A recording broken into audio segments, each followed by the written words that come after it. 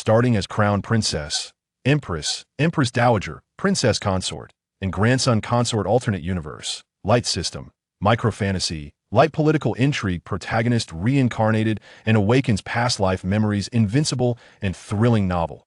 Enter at your own risk if you dislike invincible characters. Lu Yuan transmigrates to the Great Ning Dynasty, becoming an ordinary guard in the Machines Battalion, responsible for royal security. While protecting the crown princess on a trip outside the palace, they are ambushed by rebel forces. The entire Machines Battalion is wiped out, with only Lu Yuan and the crown princess captured and imprisoned. In the prison, the crown princess says, "Guard Lu, rather than let these rebels defile me, I'd rather die with you." The first beauty portrait is successfully lit. Reward obtained. Refining spirit technique. 13 beauty portraits have been unlocked.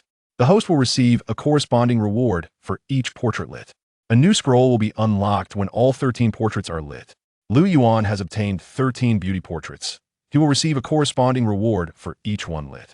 Lu Yuan awakened his divine refining technique, leading the crown princess out of a fierce battle, achieving feats such as slaying generals, being the first to scale the walls, and capturing flags. The emperor bestowed upon him the title of Left General and appointed him as an advisor to the crown prince. From then on, Lu Yuan lived in seclusion in the Eastern Palace. His next target was Empress Xiao of the Great Ning Dynasty. Chapter 1, 13 Portraits of Beauties. Bold traitor. I am the crown princess of a Ning dynasty. If you dare to play with me, the crown prince will never let you off. Traitors, release me now. In a dilapidated thatched prison cell, a naturally beautiful and stunningly gorgeous woman was cursing angrily. Sigh. Lu Yuan sighed. This noble and elegant woman was the crown princess, Li Mi, and he, Lu Yuan, was a guard of the imperial palace's Machines Battalion. He was ordered to protect the crown princess on her travels outside the palace, but they encountered a group of traitors. The entire Machines Battalion was wiped out. He was the only one who risked his life to protect the crown princess, and together they were captured and brought here. It's tragic. Those rebels are plotting how to torment her. Lu Yuan isn't actually from this world. He just awakened his past life memories. In his previous life, Lu Yuan was a lowly online author, specializing in alternate history stories. Readers urged him to update, leading to his death from exhaustion while writing all night. He was reborn into the Great Ning Dynasty. His parents died early, and he was forced to join the army to survive, climbing his way up to the position of guard in the Machines Battalion. He hadn't even married yet. Guard Lu, quickly join me in cursing and beg these rebels to release us. Seeing Lu Yuan sighing continuously, Crown Princess Li Mi spoke up. This crown princess was beautiful and intelligent, stunningly gorgeous. She was one of the 10 beauties of Great Ning. Even if Lu Yuan had her, let alone these rebels, he'd have to have sex with her a dozen or 200 times to do justice to her looks. Lu Yuan sighed. Crown Princess, it's no use. These rebels are against the Great Ning Dynasty. Even if we cry out to the heavens, they won't let us go. Li Mi's heart sank upon hearing this. The Great Ning Dynasty had been established for over 100 years. Now was the 18th year of the heavenly official era, and disasters were raging across the land, with public resentment boiling over. Furthermore, undercurrents were swirling within the court, with various factions fighting amongst themselves. The rebels had appeared. Her end was near. Sigh. Li Mi curled up on the ground, ceasing her curses. Her fate was already predictable, having fallen into the hands of these rebels. Lu Yuan didn't want to die either. Suddenly, a thought struck Lu Yuan. That's right, don't transmigrators always have a system? As a web novelist, he knew this better than anyone. System. Lu Yuan tried calling out. Old system. System, father. No one responded. It seems I transmigrated without a system. Damn it, all the good things have been taken by those idiot protagonists. Old bastard, give me back my system. Life is short. Only a few decades. My lifelong reputation, Lu Yuan's, is wasted. Today, I will die at the hands of these traitors. I haven't even tasted a woman's flavor yet. Lu Yuan sighed deeply. He hadn't tasted it in his previous life. He finally got a girlfriend, but he ended up picking her up at a club. Damn it, she even took his money. Hearing Lu Yuan's words, Li Mi suddenly remembered her life. She grew up in a wealthy family. Her father was a general who conquered the south. Later, she married into the palace and was made crown princess. Now, guard Lu. Li Mi called out to Lu Yuan. Crown princess, I will protect you with my life later. You should find a chance to escape. This is all I can do. Lu Yuan shook his head, sighing. As a guard, he had a duty to protect his master. As a man, he could never allow a woman to be humiliated. These words moved Li Mi deeply. Escape was impossible. All she wanted was to avoid being defiled by others.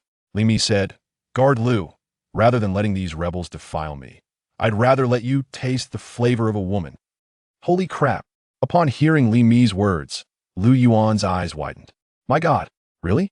Looking at Li Mi again, her face was flushed, her beautiful features covered in a rosy blush.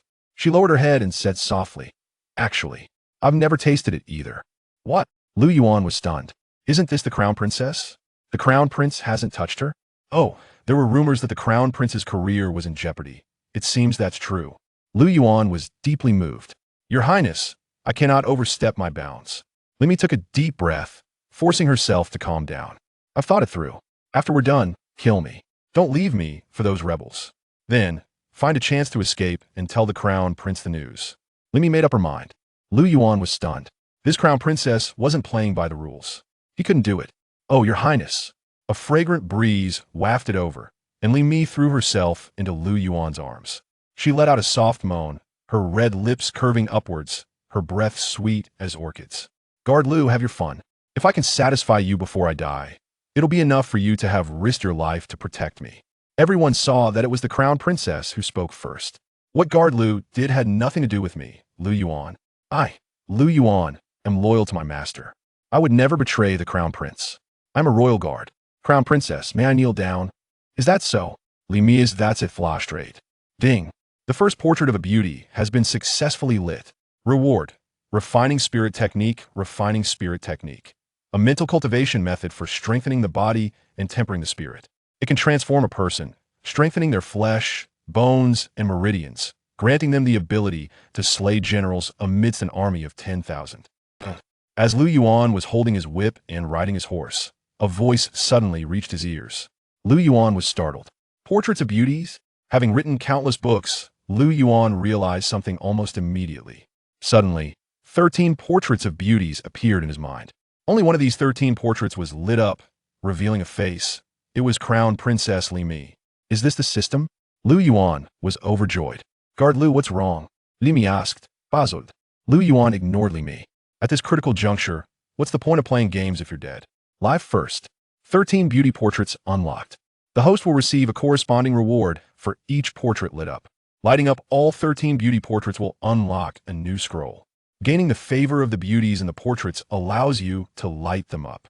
Soon, Lu Yuan understood the situation. It turned out that she had lit up the portrait of Crown Princess Li Mi. There were 13 in total. The 13 portraits needed to be lit up sequentially.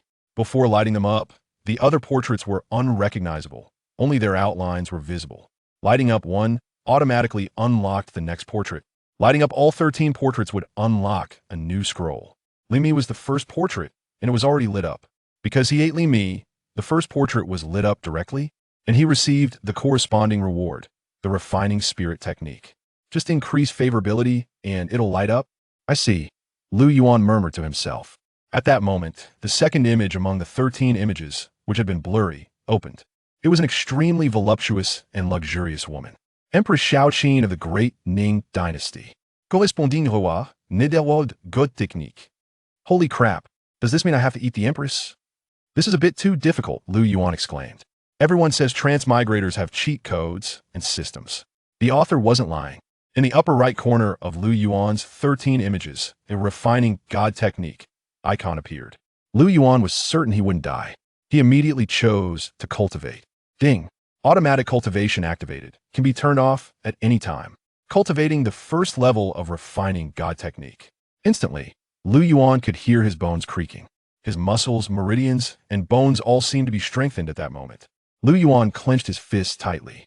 Guard Lu, you seem to be again. Li Mi gasped softly. Lu Yuan took a deep breath. Moreover, this system can cultivate automatically. It doesn't require any manual effort. Lu Yuan smiled, stood up, and said, Crown Princess, we don't have to die. Today, I'll lead you out and send you back to the palace. Huh? Guard Lu, are you serious? Li Mi exclaimed in surprise. Top, top, top. Just then, a series of sharp footsteps sounded outside. The rebels have arrived. Chapter 2. Hurry to welcome the Crown Princess into the city. Lu Yuan clenched his iron fist tightly, while Li Mi hid behind him, trembling with fear. The sound of footsteps grew increasingly louder. The capture of the crown princess of the Ning Dynasty had brought immense joy to the Xiao king, who was eager to reward his troops. The crown princess was an exceptionally rare beauty, one whom the Xiao king had long desired. Tonight, he intended to summon her to his chambers. For armed guards strode forward, laughing heartily. The Xiao king, a usurper of the Ning Dynasty, had taken advantage of recent calamities and internal strife to incite rebellion under the guise of purging traitors and aiding the people. In truth, he sought to establish his own dynasty and ascend the throne. As the figures drew closer, Li Mi whispered anxiously, "Lu Protector, I am terrified." Her body shook at the thought of the notorious lecherous Xiao king. She feared she would not escape a dire fate tonight. Lu Yuan smiled faintly, glancing at the upper right corner of the 13 maps, which indicated that he was in the midst of cultivating his spiritual technique. At this moment, he felt his strength and speed increasing with every passing second. He had reached the first level of the technique, with a total of 9 levels to attain. Once he reached the pinnacle, the cultivation would become automatic, and he would only grow stronger. "Fear not, Crown Princess. I am here," Lu Yuan reassured her calmly. With a loud crash, the cell door was forcefully kicked open, and the 4 armed guards entered with confidence. Li Mi, terrified, clutched Lu Yuan's arm, seeking refuge. The guard leader cast a glance at her, remarking on her youthful beauty. "Crown Princess, the Xiao king summons you to his chambers. Come with me at once," he commanded, as 2 guards advanced to seize her. At that moment, Lu Yuan found amusement in the situation. With a thunderous blow, he struck one guard squarely in the abdomen. The sound of cracking bones echoed as the guard collapsed, blood spilling forth. The room fell silent, Li Mi and the other guards stunned. Did he just kill him with one punch?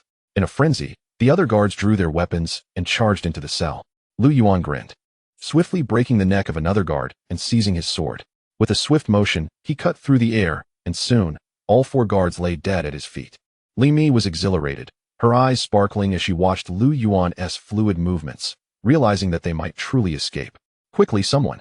This man has killed our comrades." The commotion attracted several more soldiers wielding spears. Lu Yuan grasped Li Mi's hand firmly, declaring, "Crown Princess, follow me. I will lead you to safety."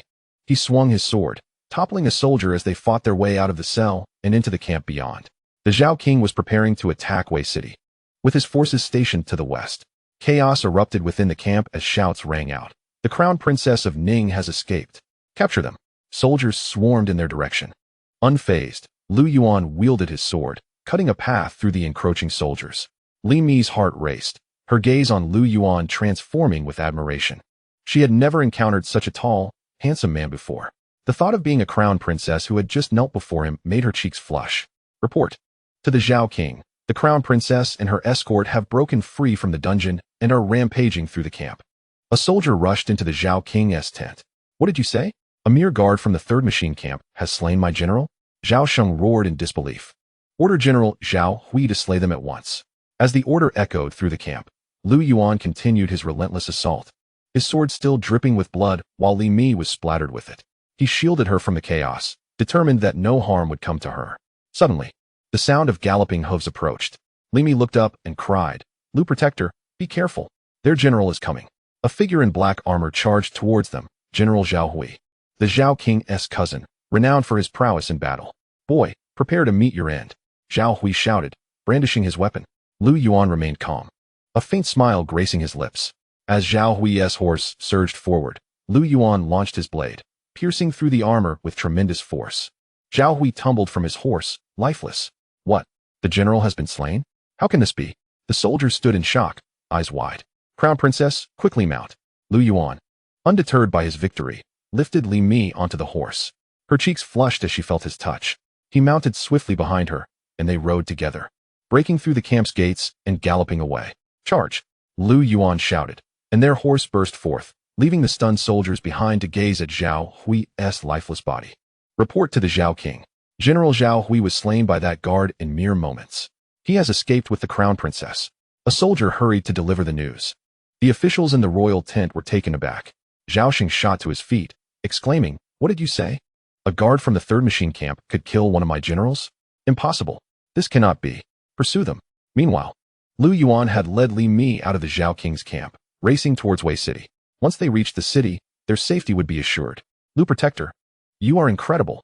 We truly escaped," Li Mi exclaimed, exhilarated by the wind whipping past her. Lu Yuan smiled, wrapping an arm around her waist. "Crown Princess, fear not. With me, those rebels shall never succeed." Li Mi glanced down, her face turning crimson, yet she did not object. After all, they had already shared a moment of intimacy. So what difference did it make? The warhorse galloped on, and within the hour, they arrived at the foot of Wei City. "Whoa!" Lu Yuan brought the horse to a halt. A soldier atop the city wall called out, "Who goes there? Announce your names." "I am Lu Yuan, a guard from the 3rd Machine Camp, and this is the Crown Princess of the current dynasty. Open the gates at once to welcome her." "What? The Crown Princess? Impossible. I thought she was captured by the Xiao King." The soldier on the wall exclaimed in disbelief, well aware of the rumors surrounding her capture. "Wait here, Crown Princess. I must inform General Chun."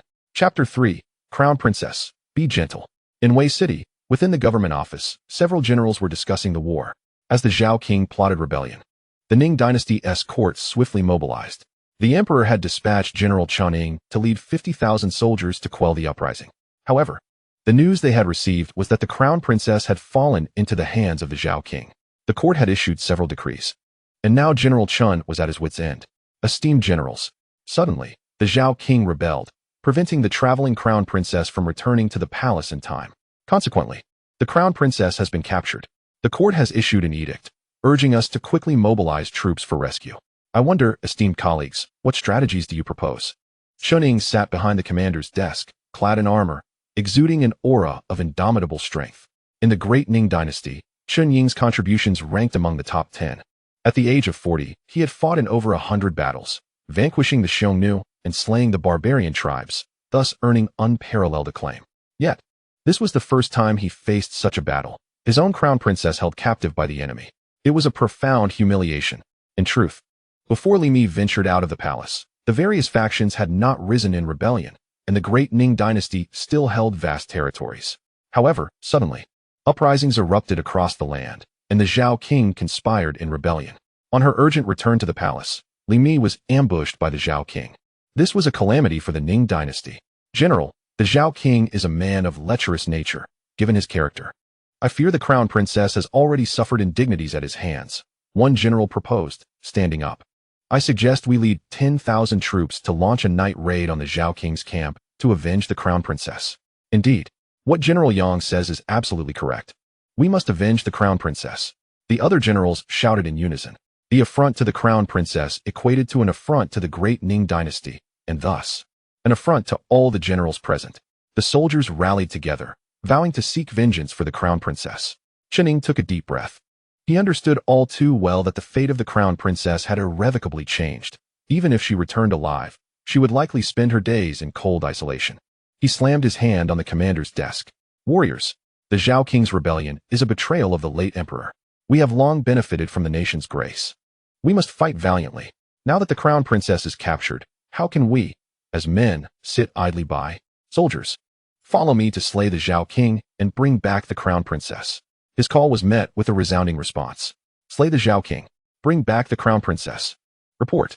Suddenly, a voice called out urgently. A young soldier rushed in, kneeling on one knee with clasped hands. "General, the soldiers guarding the city report that the Crown Princess has arrived at the city gate, requesting entry." Boom, boom, boom. "What? The Crown Princess is at the city gate? What is happening?" Upon hearing the soldiers' words, all the generals were taken aback, their eyes widening in disbelief. The scouts had witnessed the Crown Princess being intercepted by the Xiao King, and now, how could she possibly be at Wei City's gates? Chun Ying demanded. "What is going on? Speak quickly." The soldier replied, "General, accompanying the Crown Princess is a guard from the 3 Machine Camp named Lu Yuan, who is currently outside the city gate." The generals exchanged glances.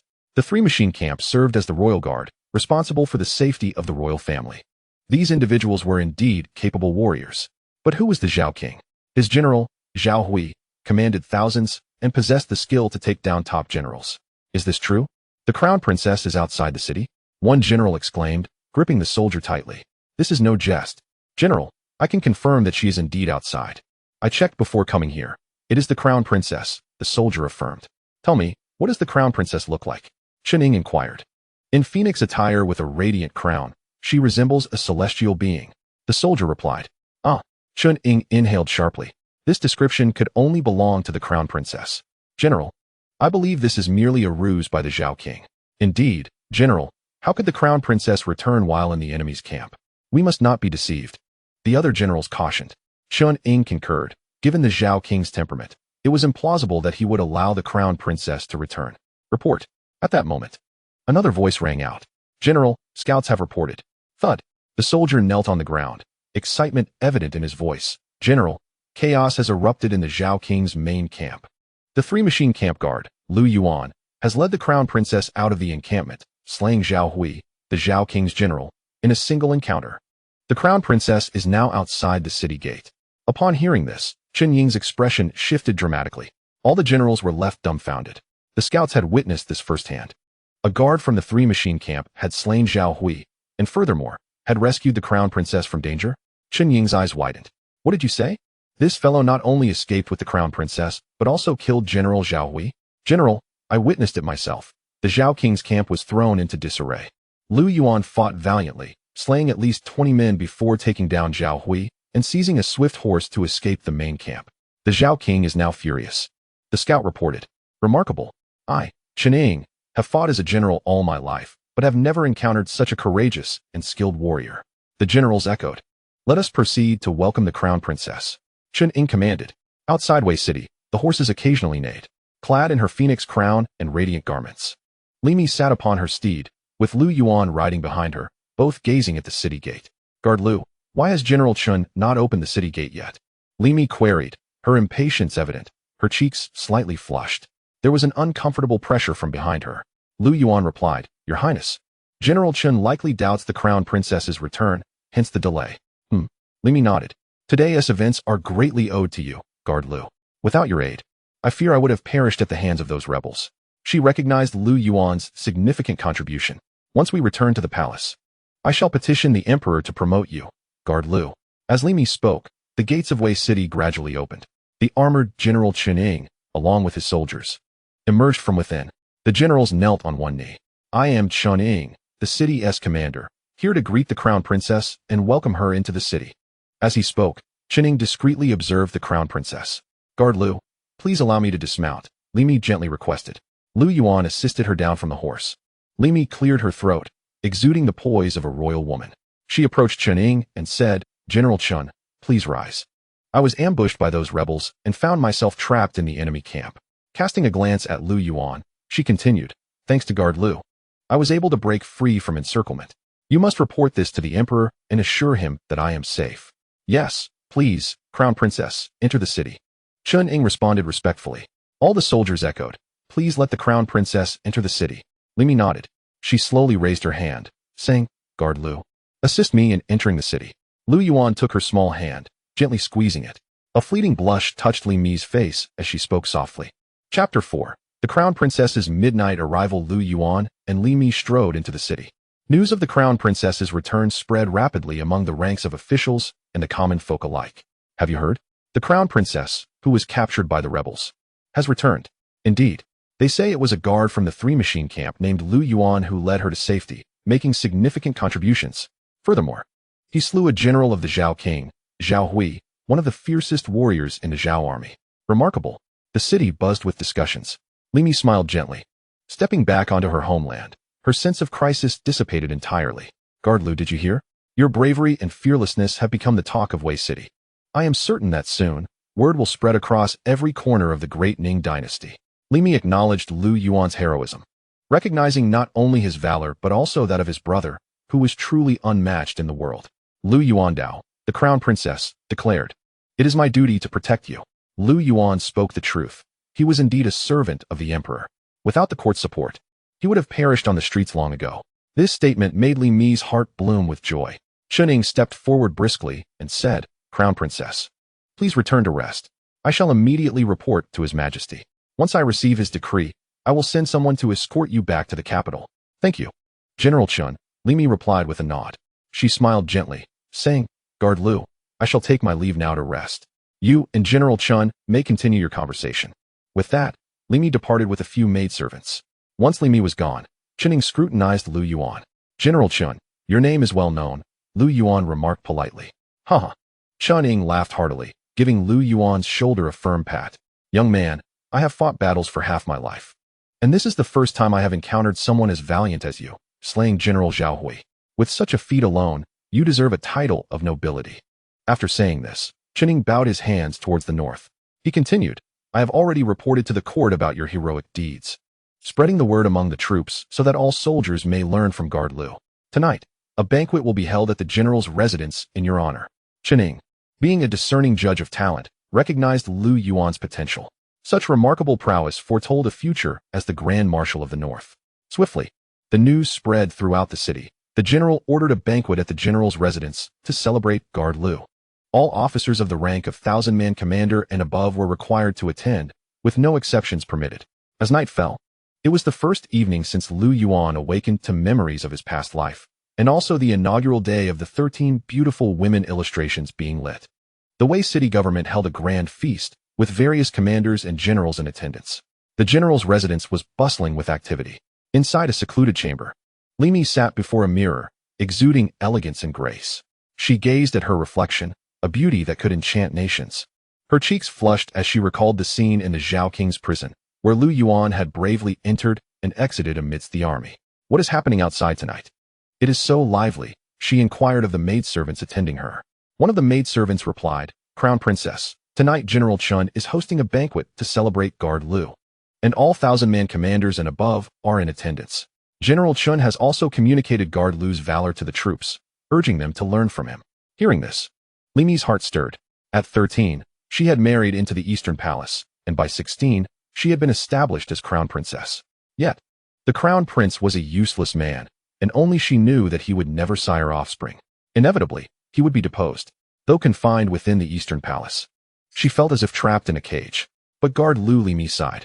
She slowly picked up the lip color from the table, delicately applying it to her already rosy lips, enhancing her allure. At the general's residence, all commanders and 1,000-man leaders were present. Tables laden with food and drink lined the sides, while 6 enchanting dancers performed in the center. General Ning sat at the head table, flanked by a full house. Lu Yuan occupied a special seat, positioned to the left of Ning, above all other commanders, with exquisite delicacies laid before him. The dancers were stunningly beautiful, and Lu Yuan had become the focal point of the evening. Ha! Guard Lu, when the news broke that you and the Crown Princess had escaped, we could hardly believe it. One commander laughed heartily.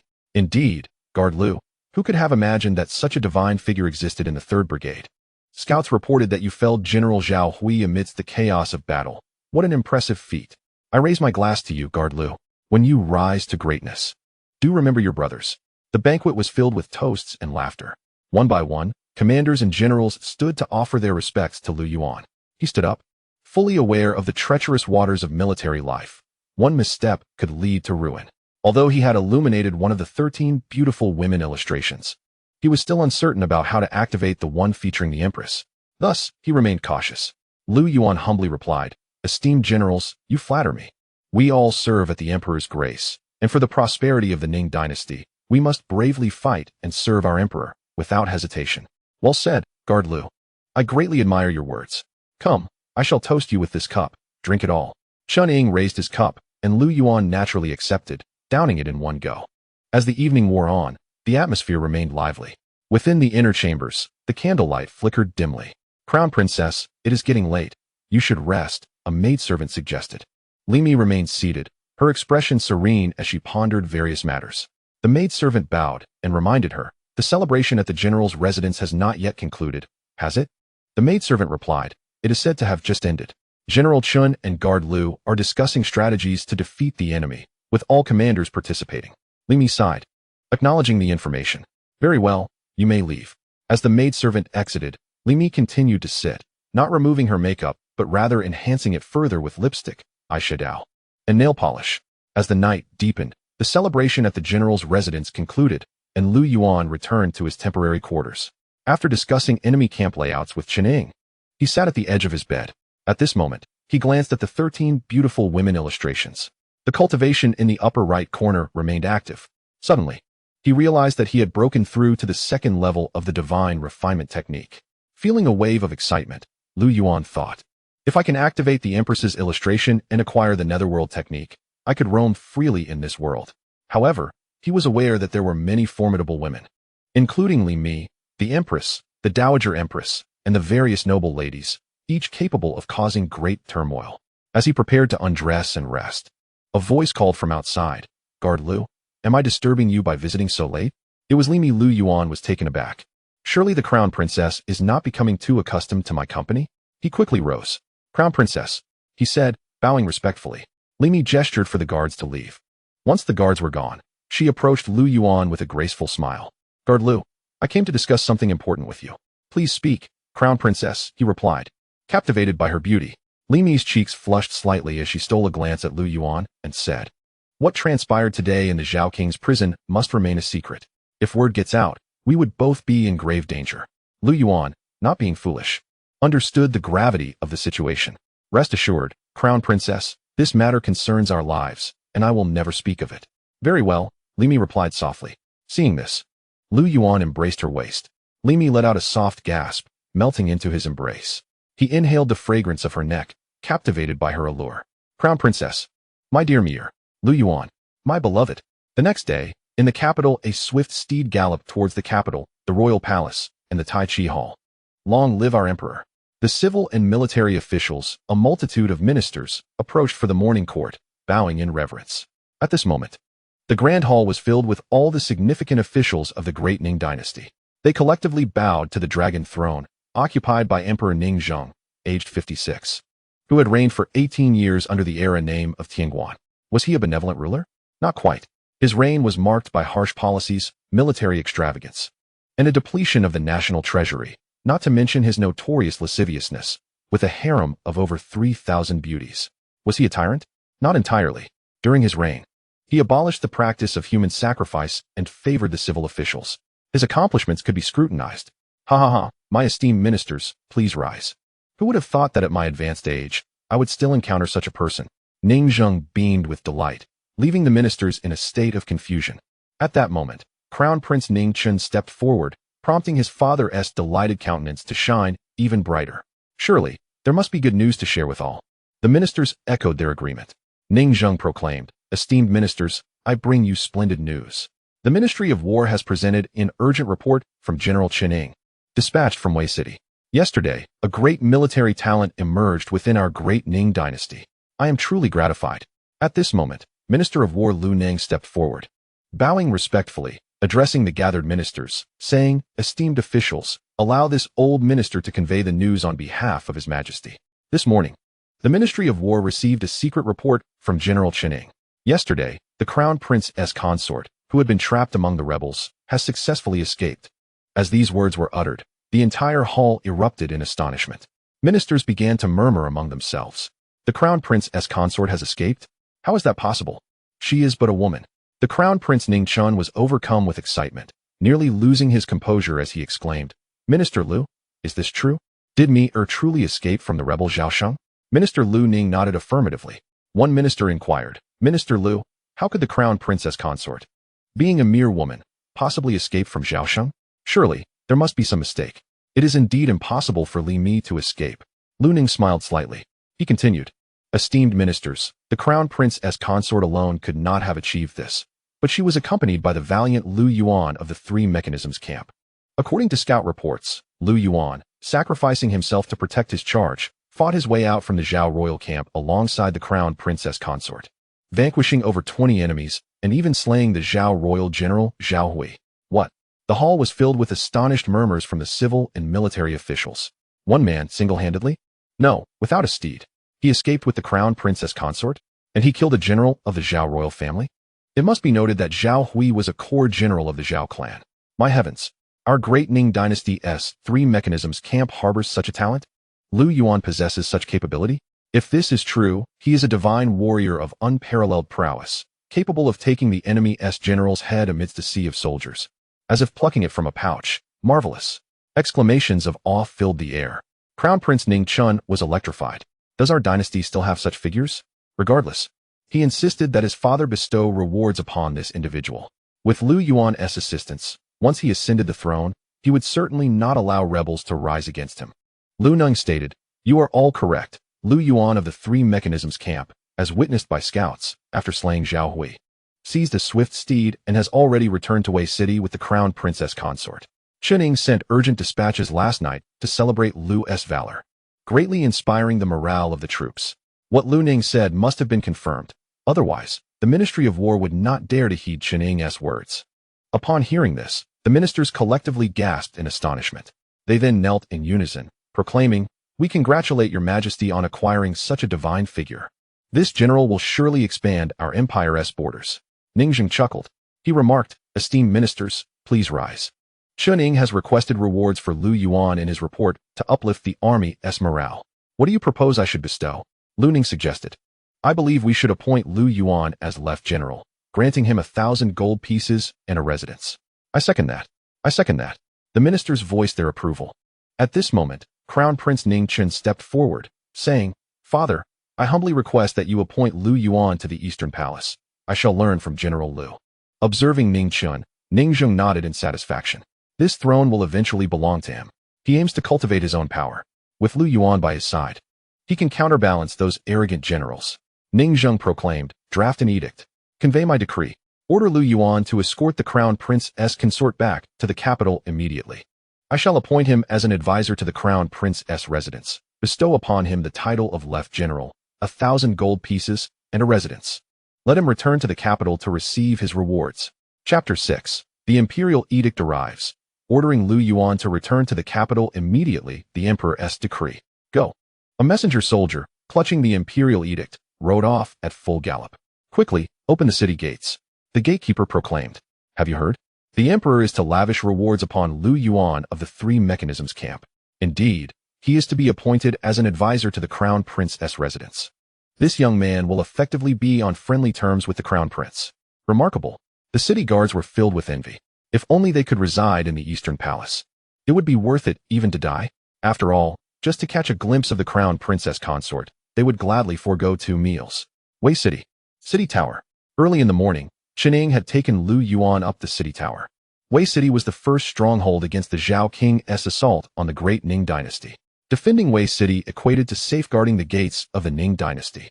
The Xiao King Xiao Cheng was the only feudal lord of a different surname in the Ning Dynasty, once a steadfast ally of Ningzheng. He vowed to protect the realm. However, as uprisings erupted across the land, the Xiao King seized the opportunity to invade. With the intent of reaching the capital to capture the king and slay the emperor, Lu Yuan and Chen Ying ascended the city tower, accompanied by several thousand captains. Chen Ying surveyed the horizon and inquired, with rebels rising in various regions and the Xiao King taking advantage of the situation, "How does Lu Yuan believe we can defeat the Xiao King and safeguard our territory?" Chen Ying was responsible for quelling the rebellion, and Wei City was the first line of defense. This battle was of utmost importance to him. Lu Yuan's miraculous escape from the Xiao camp was not to be underestimated, which is why Chen Ying sought his counsel. Without hesitation, Lu Yuan replied, "General Chen, Xiao Sheng is merely a name without substance.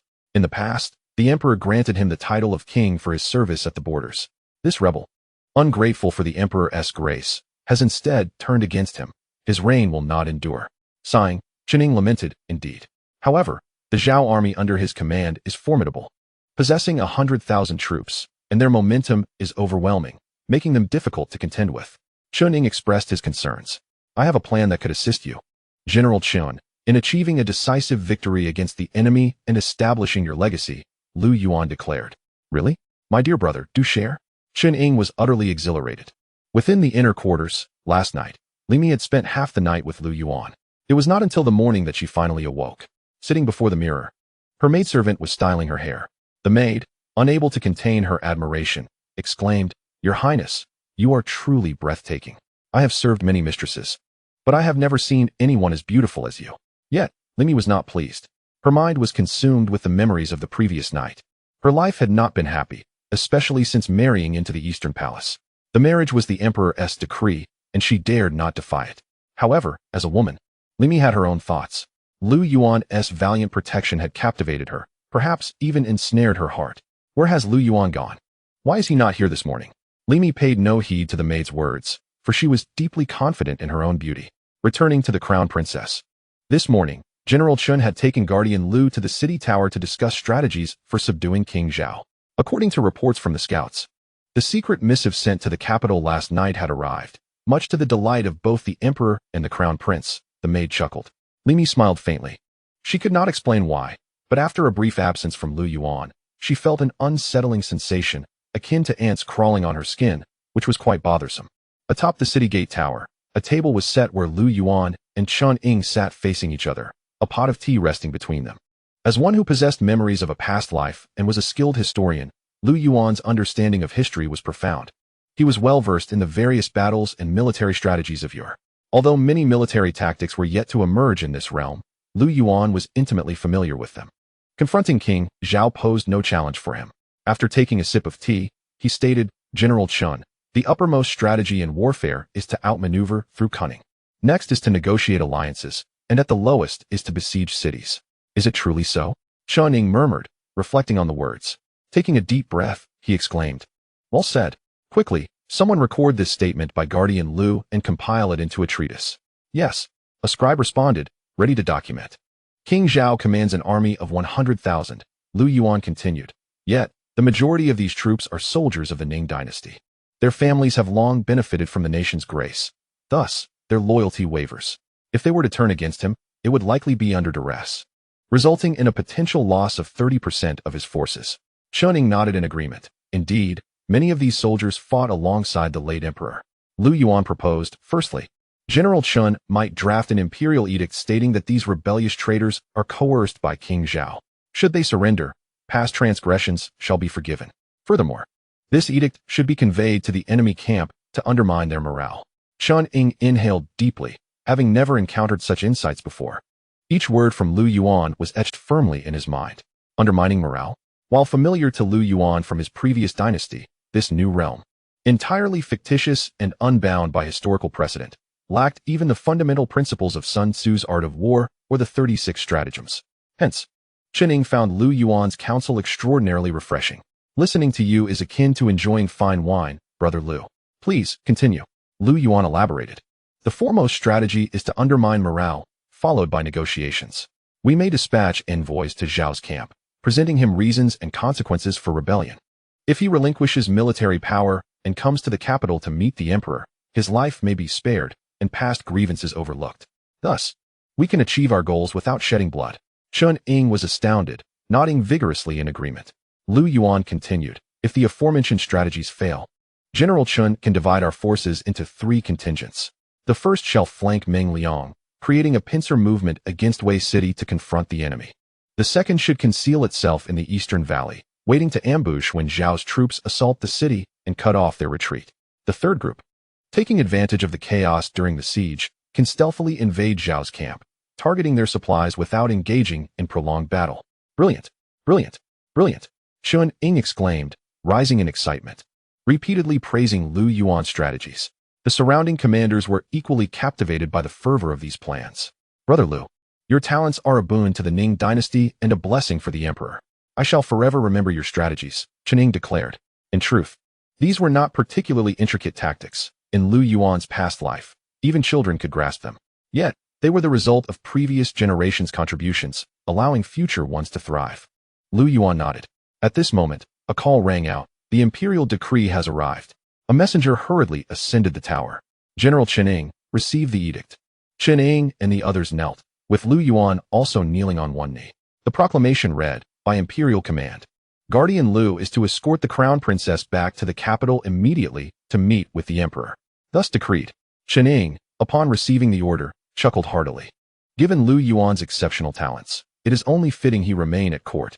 He commanded, "Prepare a carriage for the crown princess at once. We shall depart within the hour." "Yes, General." "Brother Lu, please," Chun Ying gestured courteously.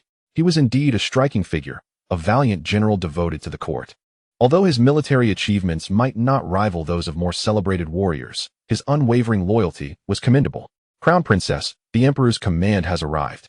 A maid burst into Li Mi's chamber, brimming with excitement. Turning her head, Li Mi listened as the maid relayed. "The Emperor has ordered Guardian Lu to escort the Crown Princess back to the capital for an audience." Li Mi smiled, her beauty intensifying with her joy. If the Emperor was inclined to promote Lu Yuan, it assured his continued presence within the court, which would facilitate their future encounters. Yet, a tinge of sorrow accompanied her joy. Returning to the palace would make seeing Lu Yuan again all the more difficult.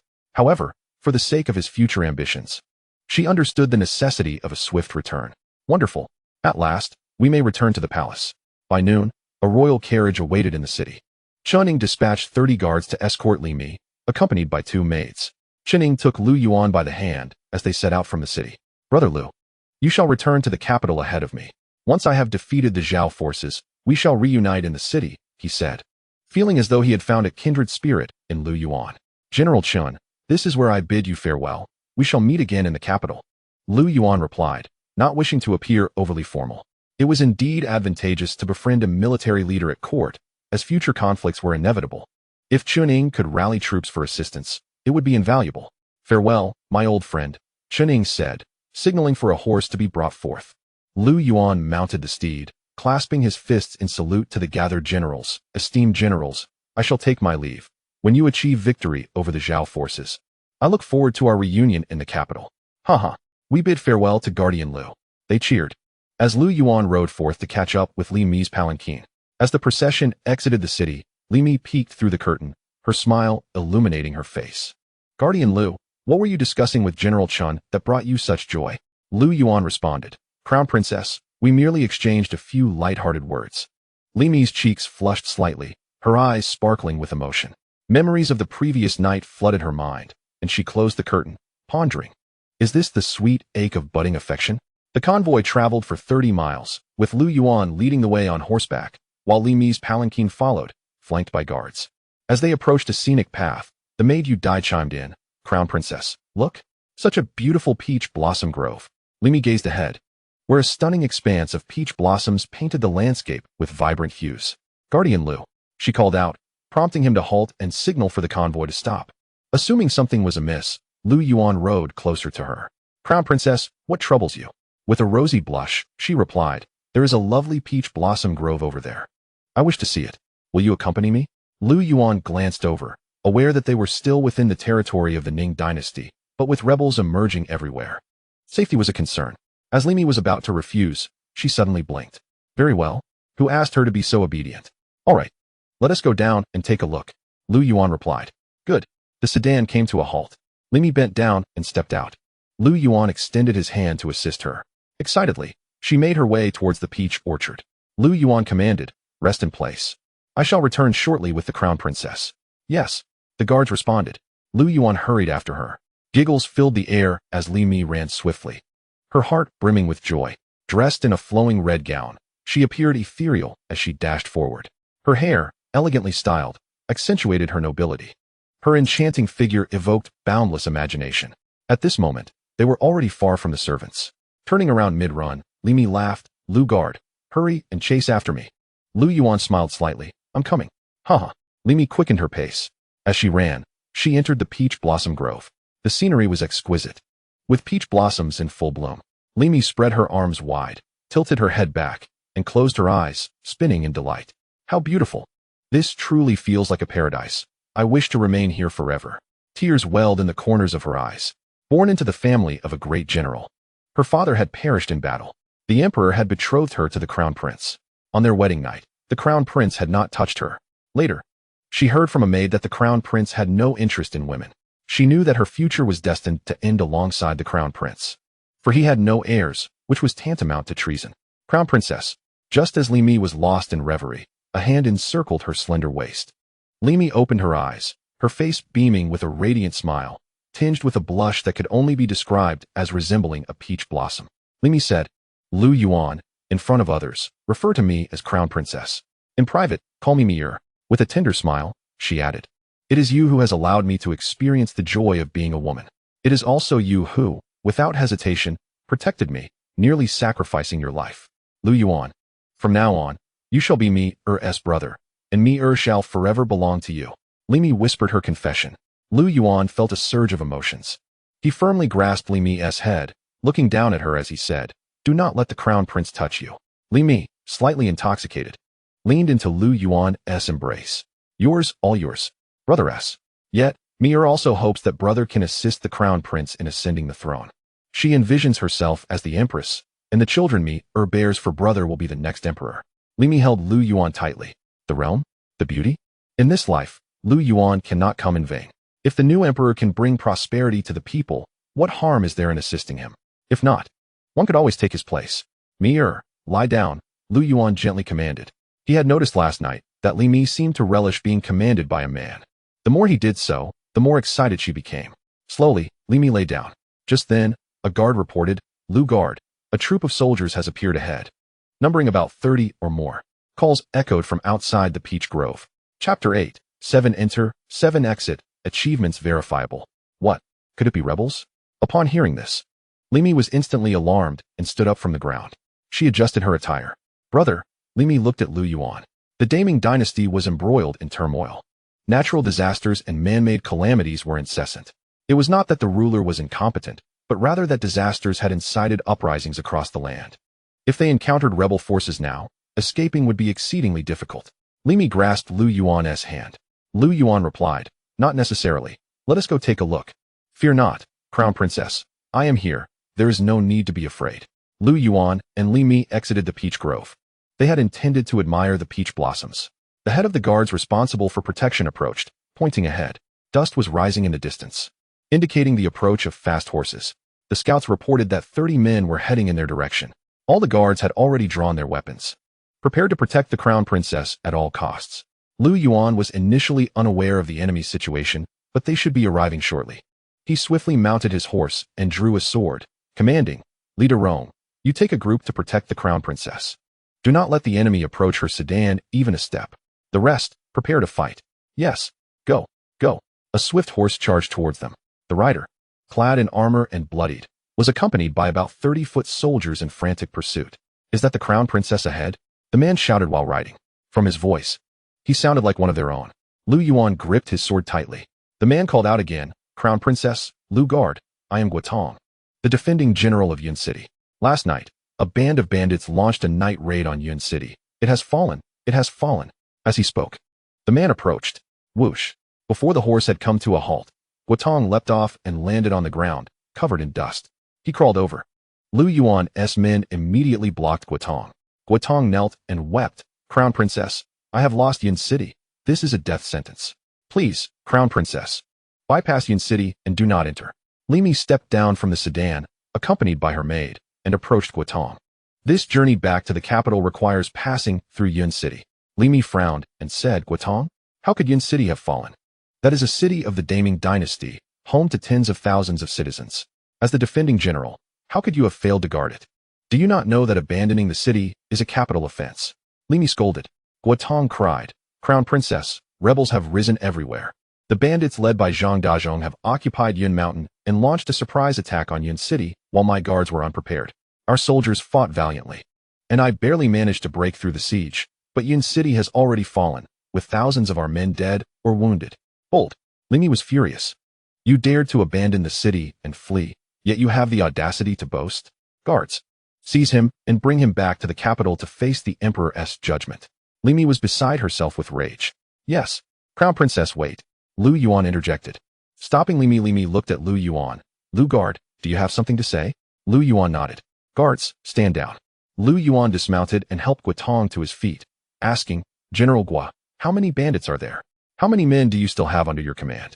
Report to me honestly." Guotong panted heavily, bloodied and clearly injured. Guotong clasped his hands, asking, "Are you the Lu Guard who has slain General Xiao of the Xiao army? The Emperor has sent urgent orders. All relay stations and inns have already heard of it. The defending general of Yuan City naturally knows. Yuan City is not large. It is a small city home to over 30,000 citizens. Abandoning the city to flee is indeed a capital offense." Lu Yuan replied, "That would be me. Now answer my question." Guotong knelt down. "So it is Lu Guard. Your name is already known to my subordinates." In response to Lu Guard, there are over 3,000 bandits in total, with 800 archers. Last night, our defending forces suffered 1,000 casualties, and now only about 1,000 remain. They are hiding in the distant woods. Upon hearing that the Crown Princess would be passing through Yuan City, I specifically brought 30 men to escort the Crown Princess around the city. After speaking, Guotong bowed his head. "Please inform the Emperor that I will reclaim Yuan City even if I die in battle. I have organized the soldiers to launch an assault tonight, and even if it means shattering my bones, I will not fail the Emperor's grace." Guotong proclaimed loudly. Li Mi was at a loss, turning to Lu Yuan for guidance. Lu Yuan said, "With rebels rising everywhere, taking a detour will likely lead us into other rebel forces, increasing the distance. At present, the only option is to pass through Yuan City. Lu General, what shall we do?" Li Mi inquired. After pondering, Lu Yuan replied, Guotong.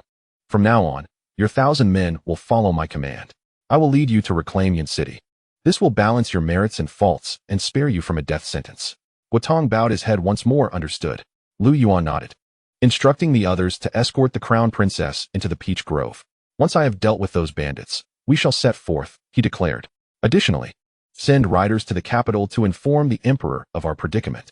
Yes, please, crown princess, step into the palanquin. The crown princess, Li Mi, was filled with reluctance. She gazed at Lu Yuan, knowing she had to enter the vehicle. Guardian Lu, the flames of war are merciless. You must exercise caution. I shall await your return in the peach grove. Do not let any misfortune befall you. Rest assured, your highness, Lu Yuan replied. The palanquin carrying Li Mi disappeared into the peach grove, where they took refuge. At that moment, Lu Yuan and Guotong arrived at the encampment of the garrison commander in Yun City. It was a humble site, housing around 1,000 soldiers, all of whom were famished and covered in dirt, having not eaten since the previous night. Guotong commanded, warriors, stand tall. These soldiers, having lost their morale in Yun City, were dejectedly sprawled on the ground. With a shout of anger from Guotong, all 1,000 men stood to attention. Lu Yuan surveyed the scene. Guotong introduced, allow me to present Guardian Lu Yuan of the Sanji camp, tasked with the protection of the crown princess on her return to the capital. In an instant, the camp erupted in excitement. Many widened their eyes, suddenly invigorated. What? Guardian Lu? He is the one who infiltrated the Xiao army camp 7 times and slew General Xiao Hui? Indeed, it was he. This man is formidable. News of Lu Yuan's exploits had spread swiftly through the Great Ning Dynasty, and Xining had also relayed the message to the 3 armies.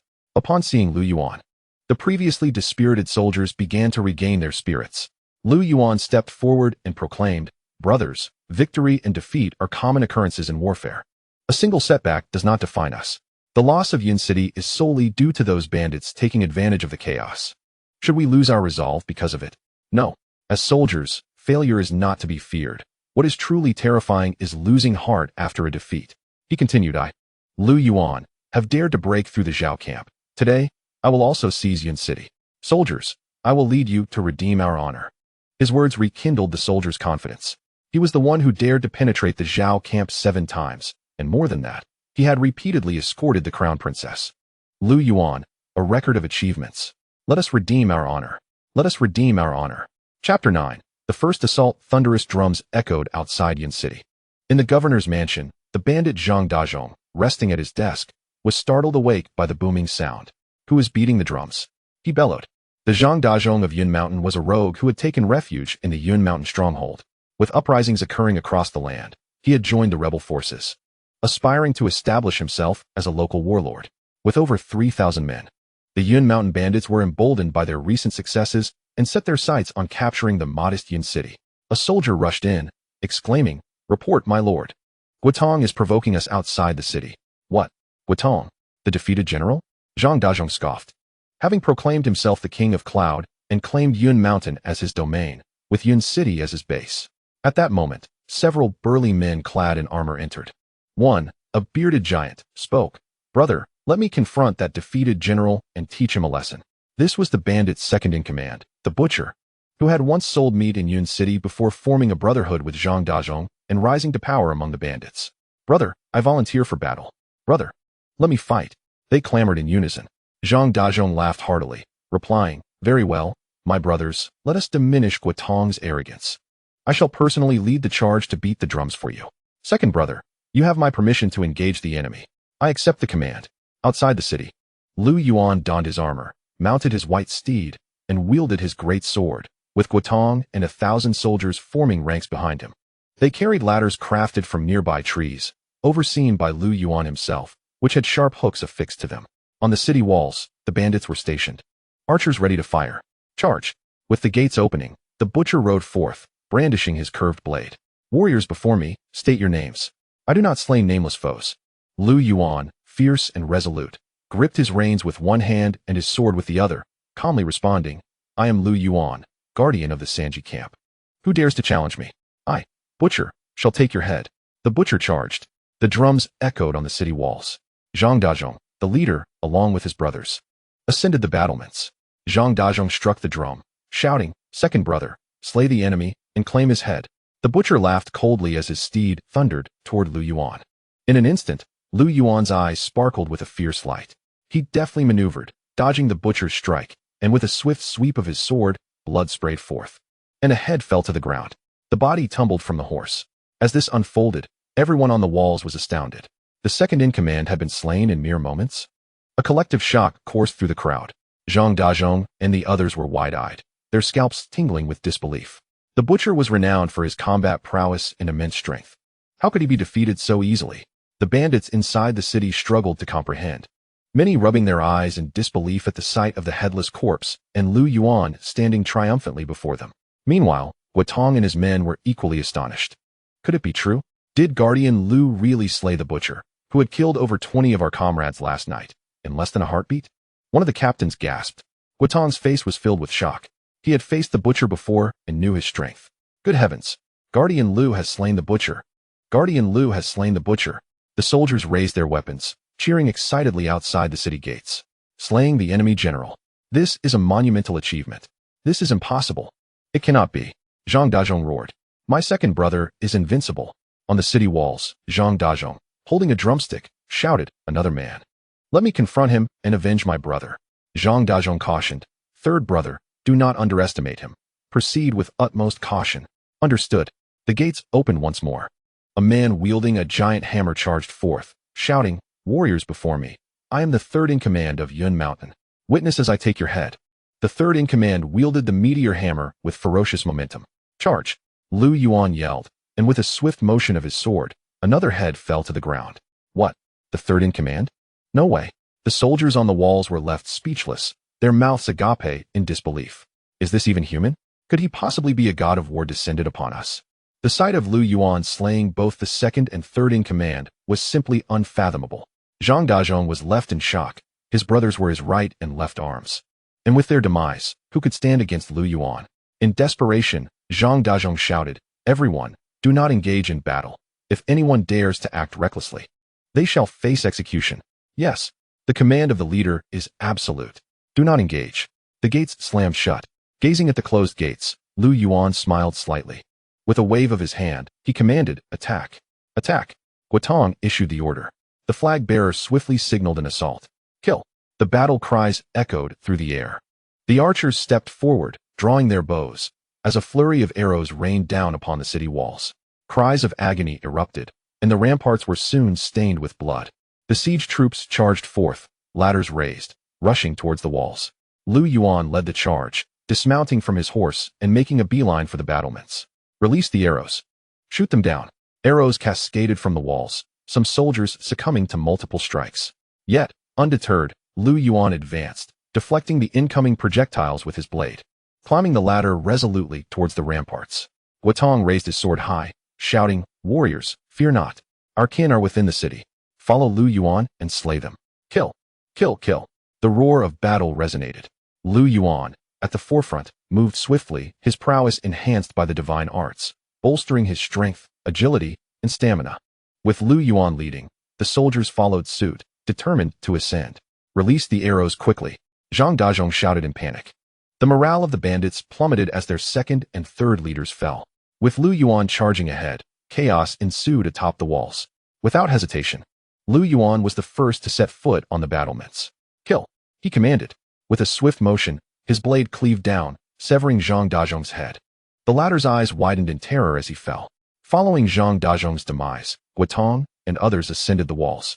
Guotong bellowed, Zhang Dazhong is dead. Surrender your weapons, and your lives may be spared. Otherwise, we shall show no mercy.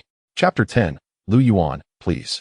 Deep within the peach grove, the fragrance of blossoms filled the air. A palanquin lay concealed among the trees, guarded by 30 protectors.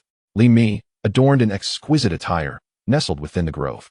In the distance, the sounds of drums and battle cries reverberated, as if the wind stirred the mountains and rivers, and lightning flashed high above. The clamor of conflict in Yun City reached her ears, indicating that Lu Yuan had engaged the enemy. Worry gnawed at Li Mi's heart for Lu Yuan. Having endured various trials over the years in the palace, compounded by the prince's lack of gallantry, she longed for a hero. Lu Yuan's valiant efforts to protect her were deeply etched in her memory. Their bond, forged in the depths of despair, was one of life and death. You need not fret, Your Highness, said her maid, you die, with a smile. Lu Yuan is a brave warrior, having penetrated the Xiao army's camp 7 times. Like a divine general, descended to earth. This small Yuan city will be no challenge. Li Mi's cheeks flushed at the praise. Not only has he entered the Xiao camp 7 times, she mused, if only Lu Yuan can capture Yuan city, we could return to the capital under the cover of night, free from the scourge of war. Report, Your Highness, Your Highness. Just then, the guard Li Daorong rushed in, visibly agitated, as though he had encountered a long-lost relative. Fearing the worst, Li Mi stood up and inquired, what has happened? Is it Lu Yuan? Your Highness, Li Daorong exclaimed. Lu Yuan has led Guotong and the others to challenge the enemy at Yuan city, and within a single engagement, he has slain 2 of their generals. What? Li Mi's heart leapt with joy. Is this true? Indeed, Your Highness. Not only that, Lu Yuan was the first to ascend the walls, slaying the bandit leader Zhang Dazhong and seizing their battle flag. He has already taken Yuan city and is about to welcome you into the city. Congratulations, Your Highness. Li Daorong knelt on one knee. Wonderful, exclaimed Yu Dai, her eyes sparkling with delight. Your Highness, Lu Yuan is truly unparalleled, a divine warrior descended from the heavens. Indeed, Li Mi nodded earnestly, gripping Yu Dai's hands. Unparalleled, a celestial being.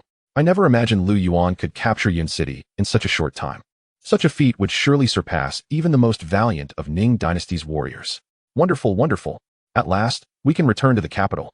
In truth, Li Mi harbored reservations about returning to the palace, where she would be confined once more. If possible, she would gladly flee with Lu Yuan.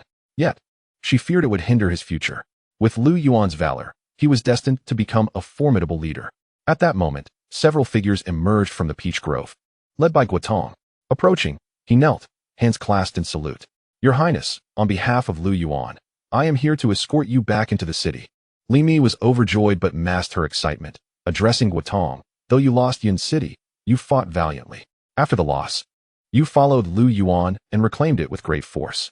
Upon our return to the capital, I shall report to His Majesty, and your transgressions will be forgiven. Guotong inhaled deeply. According to Ning Dynasty law, he faced execution, though not to the extent of his entire family being punished. Li Mi's words served as a balm to his troubled heart. However, Li Mi added, do not thank me.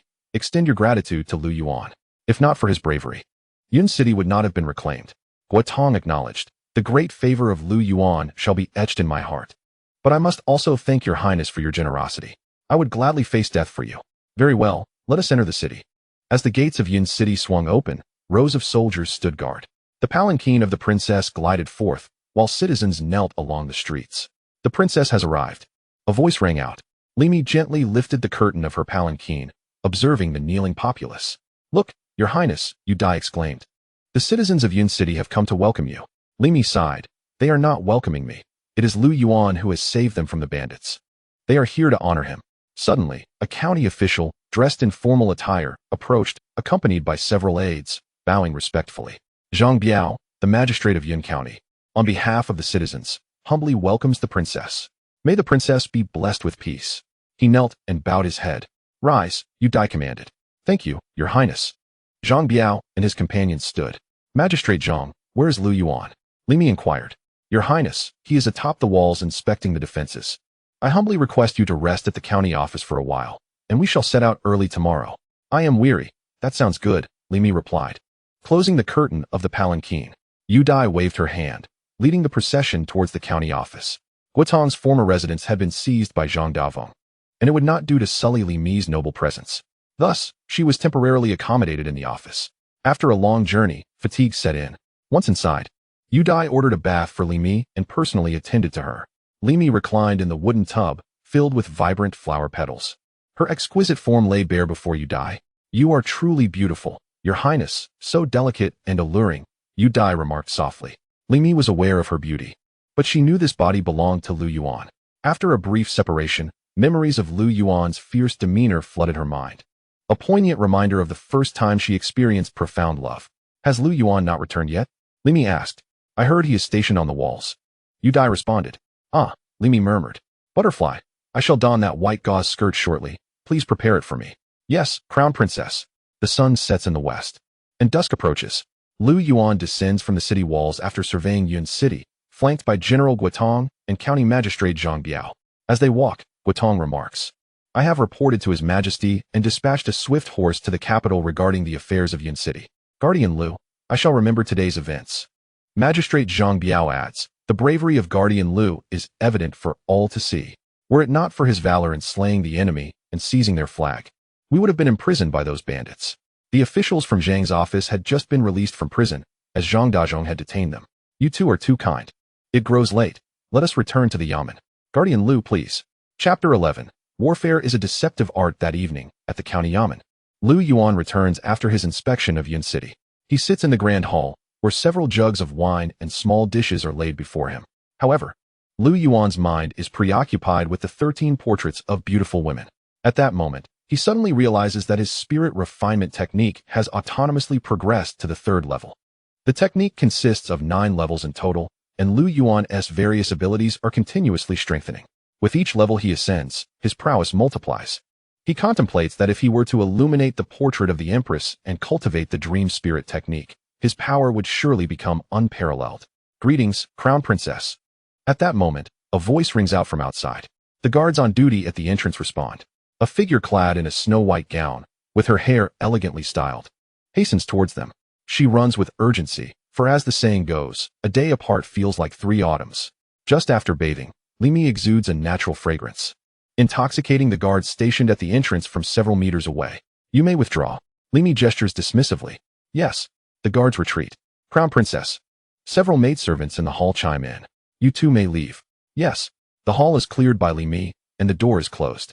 Lu Yuan, seated at the head of the table, enjoys his wine and tidbits. Upon seeing him, Li Mi is instantly filled with excitement. He remains as robust and handsome as ever. Mir, you have arrived, Lu Yuan greets. I have seen my brother. Li Mi suddenly kneels before him, speaking earnestly. What? Lu Yuan is taken aback. Is she truly fond of kneeling? The look in Li Mi's eyes suggests she relishes this act, or perhaps she is being gradually awakened by Lu Yuan's presence. Li Mi raises her head, her cheeks flushed. Brother, today you have captured Yuan City, achieving a great feat. I wish to present you with a dance to celebrate. Gasp. Lu Yuan inhales sharply. To have the Crown Princess dance in his honor? She is a beauty of the realm, destined to be a mother to the nation. Surely, only he could enjoy such a privilege, while even Prince Ningchun likely never experienced it. Soon, Li Mi begins to dance gracefully in the hall, her delicate form enchanting, her beauty captivating.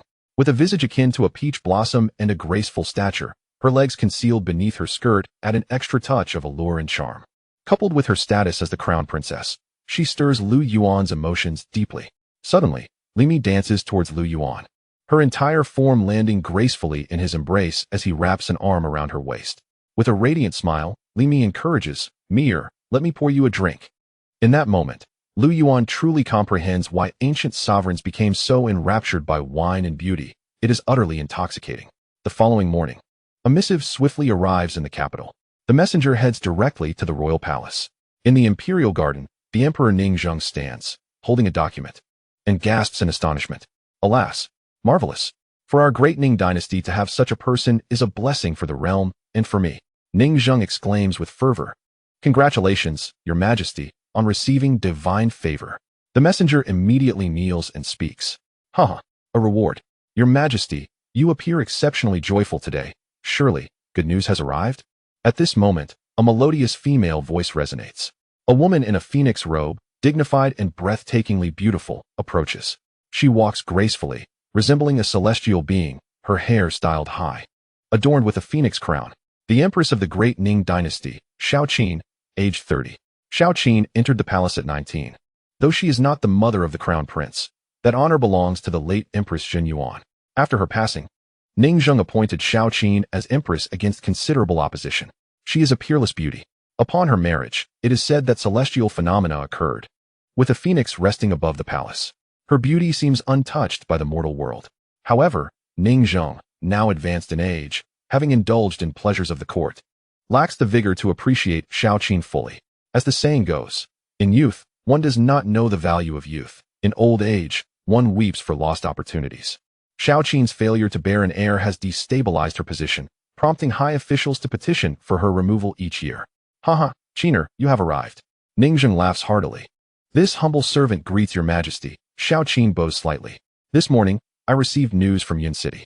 He exhales deeply and looks at Empress Xiao, stating, General Guotong's letter reports that the bandit Zhang Dazhong launched a sudden attack on Yun City the night before last. Following its loss, Guardian Lu and the Crown Princess arrived at Yun City. Upon realizing its loss, Guardian Lu immediately commanded General Guotong and the others to attack. On the battlefield, Guardian Lu slayed 2 generals, seized the flag, and vanquished the bandit leader Zhang Dazhong, thus recovering Yun City. It has now returned to General Guotong's control. What? Xiao Qin gasps, astonished. This mere 3-machine camp guard possesses such valor? Xiao Qin remarks, Your Majesty, the 3-machine camp evidently harbors hidden talents. Why have I never heard of this individual before? Truly, such merit deserves a noble title. Ningzheng sighs. Our scouts witnessed Guardian Lu slaying the enemy and seizing the flag. His contributions are undeniable. He must be a formidable general of our Great Ning Dynasty. Xiao Qin has encountered many warriors. Since the founding of the dynasty, there have been war gods and national guardians, but most are scions of noble families, proud sons of valiant generals. The 3-machine camp is merely a royal guard. It is astonishing to find such talent emerging from it. How does Your Majesty intend to reward Guardian Lu? Xiao Qin inquires. I am growing old. This Great Ning Dynasty rightfully belongs to the Crown Prince. If he can manage him, he will surely stabilize the throne. Ningzheng is aware of his own fading strength due to indulgence in wine and pleasures.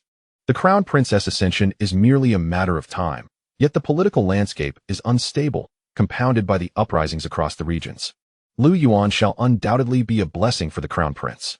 Upon hearing this, Xiao Qin quickly responds, This humble servant thanks the Emperor on behalf of the Crown Prince. Ningzheng nods. He sighs softly. I had hoped to bequeath a peaceful realm to the Crown Prince, but alas, natural disasters and strife plague the land. Without capable assistance, the Crown Prince's position may be fragile. Your Majesty, the Minister of War, Lu Neng, seeks an audience. At that moment, the eunuch Wang Zhen enters and announces, Admit him. Yes, Lu Neng, a veteran of 2 reigns, currently serving as Minister of War, has devoted his life to the Great Ning Dynasty. However, he is now aged and may struggle to assist the Crown Prince. Minister Lu Neng, I pay my respects to Your Majesty. At 70, Lu Neng knelt on the ground and bowed his head, holding a memorial in his hands. Your Majesty, the Empress, he exclaimed. Lu Neng, rise. What do you hold in your hands? Ningzheng inquired upon noticing the document. Lu Neng stood up, and Xiao Qin interjected, Lord Lu, do you have a significant matter to discuss with His Majesty? Should I withdraw?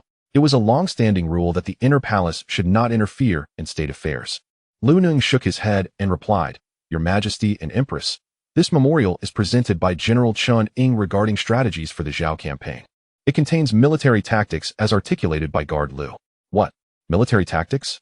Ningzheng exclaimed in surprise. General Chun found them most remarkable. Thus he hastily commissioned this treatise to present to Your Majesty, Lu Neng continued. Quickly, let me see, Ningzheng said, filled with excitement. Military tactics? The Great Ning Dynasty is in dire need of such strategies. Although many generals had emerged throughout various dynasties, most were only familiar with warfare, lacking knowledge of strategic theories. Ningzheng took the memorial and began to read. The words reflected the discussions between Lu Yuan and Chun Ying over tea. As he absorbed the content, Ningzheng felt a surge of exhilaration. The highest form of warfare is to outsmart the enemy. Next is to win them over. The lowest is to besiege cities. Warfare is a matter of deception. He repeated the phrase, and at that moment, his royal body trembled with excitement.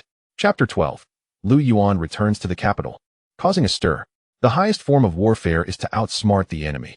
Next is to win them over. The lowest is to besiege cities. Warfare is a matter of deception. Xiao Qin also murmured these words, suddenly lifting her head with a glimmer in her bright eyes. However, this wisdom was not originally spoken by Lu Yuan. It was from a historical figure of the past. Now, Lu Yuan merely presented it. The Great Ning Dynasty does not belong to any historical dynasty and has little experience from previous reigns. Its civilization is still evolving. Remarkable. Simply remarkable. Ningzheng marveled. Unable to part with the memorial, he had never encountered such astonishing words, nor had he seen them in any military treatise. This was indeed the work of Lu Yuan. Xiao Qin, too, possessed vast knowledge, yet this strategic discourse was new to her. The Minister of War, Lu Neng, stated, Your Majesty, I have reviewed this treatise. General Chun requests that Your Majesty issue a decree. Anyone who rebels in the Xiao camp is coerced by Xiao Sheng. If they surrender, their past misdeeds will be forgiven. This is a strategy of winning hearts. Lu Yuan's treatise clearly advocates for the strategy of winning hearts as paramount. I respectfully implore your majesty to issue a decree prioritizing this approach. It is an upper-level strategy in military tactics. Ning Zheng understood. Even if this scheme failed, it would still impact the morale of the Xiao army. He nodded heavily and declared, "Draft a decree to be sent to Wei City immediately. I approve General Chen's request.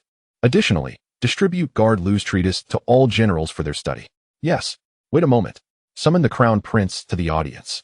Yuan City, in the government office. Outside the Grand Hall, the officials stood guard with loyalty. In the back room, Lu Yuan awoke, cradling a petite figure. Li Mi murmured softly as she gradually stirred awake. It was already the following morning.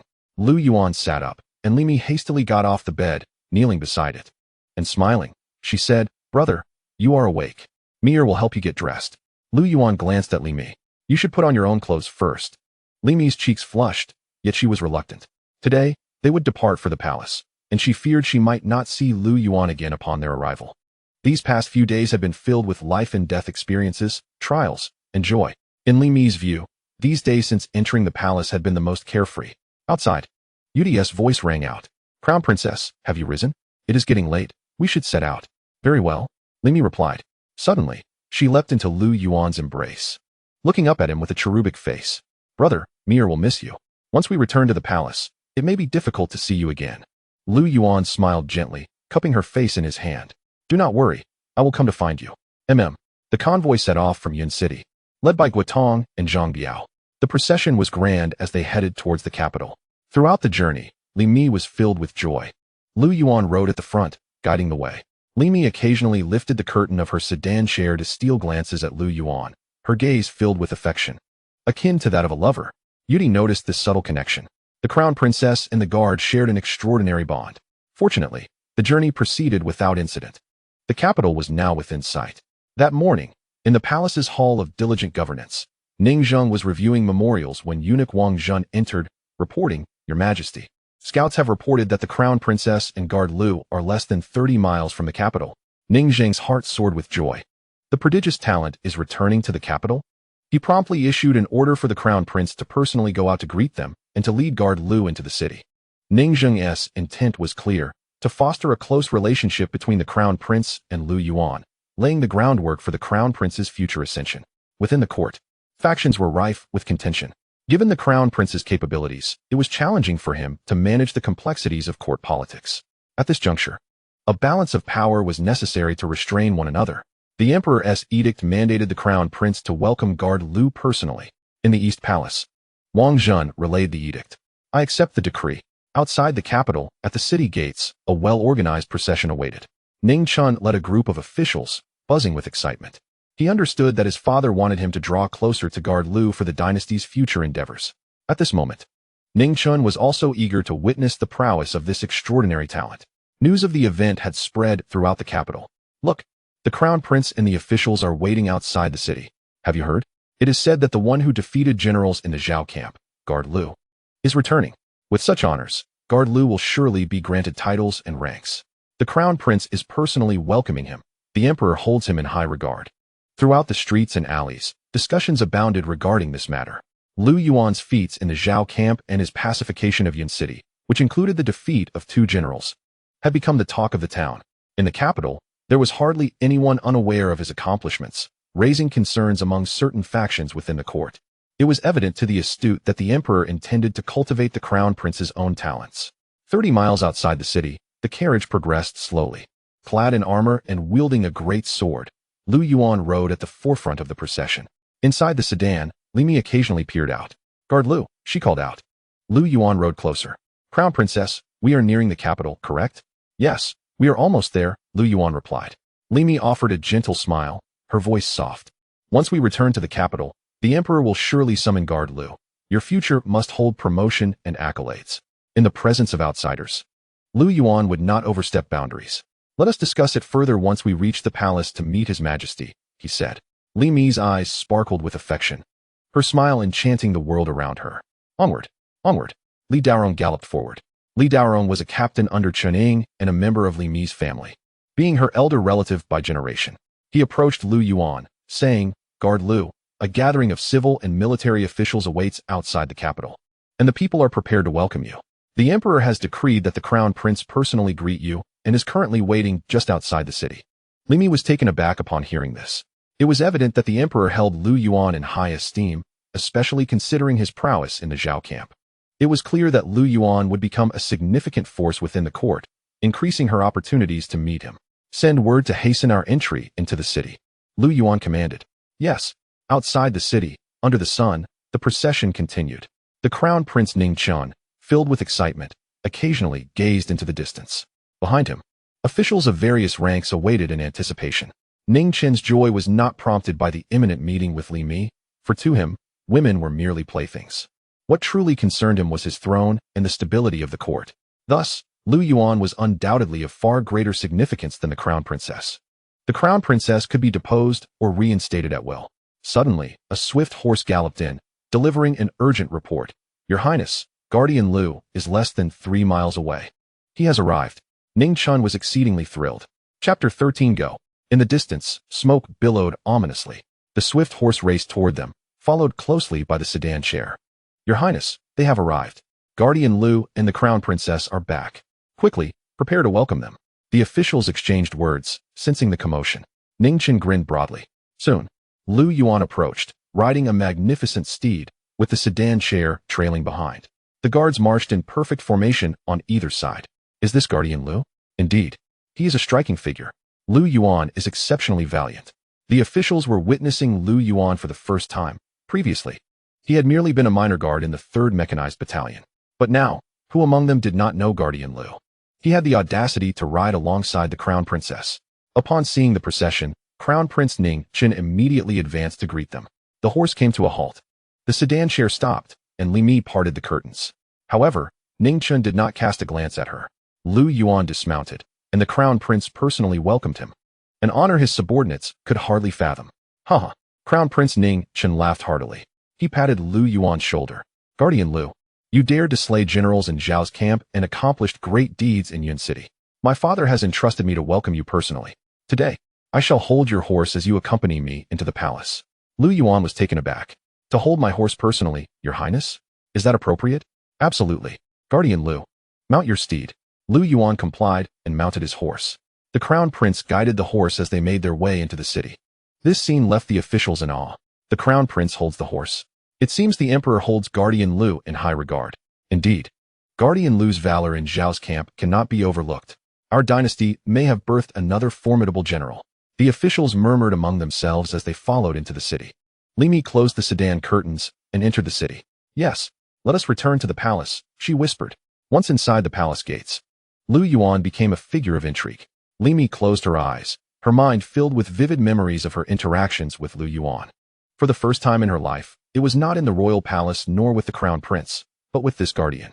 Within the city, Crown Prince Ning Chun led the horse along the streets, drawing the attention of passers-by who gasped in astonishment. Is this Guardian Lu? The crown prince is personally holding his horse. Indeed, he is truly a remarkable figure, powerful and commanding. Such a physique could make any woman swoon.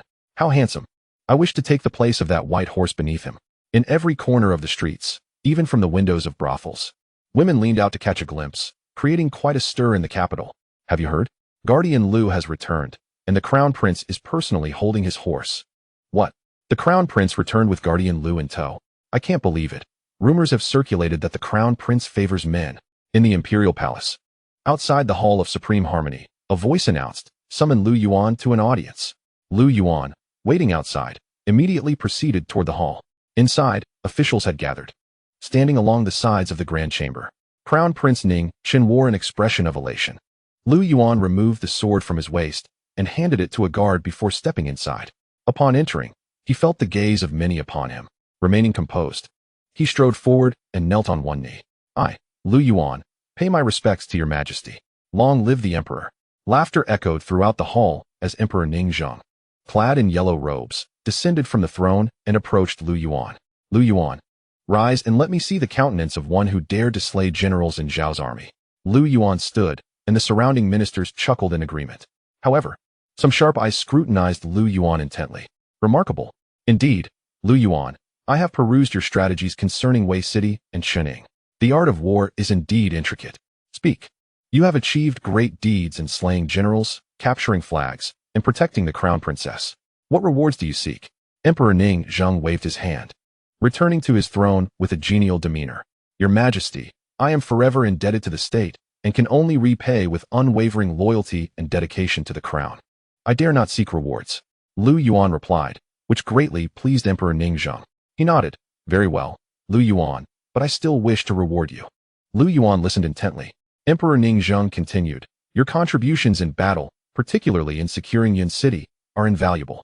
Therefore, I appoint you as left general, grant you a general's estate, and bestow upon you a substantial sum of gold. Furthermore, I wish to appoint you as an advisor to the crown prince, to assist him.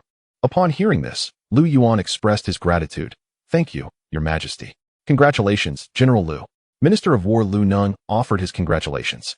Congratulations, General Lu. Crown Prince Ning Chen echoed.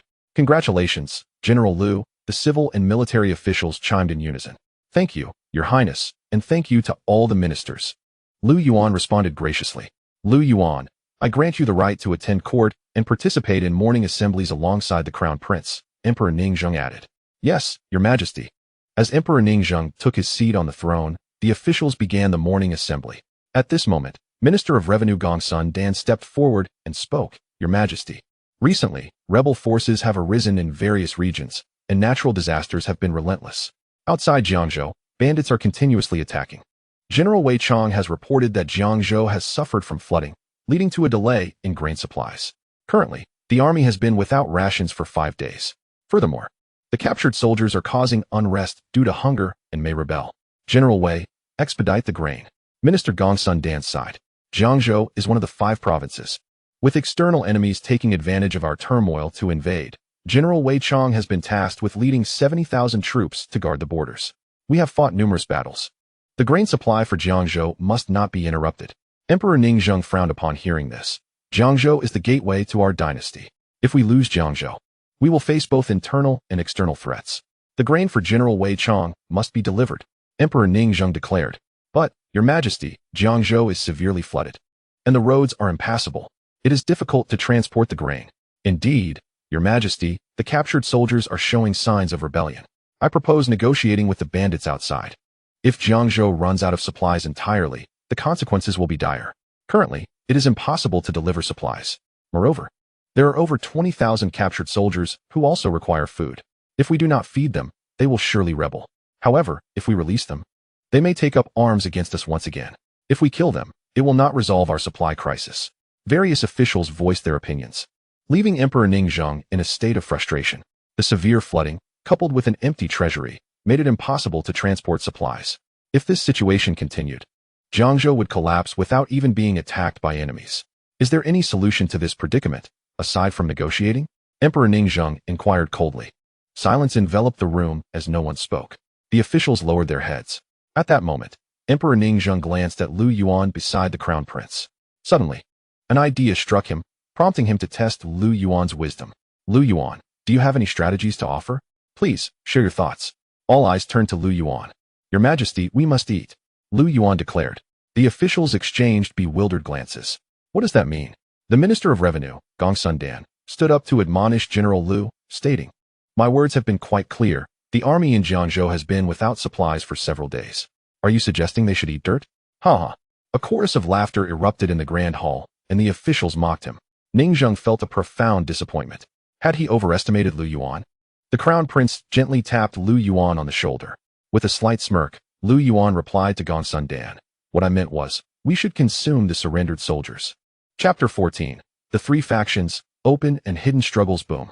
With Lu Yuan's declaration, the entire hall felt as if struck by thunder. Gongsun Dan's mouth fell agape, stunned into silence. Ning Zheng's eyes widened in disbelief.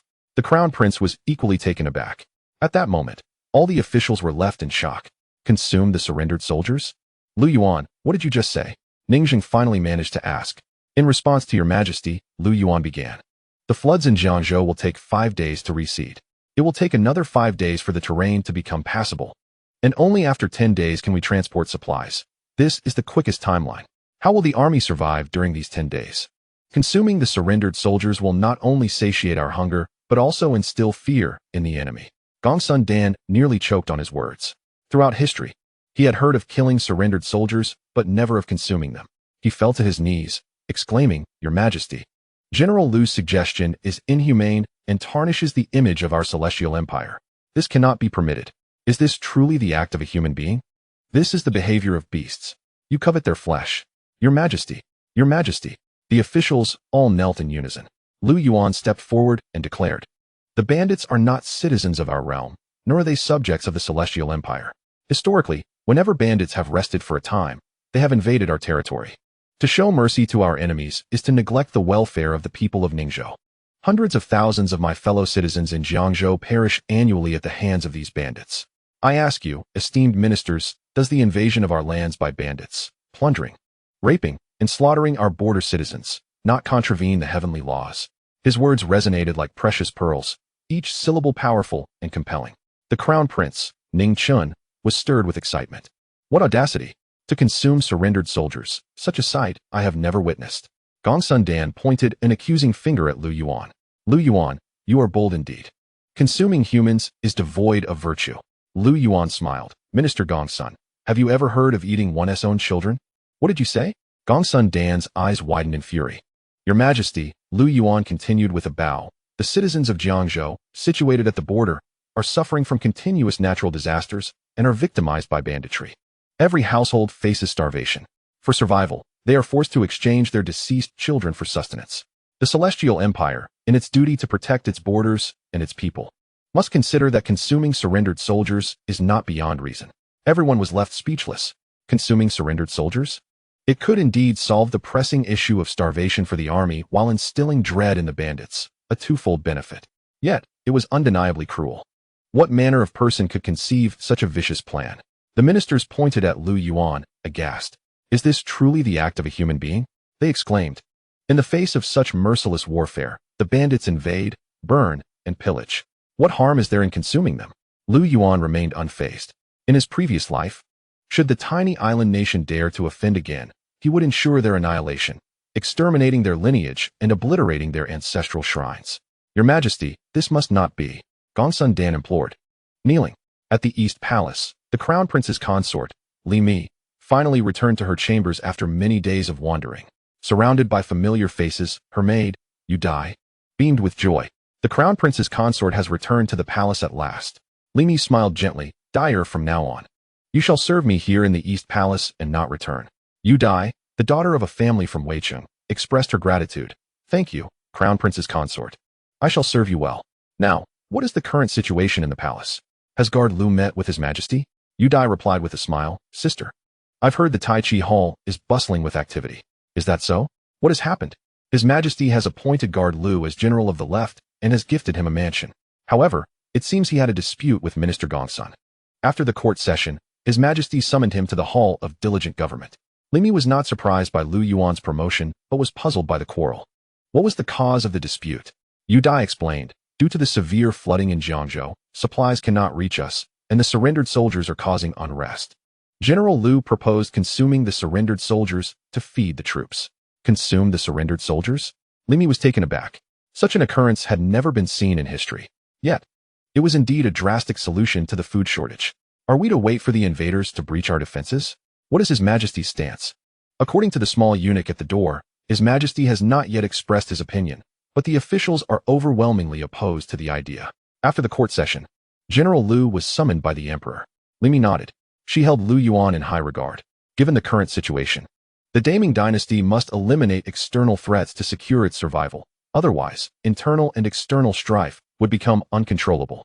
By the way, Dyer, that small eunuch is named Xiao Gao. You must avoid unnecessary interactions with him, Li Mi advised. "Yes, Crown Prince's consort." In the Hall of Diligent Government, Yuan accompanied Ning Zheng to the Imperial Garden. Moments ago in the Grand Hall, Yuan's proposition had stirred a commotion among the officials. Ning Zheng had swiftly intervened, calling Yuan to him. Taking a deep breath, Ning Zheng's clenched fist showed a hint of tremor beneath the dragon robe. As they walked, he said, "Yuan, with the bandits invading Jiangzhou and the floods wreaking havoc, our army has been without supplies for many days, and new provisions cannot arrive in time. With 20,000 surrendered soldiers in the camp, consuming them could spare our 70,000 troops from starvation. This plan is uniquely yours." Ning Zheng was filled with excitement. This method was the only viable solution to the food crisis in Jiangzhou. Alas, he sighed, though this strategy is commendable, it is excessively brutal. Lu Yuan understood Ning Zhang's concerns. Throughout history, beautiful landscapes have often been built upon countless graves. The plan may be ruthless, but if it could quell the bandit threat, stabilize the morale of the army, and protect the borders, even a harsh measure should be contemplated. Jiangzhou cannot afford to wait much longer, Lu Yuan stated. Ning Zhang nodded, fully aware that the decision rested upon his shoulders. He turned to Lu Yuan, saying, I commend your intellect and capabilities. If this plan succeeds, it could resolve a pressing issue. However, the officials are quite opposed, particularly the likes of Gongsun Dan and his cohort. They are unlikely to agree. There are 3 factions in the court. The first comprises the Ningchuan aristocracy, a lineage of noble families spanning generations.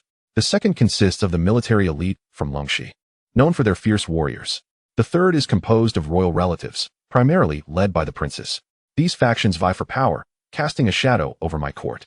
By appointing you to the East Palace, I intend for you to assist the Crown Prince. Lu Yuan, I have great hopes for you. Ning Zhang was acutely aware of his limited time. The competition among the 3 factions left him worried that after his demise, the Crown Prince would struggle to maintain control over the court. Upon hearing this, Lu Yuan smiled faintly and assured the emperor, Rest assured, Your Majesty. I shall exert every effort to assist the Crown Prince and shall not fail your grace.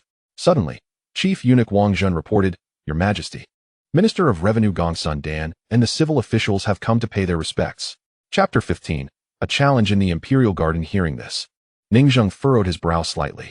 His regard for Lu Yuan stemmed from several considerations. First, Lu Yuan had indeed demonstrated remarkable capabilities in seizing flags, leading charges, and vanquishing foes. Second, his strategic acumen and courage were unparalleled. Third, he did not belong to any of the 3 factions, making him an asset to the Crown Prince if properly guided. However, Gongsun Dan and his associates would undoubtedly not tolerate him. You see, Gongsun Dan is the representative of the aristocracy from Longxi. Today's events in the court have unsettled them, Ning Zhang thought, a bittersweet smile gracing his lips. Who said that a sovereign could enjoy eternal blessings? The murky undercurrents of the court stirred tumultuous waves. As the saying goes, water can both carry a boat and capsize it. Lu Yuan was well aware of Gongsun Dan's intentions. As the representative of Longxi's nobility, the sudden emergence of a formidable figure in the court had instilled fear in them. The Ningchuan aristocracy had yet to voice their opinions, but the Longxi nobles could hardly contain their anxiety. Announce, Ning Zhang signaled, and Wang Zhen went to convey the message. Ning Zhang settled into a pavilion, while Lu Yuan stood by, confident and unyielding. Esteemed ministers, may you live long and prosper. Gongsun Dan greeted the emperor. The top scholar, Xiao Bai, pays his respects. I, Yang Jushi, the chief minister of the Hanlin Academy, also pay my respects to your majesty. A throng of officials filled the area, all civil servants under the auspices of Gongsun Dan. In the court of the Great Ning Dynasty, the Longxi aristocracy was predominantly comprised of established families, whereas the Ningchuan nobility included many prominent figures. The civil and military officials were a mixed lot. Even the top scholar was often affiliated with either the Ningchuan aristocracy or the Longxi nobility.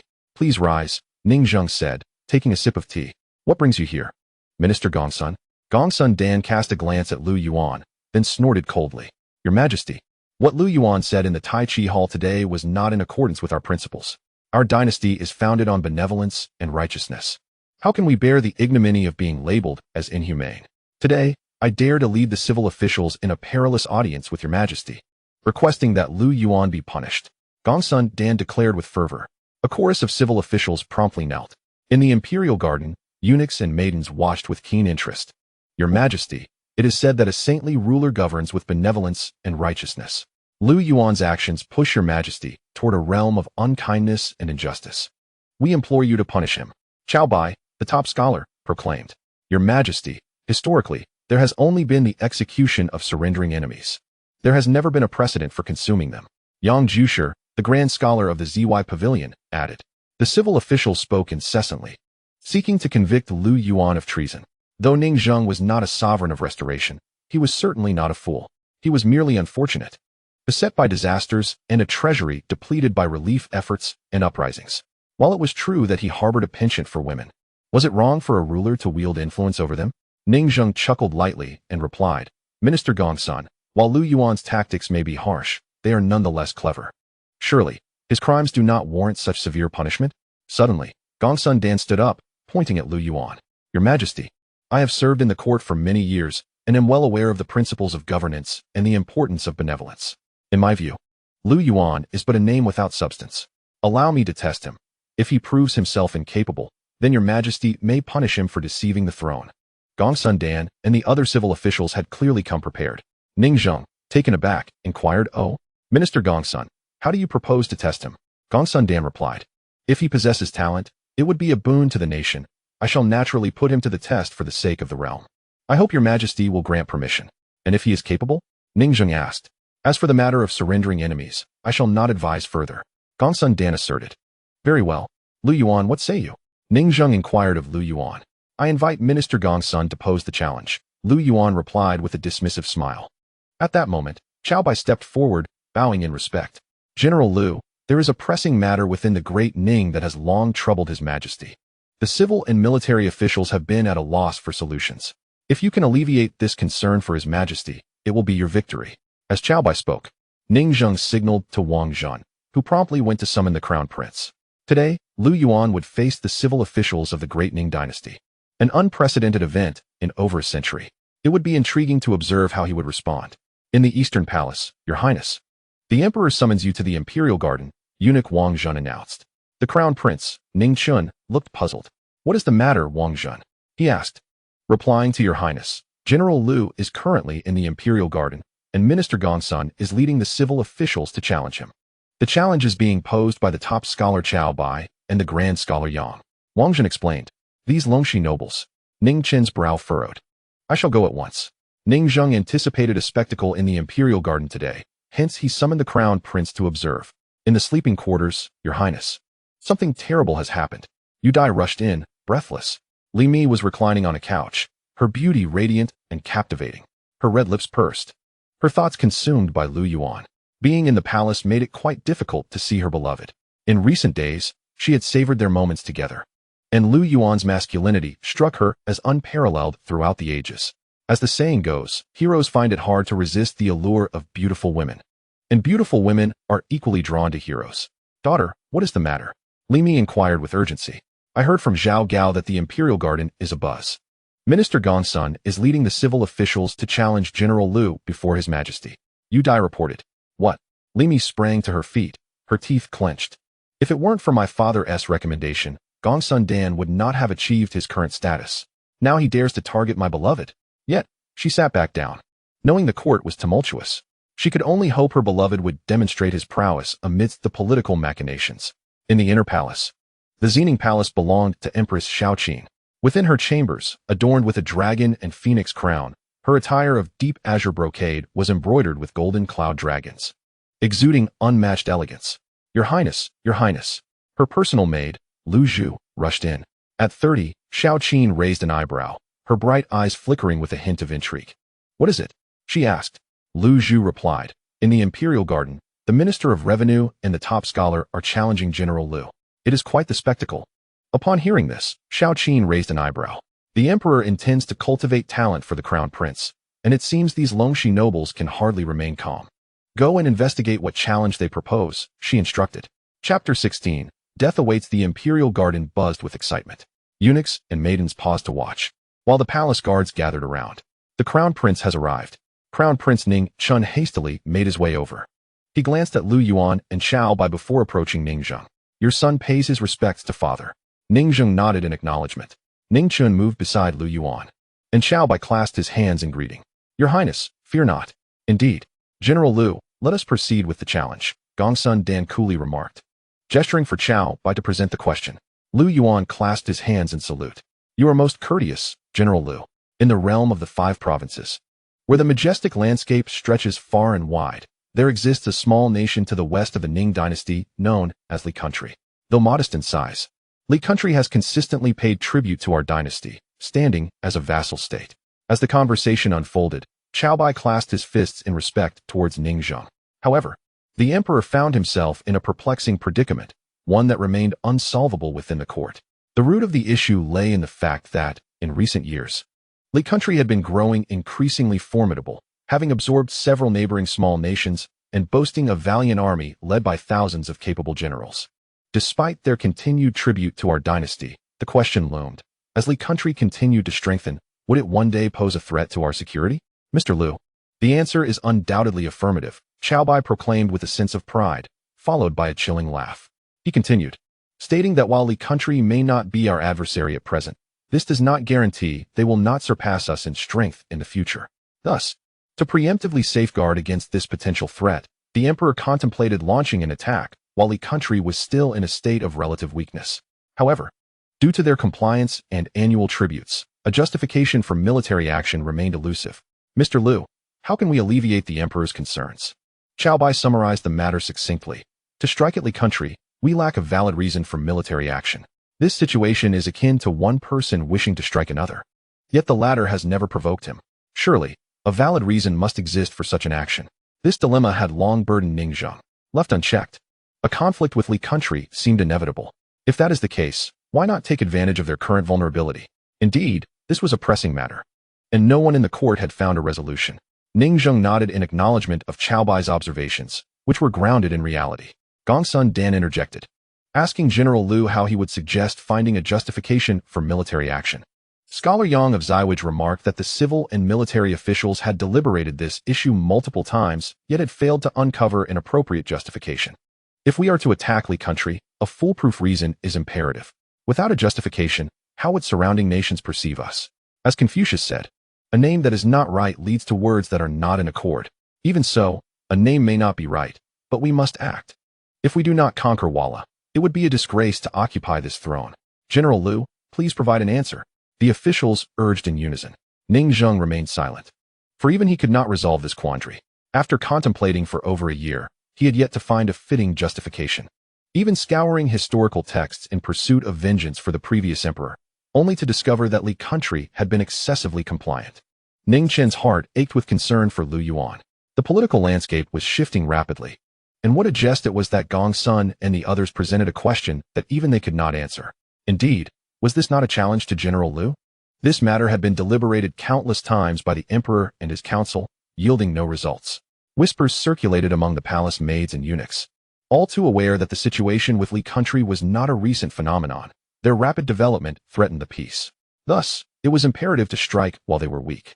Dear, have you discovered what question they posed for General Liu to answer? In the East Palace, the crown princess, Li Mi, paced anxiously. Yudi rushed in, and upon seeing her, quickly inquired. Yudi replied, Your Highness, I have learned that the question posed by the esteemed Xiao Bai to General Liu concerns the justification for military action against Li country.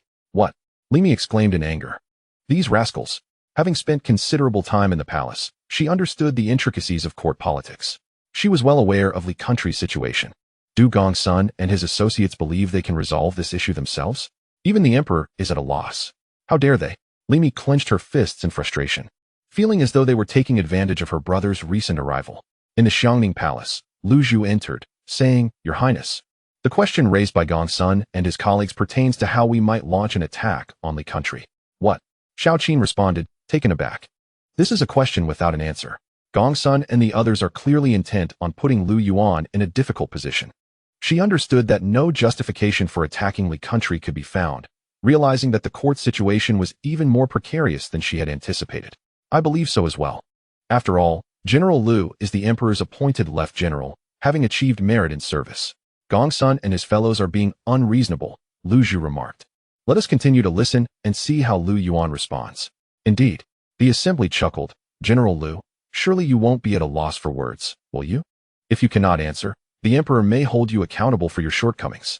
General Liu, please respond. The officials insisted, laughter echoing through the hall. The matter was one that even they could not resolve, and as for Lu Yuan, what would he say? However, Lu Yuan remained unflustered. With a calm demeanor, he offered a slight smile. Lifting his head, he spoke with conviction, appointing Gong Sun as an envoy for the Ning Dynasty to visit Li country, carrying textiles, gold, silver, and salt as gifts.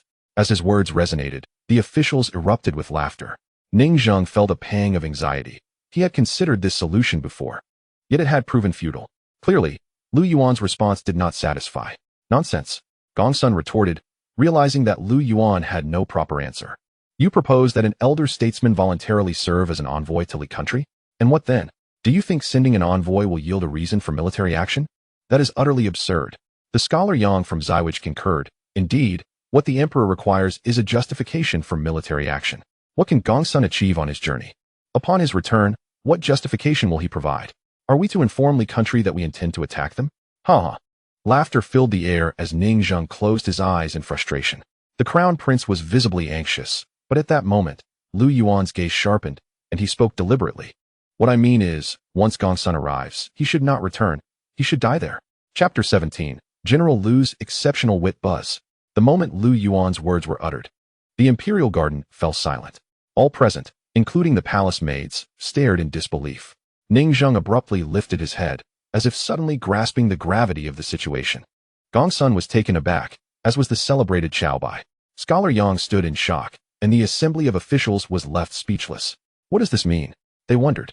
You wish for Gongsun to perish in the country? Gongsun exclaimed incredulously. What do you mean, Lu Yuan? Aren't you supposed to help the emperor resolve this issue? Indeed. I have a plan, Lu Yuan replied confidently, that can provide the emperor with a reason to take military action. With purposeful strides, he approached the emperor, exuding an air of grandeur. Your Majesty, I believe I can resolve the question posed by the esteemed Xiao. With that, Lu Yuan turned to Gongsun and continued. First, let Gongsun take on the role of envoy, bringing along some gold, silver, and salt as gifts to the country to extend our goodwill.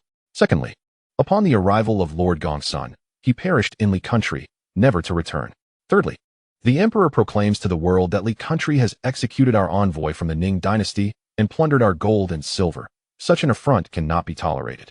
Now, we shall mobilize our forces to avenge the Ning envoy. Lu Yuan articulated each word with emphasis. The atmosphere reverberated with his declaration. Upon hearing this, Gongsun Dan staggered back in shock, nearly losing his footing. The assembly fell into a stunned silence. The group of civil officials were aghast, rendered speechless. Yet, at this moment, Ning Zheng was unusually exhilarated. He had risen to his feet, on the verge of tears. So that was it. It became abundantly clear to him. Ning Zheng felt as though he had stumbled upon a great treasure. Suddenly, everything was illuminated. He gazed up at the sky. For over a year, he had witnessed the country's growth, yet lacked a valid reason for retaliation.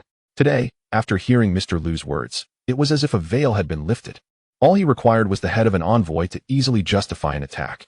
With Lu Yuan at his side, he felt as powerful as having 100,000 elite soldiers. What a relief. Finally, after more than a year of entanglement, he had found an answer. The palace maids, eunuchs, and guards were equally astonished. Could it truly be done this way? To allow one envoy to die in the country, granting us the justification to wage war against them. What a brilliant strategy. Indeed, we would only sacrifice one envoy and some gold and silver, yet through this war, we could demand full compensation from the country. This is the greatest scheme of all time. The palace maids and eunuchs whispered among themselves. The civil officials stood frozen in disbelief. One head could resolve the crisis of an entire dynasty. Undoubtedly, Ning Zheng was eager to proceed. Gongsun Dan, would you be willing to serve as the envoy to the country? Ning Zheng turned to Gongsun Dan, inquiring pointedly. This question served as a subtle jab, leveraging Lu Yuan's influence to press Gongsun Dan. Should Gongsun Dan accept, he would meet his demise in the country. Should he refuse, he would be deemed disobedient to the emperor, risking his life and fortune. Gongsun Dan was taken aback, not expecting that in his attempt to outwit Lu Yuan, he would ensnare himself instead. Cornered and without recourse, he fell to his knees, bowing his head in submission, exclaiming, Your Majesty, I consent to General Lu's plan regarding the surrender of the enemy in Jiangzhou. It is unparalleled in history. Your Majesty, we all agree. The entire assembly of civil officials knelt. In that moment, none dared to speak further. Gongsun Dan, being a noble of Longxi, could not be sent as an envoy to the country. Otherwise, the Longxi nobility would surely revolt. However, a little intimidation was permissible. Ning Zheng spoke. Enough of Jiangzhou's matters. Once the pirates are dealt with, we shall prepare to discuss the campaign against the country. Dismissed. Ning Zheng turned and left. Gongsun Dan wiped the sweat from his brow, trembling all over. Today, he had nearly met his end at Lu Yuan's hands. The civil officials no longer dared to cast a glance at Lu Yuan. They swiftly exited the imperial garden. Ha ha ha, Mr. Lu, what a brilliant plan. Look at the expressions on those civil officials. It is truly delightful. As soon as Gongsun Dan and the others departed, Ning Chun burst into laughter. Lu Yuan had clearly discerned the dynamics within the court. Gongsun Dan could not be retained. He would eventually have to perish. The Longxi nobility must also be diminished. Otherwise, they would jeopardize his grand ambitions. Lu Yuan retracted his thoughts and smiled gently. To offer counsel to the crown prince and the emperor is a privilege. Your Highness, I am at your service. To engage with the crown prince's consort is a blessing for the crown prince. I shall pursue her. Haha. Ningchen laughed heartily. Ningchen said, Mr. Lu, tonight in the East Palace, I shall host a banquet in your honor. Please reside in the East Palace, where I wish to drink with you for 8 days. I will certainly accept the invitation. Lu Yuan replied. East Palace. In the garden, Limi sat by the pond, feeding the fish. Yudai hurried over, exclaiming, Oh, Crown Princess, this is wonderful. General Lu is so resourceful and intelligent. A great drama unfolded in the imperial garden. How did it go? Limi set down the fish food, her face filled with concern. Zhao Gao has reported.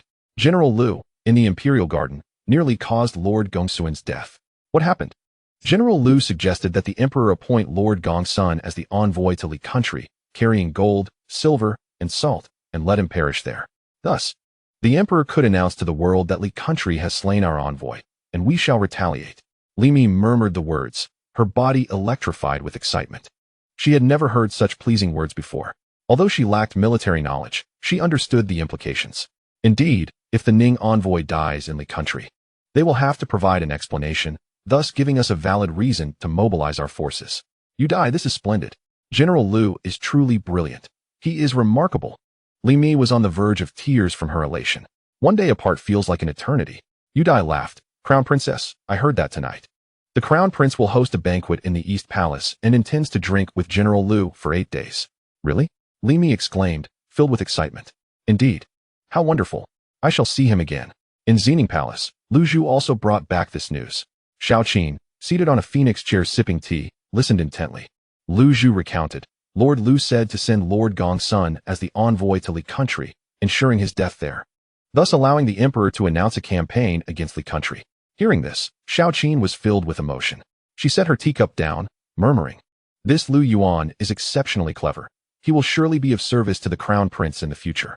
Only he can assist the crown prince. Although the crown prince is not her biological son, he has honored her as his mother, calling her Empress. Once the crown prince ascends the throne, she will become the Empress Dowager. With the crown prince, Ningzheng would not dare to consider dethroning her lightly. It seems I must find a time to summon him. Chapter 18. The Empress's Irregular Cycle. In the imperial garden, Lu Yuan departed with his hands clasped behind his back. He had amassed a wealth of historical knowledge from his past life. This minor Ning dynasty was, in his view, easily manipulable. As for the insignificant Gongsun Dan, he was hardly a concern. However, what troubled Lu Yuan at this moment was another matter. Opening the beauty chart, status, cultivating, refining method, level 3. It appeared that the automatic cultivation was not progressing as swiftly as anticipated. He pondered, if he were to acquire the Dark God technique, how formidable would such a mental discipline be? Empress of the Great Ning Dynasty, Xiao Qin, status, unlit. How might one illuminate Xiao Qin? After all, she is the Empress of Great Ning, embodying maternal virtue. This posed a considerable challenge. Must I approach her as I did with Li Mi, brandishing a spear? Yet, Lu Yuan was still unfamiliar with this alternate historical dynasty. The beauty chart indicated that a new scroll would unlock after 13 cards. Lu Yuan understood that to develop and grow rapidly, he must first secure Xiao Qin. With that in mind, why not pay her a visit? As the newly appointed left general and an advisor to the crown prince, it should not be a significant issue to visit the empress. No sooner said than done. Not quite. I shall go at once. Congratulations, Lord Lu.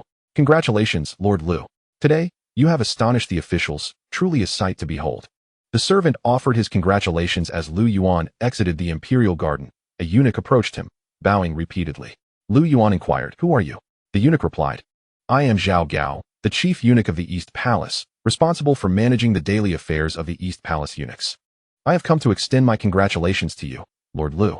Zhao Gao? Lu Yuan was well aware that historically, the eunuch faction was a force to be reckoned with.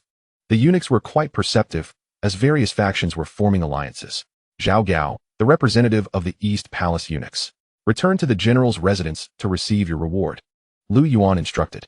Since he was from the East Palace, Lu Yuan naturally intended to bestow a reward, especially considering Mir was still in the East Palace. Thank you, Lord Lu, Zhao Gao replied. Xining Palace.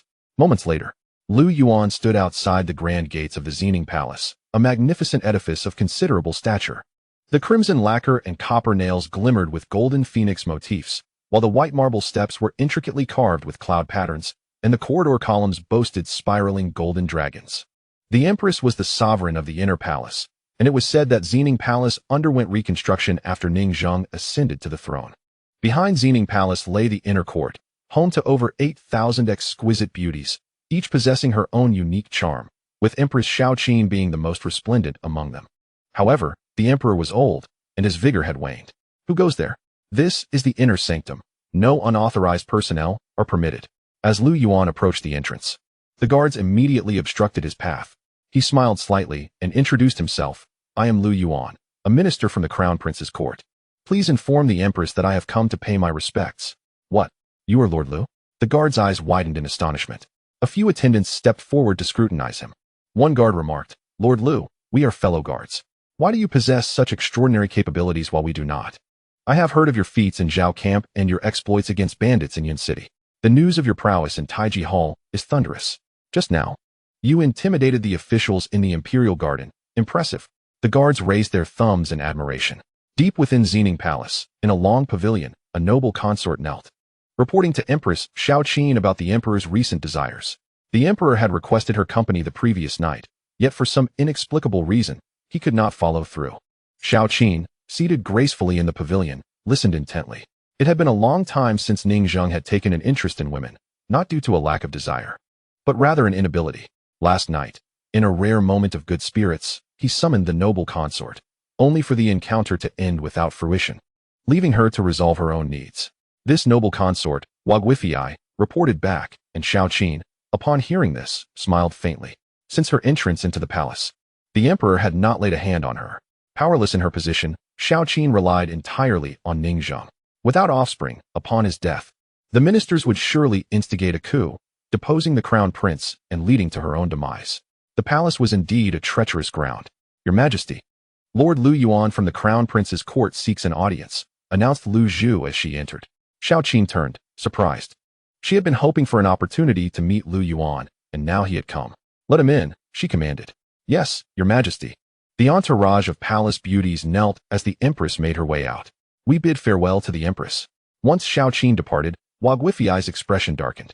Clenching her fists, she thought, that position shall eventually be mine. Inside Xining Palace, Lu Yuan was ushered in. The Empress has arrived, announced a eunuch. At this, Lu Yuan immediately rose.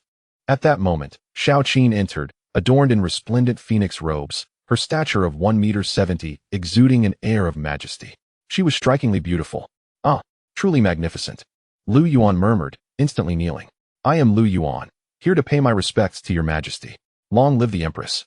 Xiao smiled faintly and replied, Lord Lu, having just been appointed, what brings you to my presence? Rise, please. Let us offer you a seat. Thank you, Your Majesty, Lu Yuan responded as he took his place. Xiao seated herself in a position of authority. Lu Zhu presented tea, and as Xiao held the cup, the vibrant red of her manicured nails was captivating. Your Majesty, I have been appointed to the East Palace as the Crown Prince's minister. I came today to pay my respects, Lu Yuan stated. Xiao nodded. Placing her cup down, I have read your essay on military strategy, and one particular line resonated with me. Which line? Lu Yuan inquired. The highest form of warfare is to outsmart the enemy, followed by diplomacy, and lastly, siege. Your intellect is exceptional. You are destined for great accomplishments. The Emperor's decision to appoint you to the East Palace is indeed a thoughtful one. Do not betray his expectations, Xiao articulated confidently. I shall heed Your Majesty's words. I am committed to serving the Crown Prince and the Emperor with utmost dedication, Lu Yuan replied respectfully, bowing deeply. Xiao was quite pleased. For serving the Crown Prince ultimately solidified her own position. Should the Crown Prince be deposed, she would surely meet her end alongside the Emperor. Lord Lu, do visit Xining Palace often. I have a keen interest in the study of military tactics and enjoy discussing formations, she invited. Certainly, Lu Yuan responded. Your Majesty, it is time for your medicine, Lu Zhu announced, entering with a bowl of herbal concoction. The strong scent of medicine filled the air. Lu Yuan, noticing, expressed concern. Your Majesty, what affliction troubles you? Xiao sighed. I have been feeling unsettled lately, unable to rest properly, and my health has declined slightly. The palace physicians cannot remedy my condition. Unrest? Poor rest? Could it be a menstrual imbalance? Lu Yuan mused inwardly, seizing the opportunity. Your Majesty, I have some knowledge of medicine. May I inquire if it pertains to a menstrual irregularity? Chapter 19. A banquet in the East Palace. Bold one. How dare you tarnish the Empress's purity? Seize him. Lu Zhu commanded, and palace guards rushed in, weapons drawn. Lu Yuan's audacity was indeed remarkable. How could one speak so freely about the Empress's condition? Xiao Qin was taken aback. Few in the court had the audacity to speak so directly. Stand down, she ordered, and the guards withdrew. Rather than display shyness, she curiously asked, Lord Lu, how did you discern this? Even the palace physicians could not identify it. Lu Yuan, aware that such issues stemmed from coldness within the body leading to menstrual irregularities, replied, It is simply that I have a modicum of understanding, allowing me to perceive it at a glance. Can you treat it? Xiao Qin inquired. Indeed. With a gentle massage, I can alleviate your discomfort and help you rest well. Lu Yuan stated confidently. This was his chance to impress Xiao Qin. Lu Zhu was furious. How dare you speak of the Empress's sanctity? Silence, she chastised. Xiao Qin interrupted Lu Zhu. Enough. Lu Zhu lowered her head, chastised. Xiao Qin cherished her beauty. Poor sleep and nourishment, coupled with subtle abdominal pain, could hasten her aging. Whether Ningzheng favored her depended upon her appearance. If this continued, she contemplated executing the palace physicians. Lord Lu, can you truly heal? Xiao Qin pressed. Absolutely. Lu Yuan affirmed resolutely. I am willing to diagnose and treat you. He clasped his hands in a gesture of respect. If I fail, I will accept the punishment of treason. This declaration piqued Xiao Qin's interest. A mere massage was worth a try. After a moment of contemplation, she said, In that case, I shall allow you to try. Lu Zhu, dismiss everyone. Yes, Your Majesty. The maids and guards all retreated, including Lu Zhu. Soon, only Lu Yuan and Xiao Qin remained in Xining Palace. Lord Lu, how will you proceed with the treatment? Xiao Qin asked. Lu Yuan gestured for her to lie down on the couch. I will ease your muscles and invigorate your blood flow, thereby gently adjusting your condition. Very well. But should you harbor any ill intentions, I will have your entire clan executed. Xiao Qin warned. I would not dare, Lu Yuan replied. Xiao Qin reclined on the bed. Her beauty almost ethereal. At this moment, she felt a whirlwind of emotions. This was the first time a man would touch her skin. And he was merely a minor minister of the crown prince. She was a precious jewel. Closing her eyes, she prepared herself. Your Majesty, I shall begin now, Lu Yuan announced. Proceed, she affirmed. Taking a deep breath, Lu Yuan's hands gently pressed against Xiao Qin's arms, feeling the smooth and delicate texture of her skin. However, the audacity of Lu Yuan stemmed from his possession of true energy. The imperial master, with true energy at his disposal, could effortlessly channel it into Xiao Qin, alleviating her troubles. Soon, a wave of warmth coursed through her body, meandering delightfully. Lu Yuan activated his true energy. My lady, Xiao Qin gently called out. Do you feel a sense of comfort? A state of bliss? Lu Yuan inquired. Indeed. Do you sense as if you have ascended to an ethereal realm? My lady. What does that signify? I do not know, she replied. This is merely a preliminary massage. Should we proceed with a full massage or a spa treatment, you would experience greater joy and tranquility. Lu Yuan continued to infuse her with true energy. After some time, he ceased, retracting his energy. My lady, it is done. Xiao Qin opened her eyes and exhaled softly. Leave. At once, Lu Yuan exited. Time passed, and Xiao Qin emerged, the flush on her cheeks having faded. Yet she cast a furtive glance at Lu Yuan. My lady, sleep well tonight, it grows late. I take my leave, Lu Yuan said. Very well. I shall see if I can find peace in slumber tonight. If so, I shall reward you. Thank you, my lady. Upon exiting Xining Palace, Lu Yuan was drenched in sweat, not from anxiety, but rather, well, never mind. He opened the scroll of beautiful women and found Xiao Qin's portrait. Empress Xiao Qin of the Great Ning Dynasty. Progress, 2. Remarkably, it had risen by 2%. It appears that further massage sessions are necessary. As Lu Yuan stepped out, Zhao Gao from the East Palace approached. I report to you, Lord Lu, the Crown Prince requests your presence at the East Palace. Tonight, the Crown Prince intends to drink with you until we are inebriated. Very well, Lu Yuan replied. The sky was darkening. The Crown Prince had arranged a banquet for him, and Lu Yuan would not disappoint. He followed Zhao Gao to the East Palace, where Zhao Gao gestured for him to enter. Lord Lu, please. Lu Yuan walked into the grand hall. Ning Chun was not present. Only a few maidservants were preparing the evening meal. Lord Lu, please wait a moment. The Crown Prince is bathing and will arrive shortly, Zhao Gao announced. It was rumored that Ning Chun preferred men and found women rather distasteful. Lu Yuan took a seat and waited. Before long, the sound of footsteps echoed from outside. The crown prince's concubines and eunuchs entered respectfully. "Withdraw," came Li Mi's voice. "Yes." In the next moment, Li Mi, clad in a flowing crimson gown, dashed into the hall, her movements graceful. Upon seeing her, Lu Yuan rose. "I pay my respects to the crown princess." Li Mi's gaze towards Lu Yuan had transformed, as if they had not seen each other in a year. "Crown princess." The maidservant arranging the food said. "You may withdraw as well." Li Mi waved her hand. "Yes." The maidservants retreated. Li Mi smiled radiantly and hastened towards Lu Yuan. She then knelt before him. "Mir greets her elder brother." Who could resist such an obedient crown princess? Lu Yuan cupped Li Mi's face in his hand and opened his robe. "Mir, come inside." Li Mi slipped in, the robe concealing her figure. Lu Yuan settled into his seat, fully obscured from view. The garments of ancient times were indeed splendid, with many styles, particularly those that were ample and loose. "Ha ha, Mr. Lu." A hearty laugh resounded as Crown Prince Ning Chun strode into the hall, calling out joyfully. "Mr. Lu, please sit. No need for excessive courtesy." Ning Chun pressed Lu Yuan down into his seat. "Thank you, Your Highness," Lu Yuan replied. "No need for formality between us. In the future, I shall rely on you for guidance in the court," Ning Chun remarked. "Your reputation for wisdom has spread far and wide, with common folk calling you a living Yin Wang. I wish to take you as my mentor. Please teach me." The crown prince clasped his fists in respect. Seated across from each other, Lu Yuan exchanged smiles with Ning Chun. Lu Yuan said, "There is no need for formality. Since the emperor has appointed me as a counselor to the crown prince's residence, I shall dedicate myself to assisting you." "Ha ha ha, splendid. Let us become brothers," Ning Chun proposed. "Come, Mr. Lu, drink to this." They clinked their cups and drank deeply, their friendship blossoming. As the wine flowed, Li Mi remained hidden within the robe. After some time, Ning Chun suggested, "How about a game of chess, Mr. Lu? I would like to see your skills." Lu Yuan chuckled, replying, "I am but a novice at chess. Perhaps another time. If you wish to play, seek Lu Qi." The two continued to drink, with Ning Chun growing increasingly intoxicated. Soon, a few renowned dancers entered the hall, performing gracefully. "Ha ha ha, Lord Lu, cheers!" they exclaimed, clinking cups and exchanging pleasantries. The atmosphere was lively, yet Ning Chun quickly succumbed to his inebriation. Several maidservants steadied him. "Your Highness, you have had too much to drink. Allow us to escort you to rest." Ning Chun swayed, insisting, "I can still drink. Lord Lu, come. Let us drink again."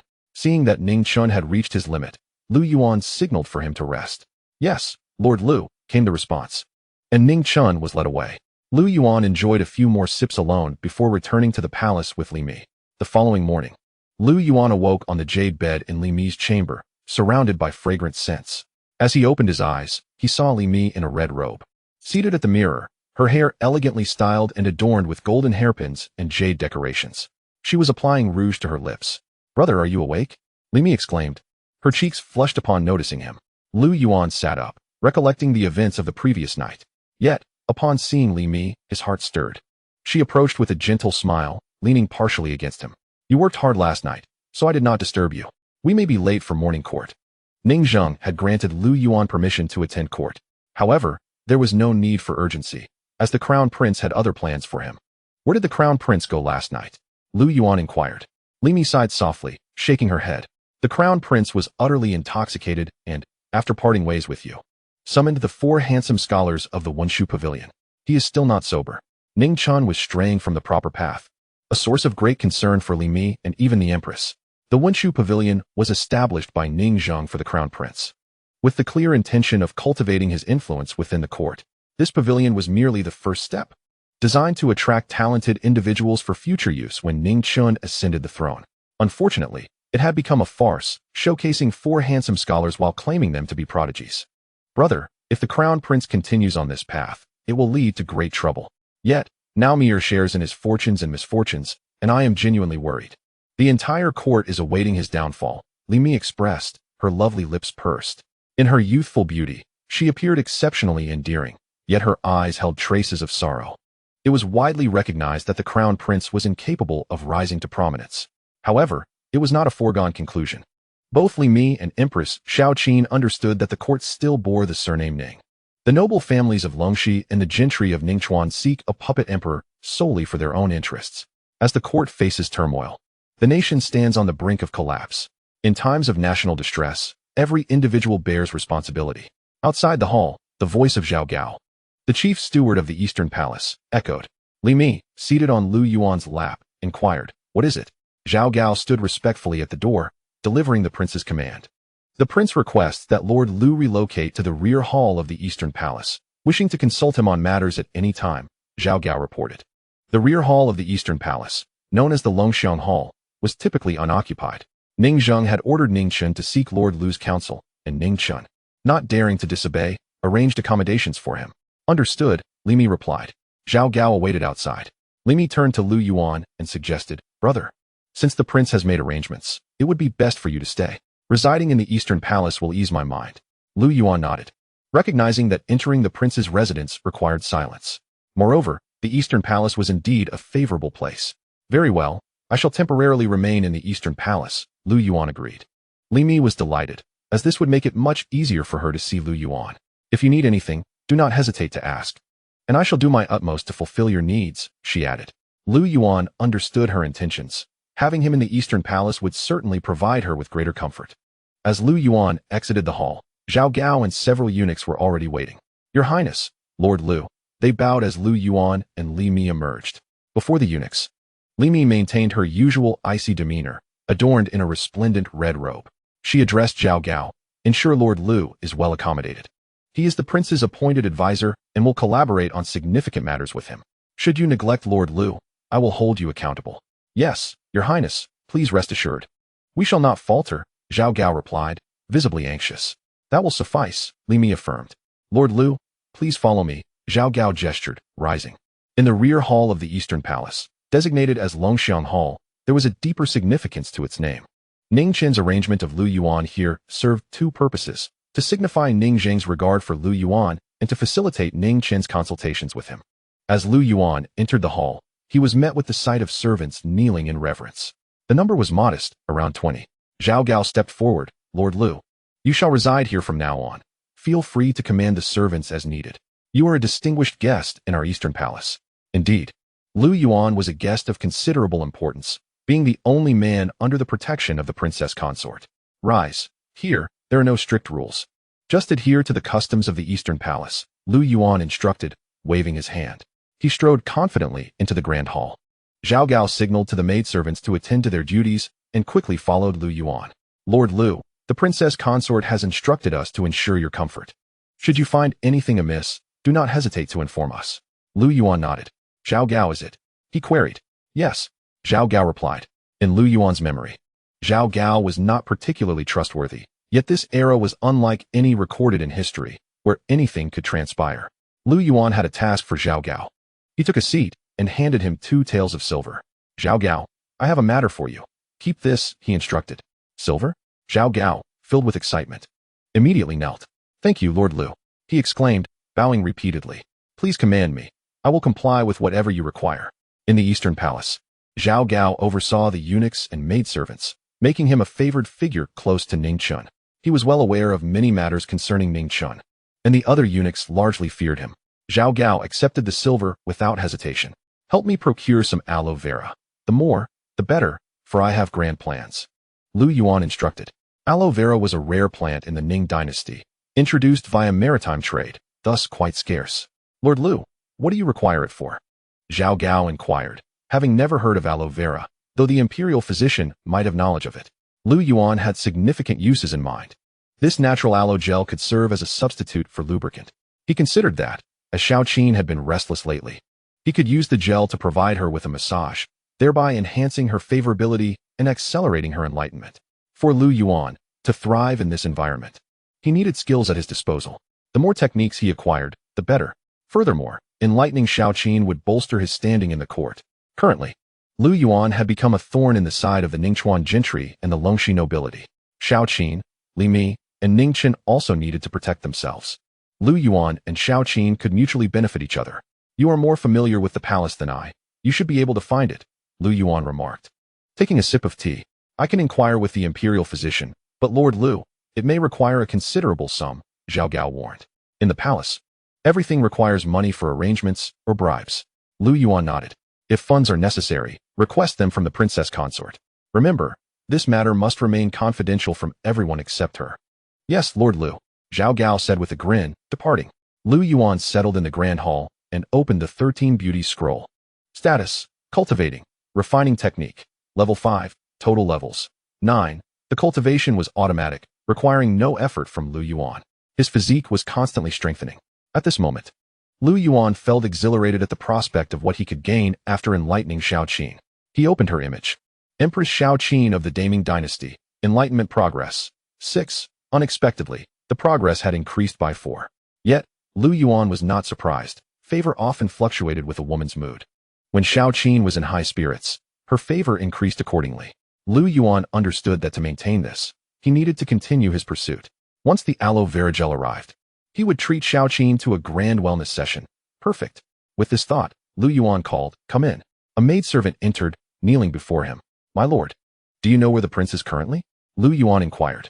As an advisor to the Eastern Palace, he needed to keep abreast of Ning Chen's movements to ascertain what actions he was undertaking. The maidservant responded, according to protocol. "The prince is to pay his respects to the Empress in Ning Palace today, so he should be there now." Lu Yuan narrowed his eyes. Xiao Qin was exceedingly strict with Ning Chen. His ascension was of utmost importance to her. What was Ning Chen's greatest failure? Undoubtedly, it was his lack of military power. Not only that, but even the troops available to Ning Zheng were limited. The true military authority lay with the Ningchuan gentry and the Longxi nobility. History has shown that even a mere 800 troops could change the course of events. "Here's what you will do. Go to Ning Palace and deliver a piece of writing to the Empress on my behalf," Lu Yuan instructed the maidservant. The maidservant acknowledged, and soon returned with paper and brush. Lu Yuan took the brush and inscribed a few words. "In the cold depths of the palace, a single tree cannot stand. To enact justice, one must wield military power. Go now?" he commanded. "Yes, my lord," she replied, departing for Ning Palace. Xiao Qin sat gracefully upon the phoenix couch, surrounded by a few maidservants who adorned her with a crown and ceremonial garments. Within the depths of the palace, an intoxicating fragrance lingered in the air, the sweet scent of femininity wafting gently. Lu Zhu, with a jeweled hairpin in her hair, remarked, "Your Majesty, we observed that you slept so soundly last night. It has been a long time since we have seen you so well rested." "Indeed," Xiao Qin sighed. Ever since the upheaval in the court, Ning Zheng's health had been deteriorating day by day. Should Ning Zheng perish, and if the crown prince were unable to ascend the throne smoothly, her own fate would be perilous. Thus, Xiao Qin had long been deprived of peaceful sleep. Gazing at her reflection in the mirror, she pursed her lips slightly. Yesterday's massage by Lu Yuan had proven most beneficial. Who would have thought he possessed such skills?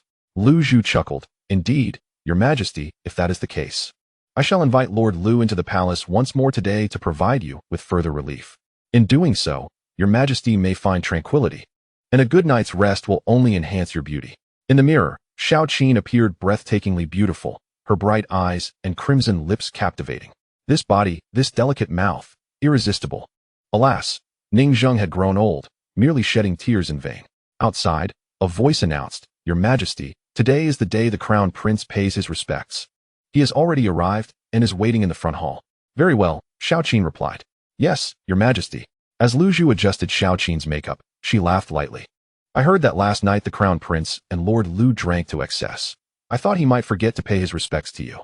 Xiao Qin was aware of Ning Chen's escapades with Lu Yuan the previous evening.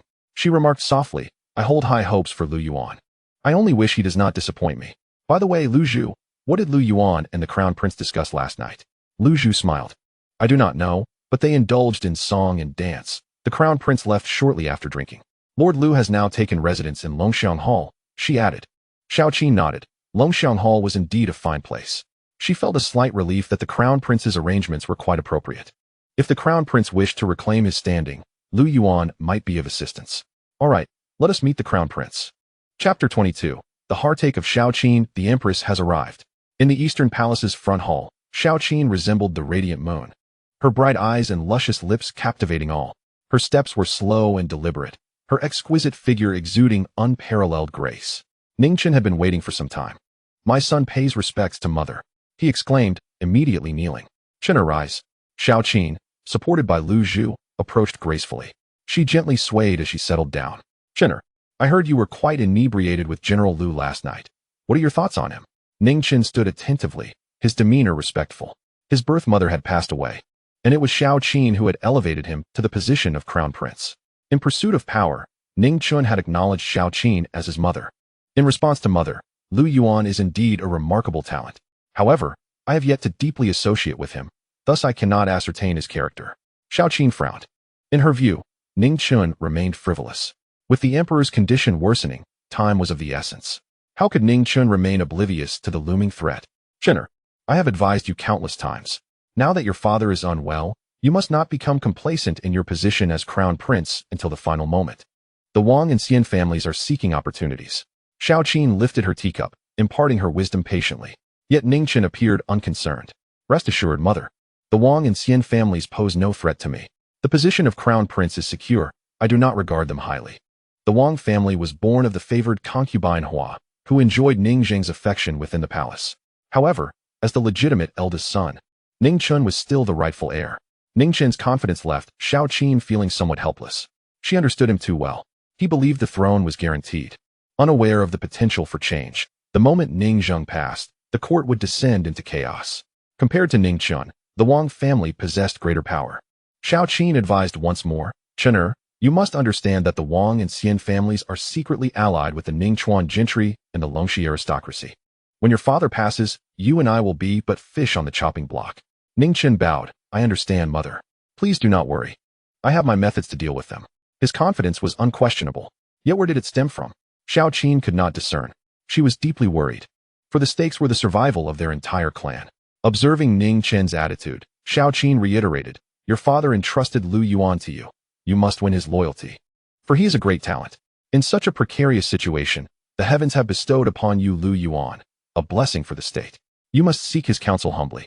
Yes, mother, Ning Chen replied. Go now, mother. I shall remember your teachings. I take my leave.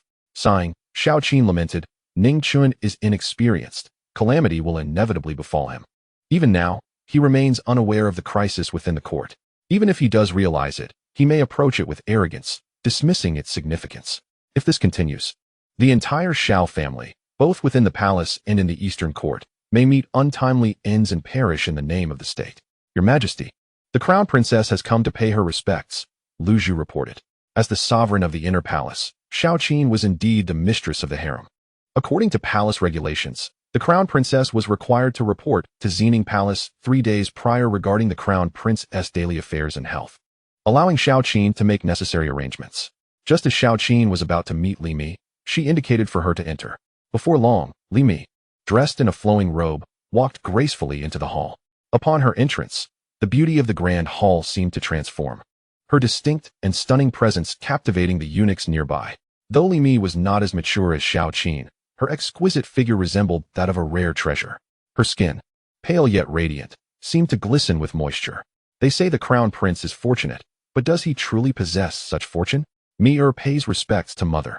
Li Mi knelt before her. Mi-er, you have arrived? Come closer, Xiao Qin beckoned. She held a fondness for Li Mi, who came from a family of warriors. However, due to the crown prince's status, the Li family had faced oppression from the Longxi aristocracy and Ningchuan gentry, rendering their warriors unutilized, including Li Mi's brother. Li Mi, the crown prince, and Xiao Qin were united in their interests, sharing both glory and misfortune. Xiao Qin grasped Li Mi's hand. Mi-er? The crown prince has just left. Tell me, did he discuss anything with Lu Yuan last night? Li Mi would naturally not conceal anything from Xiao Qin, for they were all striving for survival. She shook her head, slightly exasperated. The crown prince only indulged in drinking, becoming thoroughly intoxicated. Afterward, he went to meet the 4 talents of Wenzhuang. What? Xiao Qin erupted in fury. The 4 talents of Wenzhuang. What sort of talents are they? They are merely 4 handsome men, whose beauty is as insipid as candy without sweetness.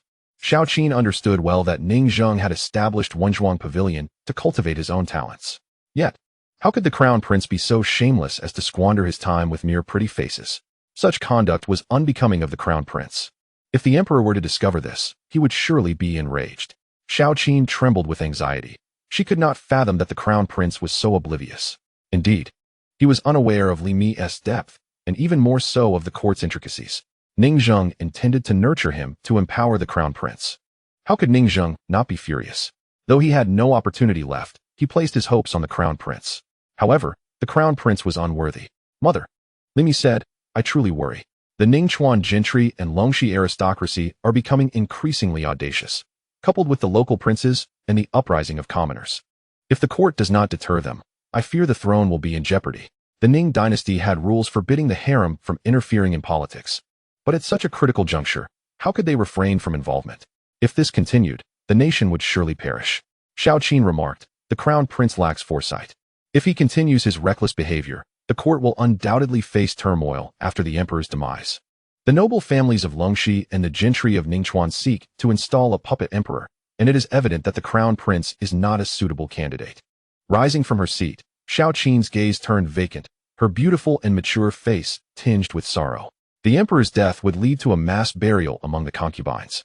And with the court's pressure, the crown prince would have nowhere to rest in death. All of this lay before her. Xiao gently closed her eyes and murmured, "In these times of peril, who can save us, mother and son?" Limi bowed her head in silence, equally frightened. Her own death mattered little, but it could implicate the entire Li family. The consequences could extend to 9 generations.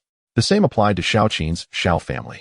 "My lady, Lord Lu Yuan from the Eastern Palace requests an audience," a eunuch announced from outside. Xiao turned abruptly, and Limi rose as well. "Lu Yuan? Let him in," Xiao ordered, somewhat surprised. To be honest, she held a favorable view of Lu Yuan but felt the need for caution. Her understanding of him was limited to his feats in Xiao's camp and his strategic discussions. While aware of his talents, she was uncertain about how he would wield them. In these troubled times, few would dare to oppose the noble factions of Longxi. Spring Blossom pays respects to Her Majesty, the Crown Princess. A maid from the Eastern Palace hurried in and knelt down. Xiao and Limi exchanged glances. "Did Lu Yuan send you?" Xiao inquired. Replying to Your Majesty, "Lord Lu is aware that you are troubled by various matters, so he sent this writing to ease your worries." Spring Blossom presented the scroll. Not daring to lift her gaze, Lu Zhu accepted the scroll, and upon opening it, Xiao's entire being trembled. In that moment, she was rendered speechless. The words inscribed read, "In the depths of the cold palace, one cannot stand alone. If one wishes to make a decisive move, one must hold military power." The phrase "must hold military power" struck her like a bolt of enlightenment. Xiao began to silently repeat, "One must hold military power." She strode toward the palace exit, with her maids and servants following suit. Limi took the scroll, and upon reading it, was equally astonished. Those few short sentences seemed to illuminate a clear path for Xiao. "My lady," Lu Zhu called after her. Xiao appeared as if she had lost her soul, constantly murmuring, "One must hold military power." Yes, those 4 words conveyed a crucial message. In the current political landscape of the court, military power is paramount. If one possesses military might, the noble families of Longxi and the gentry of Ningchuan would not dare to act recklessly. Military power surpasses all else. "Mother," Limi pursued her, somewhat bewildered. "Mir, Lu Yuan has offered me a clear path on how to navigate the upcoming conflicts within the court," Xiao stated. Limi recognized the implication. Lu Yuan's message was straightforward: develop military power while Ningzheng still lives. As long as military power is secured, they could strike fear into their opponents. Limi felt a surge of excitement. Indeed, Lu Yuan possesses remarkable foresight. If the crown prince commands an army, those factions would think twice before acting. If they do, they would be committing treason, Xiao noted. Lu Yuan is correct. We need to acquire military power. But the question remains, how can we ensure that the crown prince obtains it? We must contemplate this carefully. "Mir," Xiao called again. "Yes, I am here," Limi replied. Xiao faced Limi. "The crown prince is lacking, but you must act on his behalf and treat Lu Yuan well. With him by our side, we still have a chance." Limi smiled faintly. "Rest assured, I have already made the necessary arrangements." "Very well, mother." In the Eastern Palace, within the Longxiang Hall, Lu Yuan sat cross-legged, peeling an orange. Meanwhile, among the 13 portraits of beauties, Xiao's image had noticeably changed, becoming clearer, and the progress had reached 10%. This indicated that Lu Yuan's writing had indeed won Xiao's favor. Political strife within the court is a matter of subtlety. Though Lu Yuan may not claim to be exceptionally learned, the historical precedents of 5,000 years provide ample evidence. His belief in the importance of military power is not unfounded. With military might, one can quell rebellions and confront adversaries. Military power is crucial. "Lord Lu, the Duke and the Prince are here." At that moment, voices echoed from outside, accompanied by the sound of footsteps. The maids and servants of Longxiang Hall rose to greet them, kneeling outside the hall. The Duke of Lu, Ningzhi, born of the noble consort, is the 6th in line. He governs the lands of Luzhou.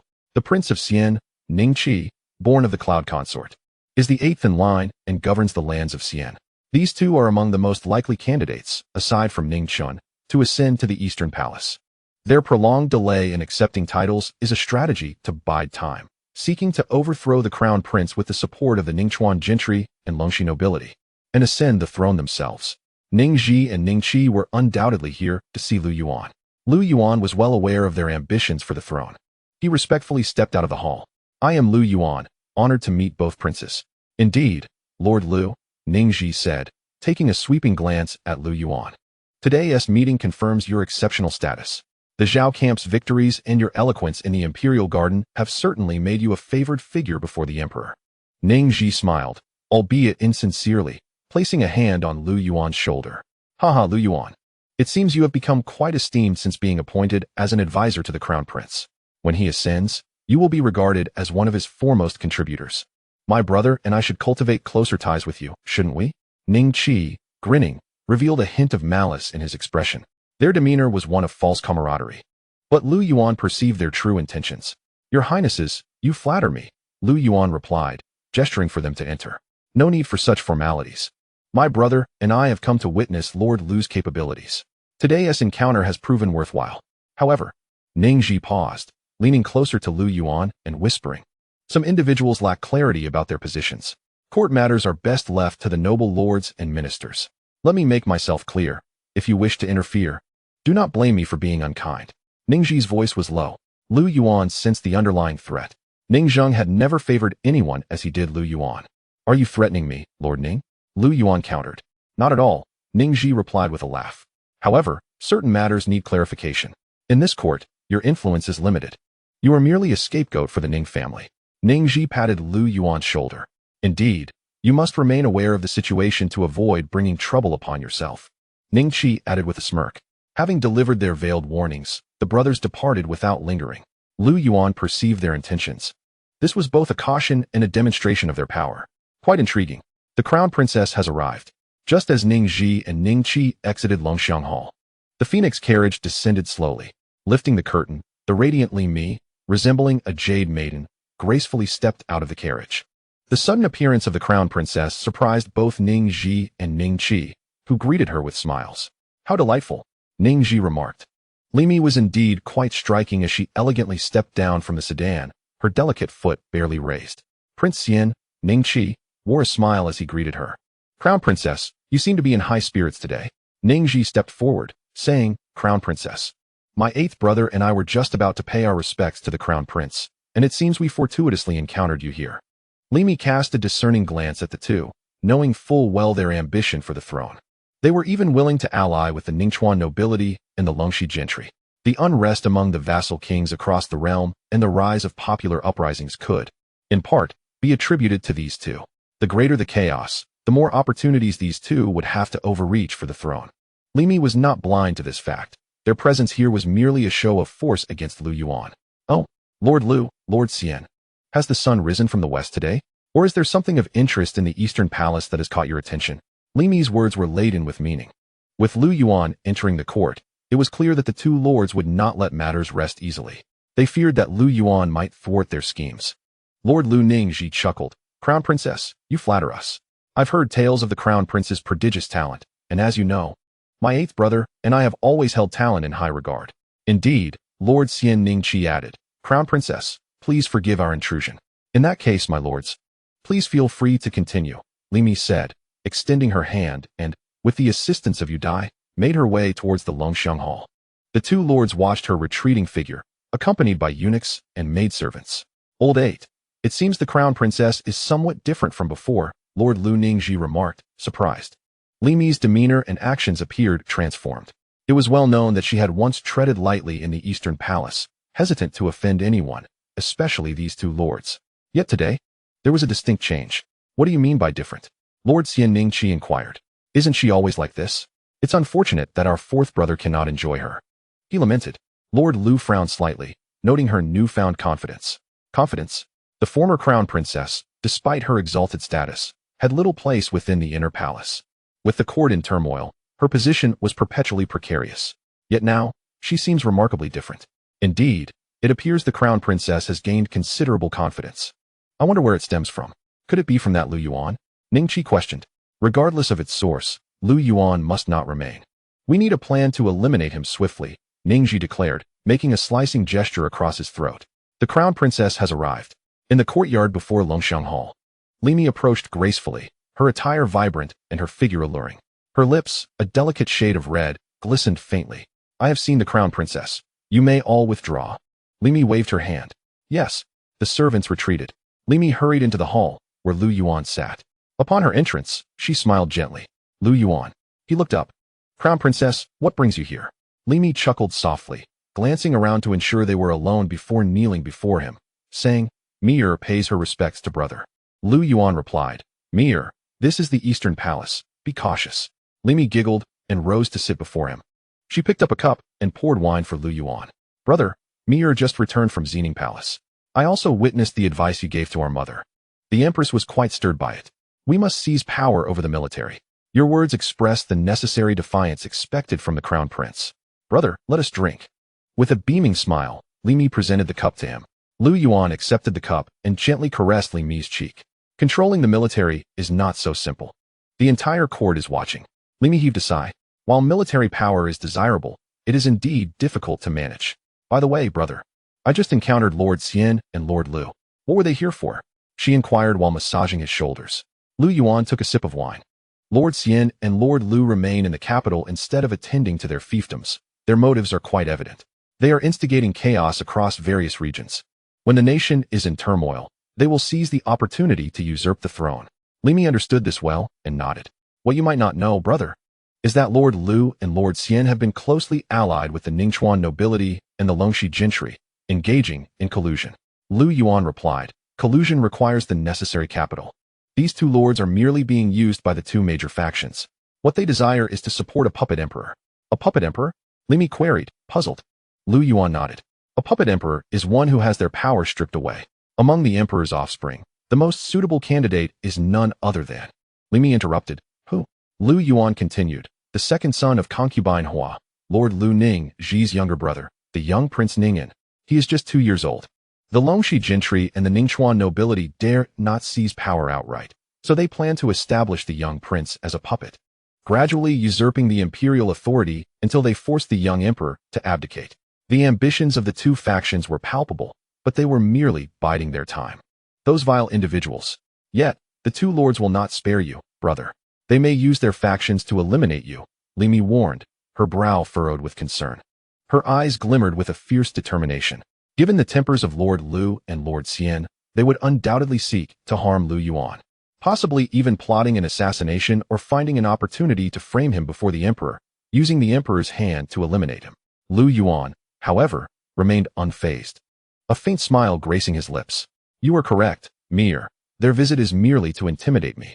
But as the saying goes, one must reciprocate gestures of courtesy. I have a significant gift to present to them as well. His expression was resolute. Li Mi's heart raced with excitement as she grasped Lu Yuan's hand. Brother, what gift?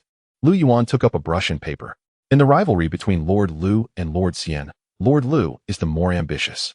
While Lord Xian believes himself inferior in capability, he nonetheless harbors desires for the throne. He began writing a letter. Li Mi ground the ink beside him. And once the letter was complete, Lu Yuan crossed it out with ink. Li Mi was puzzled. Brother, why strike it out? Lu Yuan did not answer, but stored the letter away. Mir, find a trustworthy individual to deliver this letter to Lord Xian's residence. Furthermore, send him some gold and jewels in my name as a means to curry favor. Ensure it is presented in grand style. Li Mi was momentarily taken aback. Suddenly, she realized, brother, are you trying to sow discord between Lord Xian and Lord Lu? Lu Yuan chuckled, and Li Mi joined in laughter. She waved her hand. Li Ji, come in. As her words fell, a young, handsome swordsman entered. He exuded an air of confidence. Upon seeing the striking young man, Lu Yuan was somewhat taken aback. Li Mi nestled against Lu Yuan, smiling brightly. Brother, allow me to introduce you. This is my younger brother, Li Ji. He is a swordsman who aspires to become a general. Unfortunately, due to the influence of the two factions, my family has faced oppression. You can trust him with your affairs, brother. Lu Yuan scrutinized Li Ji carefully. He appeared quite resolute and promising. Li Ji, do not delay. Greet Lord Lu. Li Ji immediately knelt, saying, Li Ji pays his respects to Lord Lu. Lu Yuan released Li Mi and approached Li Ji, examining him closely. From now on, Li Ji will be under your command. Brother, assign him any tasks as you see fit, Li Mi said. Mir, your brother is indeed a promising talent. How is his swordsmanship? Lu Yuan inquired. Does Lord Lu wish to seek some guidance? Li Ji asked. Li Mi reprimanded. Li Ji, do not be uncouth. Yes. Li Ji bowed his head once more. Lu Yuan, however, was not perturbed. Since Li Ji brought it up, what harm could there be in exchanging a few pointers? He then smiled. Mir, fetch my sword. With some hesitation, Li Mi queried. Brother, are you truly going to fight? Li Ji looked up at Lu Yuan. I must ascertain your capabilities. Do not hold back. Lu Yuan extended his hand, and Li Mi handed him a sword. Li Ji stood up, grinning. I have long heard of Lord Lu's prowess in slaying bandits in Yuan City and defeating generals in Xiao's camp. It would be an honor to spar with you. Lord Lu, please. The two took their positions outside the hall, facing each other. The maidservants and eunuchs were drawn to the spectacle. Look, our lord is about to duel with the prince consort's brother. Wow, how rare. Such events are seldom seen. Who do you think is more formidable? Our lord or the prince consort's brother? I bet on our lord. He is indeed a notable figure among the generals of Xiao. Li Mi stood by, her curiosity piqued. She had witnessed Li Ji's swordplay before, yet regrettably, his talents had been stifled. Presenting Li Ji to Lu Yuan today was also a means to pave the way for Lu Yuan's future. After all, her fortunes were intertwined with Lu Yuan's. Li Mi cautioned, Jir, you must show mercy and not harm Lord Lu. Li Ji turned to Li Mi, Sister, who should I listen to? Lord Lu wants me to give it my all, yet you urge me to hold back? Li Mi was quite distressed. Do not hold back. Unleash your full strength. Lu Yuan urged, sword in hand. Yes, Lord Lu, I will not spare you. I intend to defeat you. Ah, the Empress is arriving. At that moment, a voice sounded from outside. As the sound approached, the maidservants and attendants quickly knelt. Xiao Qin entered, accompanied by several palace maids. Some eunuchs carried imperial wine and silks. Behind them followed a dozen palace maids. Your servant pays respects to the Empress. Xiao Qin raised her hand, interrupting the eunuch. Her gaze fell upon Lu Yuan and Li Ji. Zhao Gao, what are Lu Yuan and Li Ji doing? Zhao Gao replied, reporting to your majesty. The prince consort's brother Li Ji is sparring with Lord Lu, both testing their skills. Xiao Qin remarked, I have heard that Li Ji is a swordsman, his skills having been honed by a master. Do not disturb them. With a command, she decreed, yes. Your majesty, please take a seat, Zhao Gao offered. Bringing forth a chair, Xiao Qin sat down, observing the duel. Both Lu Yuan and Li Ji were talents she coveted. Unfortunately, due to Li Mi's influence, Li Ji had been subjected to suppression. Lord Lu, forgive me. At this moment, in the courtyard, Li Ji called out, his long sword slicing through the air. He transformed into a shadow of steel, charging directly at Lu Yuan, his brilliance evident. The swordplay was fierce, the sounds of clashing metal resonating through the air. Lu Yuan, however, did not hold back. As Li Ji approached, he swiftly parried with his sword. The two blades met, producing a symphony of echoes. The air crackled with energy as Li Ji unleashed his deadly swordsmanship, moving with astonishing speed. Lu Yuan, adept at countering, matched him blow for blow. Li Ji's swordplay was indeed exceptional. Even Xiao Qin, who had witnessed many masters, found it challenging to discern his moves. Li Ji had been cultivated by the Li family since childhood, preparing him for a future in the military, particularly for Li Mi, who was destined to become empress. Li Ji would guard the realm for his sister, a noble ambition. Zhao Gao remarked, Your Majesty, you may be unaware, but Li Ji possesses the talent of a great general. His agility and swordsmanship are remarkable. However, Lord Lu's responses indicate that his own skills far surpass Li Ji's. Xiao Qin noted this as well. Lu Yuan had not exerted his full strength. Rather, he was merely accommodating Li Ji's attacks. A person with such agility and intellect, this time, the prince would be fortunate indeed. The question remained, how to harness Lu Yuan's capabilities. Clang, clang. The sounds echoed again, in a matter of exchanges. Li Ji found himself unable to land a single blow on Lu Yuan. Suddenly, Lu Yuan exerted his strength, sweeping his long sword across, producing a sharp crack. Li Ji's sword snapped in two. Lord Lu, Li Ji gasped, astonished at the broken sword. Lu Yuan had harnessed true energy. In all honesty, he could have taken Li Ji's head in a single strike. Nevertheless, Li Ji's swordsmanship was commendable. Every move was powerful. Lu Yuan smiled slightly. Your swordplay is commendable. From this day forth, remain by the prince's side and serve him. Yes, Lord Lu. Li Ji knelt down. Li Mi's heart swelled with joy at this sight. At that moment, Lu Yuan did not linger and walked with Li Mi towards Xiao Qin. Mi pays her respects to mother. I pay my respects to your majesty. Lu Yuan added, bowing. As he gazed at Xiao Qin's visage, he found her mature, exquisite, almost ethereal. Even from a distance, he could catch her fragrance. Lu Yuan. There is no need for such formality, Xiao Qin said. Thank you, Your Majesty. Lu Yuan rose. Xiao Qin nodded, smiling. Lu Yuan, I witnessed your duel with Li Ji. I did not expect your swordsmanship to be so profound. I am quite pleased. Lu Yuan replied. I fear I have embarrassed myself. Not at all. Xiao Qin waved her hand. As the eunuchs approached with boxes, they carefully placed them in the courtyard. I have heard you are temporarily residing in the East Palace. So I have bestowed upon you some imperial wine, silks, and fabrics, along with a few maidservants. Should you require anything in the future, do not hesitate to request it. I will do my utmost to assist you. A dozen maidservants approached, all from the Xining Palace. Xiao Qin continued, these maidservants were selected by me. They are commendable in both appearance and service. Lu Yuan knelt on one knee. I am deeply grateful for your Majesty's generous gifts. I am overwhelmed. Xiao Qin inquired. I have heard that the 6th and 8th princes have come to you. Indeed. What was their purpose? Your Majesty, they aim to intimidate me, warning me not to assist the prince. Lu Yuan did not conceal the truth. They are quite well informed. These two fools believe they can leverage external forces against the prince through internal strife within the Ning family. Be cautious in the future, Xiao Qin advised. I understand. Well then, I shall not disturb you further, Xiao Qin declared, rising. She seemed to recall something. Lu Yuan, I slept well last night. If possible, please find time to visit Xining Palace again. I will remember. Lu Yuan responded. The Empress departs. Chapter 26. The carriage of the East Palace. The vibrant and alluring Xiao Qin returned to the palace. Li Mi felt a surge of excitement. With so many maidservants, imperial wine, silks, and fabrics sent by Xiao Qin, it was evident that she held Lu Yuan in high regard. This signified that by receiving such favors, Lu Yuan had undoubtedly aligned himself with the Empress. He was now the sole means through which she and the prince could navigate their circumstances. Lord Lu, with the Empress bestowing such favors, you must not disappoint her good intentions, Li Mi remarked coolly in the presence of others, maintaining her composure as the prince consort. Of course, no one understood this situation better than Lu Yuan. Did Xiao Qin send maidservants merely to monitor him? Perhaps. If Lu Yuan were in Xiao Qin's shoes, he would surely remain vigilant. Your words ring true, Prince Consort. I shall exert my utmost efforts to support the prince, Lu Yuan replied. Li Mi waved her hand, signaling the attendants to withdraw. She and Lu Yuan proceeded towards the main hall, with Li Ji following closely behind. As soon as they entered the grand hall, Li Mi gracefully pressed herself against Lu Yuan, an alluring fragrance enveloping them. Brother, what do you think of Ji?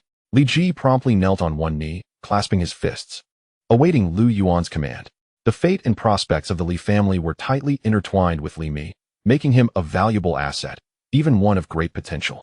Lu Yuan took a seat and remarked, Li Ji, your swordsmanship is commendable.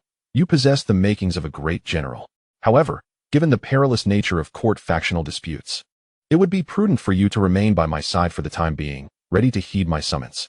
Li Mi exchanged glances with Li Ji, who responded, Lord Lu, I am willing to face any danger for you without hesitation. Li Mi smiled brightly, leaning half of her body into Lu Yuan's embrace, while he wrapped an arm around her slender waist. He then handed the previously crossed-out letter to Li Ji, who accepted it with both hands. Li Ji, Lu Yuan continued, the Empress has just bestowed upon us a selection of gold, silver, and jewels. Choose some of these, along with this letter, and deliver them to the residents of the Xianwang. Lu Yuan understood the grave risks involved in factional struggles, a perennial threat throughout history. His immediate objective was to maneuver strategically, safeguarding the crown prince while ensuring his own nightly revelries. Indeed, Lord Lu, I shall attend to this matter at once. Li Ji replied, rising to leave. Wait, Lu Yuan called out, prompting Li Ji to turn back. Remember, after you leave the palace, make a circuit around the capital so that everyone knows I, Lu Yuan, am delivering gifts to the Xianwang. Li Ji, though puzzled, did not question further. Li Mi added, Ji, always remember Lord Lu's words and do not exhibit any negligence. Otherwise, I shall not spare you. Yes, sister, Li Ji affirmed, before departing, with Li Mi following closely behind. In the capital, on the bustling streets, a voice called out, Young master, come play. There's a fountain here. Please come. Amidst the clamor, two young men in long robes strolled past, arriving outside a tavern where a young attendant peeked out. Are you here? The esteemed Lord Gongsun has been awaiting you for some time. Please follow me. The young gentleman followed the attendant into the tavern, descending to a secluded room in the backyard. At that moment, Gongsun Dan, The Minister of Revenue, sat at a table, sipping delicately. Lord Gongsun, I and the 8th have already met with that Lu Yuan. The lad is somewhat arrogant, exclaimed one of the young men as he entered with a bold stride. The two lords, Ning Ji and Ning Qi, convened to discuss strategies. Please, take a seat, Gongsun Dan gestured. After the attendant left and closed the door, Ning Ji slammed his palm on the table, exclaiming, this Lu Yuan harbors grand ambitions. He cannot be allowed to remain. Lord Gongsun, you must devise a means to eliminate him to prevent future troubles. Ning Qi, in contrast, remained composed, pouring himself a drink while stroking his stubble. Lord Ning, do not be hasty. Since you both have met him, what are your thoughts on his capabilities? Ning Ji retorted, in my view, he is nothing but a fool. Merely a clown. Ning Qi frowned, countering, yet he has proven himself in battle, leading campaigns against bandits and seizing flags, feats not achievable by a mere jester. Moreover, the discussions of surrender and emissaries indicate he possesses both courage and strategy. Ning Ji grew displeased. Why do you defend that Lu Yuan, old 8? Gongsun Dan interjected with a smile. Gentlemen, this Lu Yuan should not be underestimated. Should he remain, it would not bode well for us. Presently the aristocrats of Longxi and the Ningchuan families, are seeking ways to eliminate him. However, we require your support. Speak, Lord Gongsun. To eliminate Lu Yuan is a shared endeavor.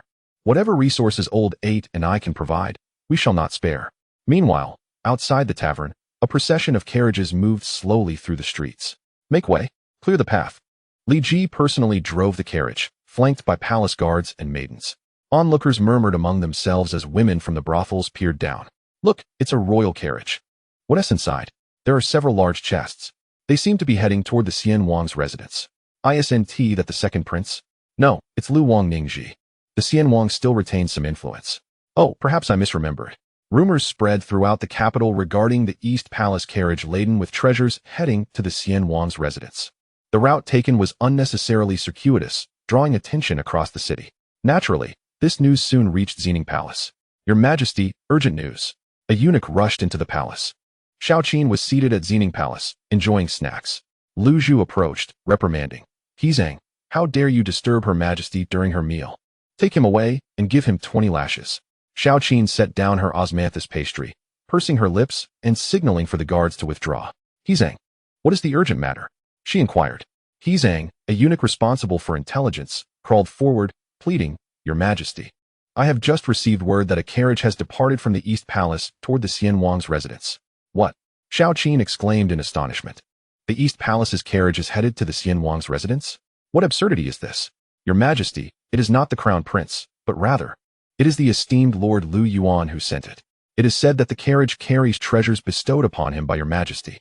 I witnessed it personally as it turned into the Xian Wang's residence. And, Xiao Qin demanded angrily. Additionally, Lord Lu has written a letter to the Xian Wang to accompany the gifts. What did you say? Xiao Qin felt a chill run down her spine, rising abruptly. Why is he doing this? Lu Yuan is heading to the Xian Wang's residence? Not only that, but he brought a letter as well. Xiao Qin's greatest fear was that she could not withstand the influence of this talented individual. What could be his intention? Could it be that he seeks to assist the Xian Wang? Is his allegiance to the crown prince merely a facade? Xiao Qin struggled to maintain her composure. Having placed all her hopes in Lu Yuan, believing she could rely on him to stabilize the court and safeguard the crown prince and the Ning Dynasty.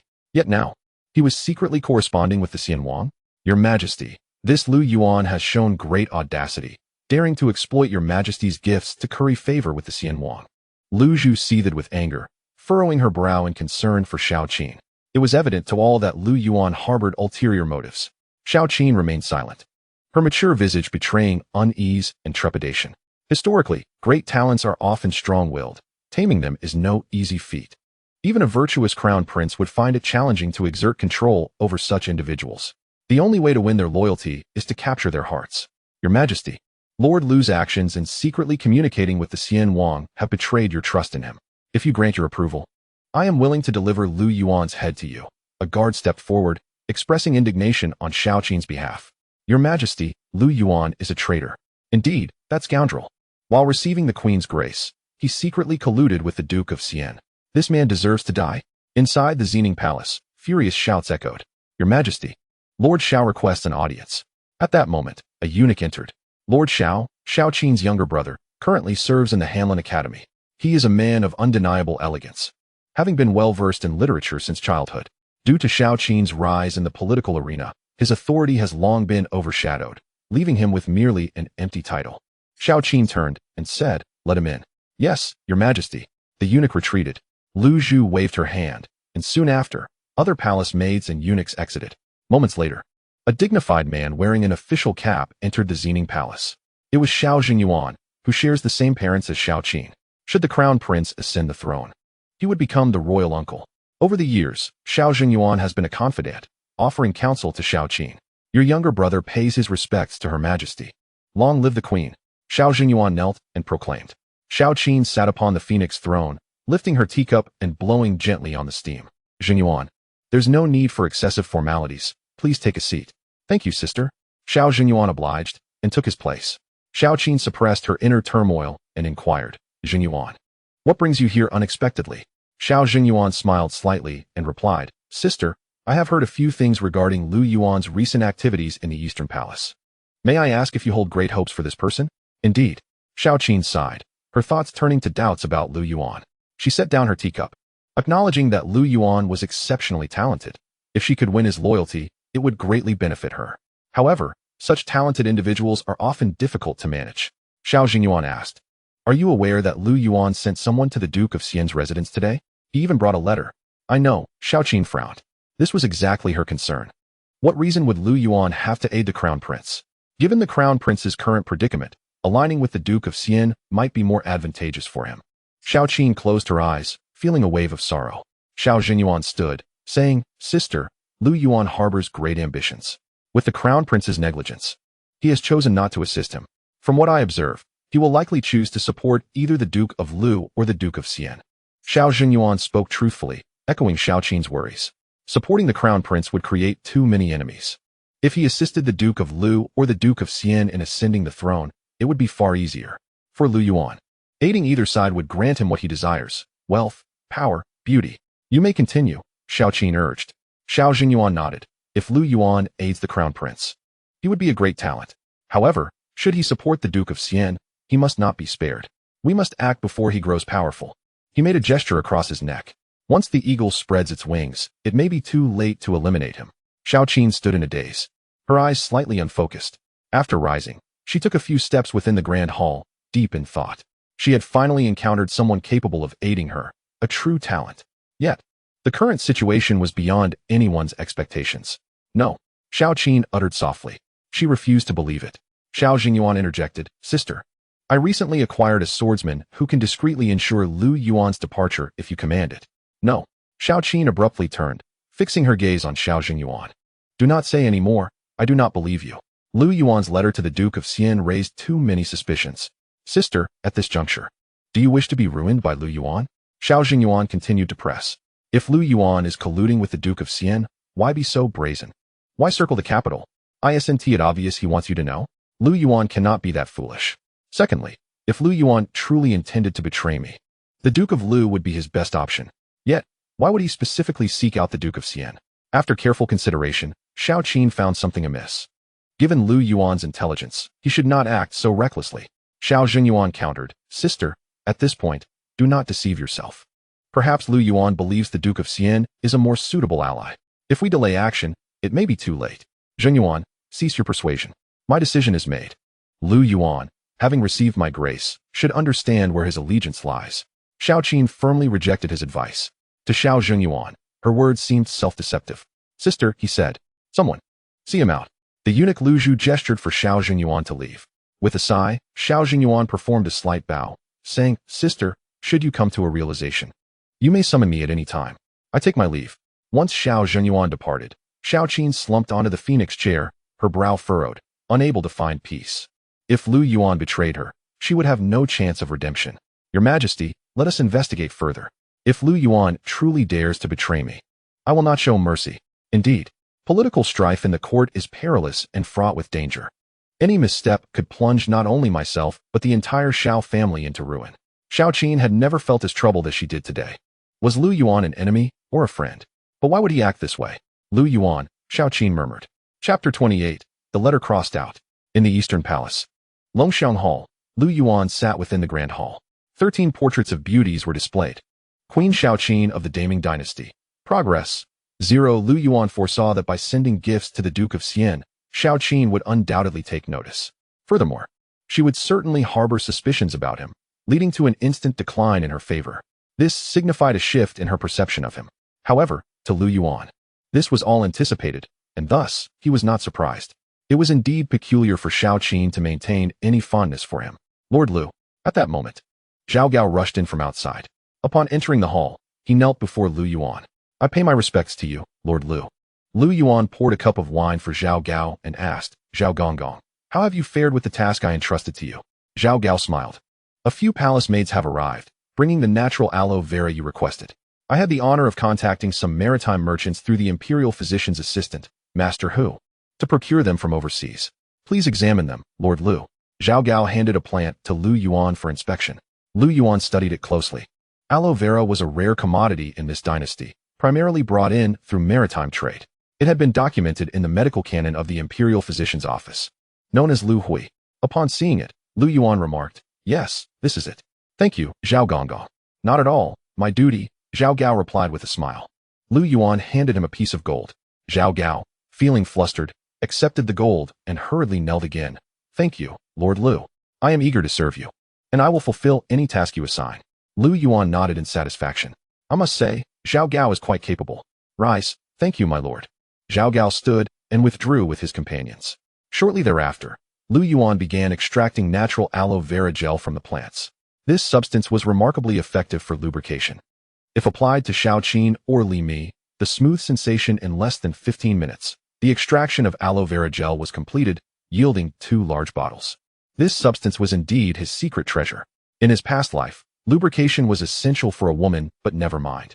Lu Yuan cautiously stored away the delicate treasures he had received. At present, all was in readiness. Only the arrival of the right opportunity was awaited. A voice resounded from outside the door. A guard from the Longxiang Palace rushed in. Kneeling on one knee, he clasped his fists and reported, My Lord Lu, Li Ji has sent word that the letter, along with gold and jewels, has been delivered to the residence of the Prince of Offering. The convoy has circled the capital, drawing a considerable crowd. Lu Yuan smiled faintly, achieving his political aims without mobilizing a single soldier. In times of peace, a battlefield devoid of smoke and fire may prove the most terrifying of all.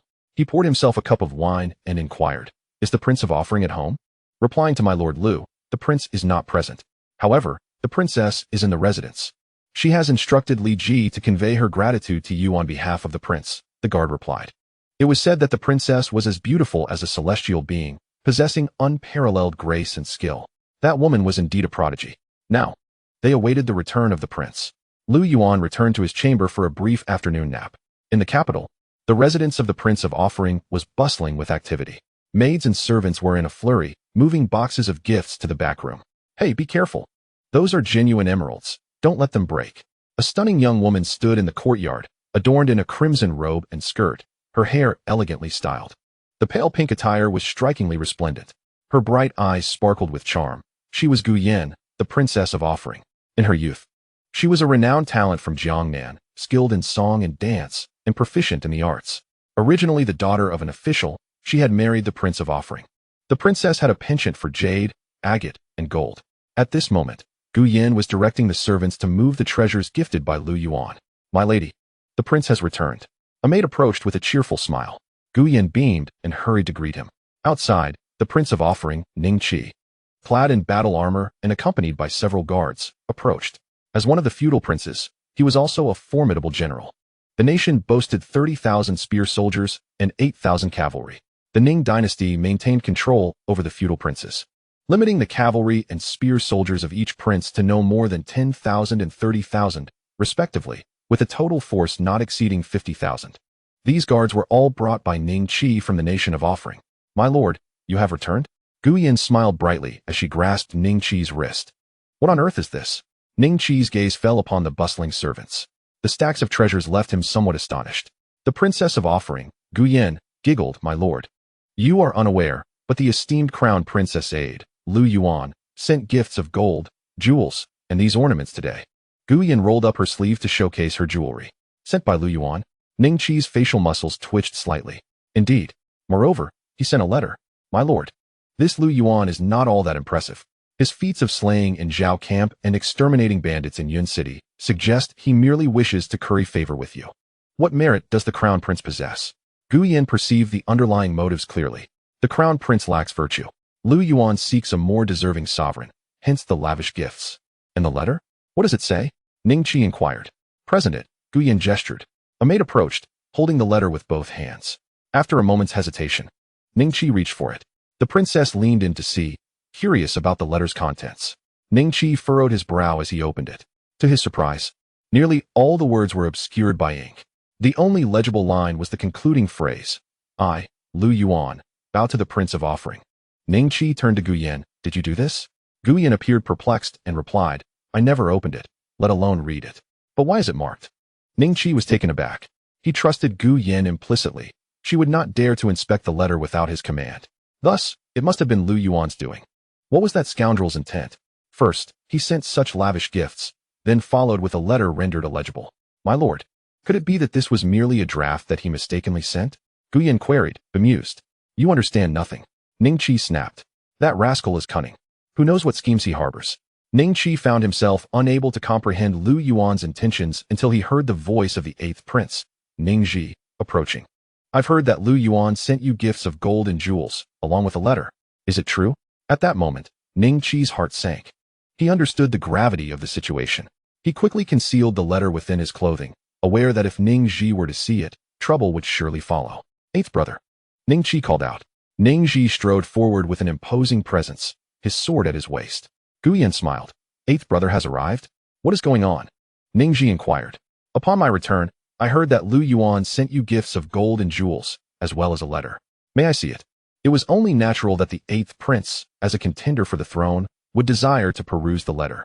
After all, in the hierarchy, aside from Ningchun, Ningji ranked above Ningqi. In terms of influence, the noble families of Longxi predominantly supported the 8th prince. The Prince of Offering was merely an auxiliary figure. It was akin to Yuan gifting his younger brother while neglecting the elder. How could the 8th prince remain at ease? Ningqi forced a smile. 8th brother. It would be better if you do not read this letter. Yuan is a scoundrel intent on undermining us. Ningji was not satisfied. What do you mean by that? Is there something in that letter that I cannot see? Yuan interjected. Oh, my lord, it is just a crossed-out letter. What harm is there in letting 8th brother see it? Be silent. Ningqi retorted sharply. You should not have accepted anything from Yuan. Yuan refrained from responding. Ningji extended his hand, demanding the letter. With no other choice, Ningqi relented. 8th brother, after you read this letter, please remain calm. With that, he presented the letter. Ningji opened the letter and examined it closely, noting the ink marks obscuring the text. The only visible phrase was Yuan's declaration of respect to the Prince of Offering. The letter has been obscured? 8th brother, what does this mean? Ningji asked. Closing the letter with a forced smile, Ningqi took a deep breath, fixing his gaze on Ningji. 8th brother, when I received this letter, it was already like this. I did not mark it. It was Yuan who did. Ningji questioned. Yuan marked it? 8th brother, if you wish to keep it from me, you need not have sent it at all. What is your intention? How dare you? Ningji drew his sword, pressing it against Ningqi's throat. Ningqi's anger flared. What are you doing, 8th brother? Yuan gasped, rushing to intervene. Please, 6th brother, do not act rashly. This letter was not marked by the prince. I can vouch for that. Get back. Ningji shouted. 8th brother, I have treated you well. Should I ascend to the throne, I would grant you dominion over the 3 rivers. Yet you treat me this way? You dare to conspire with Yuan? Do you wish to contest the throne with me? Ningji's cold expression ignited Ningqi's fury. Ningqi struck Ningji on the chest, angrily exclaiming, Old 6. Can't you see this is a scheme to sow discord? Ningji retorted fiercely, what nonsense are you spouting? This is clearly the prince's incompetence. Yuan believes he cannot support him, hence he wishes to elevate you to the East Palace. Isn't that the case? Ningji was utterly incensed. He had not anticipated that old 8, who appeared so earnest, would engage in such treachery behind his back. Both were furious. Ningqi seized Ningji by the collar, demanding, open your eyes and see. Yuan is a confidant of the prince. His actions are designed to create misunderstandings between us. If you cannot comprehend such a simple scheme of discord, how can you aspire to be an emperor? Bang! Shut your mouth. Ningji retaliated, landing a punch squarely on Ningqi's face. Though he dared not use a sword, his fists were still formidable. Yuan was terrified. 6th brother, please calm down. Get lost. Old 8, I will settle this with you today. Blood? Ning Qi wiped the corner of his mouth, his fingers stained red. A chill washed over his gaze. Old Six, are you serious? You doubt me? Bang. Ning Qi countered with another punch aimed at Ning Ji's face. The two brothers soon engaged in a brawl, prompting several attendants from the Xianwang's residence to rush over to separate them. My lords, please temper your anger. Do not let matters escalate. In the East Palace, within the Longxiang Hall, Lu Yuan reclined languidly in his seat, a crystal wine cup in hand. The fragrant liquor wafted through the air. Although it lacked the potency of the wines from his past life, the combination of fine wine and beautiful women was undeniably intoxicating. This wine is a gift from Her Majesty the Empress. A maidservant knelt before him, holding a wine jar. The girl was translucent and delicate. Though not as noble as Li Mi or as regal as Xiao Qin, she possessed an exquisite figure and a sweet, charming visage. This is a gift from the Xining Palace, bestowed by Xiao Qin. How long have you served the Empress? Lu Yuan inquired, replying to my lord. I entered the palace at 3 years old and grew up in the Xining Palace. I am now 18. The maid blushed as she answered. What is your name? Bai Luo. Who says Bai Luo has no place to return?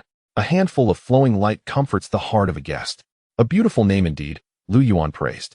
Thank you for your compliment, my lord. Open your mouth, he smiled. Bai Luo tilted her head back, parting her lips.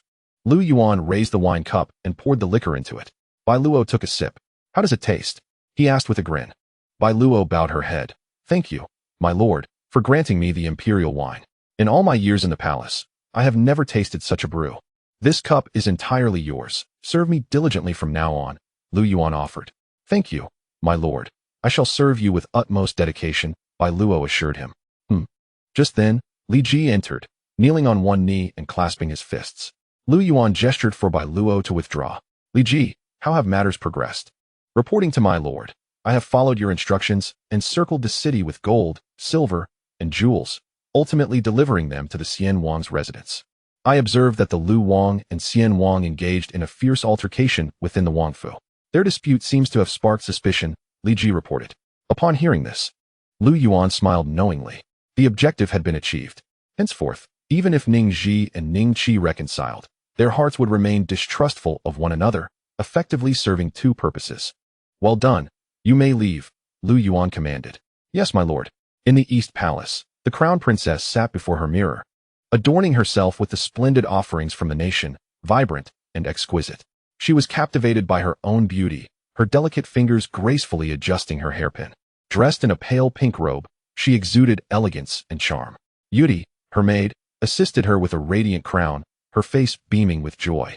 The crown princess reveled in her appearance, relishing the attention she received, particularly under Lu Yuan's nurturing presence. Suddenly, Zhao Gao, the chief eunuch of the East Palace, entered and knelt before her. What news do you bring, Zhao Gonggong? She inquired, reporting to the crown princess.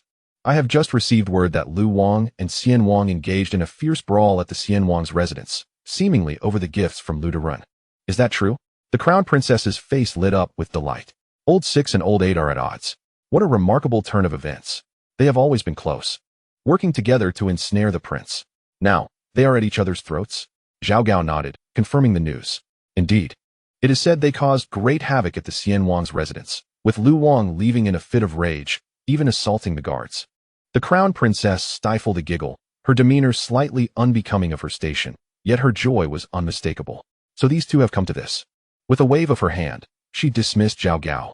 Yes, she marveled at her brother's cunning strategy, realizing he had successfully instigated discord between the two brothers. In the future, they shall surely harbor doubts about one another. She laughed. Indeed, my lady, Lu Derun is truly formidable. Such tactics are beyond the imagination of mere mortals, Yudi replied. Of course, with my brother's intellect. I trust he will handle the Ning family and the aristocrats of Longxi without difficulty. Today, I am in a good mood. Each of you shall receive a reward of 2 taels of silver, she declared. In the back garden of the Xining Palace, Xiao Qin strolled, clad in a resplendent red phoenix robe, accompanied by guards, eunuchs, and maidservants. Her brother, Xiao Zhengyuan, had entered the palace for the second time that day. Sensing her distress, he asked, Sister, have you not yet devised a plan? Lu Yuan likely perceives the prince as lacking virtue. With a sigh, Xiao Zhengyuan acknowledged her turmoil, knowing it stemmed from the prince's affairs. Although Ning Zheng had abolished the burial system, the new emperor would surely reinstate it. And Xiao Qin could not escape the fate of being granted the red lilies. Sister, We must not act rashly. I believe Lu Derun shall remain steadfast. We need to observe further, Xiao contemplated.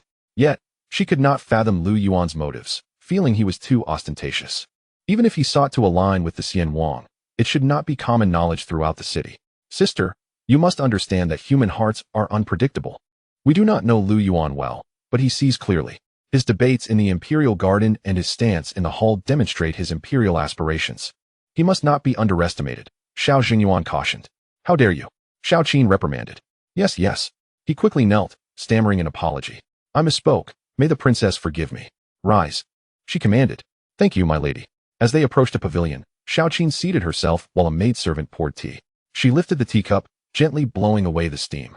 Until a conclusion is reached, this matter must not be mentioned again. I have my own resolution. Indeed, sister. However, I must offer one more reminder. Speak on. The court's factional strife is fraught with peril. Do not place undue trust in the words of others, even if it is regarding Lu Yuan. Xiao Qin fell silent, fully aware of the implications. Now, all hopes rest upon Lu Yuan. It is imperative to rely on him to overthrow the noble families of Longxi and the aristocracy of Ningchuan. Otherwise, I, Xiao Qin, shall surely face utter ruin. Yet, the actions of Lu Yuan presently elude her understanding. Have those sent to gather intelligence returned? What of he San? Xiao Qin inquired. Lu Zhu stepped forward, slightly bowing. Your Highness, he San has been out gathering news all day and has yet to return. After such a long time, is there not even a morsel of information? Xiao Qin felt a rising unease. She rose to the pond's edge, where the lotus flowers thrived abundantly. The fish in the pond swam freely. Yet her heart was heavy with anxiety. How shall I proceed from here? Has Lu Yuan betrayed me? Did he not once say that to make a decisive move, one must hold military power? But how can the crown prince gain such authority? How can he carve a path through the court's intrigues and ascend the throne to proclaim his rule to the world? Alas! Xiao Qin reached out to pluck a bouquet of lotus flowers, her heart filled with yearning. She harbored a dream, though adorned in royal finery. She had never experienced even a single day of true joy. Each day was spent cautiously, as if walking on thin ice. Moreover, the solitude of her chambers was profound. Where had the joys of her childhood fantasies vanished? Sister, let us not hesitate any longer. In my humble opinion, we should act against the king of Lu and the king of Xian. Xiao Xingyuan cautiously approached, mimicking a throat-cutting gesture. Xiao Qin's brows furrowed tightly. She inhaled the fragrance of the lotus. Calmly, she replied, both the king of Lu and the king of Xian are seasoned generals, and they have the support of the Longxi nobility and the Ningchuan aristocrats. How could you possibly succeed? Even if you did, what would it matter? Without the king of Xian and the king of Lu, the crown princess position would be securely held by Chen Heir. Xiao Xingyuan spoke confidently. Yet, Xiao Qin shook her head. She discerned the deeper implications. It is not as simple as you think. Both factions seek a puppet emperor. The king of Xian, the king of Lu, or even the crown prince, are unsuitable. The only viable candidate for a puppet emperor is the young son of the noble consort Hua, Ningyan. Xiao Xingyuan was momentarily speechless. Lu Yuan, oh Lu Yuan, I sincerely hope you do not disappoint me. Xiao Qin slowly closed her eyes, a tear slipping from her bright eyes. Just then, a voice called out, Report, report. He San, who had been sent to gather information, rushed in, breathless with excitement. Your Highness, joyous news. What is it? Xiao Qin turned abruptly, startled. Joyous news? It had been ages since she, Xiao Qin, had heard good tidings from the inner palace. Perhaps the only good news she wished to hear could come from Lu Yuan, the sole person capable of providing her with even a glimmer of comfort. He San must understand what she yearned to hear. He San, what is the good news? Suppressing her inner turmoil, Xiao Qin inquired. In truth, the message He San brought likely pertains solely to Lu Yuan. He San knelt suddenly. Xiao Xingyuan turned to him, urging him to speak. Your Highness, this servant witnessed with his own eyes the king of Lu and the king of Xian engaged in a fierce confrontation at the residence of the king of Xian. The king of Lu even laid waste to the manor. He San exclaimed with fervor. What? Xiao Qin was taken aback. These two brothers had always been inseparable. How could they come to blows? Presently, the crown prince's greatest adversaries, aside from the two factions, were indeed these two brothers. Xiao Qin questioned. The king of Lu and the king of Xian have fought? Yes, your Highness. He San, how dare you? Do you not realize that deceiving the Empress is a capital offense? Xiao Xingyuan's voice boomed with anger. To believe that the king of Lu and the king of Xian would come to blows? That would be akin to believing Ning Chun favors women. He San was terrified and quickly protested. I would never deceive your Highness. Every word I speak is the truth. Xiao Qin insisted, speak quickly.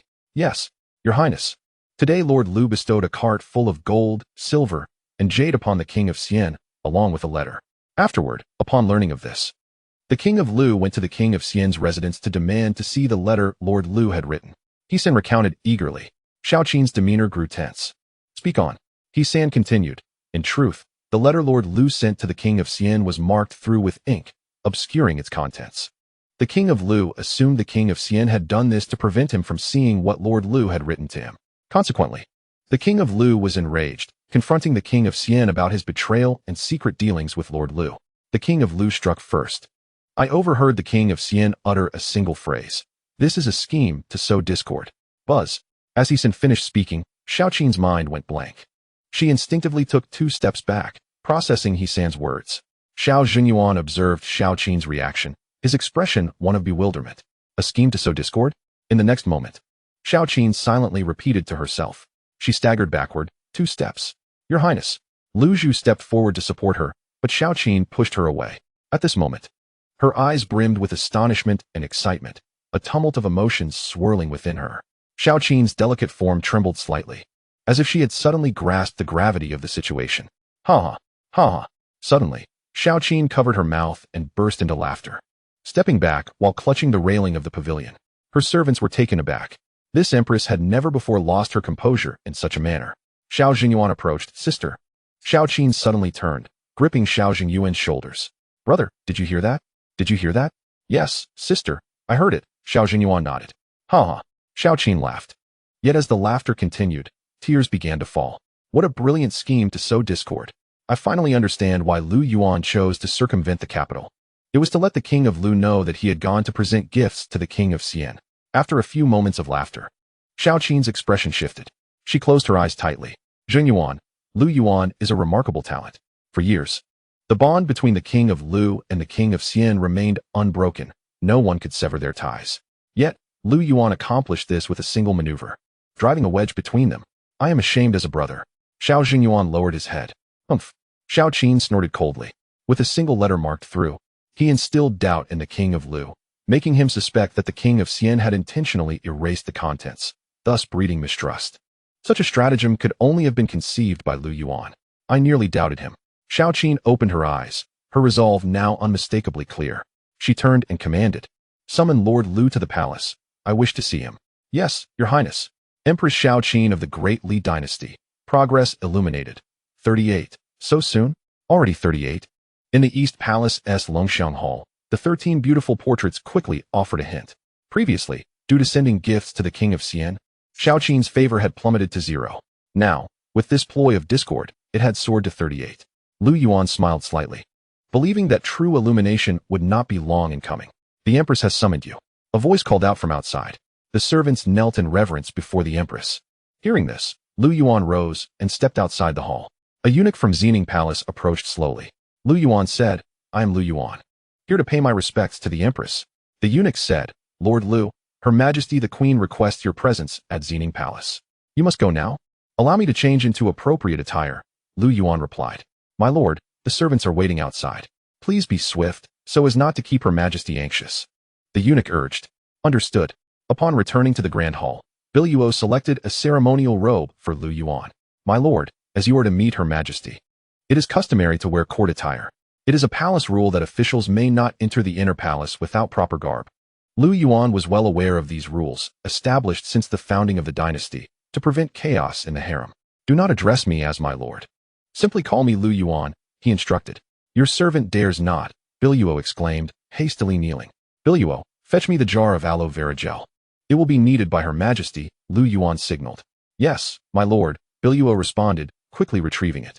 Dressed in the ceremonial robe and with the aloe gel in hand, Lu Yuan made his way to Xining Palace. Upon arrival, he found Xiao Qin waiting. Lord Lu has arrived, she announced from her phoenix throne, her legs elegantly crossed. Adorned in resplendent crimson, her hair elegantly piled high, embellished with a jeweled phoenix ornament and a crown of purple mist and jade dew. She radiated both opulence and maturity, a figure of beauty that could only be admired from a distance. Please, Lord Lu, Lu Zhu beckoned. Outside, Lu Yuan adjusted his robe and then stepped into the hall. He bowed. I am Lu Yuan, here to pay my respects to Her Majesty.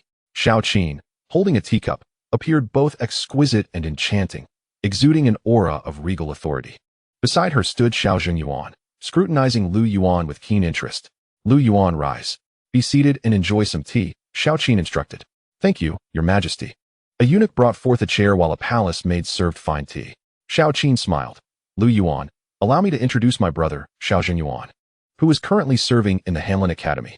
Lu Yuan recognized the man, though it was their first meeting. Xiao Yuan, with great potential, had unfortunately been constrained by the Xiao family's decline, now relegated to a mere minor official. I am Xiao Yuan, honored to meet you, Lord Lu, he said, bowing respectfully. Rise, it is but a family matter. Please, take a seat, Xiao Qin encouraged. Lu Yuan and Xiao Yuan sat down, the latter intrigued by Lu Yuan's presence. Lu Yuan, today you delivered gifts to the Prince of Xian. To be honest, I had my doubts about you, Xiao Qin stated. Lu Yuan merely smiled faintly. My brother advised me otherwise, yet I have always believed that you, Lu Yuan, are a man of intellect, she continued. Indeed, it is a perilous time within the court, and your suspicions are quite justified, Lu Yuan replied. Forgive me, your majesty, for not notifying you in advance. Not a problem. However, you have provided me with quite a spectacle. Do you know the greatest headache for me in this palace?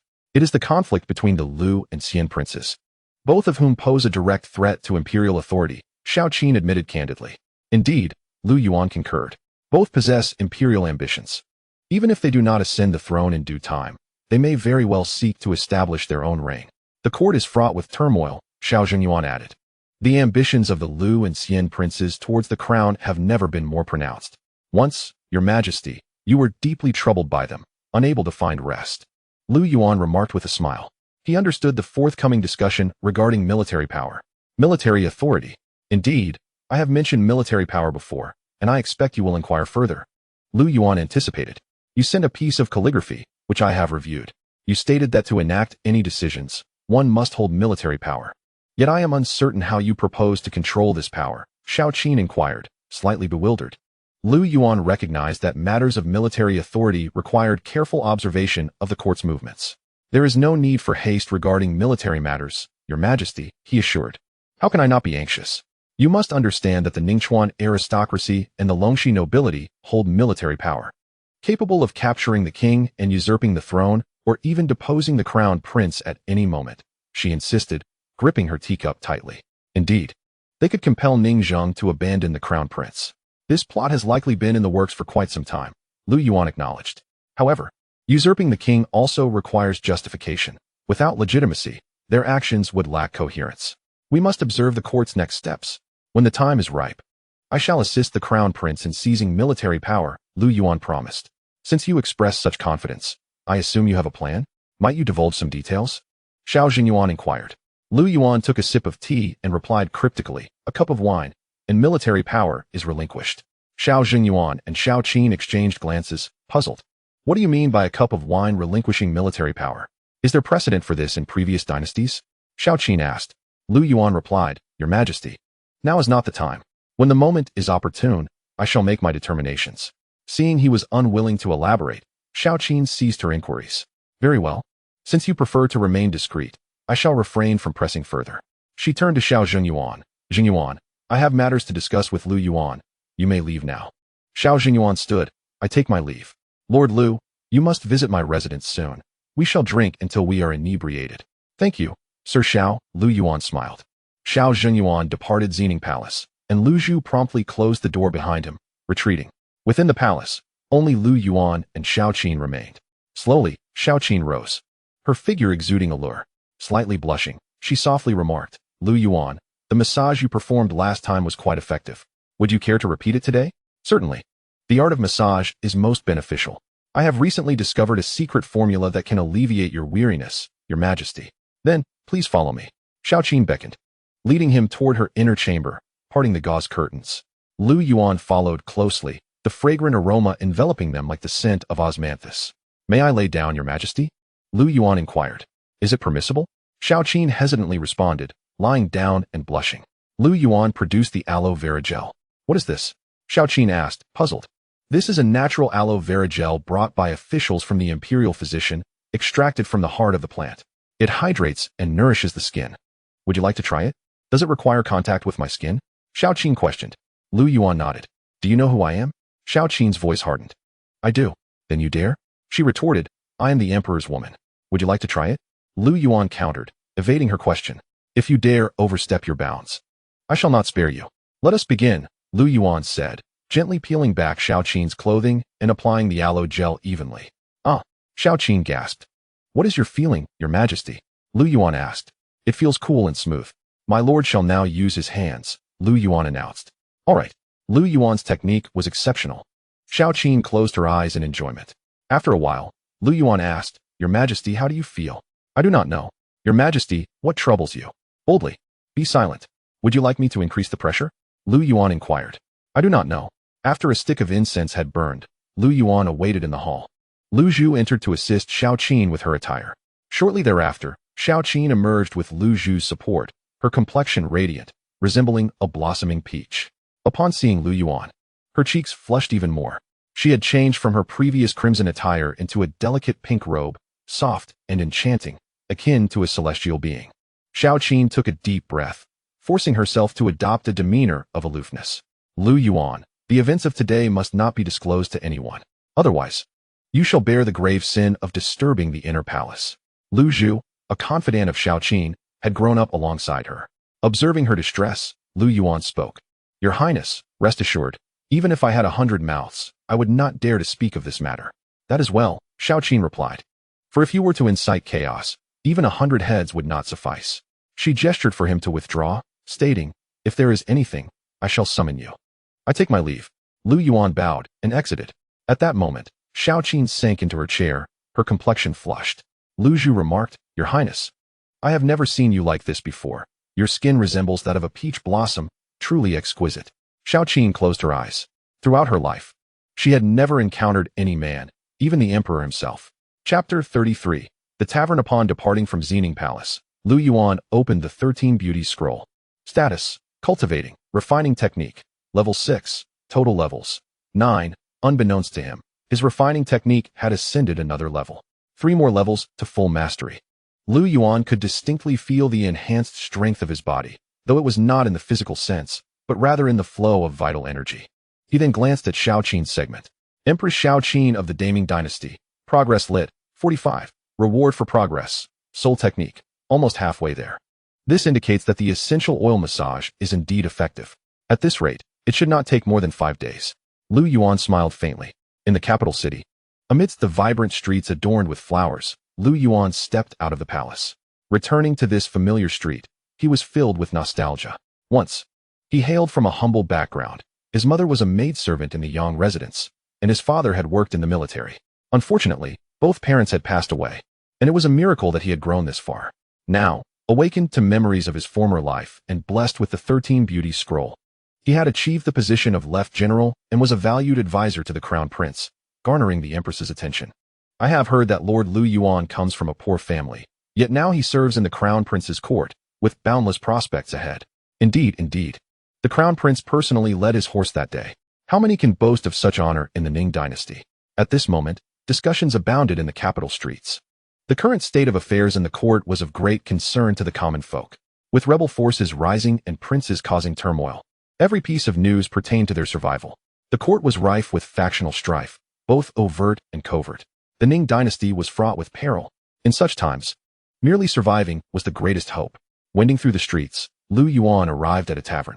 The bustling atmosphere within was filled with the essence of life. Greetings, esteemed guest. How many are you, and what would you like to eat? We have chicken, duck, and goose available, the tavern owner greeted with a broad smile. Lu Yuan chose a vacant table and replied, 1 roasted chicken and a jug of wine. Certainly, esteemed guest, please wait a moment. Your chicken and wine will be ready shortly.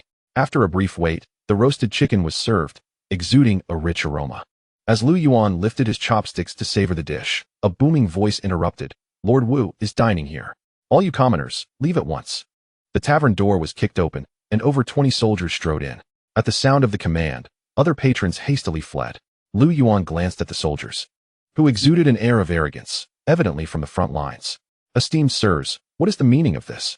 The tavern owner stammered, clearly accustomed to such disturbances. The leading soldier seized the tavern owner by the collar, demanding, enough chatter. Bring forth your finest dishes to entertain Lord Wu. and summon your daughter to serve drinks. Should you neglect Lord Wu, it will cost you dearly." With a swift kick, the soldier sent the tavern owner sprawling to the ground. Yet, the owner dared not delay. "Yes, yes, Lord Wu. Please, follow me upstairs," he gestured apologetically. Among the soldiers emerged a man in his 30s, clad in an imposing long robe made of fine silk. "Lord Wu, please."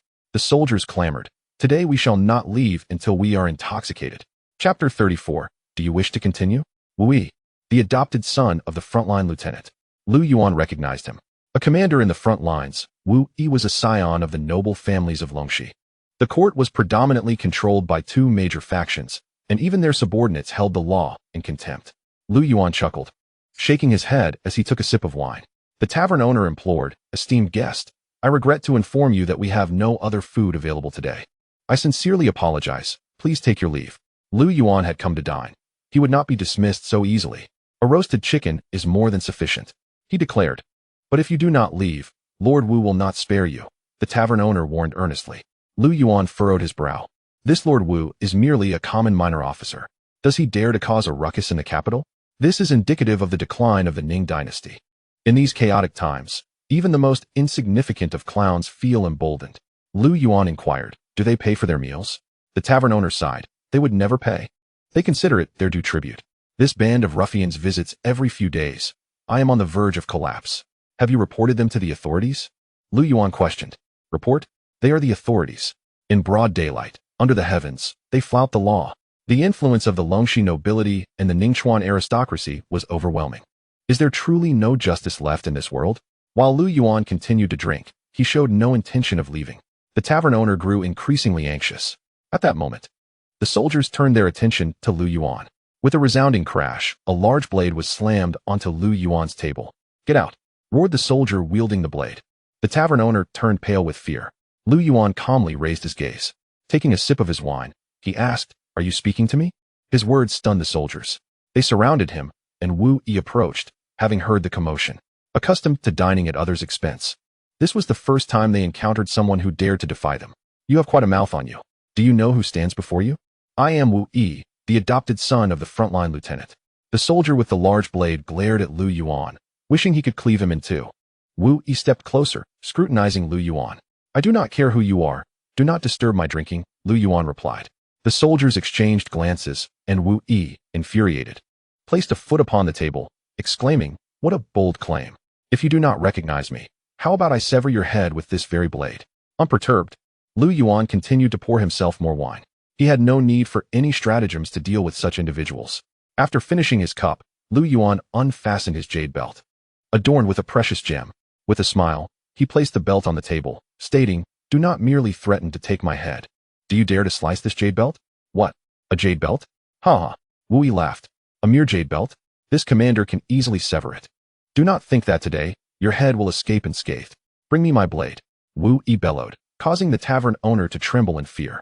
Wu Yi and his associates are truly audacious in their proclivity for violence, and this is not the first instance of their heinous acts. The shopkeeper wishes to intervene, but finds himself paralyzed by fear.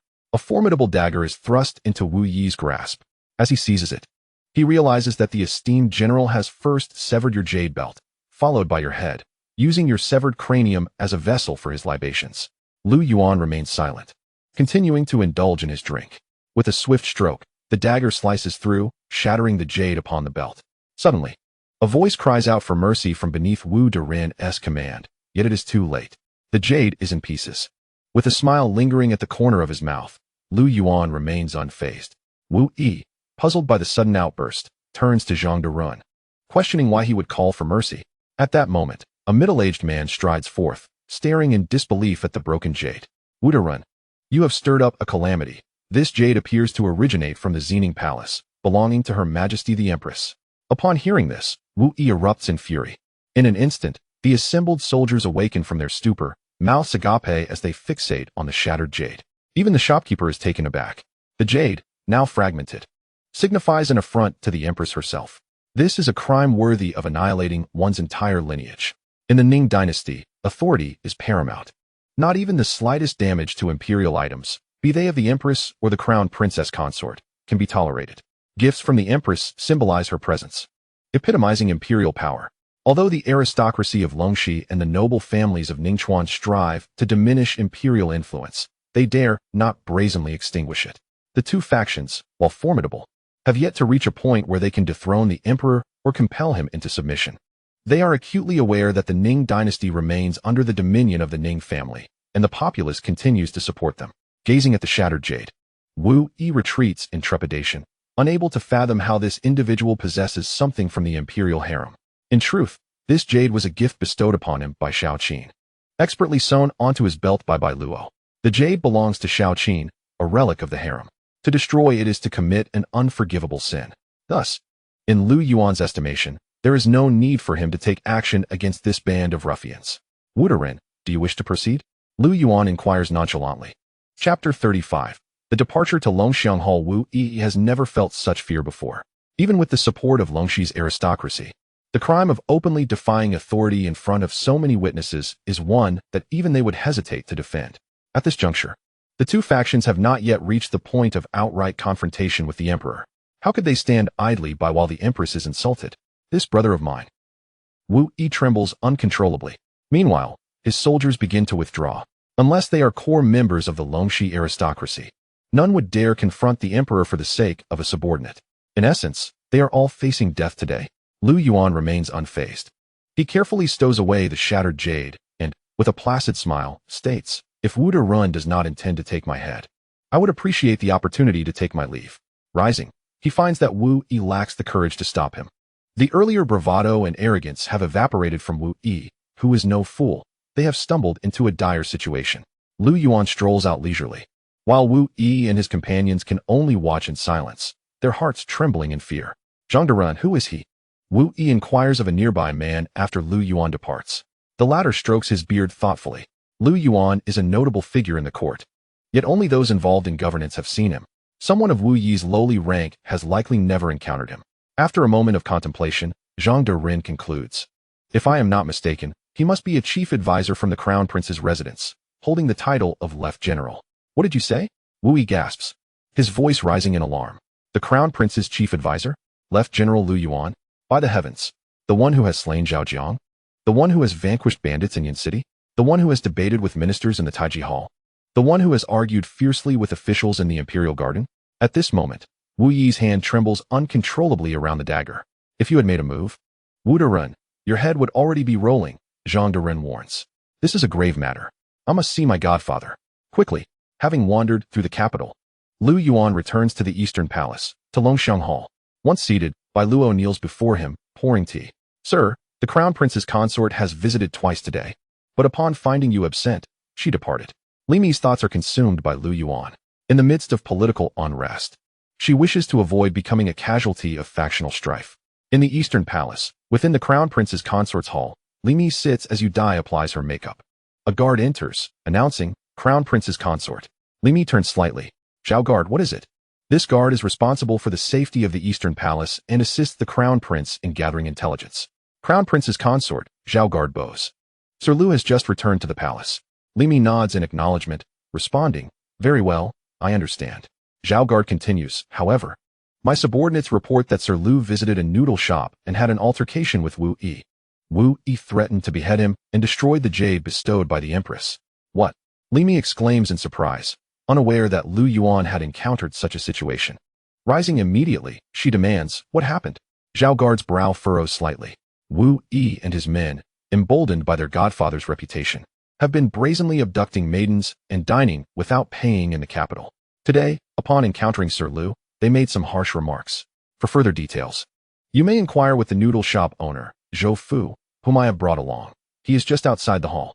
Summon the noodle shop owner, Zhou Fu. Summon Zhou Fu. The humble Zhou Fu kneels before the Crown Prince's consort, trembling. The Eastern Palace has numerous guards operating discreetly within the capital, a clandestine force established by Xiao Qin.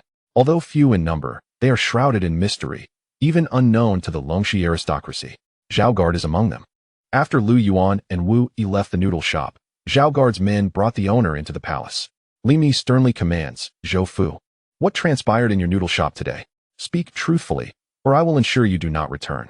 Zhou Fu quakes in fear. He has never entered the palace before. Having only heard tales of the Crown Prince's consort's beauty, he dares not look up.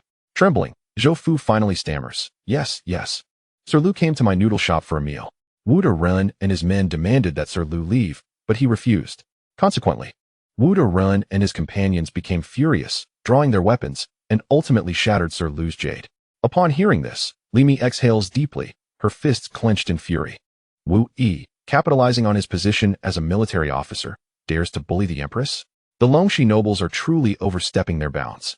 If there is no accountability for today's events, I shall not rest until justice is served. Prepare to head to Longxiang Hall. Yes, Crown Prince's consort. Chapter 36. The time has come. The Crown Prince's consort has arrived. In the Eastern Palace's Longxiang Hall, Li Mi's palanquin halts at the entrance. The maids and eunuchs within the courtyard kneel in reverence. Greetings to the Crown Prince's consort. May you enjoy eternal blessings and peace. Rise. Li Mi waves her hand. Yes. With determined strides, she enters the hall, almost running. Brother. Upon entering, Li Mi calls out. Your servant pays respects to the Crown Prince's consort. Bai Luo immediately kneels. Li Mi gestures for her to rise. Lu Yuan sits cross-legged at the table, while Li Mi kneels beside him, her anger palpable.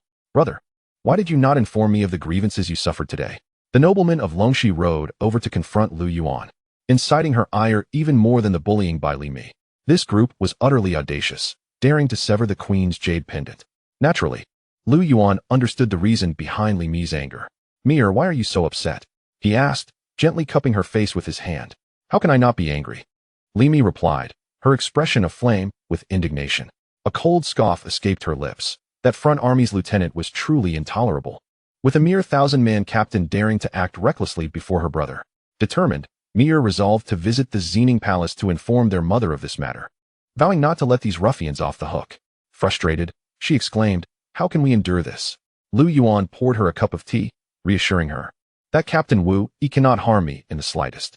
If you wish to vent your frustration, there is no need for such impulsiveness. I have my own plans. But brother, they have already bullied us. Li Mi pointed outside, continuing, what is that front army lieutenant? Is he not just relying on his 30,000 soldiers? Lu Yuan replied, he possesses not only 30,000 troops, the noblemen of Longxi and the gentry of Ningchuan are also under his influence. A single move can affect the entire situation. But must we swallow our pride? I cannot. Li Mi crossed her arms, pouting in anger. She was indeed incensed. How could a mere captain dare to provoke them? It was a blatant disregard for the emperor and the queen.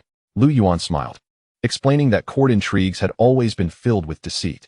Therefore, one must remain calm and bide their time to catch larger fish. You must understand. A small annoyance can ruin a grand scheme. Is that so? Li Mi chuckled, her temper slightly abated. Clearly, Lu Yuan had a strategy in mind. She nodded, declaring, then I shall listen to you, brother. Whatever you instruct, I shall comply. Lu Yuan nodded in agreement, but suddenly, Li Mi leaned against him, her cheeks flushed. Given that you have faced grievances today, should I not offer some form of compensation? I can kneel if you wish, she whispered, playfully crawling around him before looking up with a gentle breath. Just then, a eunuch announced, Lord Lu, the queen summons you. Lu Yuan had initially intended to pursue a more intimate engagement, but upon hearing the call, Li Mi hurriedly donned her clothing. It must be news of Wu Yi reaching our mother, she surmised, understanding her mother's vigilance over the affairs of the Eastern Palace. Aimed at protecting the Crown Prince and herself, Lu Yuan rose, saying, I shall visit the Xining Palace. You may return for now. Yes, brother. In the Xining Palace's back garden, Xiao sat in a pavilion feeding fish. She had just received word about the conflict between Wu Yi, the lieutenant's adopted son, and Lu Yuan. Wu Yi had shattered the jade she had bestowed upon Lu Yuan, an incident of considerable gravity. If Wu Yi were not punished, the imperial authority could be jeopardized. Yet, punishment would surely provoke the powerful nobleman of Longxi. Your Majesty, Lord Lu has arrived, Lu Zhu announced. Xiao Qin raised her gaze slightly, and upon seeing Lu Yuan, a faint blush crossed her face, quickly suppressed. Lu Yuan approached, bowing, I pay my respects to your Majesty. Xiao Qin placed the fish feed box on the table, wiped her hands, and inquired, I have heard you clashed with Wu Yi in the capital today. This matter is already known to me. Please, take a seat. Lu Yuan sat across from her, glancing around. Xiao Qin gestured for everyone to leave, saying, Lu Zhu, dismiss everyone. Once alone, Xiao Qin stated, so, Wu Yi has destroyed the precious jade I granted you? This is an affront to the crown. A capital offense that could implicate his entire family. However, considering his connections to the noblemen of Longxi, I am hesitant to act rashly. Lu Yuan responded, Your Majesty, Do you recall what I mentioned last time? What did you say? Xiao Qin asked. Military power, Lu Yuan enunciated clearly. Xiao Qin's eyes widened in shock. Lu Yuan smiled faintly. Last time, I said the timing was not right, but now it is. Xiao Qin stood abruptly, her hand pressing against the table as her excitement grew. The timing is right? How can such a minor captain bring military power to the crown prince? Taking a deep breath, she added, I have awaited this day for far too long. Lu Yuan, how do you propose we seize this opportunity? That Wu Yi, as the son of the front army lieutenant, has command of 25,000 infantry and 5,000 cavalry. Wu Fang, the lieutenant, was promoted by the nobleman of Longxi. Yet I suspect his hands are not clean. We can use Wu Yi to oust Wu Fang from his position and have the crown prince take command. Lu Yuan's words resonated with conviction. Xiao Qin, however, pressed, how can we utilize him? How do we oust him? How do we assume control? Lu Yuan explained. Wu Yi has committed a grave offense by destroying your gift. According to law, he should be executed. However, your majesty could feign weakness towards the nobleman of Longxi. I have 3 matters that require your personal attention. Xiao Qin closed her eyes, feeling comforted by his words. If you say so, I shall comply, she affirmed. Lu Yuan understood the significance of seizing opportunities. They were fleeting and could turn the tide in an instant. In the realm of court politics, every action and even a single word could lead to ruin for individuals or factions. He continued, the first task for your majesty is to stabilize the front army lieutenant. Wu Yong. Xiao Qin was unfamiliar with Wu Yong, but recognized he had numerous adopted sons, some of whom were in court service. What do you mean by stabilizing Wu Yong? Does he dare to challenge the crown? Her brow furrowed. Even if the emperor's power was limited, such overt defiance was unthinkable, punishable by death. Lu Yuan clarified, Wu Yong's son, Wu Yi, must be executed according to the law. Wu Yong will surely be informed of this, and he will seek the protection of the Longxi noblemen. If this matter involves them, the emperor will find it difficult to navigate. Thus, your majesty must stabilize Wu Yong. Xiao Qin stood, pondering Lu Yuan's words, sensing the wisdom beneath them. Her grip tightened around her teacup. Continue, Lu Yuan, she urged. He elaborated. Your majesty could summon Wu Yong to the palace and directly inform him of Wu Yi's crimes, but you must exhibit a semblance of weakness. Convey to him that Wu Yi will not be punished, and that he should communicate the implications to Wu Yi, at least for now, to keep Wu Yong stable. Xiao Qin frowned deeply, her anger boiling over. A mere captain dares to trample upon my authority, and you expect me to let him go? Her fury was understandable. As queen, she could not allow such indignities to pass without consequence. News of this would tarnish the emperor's reputation, leading the populace to view him as weak and indifferent to the queen's plight. Xiao Qin's emotions flared, yet Lu Yuan remained steadfast, unyielding in his resolve. Political strife, indeed, is not merely a matter of impulse. Enduring humiliation while bearing the weight of responsibility is equally essential. Lu Yuan inquired, Your Highness, do you wish to prevail? Xiao Qin paused for a moment before seating herself once again. Indeed, none of this can be driven by mere emotion. She took a breath to compose herself, admitting, I have lost my composure. Lu Yuan, please continue. Lu Yuan proceeded, stating that the Empress would refrain from punishing Wu Yi. Yet those who served him must bear the consequences. She needed to notify the former military officer, Wu Yong, to eliminate Wu Yi's subordinates. Wu Yong, having protected his adopted son Wu Yi, would not dare to trouble the Empress further. Thus, the Empress could apprehend these individuals and execute them within the palace. This was the second step. The purpose of this action was to confound Wu Yong, leading him to believe that the Empress would not pursue punitive measures against Wu Yi. Lu Yuan's thoughts were clear and articulated with precision. However, at this juncture, Xiao Qin still failed to grasp the full intention. Suppressing her anxiety, she asked, What is the third step? Lu Yuan sipped his tea, a faint smile gracing his lips as he explained, This is the final step. The Empress may discreetly dispatch someone to arrest Wu Yi and confine him in the celestial prison. There, he shall be subjected to rigorous treatment. After which the Empress can compel Wu Yi to draft a petition to impeach Wu Yong. Should he comply, his life will be spared. Consequently, when Wu Yi accuses Wu Yong, the Emperor will have grounds to conduct a thorough investigation, leading to the dismissal of Wu Yong from his position. At this point, I can suggest to the Emperor that Li Ji be appointed as the new military officer. This constitutes the third step. Xiao Qin was utterly entranced, Lu Yuan's words echoing in her mind.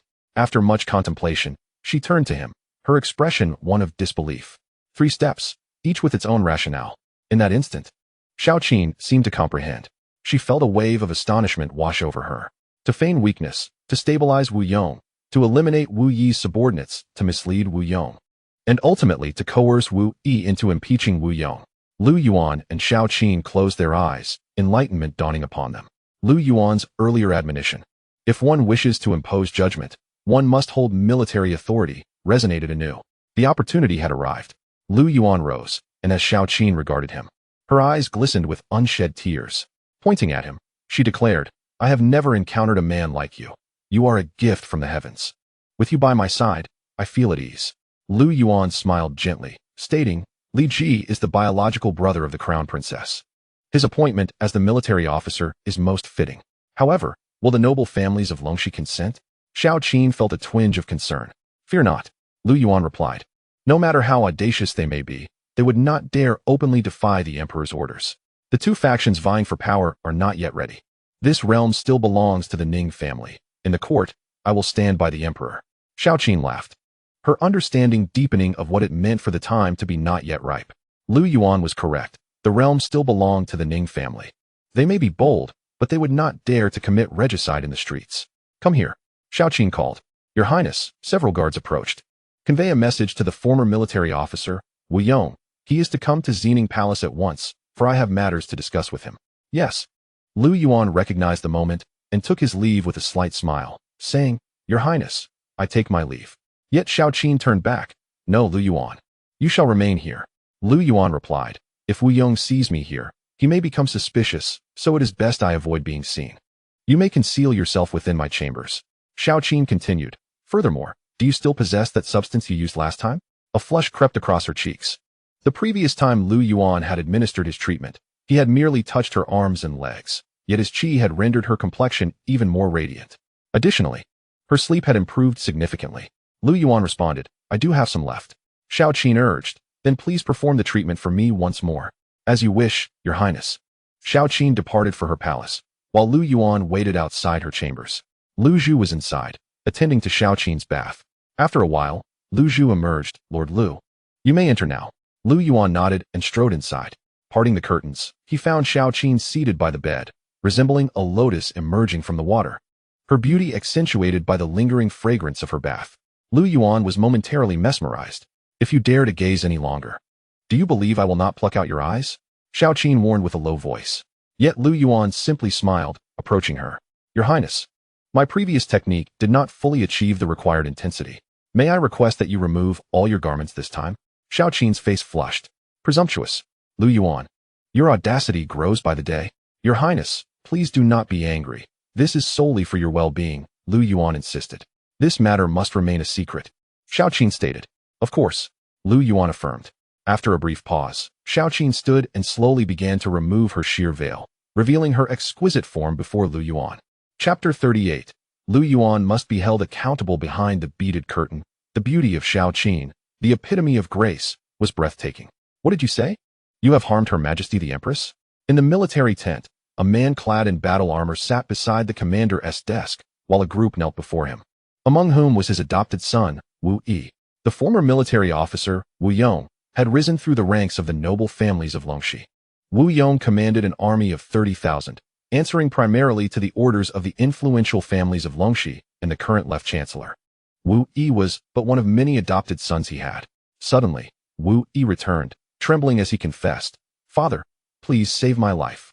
I truly did not know that the jade was bestowed by the Empress. The one responsible is General Lu Yuan, who serves in the prince's court. Wu Yi exclaimed in panic.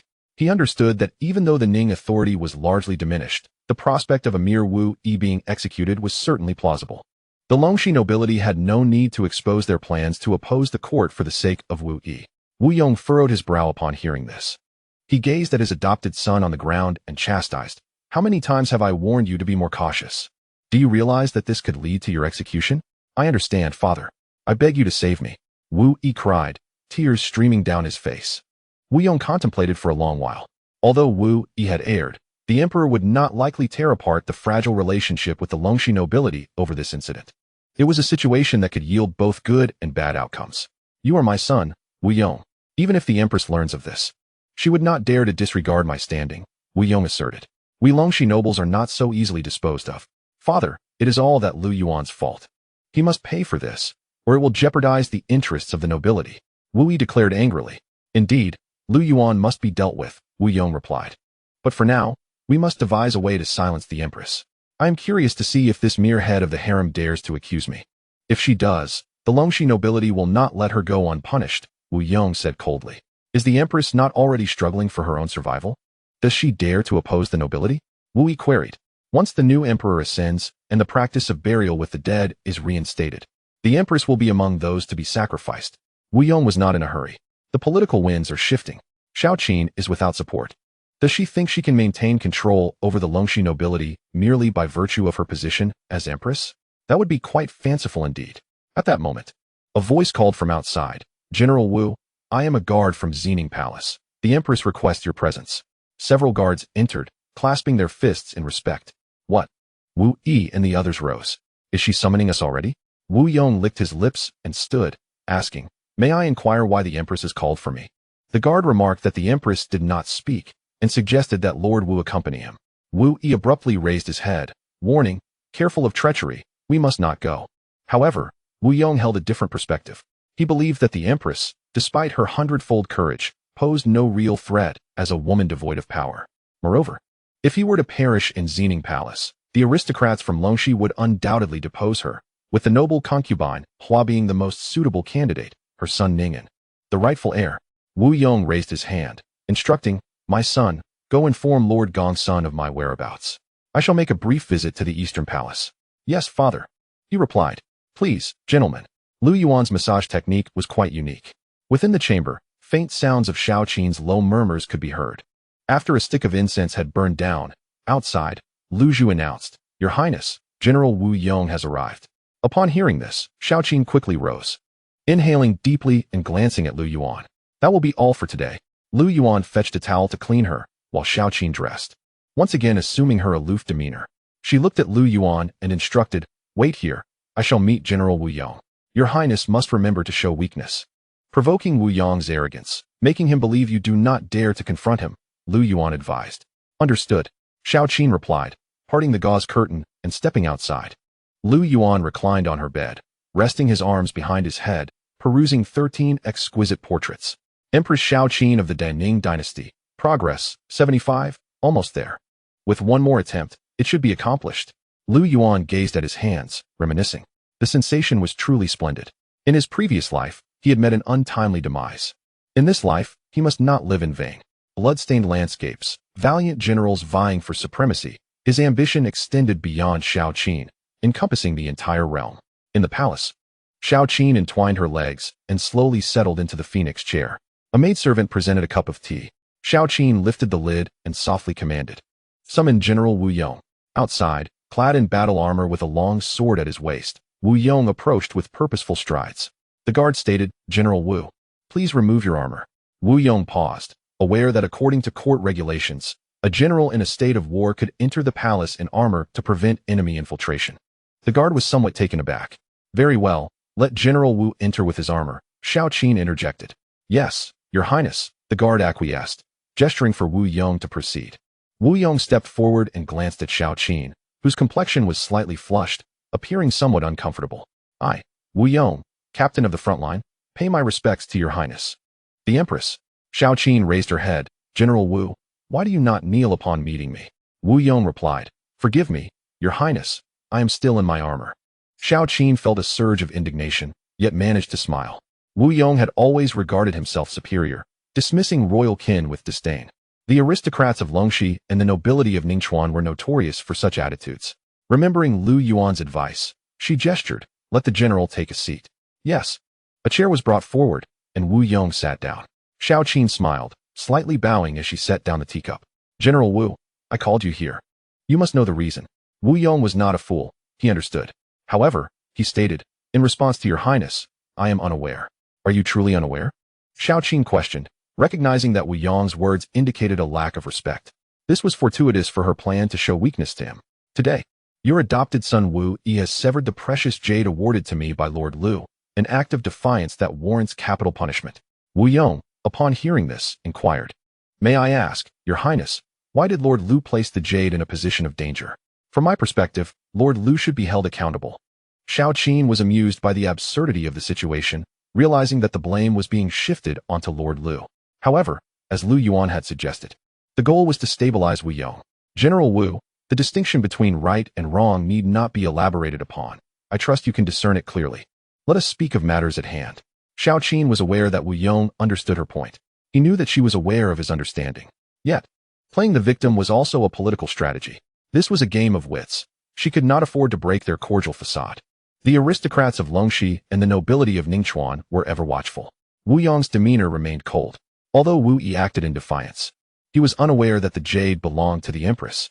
Ignorance is no crime. Nevertheless, his actions have brought disgrace upon my face. If I do not punish him, what will become of my dignity as Empress? Xiao Qin countered. Wu Yong frowned, scoffing. If your highness wishes to punish Wu Yi, then I ask that you also punish Lord Lu. Xiao Qin chuckled. A mere captain dared to confront her in armor and utter such audacious words. Had it been earlier, she would not have tolerated his insolence. Yet today was different. As Lu Yuan had advised, patience today ensures great plans tomorrow. I hold General Wu in high regard. Considering Wu Yi is your adopted son, I shall spare him this time and refrain from pursuing further action, Xiao Qin stated calmly. Wu Yong rose, expressing gratitude. Thank you. Your Highness, I shall take my leave. With that, he turned to exit. Xiao Qin lowered her head. Her words alone sufficed. Bold Wu Yong, did the Empress permit you to leave? How dare you? A guard drew his sword, pointing it at Wu Yong. Wu Yong halted, raising an eyebrow. In an instant, his hand rested on the sword at his waist. Your Highness, do you intend to detain me forcibly? Xiao Qin stood, signaling the guard to lower his weapon. The guard sheathed his sword. General Wu, my words are not yet finished. While I may pardon Wu Yi, there are a few individuals I cannot forgive, his subordinates. Today, I grant you this favor, but I must insist that you hand over those few men to me. Wu Yong was taken aback, perplexed by Xiao Qin's intent. Your Highness, you release Wu Yi yet demand retribution against his men? Xiao Qin smiled serenely. This matter is known throughout the capital. As Empress, I must restore my honor. I have granted you face, General Wu. Should you refuse to surrender these individuals, I will report this to the Emperor. What do you think he will say? General Wu, it is wise to know when to concede. Wu Yong hesitated. Xiao Qin's words placed him in a difficult position. After all, she was the Empress. He could not pressure her too harshly. The aristocrats of Longxi and the nobility of Ningchuan were not yet ready to strike. A rupture with the Emperor was ill-timed. If Wu Yong insisted on protecting Wu Yi's subordinates, Xiao Qin would not relent, for she needed to reclaim her dignity. She had already promised to spare Wu Yi. As for his subordinates, Wu Yong did not particularly care about them. Yet, he needed to think carefully. General Wu, the Empress has granted you a favor. Do not be ungrateful. If Wu Yi's subordinates cannot accept punishment, what will become of the Empress's dignity? Lu Zhu admonished, glaring at Wu Yong. With the situation laid bare, it was now up to Wu Yong to decide. Xiao Qin's willingness to spare Wu Yi was an act of concession.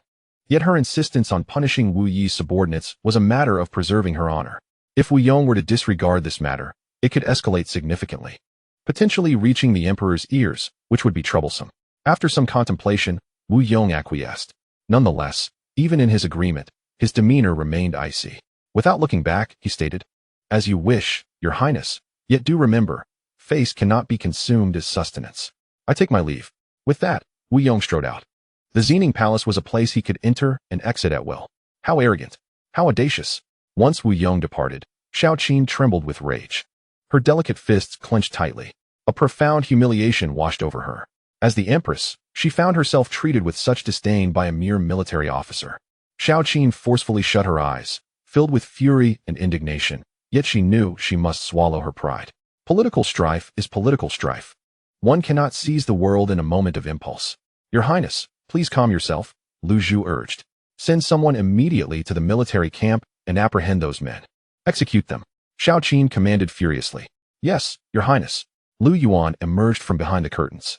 Xiao Qin sat there, her body slightly trembling, her breath uneven. The rise and fall of her chest revealed the depth of her anger. This is a great affront to me, she declared, acknowledging Lu Yuan's presence. She did not turn her head. In the court's political struggles, enduring humiliation is the norm. Wu Yong is as good as a dead man. If you follow my instructions, he will lose everything by tomorrow's morning court session. Even the noblemen of Longxi cannot save him, Lu Yuan said calmly. Xiao Qin took a deep breath and inquired, What shall we do next? Lu Yuan turned to Lu Zhu. Miss Lu Zhu, please summon the crown princess's brother, Li Ji, in the name of Her Majesty the Empress. Understood, Lu Zhu replied. Lu Yuan settled himself in the Xining Palace. Xiao Qin fell silent, still working to compose her emotions. Yet she was convinced that once Lu Yuan took action, Wu Yong would not survive beyond 2 days. It was a matter of strategy, and it remained to be seen whose was superior. Your Highness, the Crown Princess and Li Ji have arrived. Shortly thereafter, Lu Zhu entered. Li Mi and Li Ji approached. With Li Mi kneeling, I have come to pay my respects to Mother Empress. Li Ji. Li Ji, pay my respects to Her Majesty the Empress. May you reign for 1,000 years. Xiao Qin nodded. Mir, rise. Thank you, Mother Empress. Li Mi stood, casting a glance at Lu Yuan. Xiao Qin continued. Li Ji. Lord Lu has a task for you. Please stand. Thank you, Your Majesty. Li Ji rose. Lu Yuan, the guests have arrived. Lu Yuan stepped forward to Li Ji. Speaking slowly, Li Ji, in 2 hours, you will secretly apprehend Wu Yong's adopted son, Wu Yi, and confine him at the Left General's residence outside the palace. Remember, this must remain undetected, a complete secret. Li Ji responded with a fist salute. Yes, my lord. Lu Yuan gestured, and Li Ji departed. Lu Yuan turned to Li Mi. Crown Princess, I need you to meet with the Crown Prince. We must ensure he collaborates with me for tomorrow's court session. Whether we can seize control of the 30,000 troops lies in the balance of tomorrow. Chapter 40. In the dungeon, Li Mi immediately set off. In truth, their plan to assist the Crown Prince in ascending the throne was already taking shape. Military power was paramount.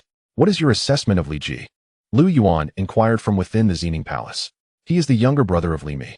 We need more individuals to navigate court politics, Xiao Qin replied. Nodding, she continued.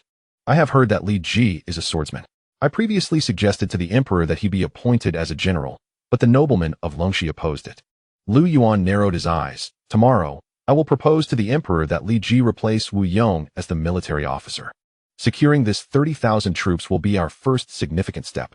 However, I am somewhat concerned that these two factions may not proceed so smoothly, Xiao Qin sighed softly. At the military camp, Wu Yi anxiously awaited. Wu Yong's visit to the Xining Palace was fraught with peril. Should Xiao Qin act impulsively, she could easily have Wu Yong killed. The general has returned. General, clad in battle armor, Wu Yong entered the camp, greeted by his subordinates. Wu Yi approached, agitation evident. Father, how did it go at the Xining Palace? What did that treacherous empress say to you? Wu Yong understood that he had only managed to save Wu Yi's life. As for the others under his command, they would likely serve as a warning to others.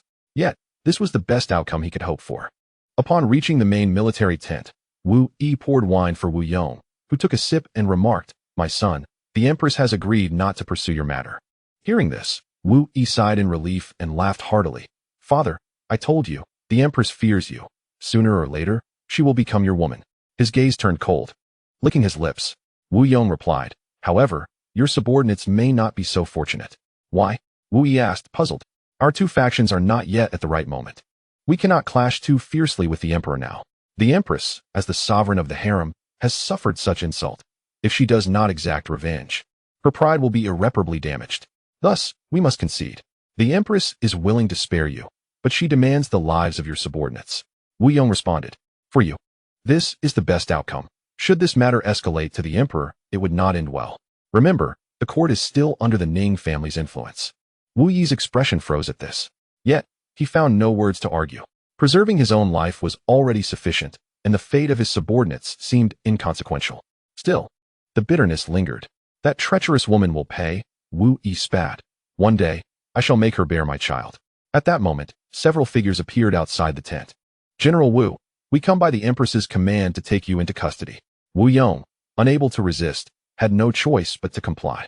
That afternoon, outside the Xining Palace, a line of soldiers knelt, bound in ropes, before the hall. Your Highness, Wu Yi's subordinates have been brought. Shall we execute them immediately? Lu Zhu inquired. Execute them. Yes. The Empress commanded, execute them at once. With a swift motion, the heads of several men fell to the ground. In a tavern on the bustling streets of the capital, a group of men gathered to drink. At the center was Wu Yi. Damn it, he exclaimed, stomping his foot in anger. Beside him, a man in white raised a toast. Captain Wu, we've just received news that your subordinates have been executed at the Xining Palace. Indeed, that Empress acts swiftly. Without a hint of mercy, another added. Wu Yi, a noble of Longxi, felt slighted. Damn it. Wu Yi smashed his cup to the ground, shattering it to pieces. So they think they can kill me? One day, I will make that treacherous woman beg for mercy. Hush, Captain Wu. Keep your voice down. There might be ears nearby. Someone cautioned. Quiet. I want everyone to hear. Do you know? Once the emperor dies, the Longxi nobles, Ningchuan nobles, and the Lu and Xian kings will unite to eliminate the crown prince. At that time, they will assist the young Emperor Ning in ascending the throne, completely usurping the court. Wu Yi's voice was laced with fury. The crowd turned pale. Captain Wu, you mustn't speak such words, they urged. What is there to fear? The Ning regime is but a puppet, lacking any military power to challenge us. When the time comes for a change of power, I will ensure that none of you are neglected. Wu Yi raised his cup high. Cheers. The night enveloped them like ink. The streets of the capital lay deserted. The court had decreed a curfew after dark, and ordinary citizens dared not venture out. At this moment, Wu Yi, having indulged in drink, staggered his way home. He had few pastimes. Alcohol and women were his only vices. Yet tonight, a spectral figure awaited him. Who could it be? It was none other than Li Ji, the brother of the crown princess, a man of lethal intent. Wu Yi found himself in a narrow alley, caught unawares as he relieved himself. His unsteady gaze fell upon a dark silhouette approaching slowly. Instinctively, he reached for his sword, only to realize it was absent. The figure halted, eyes brimming with murderous intent, and smirked, introducing himself as Li Ji. What do you want? Wu Yi stammered, the alcohol momentarily fading from his mind. I am taking you somewhere, Li Ji declared. Where? Suddenly, a swift movement sliced through the air. Li Ji had made his move. Night deepened, and within the East Palace, in the chambers of the crown princess, the creaking of a bed echoed. No matter how fine, it could not withstand such turmoil. Outside, Yu Dai stood behind the curtain, listening to the muffled sounds of Li Mi within. Lord Lu, the crown princess requests your presence. Li Ji has informed us that Wu Yi has been taken to the left general's manor. He inquires if you wish to go. Moments later, Lu Yuan emerged from behind the curtain, properly attired, followed closely by the flushed Li Mi, a sheen of sweat adorning her brow. Lu Yuan instructed Yu Dai to send Xiao Gao to the Xining Palace to inform the Queen Mother. Additionally, he requested that she fetch the crown prince to ensure he did not miss the morning assembly. Yes, Li Mi chimed in, her cheeks still rosy. I shall accompany you. Brother. The left general's manor was Lu Yuan's residence, a gift from Ningzhong, though he had always remained at the East Palace, leaving the manor unoccupied. That very night, Lu Yuan and Li Mi arrived at the left general's estate, where Li Ji and his men stood guard outside. Sister, Lord Lu, Wu Yi is imprisoned in the dungeon, Li Ji announced. Chapter 41. This is your final opportunity, Li Mi scoffed coldly, her rage towards Wu Yi's recklessness palpable. Now that he lay within her grasp, his fate was all but sealed. Li Ji, lead the way, she commanded. Certainly. Li Ji gestured for them to proceed. Lu Yuan and Li Mi entered the left general's manor, Li Mi linking her arm with Lu Yuan's, her warmth causing her cheeks to flush as she frequently glanced at him. The manor housed a dungeon, its entrance located in the rear courtyard, guarded by several sentinels. Li Ji raised his hand, commanding, open it. The dungeon creaked open, releasing a foul stench that made Li Mi wrinkle her nose. Inside, desperate cries rang out. Let me out. You fools, my adoptive father is the former military commander, Wu Yong. Release me at once. Lu Yuan and Li Mi descended the stairs into the dungeon, where the air was cold and damp. At that moment, Wu Yi was chained within, his voice rising in frantic pleas. Lord Lu has arrived. The crown princess is here, the guards announced. Wu Yi turned sharply at the sound, his body trembling as he beheld Lu Yuan and Li Mi approaching. Li Mi stepped forward, fury igniting her gaze. Wu Yi, upon seeing me, why do you not kneel? Caught off guard, Wu Yi could hardly believe he had fallen into the hands of the crown princess.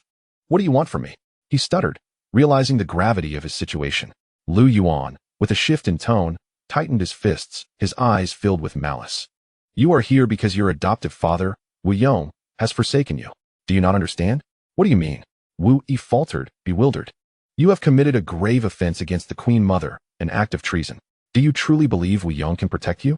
Lu Yuan pressed on. Wu Yi stood frozen, pondering Lu Yuan's words. He had indeed offended the queen. Should the powerful nobles of Longxi intervene, it would lead to a confrontation with the emperor. This realization sent a shiver down his spine. In the eyes of the Longxi nobility, he was nothing of consequence. In a moment of panic, Wu Yi knelt, fully aware of the disaster he had unleashed. Now in Lu Yuan's grasp, he realized Wu Yong would not be able to save him. Please, spare my life, he pleaded, his voice trembling. Li Mi smiled faintly. I rather enjoy your defiance, Wu Yi. Lord Lu, I was wrong to offend you. I beseech you to grant me mercy. Wu Yi begged, his countenance reflecting sheer terror. Suddenly, a voice called from outside, the Queen Mother has arrived. The guards fell to their knees. Moments later, in a resplendent phoenix robe, Xiao Qin entered, flanked by guards. Wu Yi, trembling, pressed his forehead to the ground. What do you want, Wu Yi? Xiao Qin asked, her voice commanding.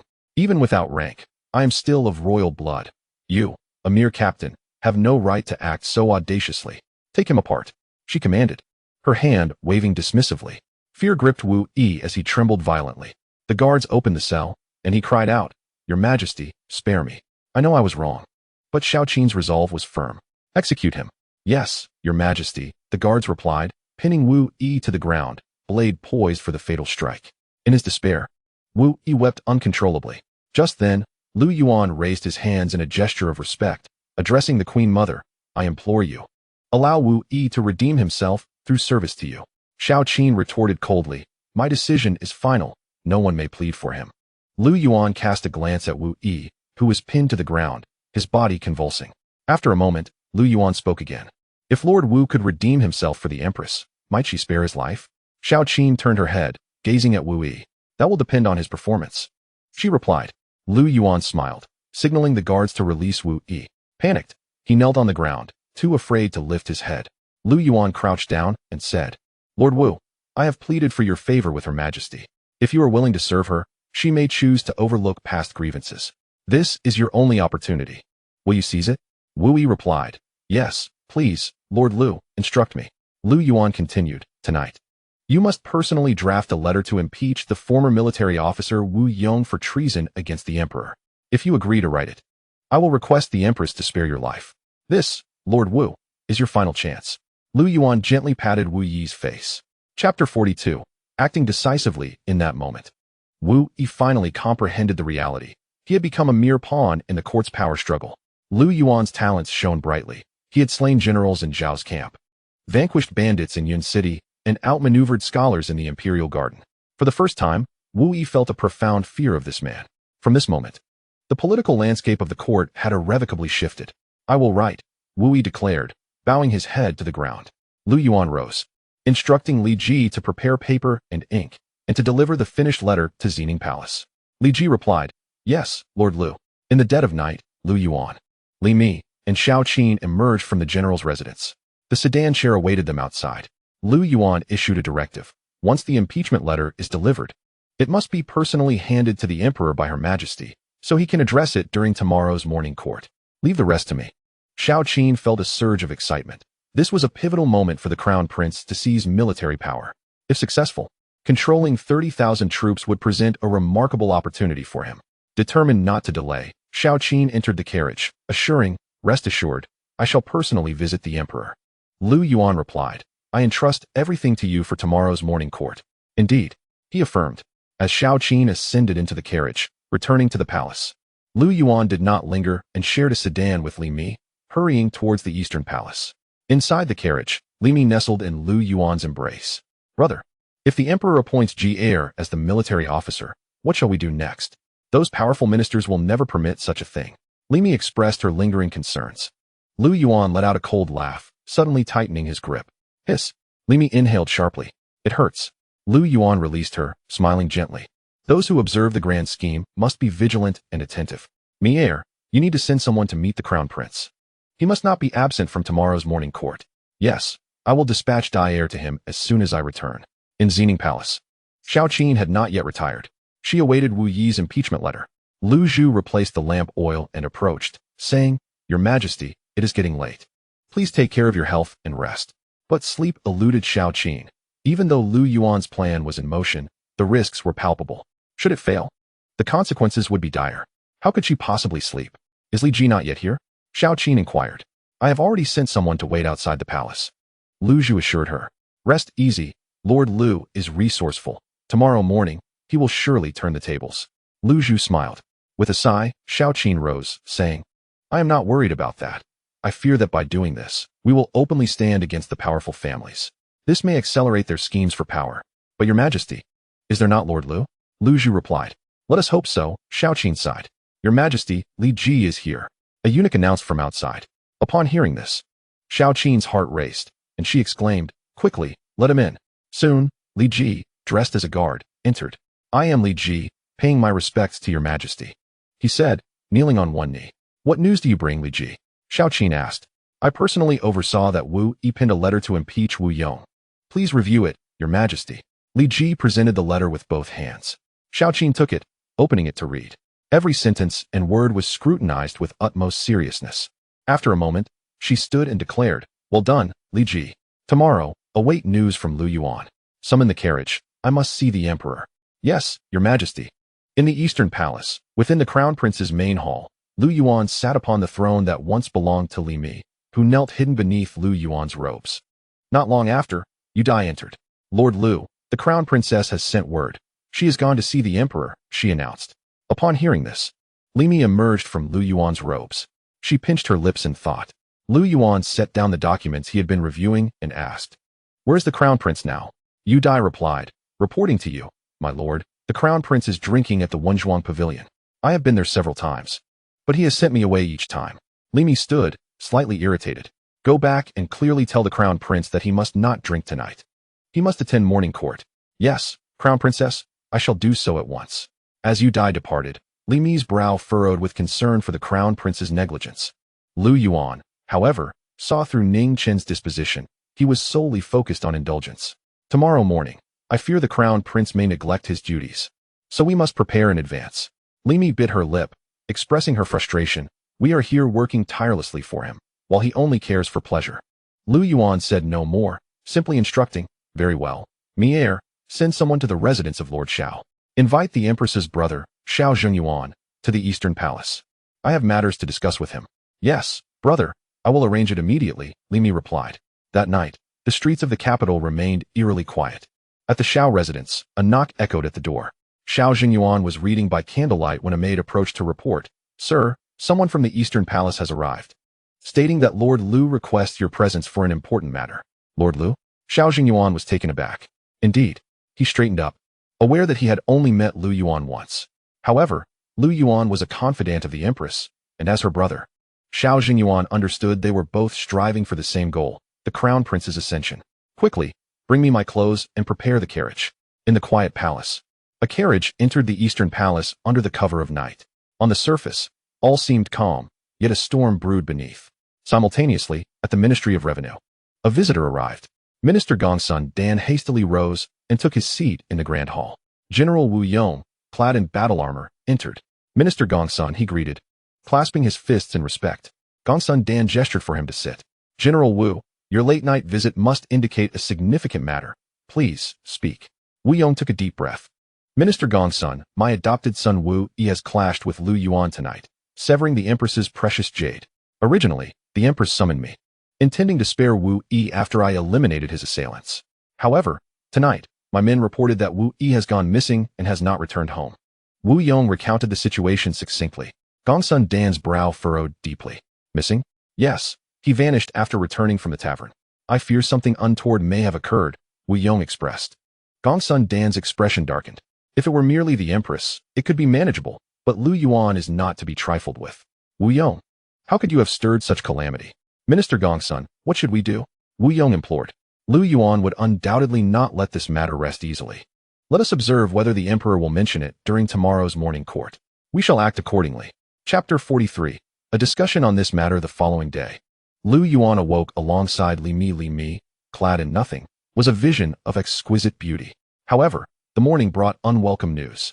Your Highness, Lord Lu, the Crown Prince drank excessively last night and is likely to miss today's court session, Yu Dai reported respectfully as she entered the chamber, separated by a thin veil. Inside, the scene was splendid. While Lu Yuan had anticipated this turn of events, Li Mi was infuriated.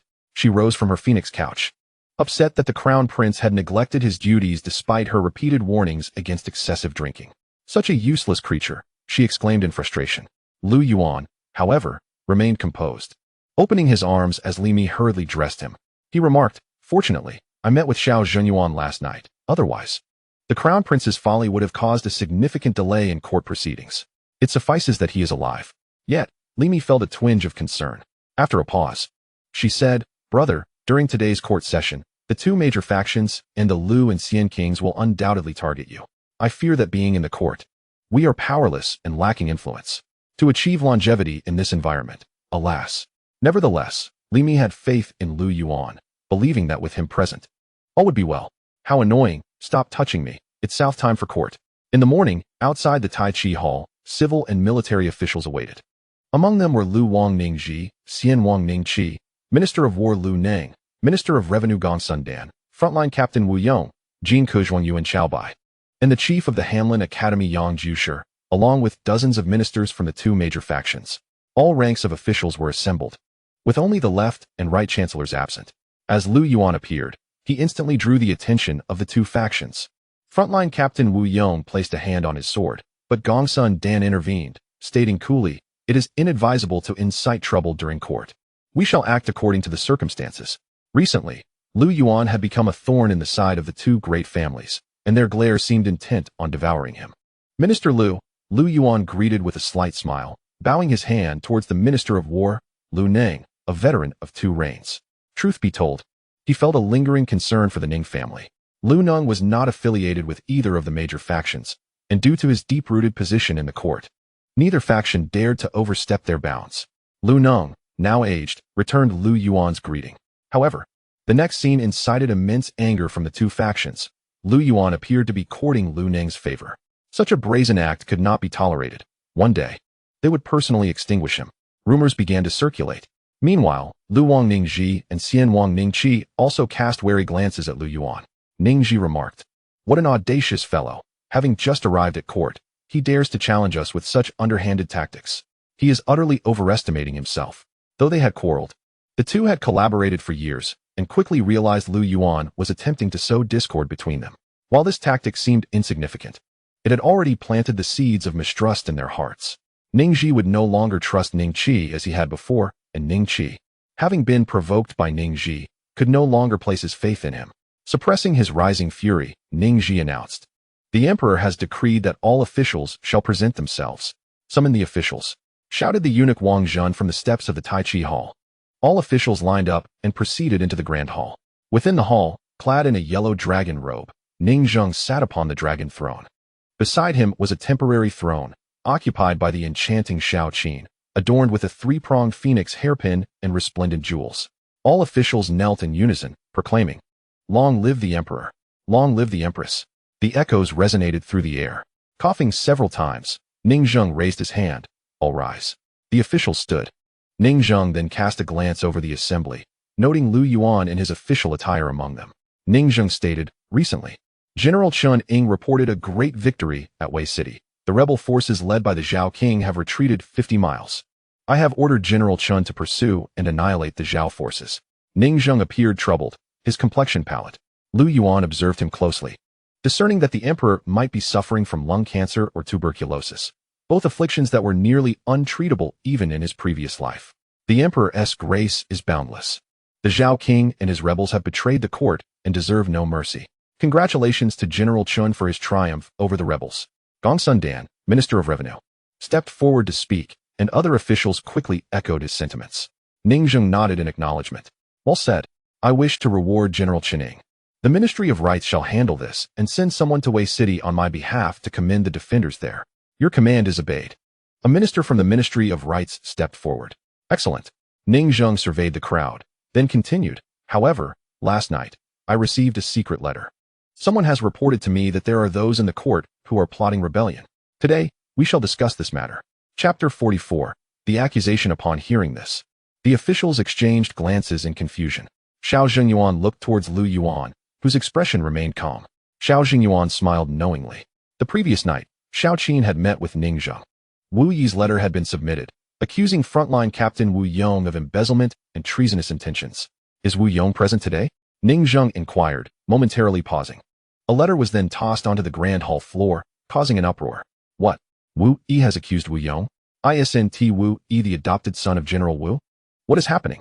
Most officials from the two factions were aware that Wu Yong had many adopted sons, including Wu Yi. But how could an adopted son betray his father? Wu Yong was instantly filled with dread. While he had been arrogant in front of Xiao Qin, this was the grand hall, the court. Besides the two major factions, many loyal ministers still supported Ning Zheng, who retained the power of life and death. Wu Yong immediately knelt, exclaiming, "Your Majesty, this is a grave injustice. I am being framed."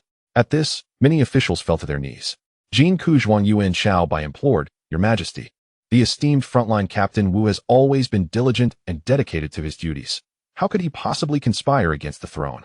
Yang Jusher, chief of the Hanlin Academy, also knelt, saying, Your Majesty, there must be a treacherous individual framing General Wu. Please ensure a thorough investigation. Have mercy, Your Majesty. General Wu would never dare to rebel. 2/3 of the officials present knelt, all pleading for Wu Yong. Ning Zheng furrowed his brow, feeling the pressure from the officials, making it difficult for him to act. Xiao Qin interjected, Esteemed ministers, the gravity of this situation cannot be understated. Wu Yi is Wu Yong's adopted son. And for an adopted son to accuse his father is not a matter to be resolved with mere words. Xiao Qin's voice resonated through the grand hall. At that moment, Gongsun Dan, Minister of Revenue, stepped forward, fixing his gaze on Xiao Qin. May I ask, Your Majesty, does Wu Yong's embezzlement and treason have any evidence? With the left and right chancellors absent from court, Gongsun Dan was a pivotal member of the two factions, being the son-in-law of the left chancellor, who commanded hundreds of thousands of troops. The right chancellor represented the esteemed Ning Chuan family, a prominent lineage with a long history of service, led by General Liang Gong, who was currently stationed at the border and not present in court. Gongsun Dan interrogated Xiao Qin. Lord Gongsun, this letter from Wu Yi serves as evidence, Xiao Qin stated. Gongsun Dan chuckled, dismissing her words with disdain. He stepped to the center of the grand hall, turning to face the assembly. Your Majesty, such remarks may invite controversy. Last night, Wu Yi went missing. Could it be that some malevolent individuals coerced him under duress? Xiao Qin, furious, retorted, Your Majesty. Gongsun Dan interrupted her. I believe the matter of Wu Yi's disappearance requires examination by the Dali Temple.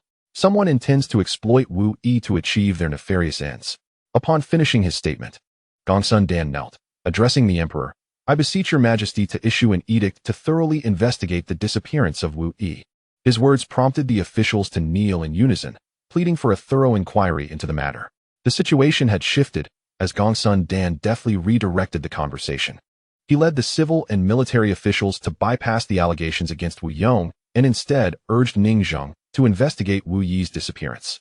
Previously, Xiao Qin had held the initiative in court, hoping to compel Ning Zheng to order an investigation into Wu Yong.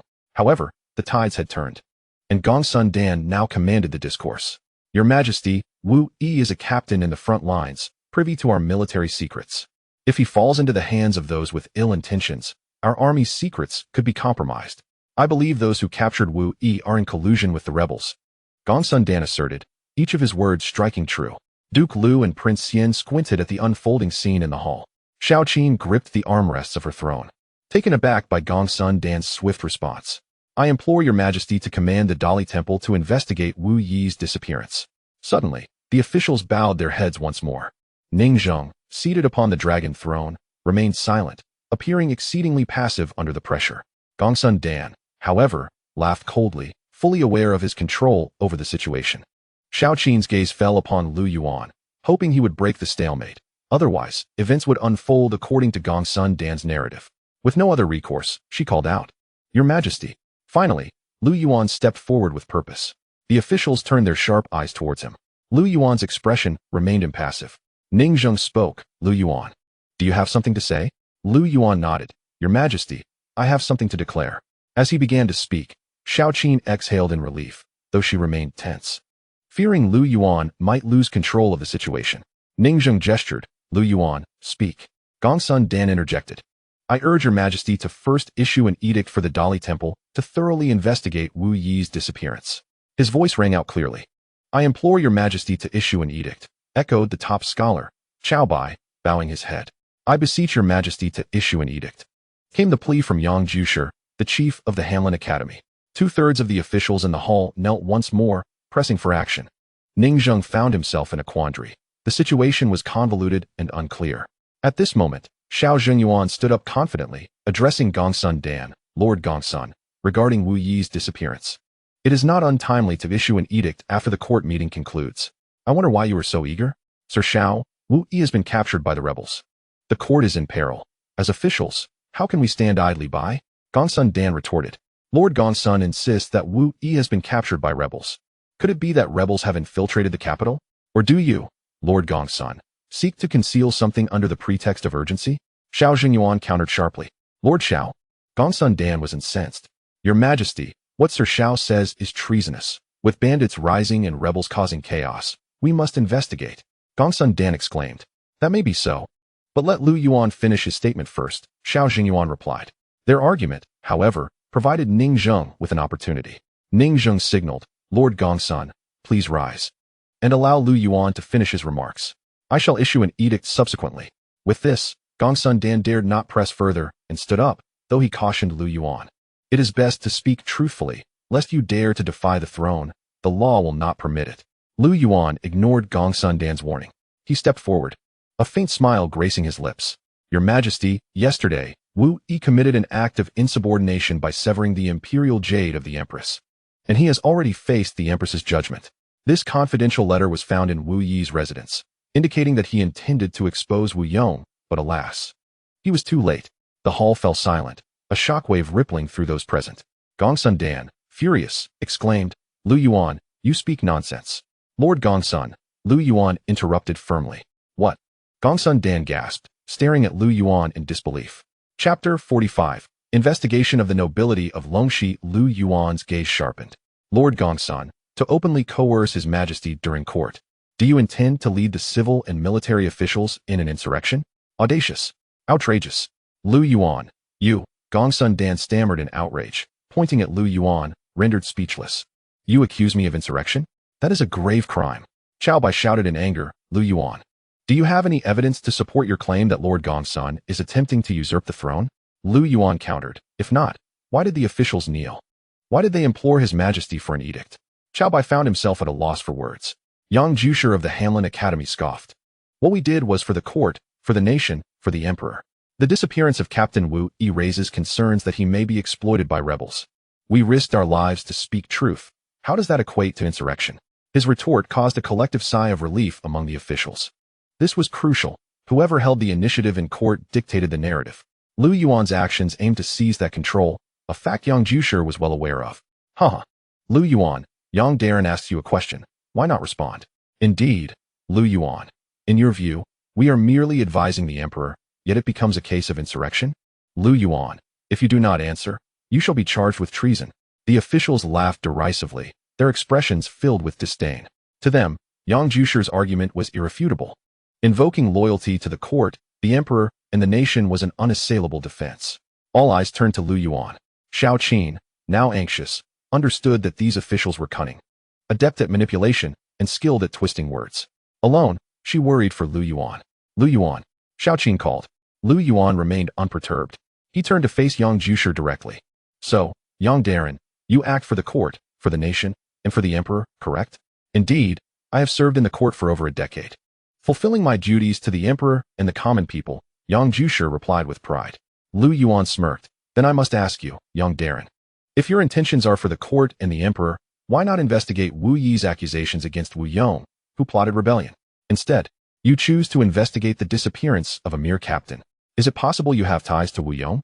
A hush fell over the assembly. The court trembled at Lu Yuan's words.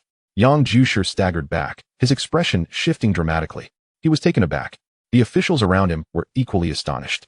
In a single statement, Lu Yuan had seemingly placed Yang Jusher on the executioner's block. No one had anticipated such a bold accusation. Audacious. Bang. Xiao Qin rose abruptly, exclaiming, Yang Jusher, you are most audacious. Wu Yi reported Wu Yong's rebellion. Do you truly have ties to Wu Yong? Guards, strip him of his court robes and hand him over to the Dali Temple for thorough investigation. The Queen Mother, Yang Jusher, collapsed to the ground, trembling in fear. His face as pale as death. He understood better than anyone that the court remained under the influence of the Ning family. The timing was not right for the aristocrats of Longxi to rebel, should the emperor insist on his execution. The Longxi nobility would not jeopardize their grand scheme for the sake of a mere Yang Jusher. The emperor was astute, the old minister was not. Yang Jusher crawled to his knees, calling out for mercy. Ning Zheng stroked his chin, observing the unfolding drama. The top scholar, Xiao Bai, and the Minister of Revenue, Gongsun Dan, were equally alarmed. The initiative in the court had stealthily fallen into Lu Yuan's hands. As the guards were about to enter, Gongsun Dan knelt once more, imploring the emperor, Your Majesty, Lord Yang has always been devoted to the court and would never act against it. I hope Your Majesty and the Queen Mother will see this clearly. At these words, Xiao Qin couldn't help but smile inwardly. Xiao Jingyuan also wore a grin. Originally, This was a matter of Wu Yi reporting Wu Yong. Gongsun Dan and his ilk sought to divert the topic and press Ning Zheng to investigate Wu Yi's disappearance, thereby protecting Wu Yong. However, Lu Yuan had shifted the narrative, implicating Yang Jusher instead. Thus, the target for Gongsun Dan and others had now shifted away from Wu Yong.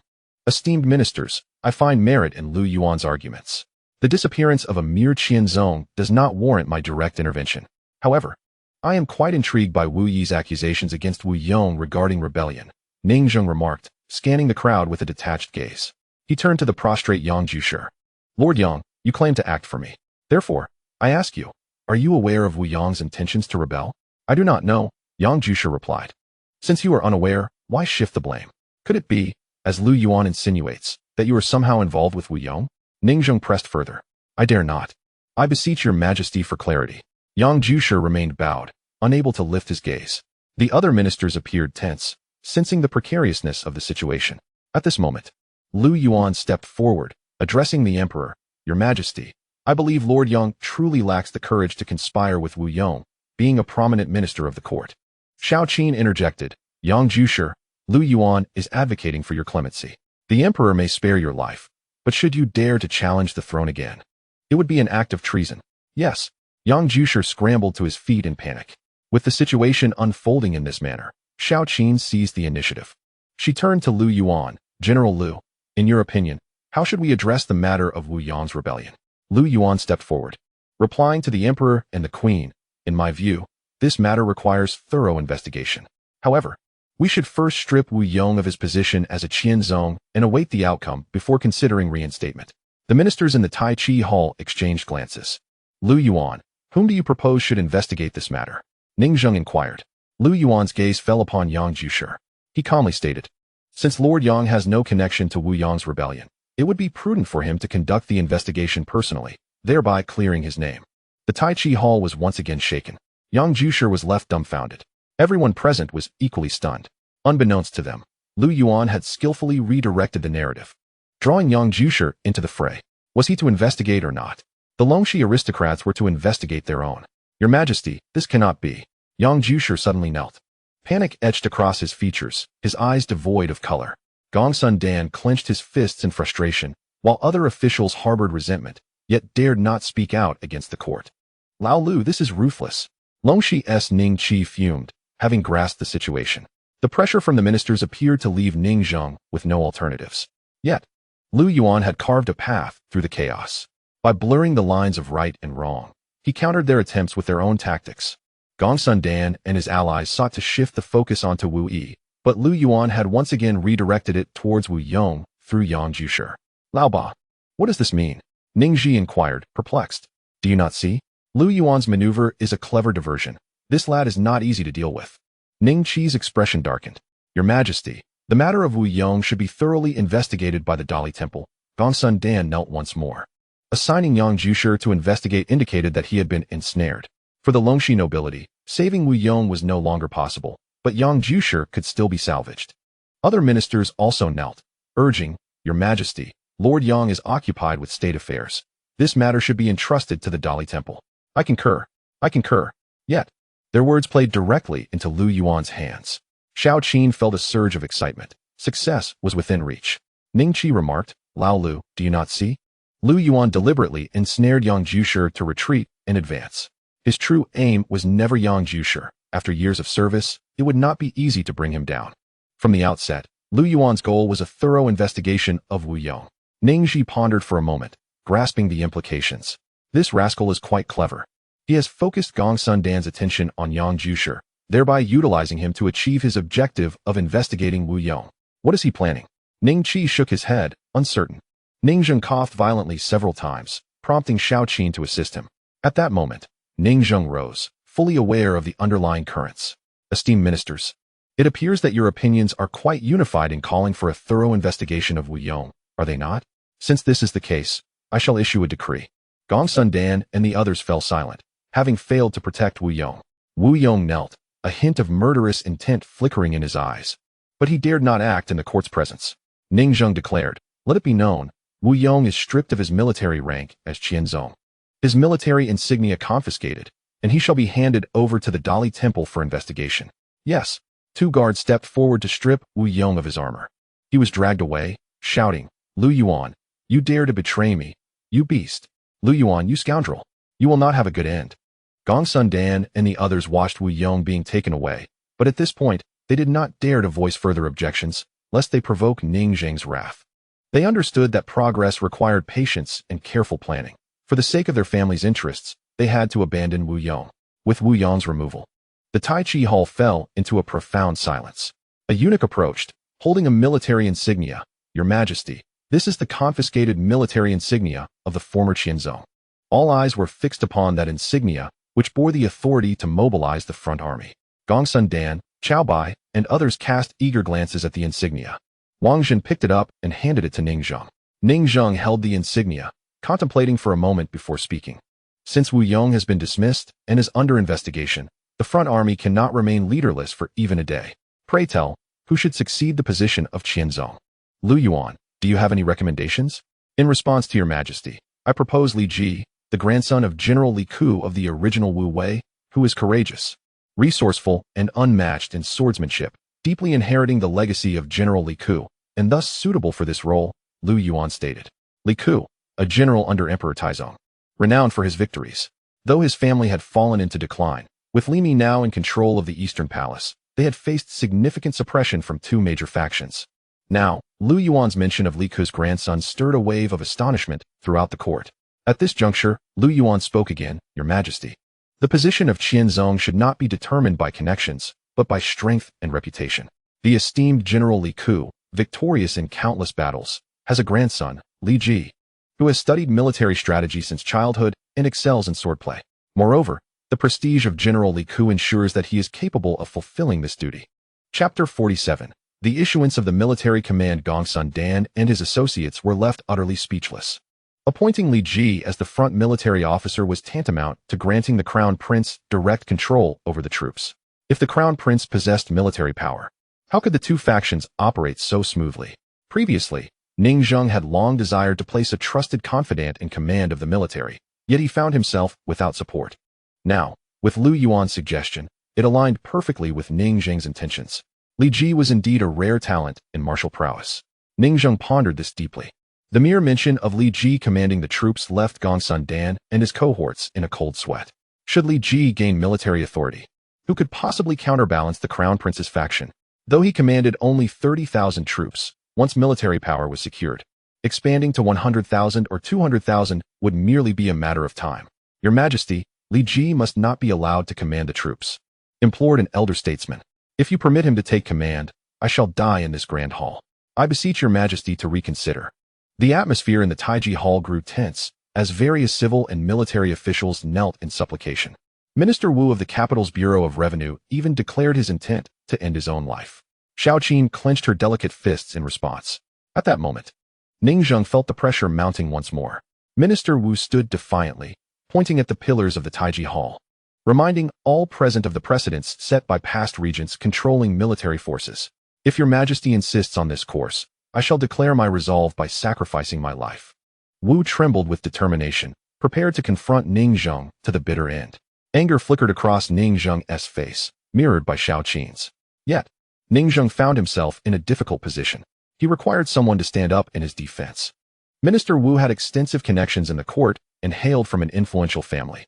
With each act of coercion, Ning Zheng's desire to eliminate him grew stronger. His fists were clenched tightly in frustration.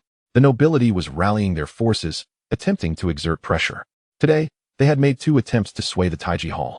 The officials overwhelmed him, yet Ning Zheng could not vent his fury. At this juncture, Lu Yuan rose once more. "Since Minister Wu seeks death, wishing to be a righteous official and die in admonition, your Majesty, he has violated imperial authority. He must be stripped of his official robes, receive 30 lashes, and be demoted to commoner status." As Lu Yuan's words echoed, a profound silence enveloped the Taiji Hall. Nearly all officials were momentarily stunned. The assembly was rendered numb. While others feared the might of the two factions, Lu Yuan exhibited no sign of trepidation. His proclamation sent a shiver through Minister Wu, leaving him drenched in sweat. The officials were left aghast. Had he indeed violated imperial authority? Yes. Did he confront the imperial presence? Certainly. However, in the past, Ning Zheng would have never dared to take action. This was a consequence of the habitual indulgence that had been allowed to fester. No one anticipated that Lu Yuan would openly express such sentiments, disregarding the face of the two factions. The Taiji Hall remained eerily quiet. Gongsun Dan gaped in disbelief, while Minister Wu's expression twisted with fear as he glanced at Ning Zheng. The two factions had continually probed Ning Zheng's limits, which had been progressively lowered. This created an environment ripe for palace coups. Yet, they did not foresee that today's coup would come at a significant cost. Minister Wu, your affront to the emperor cannot go unpunished. Should your majesty fail to discipline him, he will only become more audacious. Xiao Qin seized the moment to interject, her eyes glinting with resolve. Ning Zheng's hands trembled behind his back. Lu Yuan was his ideal choice for reclaiming power. This opportunity also represented the best chance to suppress the two factions. At this juncture, no one could have predicted the outcome. Lu Yuan raised his voice, Your Majesty. If Minister Wu is not punished, then any official in the court will dare to offend you. Where then lies the imperial might? At this moment, Lu Yuan turned to Ning Zheng, offering him a chance that was rare indeed. Ning Zheng felt a surge of excitement. Such opportunities were scarce. The two factions were unprepared for this turn of events. With the left chancellor absent, all officials bore expressions of astonishment. Minister Wu trembled, knowing that a request for his own demise was unlikely, as he valued his life. Bring him forth. Finally, Ning Zheng bellowed. With a wave of his hand, he declared, Minister Wu, your affront has angered me. You shall receive 20 lashes and be demoted to commoner status, departing the capital immediately. As the imperial decree was issued, the officials knelt once more. Gongsun Dan implored, Your Majesty, please temper your wrath. Minister Wu did not act with malice. Given his long service to the court, please show him mercy this once. The officials echoed their pleas. Ning Qi paused, murmuring, These fools have been deceived again. Ning Ji glanced at the assembly and then at Lu Yuan. Lu Yuan met his gaze and nodded subtly to Xiao Qin. She stood and said, Your Majesty, considering Minister Wu's contributions to the court, perhaps we could spare him this time. Minister Wu, do you not kneel and thank His Majesty? Should there be a next time? You shall not escape the sentence. Minister Wu quickly knelt, trembling. Thank you, Your Majesty. Ning Zheng reclined back down, coldly declaring, From this day forth, should there be any further attempts at palace coups, I shall show no mercy. He ordered, draft the decree. Appoint General Li Ke's grandson, Li Ji, as the front military officer, and grant him the military command immediately. Chapter 48. Uniting the forces. As Ning Zheng issued his decree, his heart brimmed with exhilaration. After so many years, he had never felt such a sense of triumph as he did today. Each previous court session had been a torment for Ning Zheng, unable to exercise the emperor's authority. Today, Lu Yuan had created an opportunity for him. Finally, someone within the court had dared to confront the two factions head-on. With this decree, no one could intervene. The prospect of a coup had become increasingly untenable. Coughing, Ning Zheng began to wheeze. Observing this, Xiao Qin promptly urged, Quickly, help the emperor to rest. All ministers, you may withdraw. The officials knelt in respect as Ning Zheng was assisted away by a maid. Xiao Qin turned to glance at the departing officials and offered Lu Yuan a faint smile. The ministers began to exit. Eunuch Wang Zhen approached, saying, Lord Lu, Lady Xiao, please wait. His Majesty requests your presence. Lu Yuan exchanged glances with Xiao Zhenyuan, and together they followed Wang Zhen deeper into the palace. In the imperial garden, Ning Zheng sat quietly, his breathing labored and his complexion wan. A palace maid attended to him. For Ning Zheng, today marked a pivotal turning point in his life. The first being his ascension to the throne. For over a decade, he had been under the control of the two factions, powerless to resist their frequent palace coup attempts. He had never been able to undertake actions detrimental to their interests. The arrival of Lu Yuan had altered the dynamics of the court. The long-standing balance had finally been disrupted. For the first time, a loyal subject commanded military forces. Though merely 30,000, it was a significant hurdle overcome. Your Majesty, you must prioritize your health and rest more, Xiao Qin observed, noting Ning Zheng's frail state. Ning Zheng took a sip of medicine, saying, Qiner, I have never felt as joyous as I do today. To meet Lu Yuan before my end is indeed a stroke of fortune. Xiao Qin smiled gently. All that has transpired today was orchestrated by Lord Lu. Li Ji obtaining military authority marks our first direct confrontation with the two factions. Ning Zheng nodded in agreement. Your Majesty, Your Highness, Lord Lu and Lord Xiao have arrived, announced Wang Zhen. Let them enter, Ning Zheng replied, setting down his medicine and straightening his posture. Outside, Lu Yuan and Xiao Zhenyuan approached, both bowing in unison. We pay our respects to Your Majesty and Her Highness. Ning Zheng smiled. Lord Lu, Lord Xiao, please take a seat. Eunuchs brought forth chairs, and the two took their places. Xiao Qin smiled softly, sitting beside Ning Zheng. Lu Yuan, today at the morning court. I am truly filled with elation. It has been many years since I have witnessed such auspicious events, Ning Zheng remarked. The appointment of Li Ji to command the troops is beneficial for the crown prince, and even more so for the emperor. Otherwise, the nation would falter, and both King Lu and King Xian would become mere pawns in the power struggle between two factions. Courtly strife has always been driven by interests, and the erosion of imperial authority signifies the decline of a dynasty, Lu Yuan replied. Ning Zheng raised his head and closed his eyes. He said, I intended to be the central figure, yet the imperial power has been undermined, leaving me unable to regain my footing. Fortunately, I have you. Lu Yuan vowed. I shall certainly assist the crown prince in ascending the throne, devising strategies to stabilize the court and secure the Ning family's dominion. Ning Zheng expressed his relief at Lu Yuan's assurance, stating that the matter of the crown prince is settled and must not be altered. My health is failing, and I fear my days are numbered. Lu Yuan, do you have any further plans? Ning Zheng inquired. Li Ji is now in command, but what comes next? What actions must be taken? How should we proceed? Ning Zheng sought to understand. Lu Yuan stood, clasping his hands behind his back, exclaiming, the sword's energy pierces the heavens, cutting down the enemies and raising flags to chill their hearts. With this declaration, Lu Yuan turned to Ning Zheng, noting that while Li Ji commands the troops, he is merely a minor frontline officer. Your Majesty, we must take one step at a time. I have two matters that require your attention. Ning Zheng rose to face Lu Yuan. First, the Xiao army in Wei City has not been entirely defeated. General Chen Ying is struggling in battle. I propose that Li Ji leads the vanguard to Wei City to join forces with General Chen. Appoint Chen Ying as the Grand General, acknowledging his contributions in repelling the Xiao army, and grant Li Ji the title of Vanguard General. Together, their force will exceed 100,000, and I will send a letter to General Chen outlining the stakes. Thus, this grand army will be under my command. And the second matter? Xiao Qin asked. Lu Yuan paused, then requested the emperor to issue two edicts. The first edict should appoint me as the commander of the 3 machine camp, the only 3,000 guards under your command. The second edict should order the current left chancellor to lead his subordinate generals to the palace to meet with you. The emperor can commend the left chancellor, General Tianwei, for his achievements in suppressing the rebellion, and the Ministry of Rights can arrange a celebratory banquet. At the banquet, I will personally lead the 3 machine camp in ambush, and you may command General Tianwei to surrender his military authority. If he refuses, I shall personally lead the 3 machine camp to execute him. Lu Yuan spoke with unwavering conviction. Chapter 49. A step further. Lu Yuan's words resonated powerfully. Ning Zheng was completely enthralled, unable to extricate himself from the allure of such plans. For over a decade in power, he had attempted to counter the two factions, yet found no one by his side to assist him.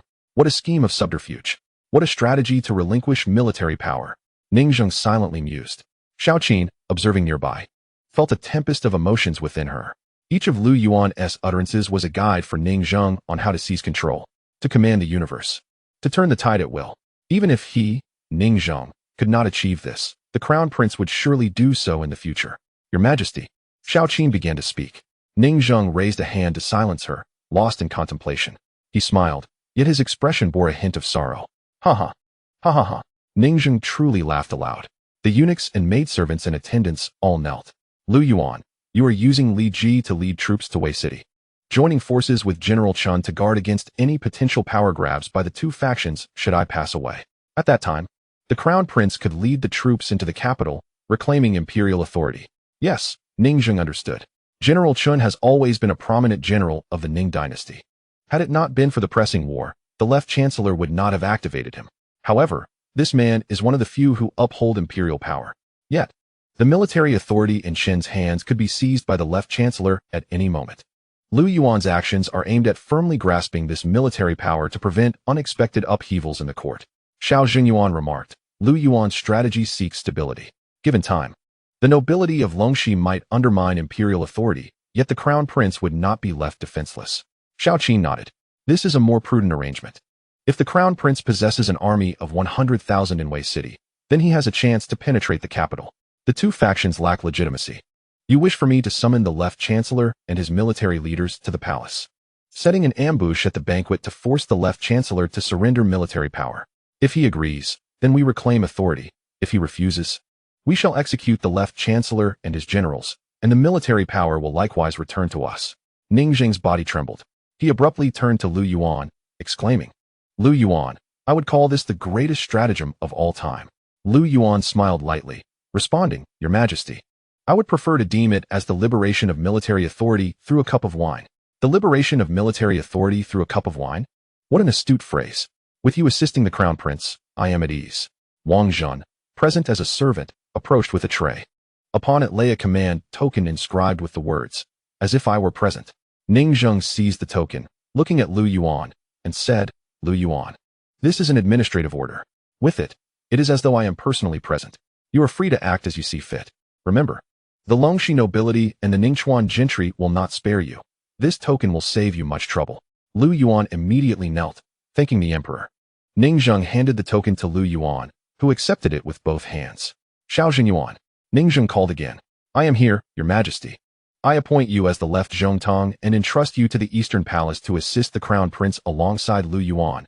You must do your utmost. Xiao Yuan had long been sidelined due to the two factions, as he was the younger brother of the Empress. Overcome with excitement, he immediately knelt, declaring, I accept the decree. Rest assured, Your Majesty, I shall wholeheartedly assist the Crown Prince alongside Lord Lu. I am grateful to have such talent before my passing. It is a blessing from my ancestors. Coughing violently, Ning Zheng continued, quickly, help the emperor return to the palace to rest. Xiao Qin urged at once. Yes, Lu Yuan. You shall accompany me to Xining Palace. Xiao Qin turned, casting a glance at Lu Yuan that bore a complexity of emotions. Lu Yuan responded affirmatively. In the Eastern Palace, the back garden was alive with laughter as Li Mi played in the water, surrounded by a few maidservants. Ha ha ha, Crown Princess, slow down, giggled one. Crown Princess, your clothes are wet. Yudi rushed over, exclaiming, Crown Princess, we did it. Success. At that moment, Yudi's face was radiant with joy. Hearing this, Li Mi immediately stood up, equally excited, asking, what success? Is it regarding Jier? Yudi beamed. Precisely. You do not know? But I heard from Chief Steward Wang at Taiji Hall that today, Lord Lu eloquently persuaded the officials in the Taiji Hall, collaborating with Lord Xiao to appoint General Li Ji as the frontline officer, effective immediately. Li Mi's body shook with exhilaration. They succeeded. Li Ji has become the frontline officer. Commanding troops. 30,000 soldiers. This includes cavalry and spear wielders. As a descendant of a general, the Li family has faced immense oppression. How wonderful. Grandfather would surely be pleased from beyond. Truly, my brother has achieved success. Li Mi felt a flurry of emotions, overwhelmed by excitement that was beyond words. With military power in hand, he could firmly establish himself in the court. Yudi added, moreover, as soon as court adjourned, the emperor met with Lord Lu in the imperial garden. Currently, Lord Lu has gone to Xining Palace to see the Empress. This could not be better. Yudi, hurry. Change your clothes. When Lord Lu returns, I shall personally visit Longxiang Hall. Li Mi said, unable to contain her eagerness. Her cheeks flushed at the thought. On the road from the imperial garden to Xining Palace, Lu Yuan and Xiao Qin shared a carriage. Seated within the phoenix carriage, the palace maids and eunuchs along the way were filled with astonishment. It was said that Lord Lu was sharing the carriage with the Empress. Indeed, he was the only one to have the honor of riding alongside her. Rumor had it that Lord Lu had shone brilliantly that morning. Lu Yuan sat close to Xiao Qin, allowing him to catch the subtle fragrance that wafted from her. In truth, Xiao Qin felt a twinge of discomfort. For reasons she could not quite fathom, the aura surrounding Lu Yuan left her somewhat disoriented. At that moment, Lu Yuan activated the 13 illustrations of beauty. In progress, Divine Refinement Technique. Level 7. Empress Xiao Qin of the Great Ning Dynasty. Progress lit. 92. Such rapid advancement? Lu Yuan was somewhat taken aback. He was not surprised by the 7th level of the Divine Refinement Technique, for his body had been continuously strengthened through automatic cultivation. However, Xiao Qin's favor had surged dramatically. A score of 92? Did this signify that he could take another step forward? Perhaps he should attempt it? After a moment of contemplation, Lu Yuan glanced at Xiao Qin beside him. Then, he slowly lifted his hand and rested it on her thigh. Xiao Qin trembled slightly and cast a brief glance downward. A complex expression flickered in her eyes, yet she chose not to speak or resist. Could it be that he had truly succeeded? Lu Yuan pondered.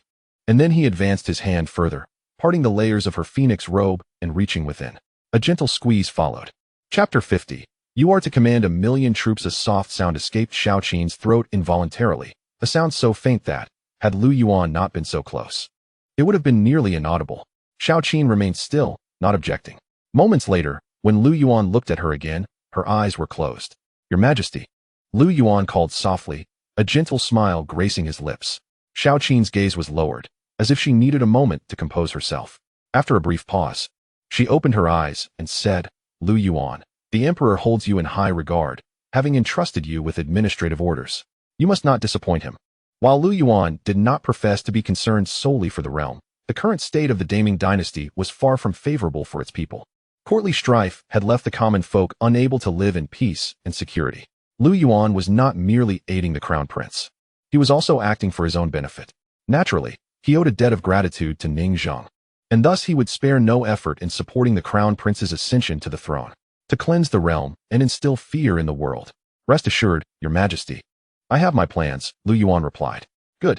Xiao Qin responded. Lu Yuan continued his explorations, unabashedly indulging himself. The carriage arrived at Xining Palace.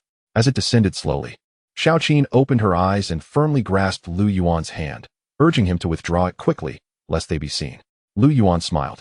Xiao Qin composed herself, erasing the blush from her cheeks. Lu Zhu stepped forward to assist her as they made their way to the grand hall of Xining Palace. Xiao Qin took her seat gracefully, and Lu Yuan followed suit. Be seated, Xiao Qin instructed. Lu Yuan complied. She lifted a teacup and took a delicate sip. Lu Yuan. Xiao Yuan is my full-blooded brother. He is someone you can trust. As Lu Yuan sought to establish himself in the court, he would undoubtedly require allies. Among them, Xiao Yuan was the most trusted by Xiao Qin. Lord Xiao is exceptionally talented and performed admirably in this morning's court session. I feel we have much to discuss. Lu Yuan replied nonchalantly. Your words to the Emperor have left me with some doubts. Lu Yuan, could you enlighten me? Xiao Qin inquired once more. Your Majesty, please speak. Lu Yuan gestured. Xiao Qin set down her teacup, picked up a delicacy from the table, and took a gentle bite. Li Ji has led troops to Wei City. Even if he combines forces with General Chen Ying, they command barely over 100,000. Engaging the Xiao army, they may suffer a loss of 30 to 40%, leaving them with only 70,000 troops. Meanwhile, the two prime ministers command over 1 million troops in the Pingxi and Zhengnan armies. Should a crisis arise, that mere 70,000 will be insufficient, Xiao Qin expressed her concerns. If Ning Zheng's attempt to relinquish military power were to fail, they would need to prepare for the worst. Should Ning Zheng pass away, the two factions might depose the crown prince and install Ning and as the young emperor, with Wagwifei watching closely. At that juncture, should Chen Ying and Li Ji march into the capital, the two factions would undoubtedly obstruct them, possibly even framing them for treason. Lu Yuan explained, Your Majesty fears that if we cannot reclaim military authority, we must prepare for the worst-case scenario. Chen Ying and Li Ji could rally forces under the banner of the crown prince, who is recognized by the emperor and trusted by the people. Given time, they could reclaim the capital with legitimacy. Xiao Qin inquired, but how can 70,000 troops contend against 1 million? Lu Yuan smiled. Chen Ying and Li Ji can use the Xiao army as a pretext to gather provisions, recruit soldiers, and expand their ranks in Wei City, Yang City, Tian City, Dong City, and around Anzhou, preparing for battle. Suddenly, Xiao Qin lifted her head sharply. Lu Yuan, do you realize that privately recruiting soldiers in the Great Ning Dynasty is punishable by death? If they were to recruit, the nobles of Longxi would certainly report them to the emperor, leading to their execution under Great Ning law. Even if the emperor were to protect them, the law is clear. And under pressure from the Longxi nobility, the emperor would summon them to the capital, Xiao Qin reminded him. Lu Yuan chuckled, taking a sip of tea.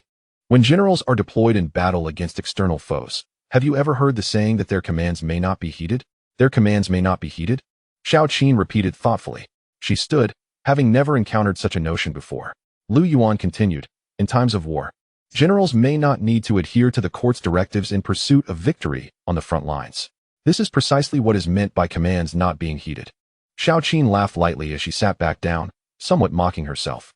Lu Yuan's intent was clear. He sought for Chen Ying and Li Ji to recruit soldiers and gather provisions, thereby establishing control over key cities in the Great Ning Dynasty.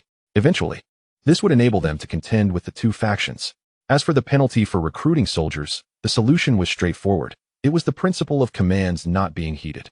In essence, if the two factions pressured Ning Zheng to issue an edict, Chen Ying and Li Ji would be under no obligation to comply. As long as they remained outside the capital, they would be safe, and their forces would continue to grow. Lu Yuan, you are indeed a man of many layers. Xiao Qin remarked, shaking her head. Lu Yuan rose, smiling gently. He stepped closer to Xiao Qin, who sat in the phoenix chair, her breath quickening as he approached. Leaning down, he grasped her chin. Xiao Qin exhaled softly. Lu Yuan leaned in, inhaling her scent, and whispered near her ear, "The two factions will soon be eliminated. I will protect you, Qiner." As he spoke her name, Xiao Qin trembled violently. By the time they returned from Xining Palace, it was already afternoon. Lu Yuan made his way back to Longxiang Hall. "My lord, General Li Ji is waiting for you inside." Bai Luo exclaimed excitedly as she rushed toward him upon his entrance. Lu Yuan nodded. "Have him come in." "Yes, my lord." Lu Yuan entered the grand hall and took a seat behind the table. Before long, Li Ji, clad in full armor and carrying his sword, arrived. Subordinate Li Ji pays respects to Lord Lu, he said. Lu Yuan poured a cup of wine, while Bai Luo knelt beside him to serve. Observing Li Ji's attire, Lu Yuan smiled and asked, "Li Ji, how does it feel? With the front lines now in your hands, what are your thoughts?" "Haha, my lord. I can finally charge into battle and fulfill my dream of being a general," Li Ji replied, brimming with excitement. "Is that all? How can that suffice?" "Jeer. Your dreams should encompass leading countless troops, commanding 1,000,000 soldiers, and purging the realm for the Great Ning Dynasty." As these words echoed, the stunningly beautiful Li Mi swiftly entered the grand hall. It was she who had just spoken. Upon entering, Li Mi immediately knelt before Lu Yuan. "Mir greets brother." Lu Yuan gestured for her to rise. Li Mi smiled gently, floating into Lu Yuan's embrace. Lu Yuan held Li Mi and leaned down to plant a kiss on her crimson lips, while caressing her delicate face. He gazed into her eyes and spoke to Li Ji. "Li Ji, your sister is right. In the future, you must command 100,000 strong army. So be humble and learn diligently." "Yes, my lord, I will heed your and my sister's advice," Li Ji replied. "In the coming days, the emperor will issue an edict for you to lead the vanguard to Wei City and join forces with General Qining. I will write a letter for you to personally deliver to General Chen. Once he reads it, he will understand everything." Lu Yuan pinched Li Mi's small mouth and kissed her once more. "Yes, my lord." Chapter 51. Lu Yuan seeks an audience. Li Mi gracefully rose and soon fetched ink and paper, adorned in a blue dress with colorful patterns. Her delicate nose and red lips were naturally beautiful. With a faint smile, she resembled a gentle spring breeze. "Brother, what are you writing?" she asked, her smile radiant as she knelt down. Lu Yuan took the paper and pen, intending to write to Qining, the general of Wei City. Had it not been for the pressing war, Qining would not have been granted such a sizable command. The left chancellor had assigned him to guard Wei City out of necessity. Although he had been given power, there were still nobles from Longxi around him, monitoring his every move. Despite having only met Qining once, Lu Yuan recognized him as a loyal and capable minister with a heart for the court. Lu Yuan's pen danced across the paper. "Dear brother Qining, I, Lu Yuan, write to you amidst the turmoil of the court.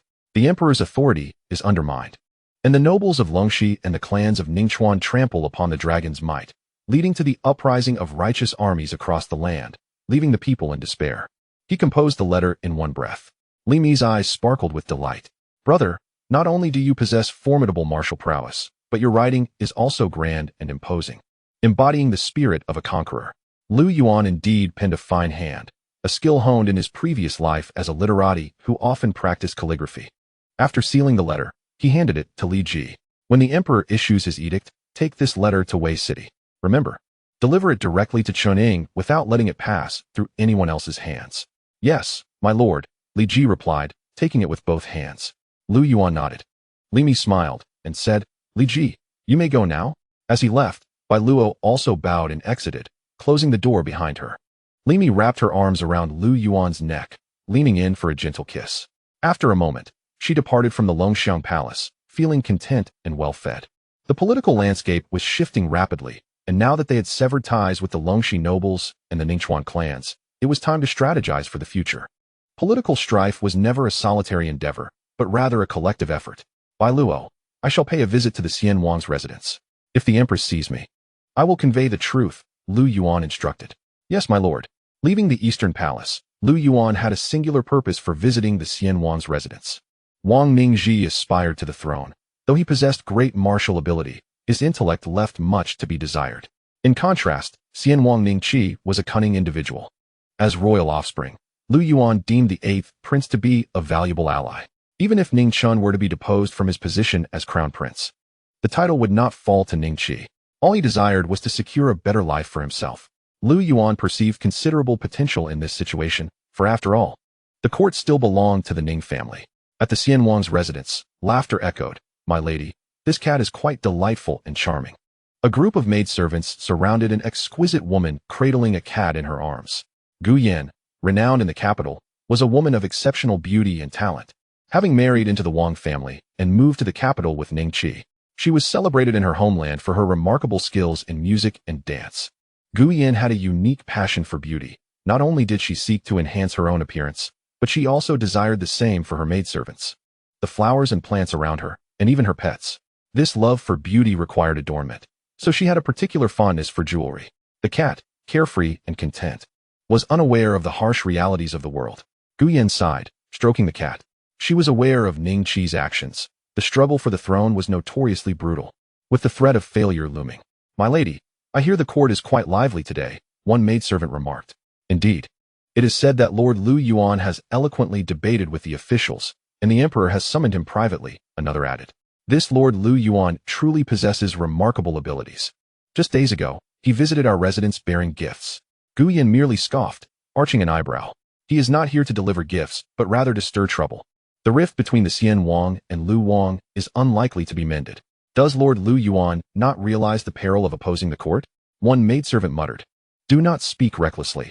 Be mindful lest the prince hears and punishes you," Yuan admonished. She understood that certain conversations should not be had openly, especially if they caught the attention of the court or the Longxi nobles. The maidservants fell silent, and Yuan maintained her radiant smile, her beauty rivaling that of Li Mi, her grace comparable to that of Xiao Qin. Each had their own charm. All she wished for was to be an unconcerned princess. "Madam, Lord Lu Yuan seeks an audience," a steward approached. "What? Lu Yuan?" Yuan set the cat down. Chapter 52. "I am here to save him." The atmosphere in the Wang residence grew tense. How infuriating. The princess should send him away. Yes, indeed. Last time, he left in a disagreement with the two princes. The atmosphere was unwelcoming to Lu Yuan. Yuan stated, "Tell him the prince is not in the residence. He should leave." "Yes." Outside, the steward relayed, "Lord Lu, I apologize, but our prince is not in the residence. Please take your leave." Lu Yuan, unfazed, smiled slightly. "I have come to seek an audience with the princess. She is also unavailable. Lord Lu, please leave. Please inform the princess that I come bearing important matters of state, and I kindly request that you relay this message," Lu Yuan replied, producing a few silver coins as a gesture. The steward quickly accepted them. "Please wait here. I will report this." In the courtyard, the servants whispered, "What? It concerns matters of the court?" Yuan continued to pet her cat, reluctant to meet Lu Yuan, fearing further gossip. However, after pondering, she decided to see what he wanted. After a brief moment, Yuan declared, "Very well, I shall meet him. Let him in." "Yes." Moments later, Lu Yuan strode into the Xian Wang's residence. The women in the courtyard whispered and pointed, discussing him. "Is that Lu Yuan? The one who slayed generals and led the charge? Oh, he is rather handsome and strong." His reputation was well known, especially after the crown prince had personally led his horse. Lu Yuan entered the palace and approached the main hall, where Yuan sat on her throne, holding her cat and stroking it absent-mindedly. The princess exuded a certain aloofness, her gaze tinged with disdain. "I am Lu Yuan, and I have met the consort of the Xian Wang." Lu Yuan bows respectfully. "Humph." Yuan lets out a cold snort, her brows furrowing. She speaks, "What a clever Lu Yuan. The last time, I fell for your tricks, and today? What scheme do you intend to play?"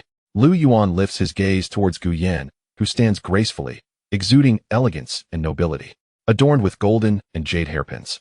She epitomizes beauty and grandeur. The Xian Wang is indeed fortunate. "What do you mean by that, consort?" Lu Yuan inquires. "You feign to present gifts to the Xian Wang while secretly sowing discord between him and the Lu Wang, which, if reported to the emperor, would amount to a capital offense," Yuan retorts coldly. Yet, Lu Yuan shakes his head. He asserts confidently, "Consort, you are unaware that my actions are precisely to save the Xian Wang's life." "What? Save the Xian Wang's life?" Yuan laughs in incredulity, her smile illuminating her beauty. With a refined nose and cherry lips, she is indeed striking. "Lord Lu, do you dare to speak such wild claims in the royal residence and show disrespect to the consort? Do not blame us for being impolite." A guard threatens, drawing his sword. Lu Yuan remains unfazed. Yuan gestures for the guard to sheath his weapon. While petting a cat, she smiles and asks, "Why do you say such things, Lord Lu? Pray tell, what crime has the Xian Wang committed that necessitates your intervention?" In Yuan's perspective, the Xian Wang's actions merely serve his own interests. The court is beset by internal and external troubles, presenting a prime opportunity. Yet, she remains oblivious to the depths of the situation, unless she were to point it out herself. Lu Yuan states earnestly, as a son of the royal family, colluding with the noble families of Longxi and Ningchuan, the intent is to disrupt court politics and embroil us in factional strife. Should the crown prince ascend, the Xian Wang will surely perish. Should the crown prince be deposed, the Xian Wang will likewise meet his demise. These two outcomes are indisputable. Preposterous. Gu Yan rises in anger. Lu Yuan, do you have any proof to support your words? Lu Yuan meets her gaze and replies, the world will judge fairly. Allow me to pose a question. If the crown prince were indeed deposed, and the Lu Wang were to ascend, would the Xian Wang truly obtain what he desires? Gu Yan counters, there are ancestral edicts that prohibit interference in court matters, hence I shall not engage you on this topic, Lord Lu. Perhaps you could speak of something more comprehensible? Lu Yuan chuckles. Gu Yan dares not speak recklessly about court affairs. Have you considered what the noble families of Longxi and Ningchuan seek? A puppet emperor. Clearly, neither the Lu Wang nor the Xian Wang are suitable candidates. Thus, with the Longxi and Ningchuan families involved, even if the crown prince were deposed, it would not fall to the Lu Wang, or even the Xian Wang. Gu Yan is momentarily taken aback, staring at Lu Yuan. What do you mean? Lu Yuan responds. I mean to say that only with the crown prince's ascension can the Xian kingdom be preserved. The Longxi and Ningchuan families aim to control the court. Since they seek control, both the Lu Wang and the Xian Wang pose threats to them. Given time, should anything happen to the crown prince, the Lu Wang and the Xian Wang. Lu Yuan's eyes sharpen as he makes a slashing gesture across his throat, startling Gu Yan. The cat in her arms senses her unease and scurries away. Do you expect me to believe your words, consort? Gu Yan challenges. Regardless of her belief, Lu Yuan insists. You must understand that a puppet can only be a figurehead. Among the emperor's offspring, the most ineffectual is the youngest son, Ningen. Thus, when I stated that I am here to save the Xian Wang's life, I spoke without any pretense. Lu Yuan's expression remains calm, devoid of any agitation. His words prompt Gu Yan to rise, her eyes reflecting an unusual intensity. After a moment of contemplation, she realizes that the Longxi and Ningchuan families have long been maneuvering behind the scenes. The Lu Wang's ambition to become emperor blinds him to the true peril posed by these families. As these thoughts dawn upon her, Gu Yan feels a creeping sense of dread. A puppet must be easily controlled, and who better to control than the ineffectual Ningen? Noting Gu Yan's silence, Lu Yuan continues, the consort may ponder whether the Longxi and Ningchuan families would willingly relinquish their power. The collaboration between the two princes is, in fact, a foolish alliance. The common enemy of the court should be these two powerful clans. Among the princes, there should be unity against external threats. As the saying goes, when the clam and the snipe quarrel, it is the fisherman who benefits. Gu Yan resumes her seat, compelled to contemplate each of Lu Yuan's statements. The greatest threat to the court lies in the two prominent families. Before this moment, the princes should not be embroiled in conflict. Satisfied that he has achieved his goal, Lu Yuan takes his leave, leaving Gu Yan in thoughtful silence. Although there are prohibitions against interference in court matters, the consort must now evaluate the extent of her influence in the Xian Wang's affairs. Upon exiting the Xian Wang's residence, Lu Yuan encounters a sedan chair arriving from the palace. As it descends, a guard steps forward, cupping his fist in salute. Lord Lu, the Empress summons you to the Xining Palace. Chapter 53. The three machine camps are at your disposal. The inner palace, specifically the domain of Ningzheng, is now devoid of capability. Each beauty remains in solitary quarters, leaving much to be desired. However, today, the turmoil within the palace is palpable. Among the various palace masters, maids and servants bustle about, disseminating numerous pieces of news originating from the inner palace. In the Xining Palace, adorned with exquisite decor, several palace maids await patiently in the long corridor. Lord Lu has arrived. A sedan chair descends, and upon the eunuch's announcement, the maids hurriedly approach. Lu Zhu steps forward to assist. Lord Lu, you have finally come. The Empress has been awaiting your arrival for quite some time. Did you not just return from the Xining Palace? Lu Yuan remarks, feeling the chair's warmth barely dissipate. Throughout the journey, he has sensed an unusual atmosphere in the palace. Once disembarked, Lu Yuan inquires casually, Lu Zhu, what is amiss in the palace? It seems that everyone is preoccupied, and I can even hear faint cries. Lu Zhu sighs, gesturing for him to follow. Lord, please, the Empress awaits you. Things may be somewhat abrupt. Lu Yuan presses for details. Lu Zhu explains, after His Majesty summoned you today, his condition worsened significantly. He has been coughing incessantly, and has even coughed up blood several times. Numerous imperial physicians have been summoned, and they claim that His Majesty does not have long to live. The concubines and royal ladies in the palace are filled with anxiety and fear, scrambling to prepare. Lu Yuan, lacking medical expertise, considers that Ning Zheng might be suffering from either lung cancer or tuberculosis. Regardless of the diagnosis, both are fatal ailments. Recently, the emperor issued an edict reinstating the practice of burial with the deceased. Those who have not borne the emperor's offspring are to be buried alive with him, causing panic among the concubines and a chorus of weeping. Lu Zhu continues, the practice of burial with the deceased was previously abolished. But that does not mean Ning Zheng would not revive it. This man has both merits and faults. His decision to reinstate this practice stems from his desire to prevent his women from being taken advantage of by other men after his passing. Right or wrong, Lu Yuan cannot judge. Yet, this matter would undoubtedly cause significant upheaval in the court. Your Majesty, Lord Lu has arrived. A voice announces within the inner chamber. Lu Zhu leads Lu Yuan swiftly inside. Noticing the absence of others, Lu Zhu promptly closes the door. Xiao Qin, clad in a flowing black robe with her hair elegantly styled, retains her enchanting presence. However, she now exhibits signs of urgency. The unexpected upheaval within the palace threatens to spiral out of control. Lu Yuan, you have come. I summoned you in haste because of an unforeseen incident in the palace. The emperor, I fear his days are numbered. Within the chamber, only Xiao Qin and Lu Yuan are present, revealing her anxiety. Everything remains inadequately arranged. Once Ning Zheng passes, the situation will undoubtedly change. Lu Yuan nods in acknowledgement. On the way here, Lu Zhu already informed me. Xiao Qin's eyes brim with tears as she confesses, what troubles me is the reinstatement of the burial system. Once the emperor passes, the court will surely descend into chaos. At that time, the Lu Wang and the Xian Wang may seize the opportunity to incite rebellion. Ningchuan and Longxi, the two prominent families, have deposed the crown prince. And with that, everything has crumbled. Xiao Qin's emotions surged. She had believed that Ning Zheng could endure for a while longer. As long as he remained alive, there was still hope for her. With arms outstretched, she envisioned the left minister, General Tianwei, commanding 1,000,000 troops. Although the right minister wielded no military power, his former students and loyal officials were scattered throughout the court. All the generals and commanders were under his control. Together, they commanded over 1,000,000 soldiers, making it easy for the crown prince to perish 100 times over. Xiao Qin slumped in the phoenix chair, panic seizing her. Despite Li Ji's recent appointment of the former military officer, the number of people they had was utterly insufficient. They were vastly outmatched. Lu Yuan recognized the treacherous depths of the court. If Ning Zheng were to pass away, the consequences would be dire. Yet, there were strategies to consider. Observing Xiao Qin's alarm, Lu Yuan spoke calmly. Your Highness, what is meant to happen will inevitably come to pass. You must steady your heart. How can I calm myself? If the crown prince cannot ascend, then my fate awaits in that yellow tomb. Xiao Qin's resolve teetered on the brink of collapse. Seeing her distress, Lu Yuan stepped forward and gently lifted her chin. Xiao Qin paused, her breath fragrant.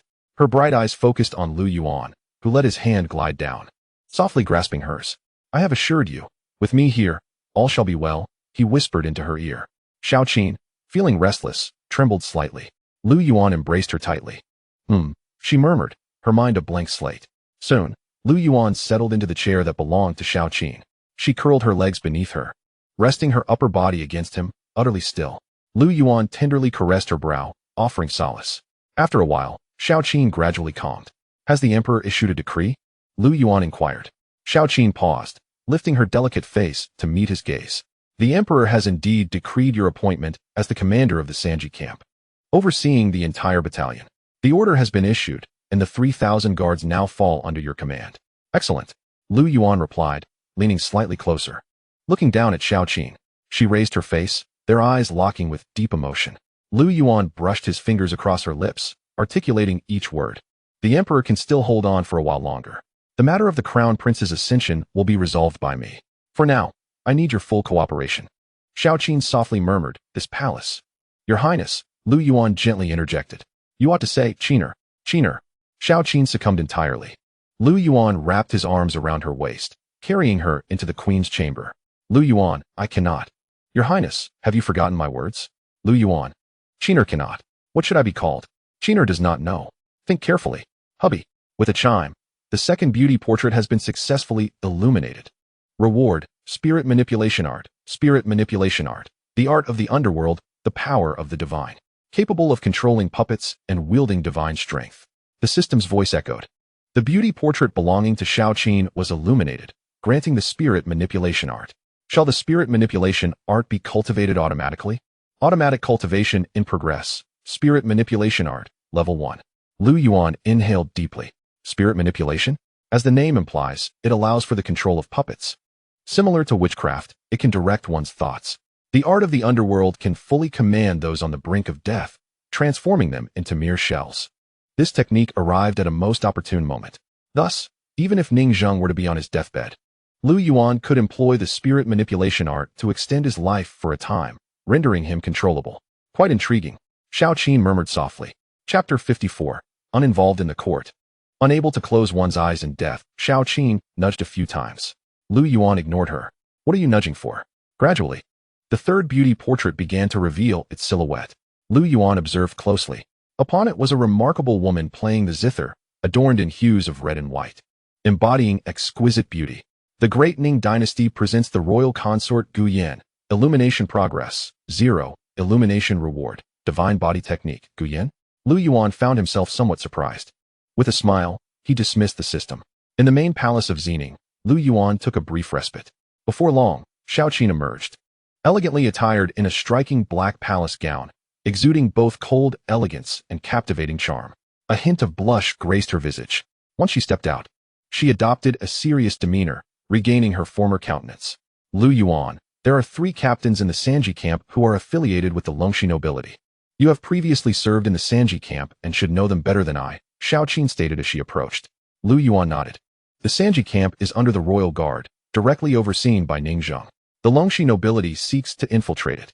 Thus, those 3 captains are undoubtedly their people. Xiao Qin continued. I am concerned that you may not be able to command them.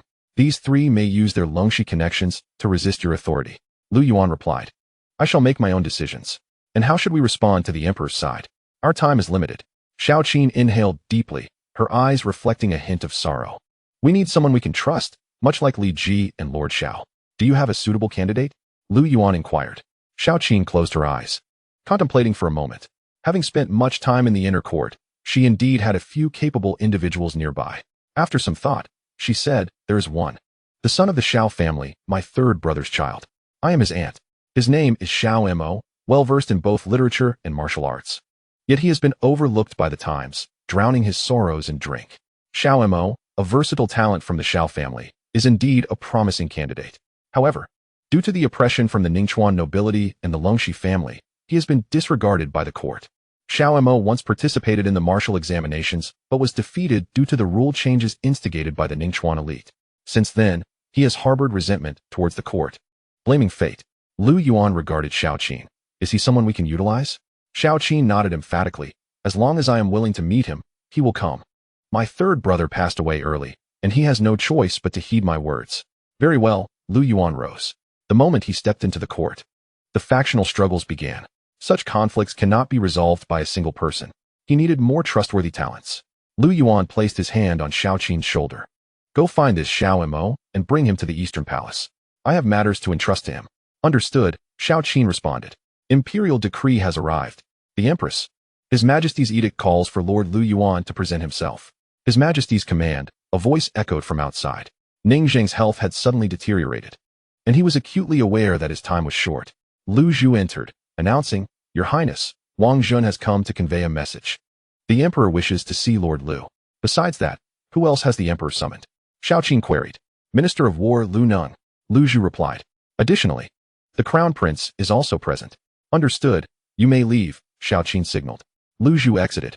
Turning to Lu Yuan, Xiao Qin remarked. His Majesty's summons for you must pertain to significant matters. Lu Yuan surmised, to entrust guardianship. His Majesty's life hangs by a thread. Likewise, the Crown Prince's fate is precarious. This factional struggle is already raging fiercely. Ningxing understands this more than anyone. Lu Yuan performed a bow. Your Highness, I take my leave. Yet as he turned, Xiao Qin grasped his hand firmly. Lu Yuan turned back. Complex emotions danced in Xiao Qin's gaze. She held on to his hand, hesitating for a moment. Lu Yuan. The intimacy we shared earlier must remain a secret from all others. Xiao Qin struggled to articulate her thoughts. Lu Yuan understood her concerns and gently lifted her chin, bestowing a soft kiss upon her. Xiao Qin did not shy away. Lu Yuan whispered, "You go meet Xiao Mo. As for the rest, I have my own plans." With that, Lu Yuan departed from Xining Palace. Xiao Qin took a bath and changed her clothes before setting out from the palace. In the Taiji Hall, within the inner chamber, the sound of violent coughing reverberated. Ning Zheng lay half-reclined on the bed, coughing incessantly. "Father." Ning Chun knelt at the bedside, tears streaming down his face. Behind him, the imperial physicians knelt in attendance, ever vigilant to Ning Zheng's condition. Ning Zheng gasped, scolding Ning Chun, "You wretched boy, do you think I am unaware of your actions? When I am gone, do you truly believe you can secure this throne?" Coughing violently, Ning Chun cried, "Father, you will not leave us. You will live to 100. You useless lot. What good is the court if you cannot even treat your emperor?" Ning Chun stood, kicking the head physician to the ground, advancing to strike. The physician recoiled in fear. Ning Zheng, furious, shouted, "Enough.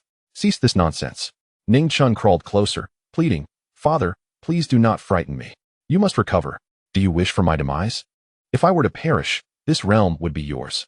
But mark my words, you are not worthy." Ning Zheng berated him. Ning Chun nodded vigorously. Yes, father. You speak the truth. Your Excellency, Minister of War Lu Neng and Lord Lu Yuan have arrived, Wang Zhen announced as he entered. Ning Zheng inhaled deeply, commanding, "Quickly, let them in to see me." Moments later, Lu Yuan and Lu Neng entered sequentially. As they prepared to bow, Ning Zheng interjected, "No need for formalities. Do you know why I have summoned you?" Lu Neng knelt. "Your Majesty, may you preserve your health." Lu Yuan remained silent. Ning Zheng scoffed, "My health? What use is it to me? I have reigned for 16 years, with both successes and failures, yet not a single day has brought me joy. The powerful manipulate the court, while the aristocracy oppresses me. Even in death, I will find no peace. I wish to be rid of this corrupt court," he shouted, followed by another fit of coughing. Lu Yuan understood Ning Zheng's desires, to cleanse the realm and restore power to the Ning family. The crown prince was his favored child. Ning Zheng revealed his helplessness, lamenting that the great families should return power to the crown prince, as it was the will of heaven and the people. "Without governing the court, I shall die with my eyes wide open." Suddenly, Ning Zheng sat upright, letting out a fierce roar. He coughed up blood. Chapter 55. Delusional Politics. Ning Zheng raised a hand to the heavens, a gesture that shattered Lu Neng's heart. "Your Majesty, I am powerless. I am utterly powerless." Lu Neng wept, bowing deeply. The court was rife with conflict, rebellions broke out across the land, and the Ning Dynasty faced dire straits. Without real authority, Lu Neng could only endure in silence, feeling the weight of despair. The physician hastily approached. "Your Majesty, please calm yourself. Do not let your anger take hold." Ning Zheng's life was measured in days. Enough. With a hint of resignation, he waved his hand. He feared he would never again witness a united Ning family or this chaotic court. Then, Ning Zheng spoke softly. "Lu Neng, Lu Yuan, you are my most trusted ministers. Especially you, Lu Yuan. Your talents are rare throughout history. Today, I summon you for a grave matter." Lu Neng wept openly, while Lu Yuan maintained his composure, though his brow furrowed slightly. Since ascending the throne, Ning Zheng had striven tirelessly. Lu Yuan calmly replied, "Your Majesty, there are times when the moon is full again, and flowers bloom anew. You have not yet lost. There is still hope. But I fear I will not witness that hope." Ning Zheng replied softly. "Where's the crown prince?" he demanded. "Father."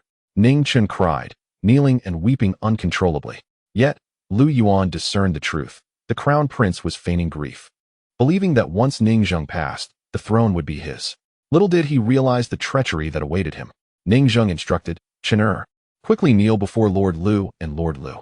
You must heed their counsel as you govern. Do not neglect their wisdom." "Your Majesty, that cannot be," Lu Neng exclaimed, waving his hands in protest. Ning Chen knelt before Lu Yuan and Lu Neng. "Please, Crown Prince, do not kneel to your subjects. Quickly rise," Lu Neng urged. Ning Zheng remained silent, and Ning Chun dared not stand. Struggling to speak, Ning Zheng continued, Lord Lu, I entrust the Crown Prince to you both. I hope you will assist him diligently, for I can only rely on you in these turbulent times." Ning Zheng's words came from the heart. Lu Neng was profoundly moved. Bowing repeatedly, "Your Majesty, I shall devote myself entirely to assisting the Crown Prince, even if it costs me my life." "Very well. And you, Lu Yuan?"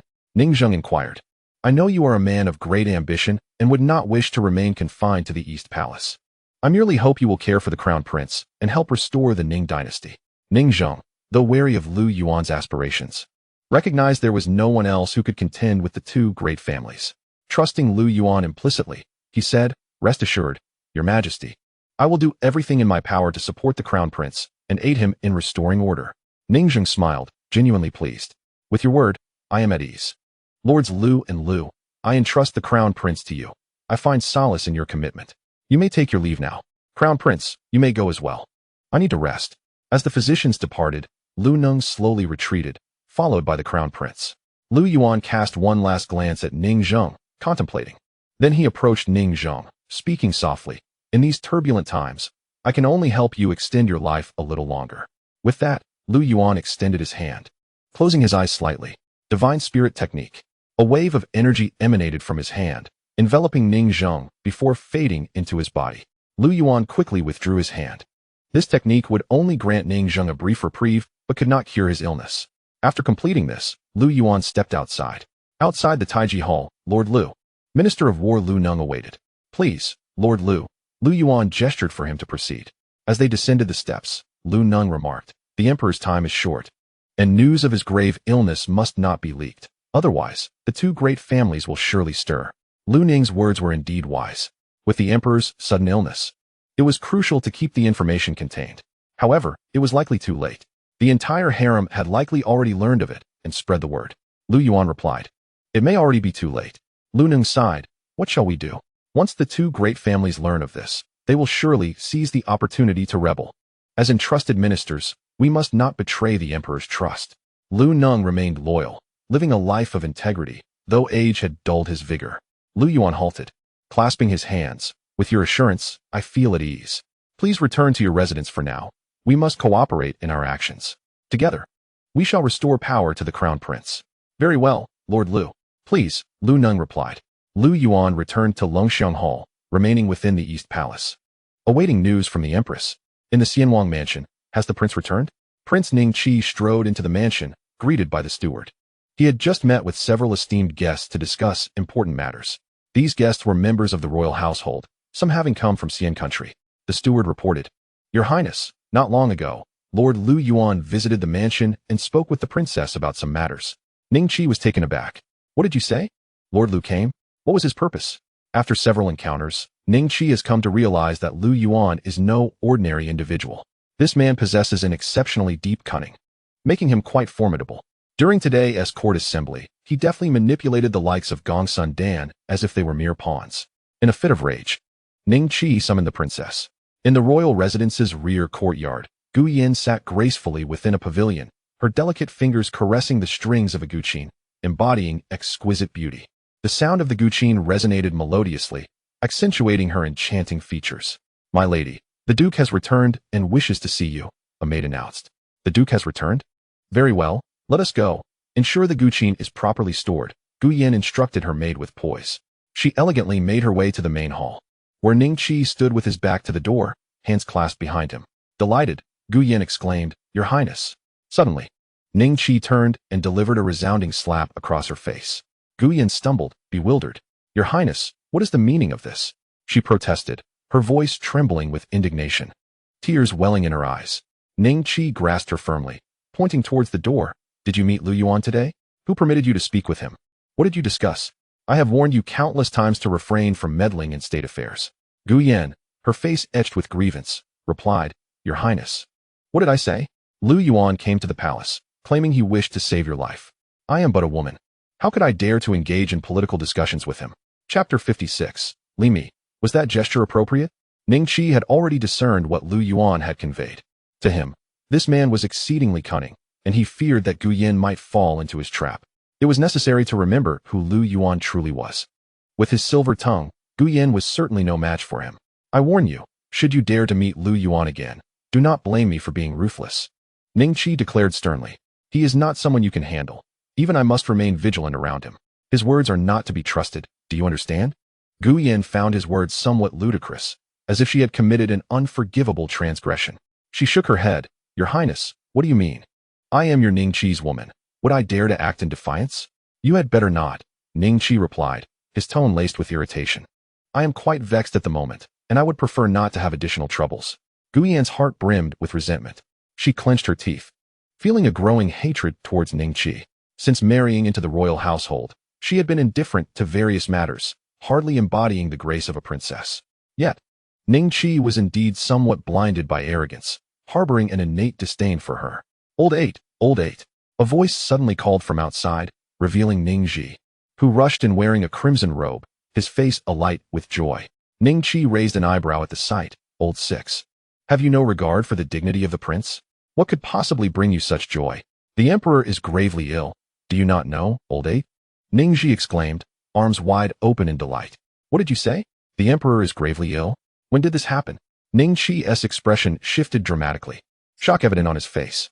He seized Ning Ji by the collar, his irritation palpable. Old six, do not speak frivolously. The emperor's passing is no trivial matter.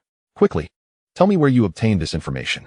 Ning Ji, overly elated, viewed the emperor's potential demise as advantageous, as it would leave the crown prince isolated. With the emperor deceased, he could pursue his plans without hindrance. The news has spread throughout the palace. The emperor's health has suddenly declined, and he is currently bedridden. It is common knowledge within the palace. How is it that your news is so outdated, old eight? Gu Yin turned pale at the revelation. Hastily moving to close the door, this was no minor issue. Sister-in-law, there is no need to panic, Ning Ji said with a smile. Is this news reliable? It is of utmost importance to us, Ning Qi inquired, his skepticism evident. Absolutely reliable, old eight. We are to become emperors. Once we ascend, we shall divide the realm between us. Ning Ji exclaimed, excitement bubbling over. Ning Qi countered, old six, do you think this is a mere child's game? Becoming emperor is not as simple as you suggest. Ning Ji paused, contemplating. Once the emperor dies, the crown prince becomes vulnerable, does he not? Is that not advantageous to us? What do you mean by that? Ning Ji asked, puzzled. Ning Qi gestured towards the door, his other hand patting Ning Ji's shoulder. Do you believe that the noble families of Longxi and the Ning clan will willingly accept us as emperors? Do you truly believe that the emperor's death is beneficial for us? It could very well be a misfortune, Ning Ji argued. Our brothers are to unite with the two noble families. That was our agreement. We shall share the realm. Agreements? Do you think they will trust your empty promises? Once you become emperor, will you not seek to hold them accountable? Would they allow that? Furthermore, even if the crown prince were to be deposed, would it fall to us? Ning Qi retorted angrily. What do you mean? What does that imply? Ning Ji asked, bewildered. It is evident. The two noble families desire a puppet emperor, and your brother Ning is the perfect candidate, Ning Qi replied coldly. Ridiculous. Ning is only 2 years old. Ning Ji protested vehemently. This is precisely the point, Ning Qi stated, his expression stern. Ning Ji seemed to grasp Ning Qi's implication. A puppet emperor would indeed be a child. With the 2-year-old Ning on the throne, it would be much easier to manipulate. Old eight, what shall we do? Ning Ji whispered, his voice low with concern. If Ning becomes emperor, will not the court be rendered powerless? First, we must ascertain whether the emperor is truly gravely ill. If so, we must not attempt a direct usurpation to avoid incurring eternal infamy, Ning Qi advised, tapping Ning Ji on the chest. What then? Ning Ji queried. We shall find a scapegoat. Our sixth uncle has always harbored ambitions of the throne. We can nominate him, rally troops to seize the capital, and support his ascension. Then, Ning Qi made a gesture across his throat. Ning Ji inhaled sharply, his eyes wide with disbelief. Nominate our sixth uncle to seize the capital? Old eight, this is a perilous gamble. Will he agree? What is our purpose in doing this? Do we wish for him to become emperor? Do you not understand? We have limited troops. We need to leverage our sixth uncle, allowing him to bear the blame. You and I can then reap the benefits, Ning Qi explained. But if our sixth uncle agrees to mobilize troops, on what grounds shall he act? To restore the throne, Ning Qi declared emphatically. That night, under the cover of darkness, the streets of the capital lay eerily silent due to the curfew imposed by the Ning Dynasty. A carriage moved slowly through the streets, having departed from the Duke's residence, heading straight for the palace. The occupant of the palanquin was none other than Duke Ning Qi, who entered the palace under the veil of night to ascertain the emperor's true condition. Stop, you there. If you dare to flee again, we shall break your legs. A voice rang out in the night. Suddenly, a frail figure stumbled forward, nearly colliding with Ning Qi's carriage, only to be intercepted by the Duke's guards. Behind him were several pursuing officers, armed with long blades. The guards stepped forward. Your Highness, what disturbance is this? Recognizing the Duke, the officers clasped their fists in respect. Ning Qi lifted the curtain of the palanquin and inquired, what is the matter? One officer pointed at the staggering figure, revealing a disheveled man, gaunt and unkempt. He was voraciously devouring his food when the guards subdued him. The officer reported, "Your Highness. This man is named Lin He. He broke into a civilian residence at night to steal. We are in the midst of apprehending a fugitive and seek your permission." Ning Chi nodded in response. "Thank you, Your Highness," he said, and with a wave of his hand, several men swiftly stepped forward to capture the gluttonous man. "Let me go? Let me go? I came to the capital to find someone. You cannot arrest me." Lin He struggled desperately. The royal entourage continued their journey back to the palace. At that moment, the Eastern Palace was brightly lit. Inside the Longxiang Hall, Lu Yuan sat cross-legged. Beside him, the crown princess Li Mi, clad in a flowing white gown, knelt and poured him a cup of wine. As she poured, Li Mi remarked, according to Xiao Gao, "The Wenxuan Pavilion introduced a sorcerer to the crown prince yesterday, claiming he can seek immortality and concoct elixirs of life. I fear the crown prince is nearing madness." Li Mi sighed. Lu Yuan took a sip of wine. "An elixir of longevity?" he inquired. Li Mi nodded. "Yes, brother. He spends his days reveling with a group of handsome men. Moreover, recently the crown prince has acquired a remarkable companion, a man who brought his lawful wife to the Eastern Palace, and the three are now together in the palace." Lu Yuan frowned, but Li Mi merely smiled, leaning against him. "Brother, it's getting late. May I be favored tonight?" Li Mi blushed, tilting her head back. "Open your mouth." "Mirror," Lu Yuan instructed. She complied, and Lu Yuan lifted the wine jug, pouring the liquid into her mouth. The wine overflowed, soaking her clothes. Gulp. She swallowed, leaning forward on the ground, her bright eyes sparkling. "Brother, is this the correct action?" Suddenly, a voice called from outside, "The Empress has arrived." Li Mi panicked and quickly rose. Footsteps approached, and soon, Xiao Qin, accompanied by several guards and maidservants, appeared outside the Longxiang Hall. "I have seen Mother," Li Mi greeted. Her cheeks slightly flushed. Lu Yuan had also risen to pay his respects. "Your Majesty, the Empress," he addressed. However, Xiao Qin cast a glance at Li Mi, sensing something amiss. Noticing her rosy complexion and crescent-shaped brows, it was evident she had recently engaged in some activity. Xiao Qin's heart sank. She had just been with Lu Yuan, and now it was late at night, implying Li Mi was also involved in similar affairs. Xiao Qin stepped forward and slowly took her seat on the throne, her long gown trailing behind, attended by a maid. Regal and aloof, she commanded, no need for formalities. "Thank you, Mother," Li Mi replied as she stood. "Mm?" Xiao Qin gestured. "Yes." Lu Zhu turned and waved. "All of you retreat." The guards and maidservants promptly exited the hall, leaving only Lu Yuan, Xiao Qin, and Li Mi. Lu Yuan turned to inquire, "Your Majesty, how have matters progressed? Have you found the individuals we need?" "I have brought the person you seek. Summon Xiao Mo," she commanded. As her words fell, a robust young man entered from outside the hall. He had dark skin, a tall stature, and a resolute gaze. His strong arms indicated a martial background, suggesting he possessed considerable strength and potential as a general. Upon entering, he immediately knelt and bowed. "Xiao Mo pays his respects to Your Majesty and the Crown Princess." Lu Yuan glanced at him, while Li Mi scrutinized closely. Xiao Qin continued, "Xiao Mo, this is Lord Lu Yuan. He led the Xiao camp in battle and captured the flag at Yun City. You have met Lord Lu before, have you not?" "I have met Lord Lu," Xiao Mo replied respectfully. "This is my nephew Xiao Mo, who once participated in the martial examination but unfortunately fell to a member of the Ningchuan family. He is trustworthy and exceptionally capable. Had it not been for the deceit of the noble families, he would have surely emerged as the champion," Xiao Qin introduced. The Xiao family is not among the most prominent. Due to past instances of external relatives meddling in governance, they have faced suppression in this dynasty. Even as relatives of the Empress, gaining significant power is challenging. Xiao Qin has attempted to support members of the Xiao family in government roles, but they were ultimately crushed by the two great noble families. It is clear to her that as long as these two families exist, the Xiao family cannot rise in the court. After observing for a moment, Lu Yuan said, "Xiao Mo, rise." "Thank you, my lord," Xiao Mo responded, standing. Since he was a member of the Xiao family, Lu Yuan refrained from further comments. He sat cross-legged in the hall, addressing Xiao Mo. "The imperial edict has been issued. I am the highest commander of the Sanji camp. From today, I appoint you as the deputy commander of the Sanji camp. Tomorrow morning, you will report to the Sanji camp for duty. You will have full authority over the camp and its 3,000 soldiers. Do you understand?" Upon hearing this, Xiao Mo knelt on one knee. As a member of the Xiao family, he had long harbored dreams. When he participated in the martial examination, he aspired to showcase his talents in the court. However, due to pressures from the two noble families, he found himself caught in a cycle of indulgence. Now, an opportunity lay before him. Xiao Qin had shared the situation with him. Now is the time for the Xiao family to unite. Otherwise, they would all suffer together. If the Empress were to fall, how could the Xiao family escape retribution?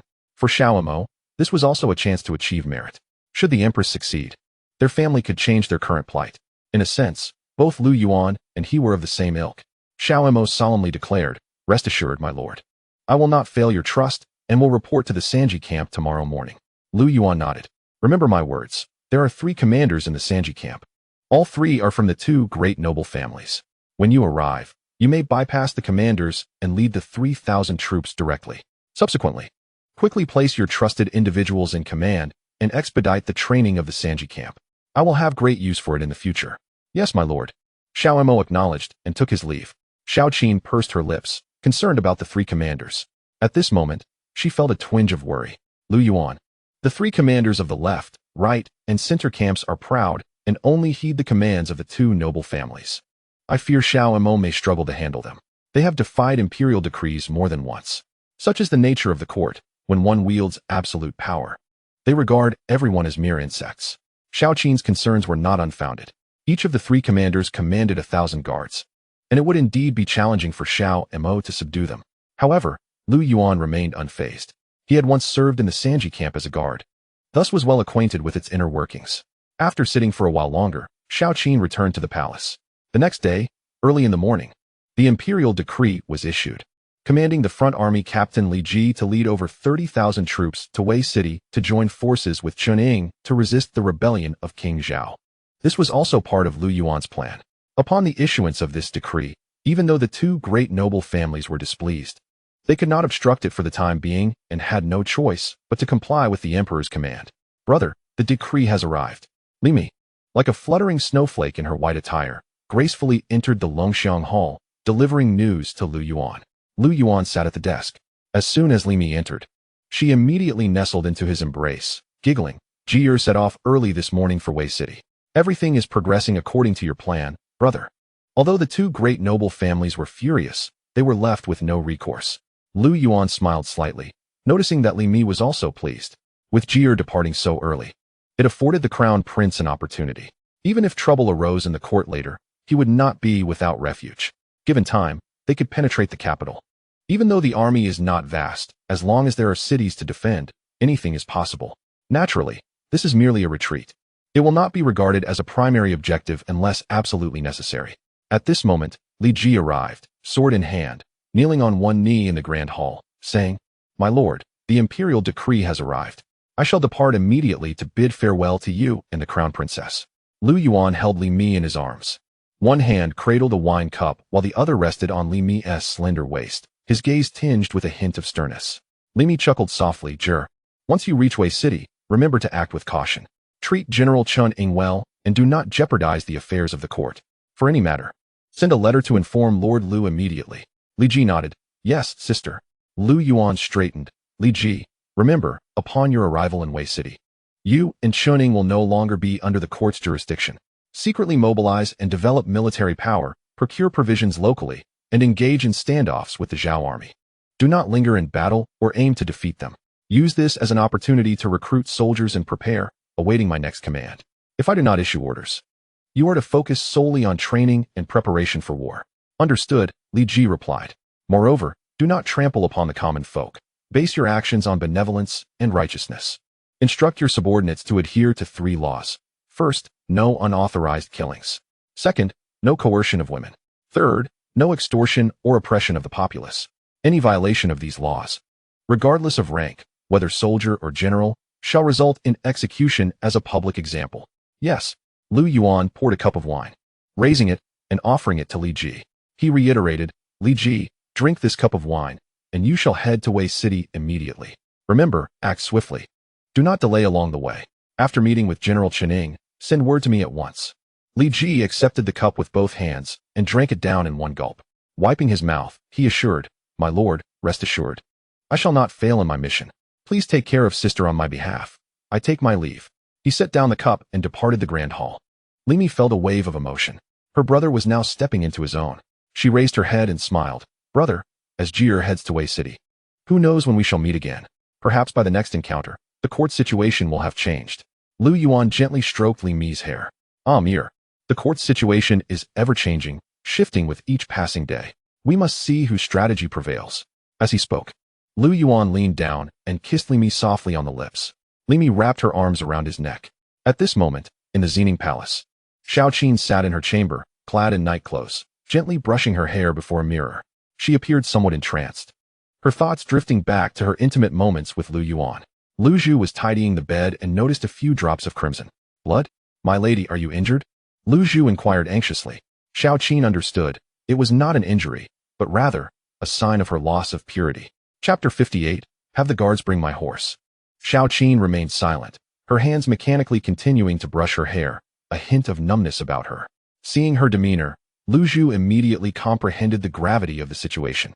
My lady. Lu Zhu knelt in fear, her body trembling. The queen has been with Lu Yuan, and it happened just last night. She could scarcely believe her eyes. The queen, the mother of the nation, revered by all. Yet upon reflection, she too was merely a woman. Xiao Qin replied coolly, "If you dare to speak of this, you know the laws of the palace. Do not force my hand." "Yes, I dare not. I would never." Lu Zhu trembled, afraid to raise her head, fully aware that this was no trivial matter. She had accompanied Xiao Qin into the palace for several years, initially as a maidservant from the Xiao family. Over time, she had witnessed Xiao Qin's solitude, while other consorts had engaged with Ning Zheng. Since Xiao Qin's entry into the palace, Ning Zheng had become impotent. Despite his affections, they amounted to naught. The commotion in the harem grew louder. Xiao Qin had heard whispers and cries. "What are those concubines up to?" she softly inquired. Lu Zhu, who had been brought from her family, was devoted to Xiao Qin and would not betray her. "The emperor's health is failing, and the concubines are in tears, especially since the emperor has suddenly reinstated the practice of sacrifice. They fear for their lives.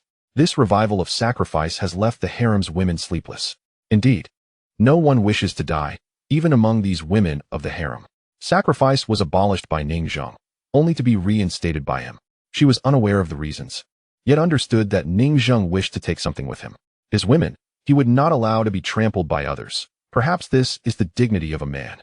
But sacrifice is terrifying. Should the crown prince fail to ascend, Xiao Qin too could meet that same fate. Surely, the court's decree has been issued? Has the frontline officer Li Ji departed the capital? He must be on his way to Wei City. Xiao Qin gazed at her reflection. Since her encounter with Lu Yuan, her skin appeared more radiant, and her spirit had noticeably lifted. She could feel the intense emotions she had previously concealed as a woman, yearning for such sensations. With a soft sigh, she realized her focus must remain on the crown prince. Today, significant events were likely unfolding at court. Lu Zhu said, "I shall send someone to inquire immediately and report back to you." "Go," Xiao Qin commanded. "Yes." Lu Zhu exited. Xiao Qin changed into a splendid red robe, her features graceful and striking, exuding an aura of nobility and beauty. She was surprised at how she had served a man in bed. Perhaps it was what she truly desired. Stepping out of the palace door, she settled in the courtyard, her heart heavy with worry, first for the nation, and second for her own future. Last night, she had uncovered the crown princess's secret. The crown prince was devoid of virtue and integrity, a fact beyond dispute. The court was in turmoil, embroiled in factional strife. In truth, there were now 4 factions, various regional princes, particularly the Lu and Xian kings, the aristocracy of Longxi, and the Ningchuan gentry. The 4th faction was the one led by Xiao Qin herself, with Lu Yuan as her steadfast support. Who would ultimately prevail? She could not foresee. All she knew was that if she lost, the Xiao family would cease to exist. "My lady, I have learned that Li Ji met with Lord Lu this morning and has already set off for Wei City. He is currently en route." Lu Zhu quickly returned and knelt. Upon hearing this, Xiao Qin closed her eyes, her delicate hands gripping her robe tightly. She soon opened her eyes, wondering if Xiao Mo had reached the Sanji camp. With his abilities, could he successfully take command? It seemed unlikely. Lu Zhu replied, "Xiao Mo has arrived." But what? Xiao Qin inquired, sensing something amiss. The Sanji camp had already been infiltrated by 2 powerful clans.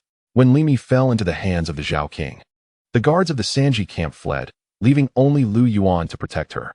The Sanji camp had neglected her. The left camp's commander Wang Fong and the right camp's commander Xiao Zik refused to meet. Xiao Mo was unable to mobilize a single soldier. They claimed that the Sanji camp only recognized the Grand Commander, never having had any leaders, and were even less inclined to heed Xiao Mo's orders. Sighing deeply, Xiao Qin wore a troubled expression. The Sanji camp was yet another formidable barrier. The Ningchuan clan has 3 members within the Sanji camp. These three individuals have long since entrenched their power in the camp, making it a stronghold under their control, despite its nominal allegiance to the emperor, whose authority has become largely illusory, especially now that he lies bedridden. The imperial edicts struggle to yield the intended results. Without the ability to manage the Sanji camp, few will be equipped to handle any potential palace coup in the future. The three major generals hail from two prominent families, having deeply infiltrated the camp. For Xiao to seize control is no easy task. My heart is troubled, Xiao murmured, her eyes slightly reddening. Your Highness, with Lord Lu here. He will surely devise a solution, Lu Zhu reassured her. Lord Lu? Lu Yuan. Xiao could only place her hopes entirely upon Lu Yuan. The atmosphere within the Longxiang Hall was remarkably serene, filled with melodious sounds. Lord Lu, the deputy commander of the Sanji camp, has sent someone to see you urgently. Bai Luo announced as she entered the grand hall. Approaching the entrance to Lu Yuan's chamber, she softly called out. Inside, a faint voice of Li Mi could be discerned. My lord, Bai Luo continued, aware of the activities within. Having spent some time in the Longxiang Hall, Lu Yuan had treated her well, bringing her some comfort. She was willing to remain here, at least distanced from the turmoil of Xining Palace. Before long, Lu Yuan emerged from within, followed shortly by the crown princess, Li Mi, who appeared slightly flushed, as though she had not yet completed her business. Crown princess, Bai Luo bowed her head. You are Bai Luo, correct? From Xining Palace? There are matters you should understand better than I. If you perform your duties well, Lord Lu will surely reward you. Li Mi spoke with veiled implications. Bai Luo replied. Yes, Crown Princess, rest assured, I know my place and will always protect both you and Lord Lu. Li Mi nodded, appreciating obedient handmaidens. In the hall, Lu Yuan took his seat. A guard armed with a sword entered, immediately kneeling before Lu Yuan. I am Lu Dao, the left guard of the Sanji camp. I have come to pay my respects to Lord Lu. Lu Yuan gestured for him to rise. Lu, what is the current situation in the Sanji camp? Has Xiao taken command? Reporting to you, my lord, Commander Xiao has joined the Sanji camp, but he has been largely ignored by the three generals. Not a single soldier can be mobilized within the camp. The others boast that there has never been a commander and that he should go wherever he feels comfortable. Showing utter disdain for the orders of the court, Lu Dao reported. And where are these three generals now? Lu Yuan inquired. In the left hall, drinking. Without the three generals' tokens, the guards of the Sanji camp dare not act rashly, Lu Dao replied. Lu Yuan had anticipated this. The two powerful clans would need to take action. For Xiao to fully control the Sanji camp, he would need a catalyst. As for how to ignite this spark, it was rather straightforward. Lu, you may return for now. I will personally head to the Sanji camp, Lu Yuan instructed. Yes, my lord. Bai Luo, fetch my armor. He commanded. Bai Luo quickly brought the armor. Lu Yuan prepared to set off for the Sanji camp. At that moment, Li Mi took the armor and personally helped Lu Yuan don it. Bai Luo stood by. Li Mi remarked. The two powerful clans are relentless in their pursuit to dominate the Sanji camp. Lord Lu must exercise caution and not allow them to manipulate you. As the armor was secured, Lu Yuan strapped on his sword. Bai Luo smiled. With the crown princess assisting in your gear, my lord's journey to the Sanji camp will surely be invigorated. Li Mi chuckled softly. Lu Yuan replied. Bai Luo, your words are quite sweet. Perhaps I should request a reward for you from the crown princess later. Thank you, my lord. Thank you, crown princess, Bai Luo knelt. All right, rise. You must perform your duties well and refrain from speaking out of turn. I will ensure you are rewarded, Li Mi said while adjusting Lu Yuan's armor. Thank you, crown princess. In the future, I will aid my lord and foster a harmonious relationship with the crown princess, relieving my lord of unnecessary burdens, Bai Luo added. You certainly know how to speak well and alleviate your master's worries. Next time, you shall serve at his side, Li Mi smiled. Yes, crown princess. At that moment, Lu Yuan grasped the hilt of his sword. Have my horse brought to me, he instructed the guards. Chapter 59, A Deadly Encounter at the Sanji Camp in the Courtyard. Lu Yuan emerged from the grand hall, clad in armor, with a commanding presence. A short dagger at his left and a long sword at his right. A guard led forth a warhorse from the saddle. Just as Lu Yuan was about to mount, a voice rang out. A gift from Her Majesty, the Queen. Lu Yuan halted in his tracks. Lu Zhu entered, accompanied by a group from Xining Palace, smiling as they approached. The attendants in Longxiang Hall slowly knelt. Li Mi stood aside, asking, Mother, what gift do you bring? Let me see. Lu Zhu, with a subtle smile, announced, Her Majesty has decreed that Lord Lu, who has exerted himself for the nation lately, is to be presented with a fine steed. This horse, capable of traversing 1,000 miles a day, has been specially bestowed upon Lord Lu. With a clap of her hands, a magnificent brown steed was led forth. Its muscles rippled, and it exuded vitality and battle spirit. Upon seeing it, Lu Yuan stepped forward to examine the horse's mouth. It was indeed a rare and exceptional creature. My lord, this horse was selected from the royal tributes brought from foreign lands, the only one of its kind in the entire Ning Dynasty. It has been raised in the palace all along, and now it belongs to you, Lu Zhu beamed. Lu Yuan remarked, it is indeed a fine horse. But it pales in comparison to your majesty herself. You are the true gem. Lu Yuan mounted the horse. My lord, the queen has instructed that you name this horse. So I may report back, Lu Zhu added. Since it is a steed of such caliber, able to travel 1,000 miles. I shall name it Xiao, howling winds that consume the setting sun, with swift gales chasing shadows across the vast wilderness. Xiao, a splendid name. I shall report this to her majesty, Lu Zhu replied. Onward. Lu Yuan spurred his horse and galloped towards the Sanji camp. Has Lord Lu accepted it? I wonder if he will be pleased. Lu Zhu pondered in the garden behind Xining Palace. By the pond, Xiao crouched, stirring the clear water with her hands. Surrounded by eunuchs and maidservants, a guard stood motionless nearby. Having just returned from Longxiang Hall, Lu Zhu approached. Yes. Lord Lu expressed gratitude for her majesty's gift and declared that this horse is a 1,000-mile steed, naming it Xiao. Xiao Qin echoed softly. Lord Lu said, howling winds that consume the setting sun, with swift gales chasing shadows across the vast wilderness. Lu Zhu relayed. Upon hearing this, Qin slowly rose, her heart stirred. Howling winds that consume the setting sun, with swift gales chasing shadows across the vast wilderness. Qin smiled, though her expression was somewhat strained. Had he truly composed a poem for this horse? Lu Yuan, you never cease to amaze and delight me. Indeed, your highness. It is evident that Lord Lu holds you in high regard, Lu Zhu replied with a grin. Qin could sense the changes since Lu Yuan entered the palace, especially amidst the struggles against the two powerful clans. Has he departed for the Sanji camp? I wonder if he can handle those 3 generals. She voiced her concerns, her expression still marked by anxiety. Yes, Lord Lu has left the East Palace for the Sanji camp. But fret not, with Lord Lu's intelligence and valor, those 3 insignificant generals would not dare to act arrogantly before him. Lu Zhu scoffed. When you left, was the crown princess present? Qin inquired. Yes, as expected. Qin sighed softly. Li Mi, too, had been drawn to him. Qin felt a twinge of melancholy. Perhaps she had yet to overcome this hurdle. However, such matters were bound to unfold in due time. Lu Yuan dared to enter her bedchamber. How much more so with Li Mi?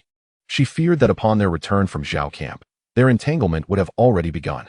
Lu Zhu spoke. Your Highness, you have just undergone a significant change. It is imperative that you rest well. Allow me to assist you back to your chambers for some repose. As soon as I receive news regarding the Sanji camp, I shall inform you immediately. Qin shook her head, stating, I shall remain here, awaiting news from the Sanji camp. Until then, my mind is not at ease.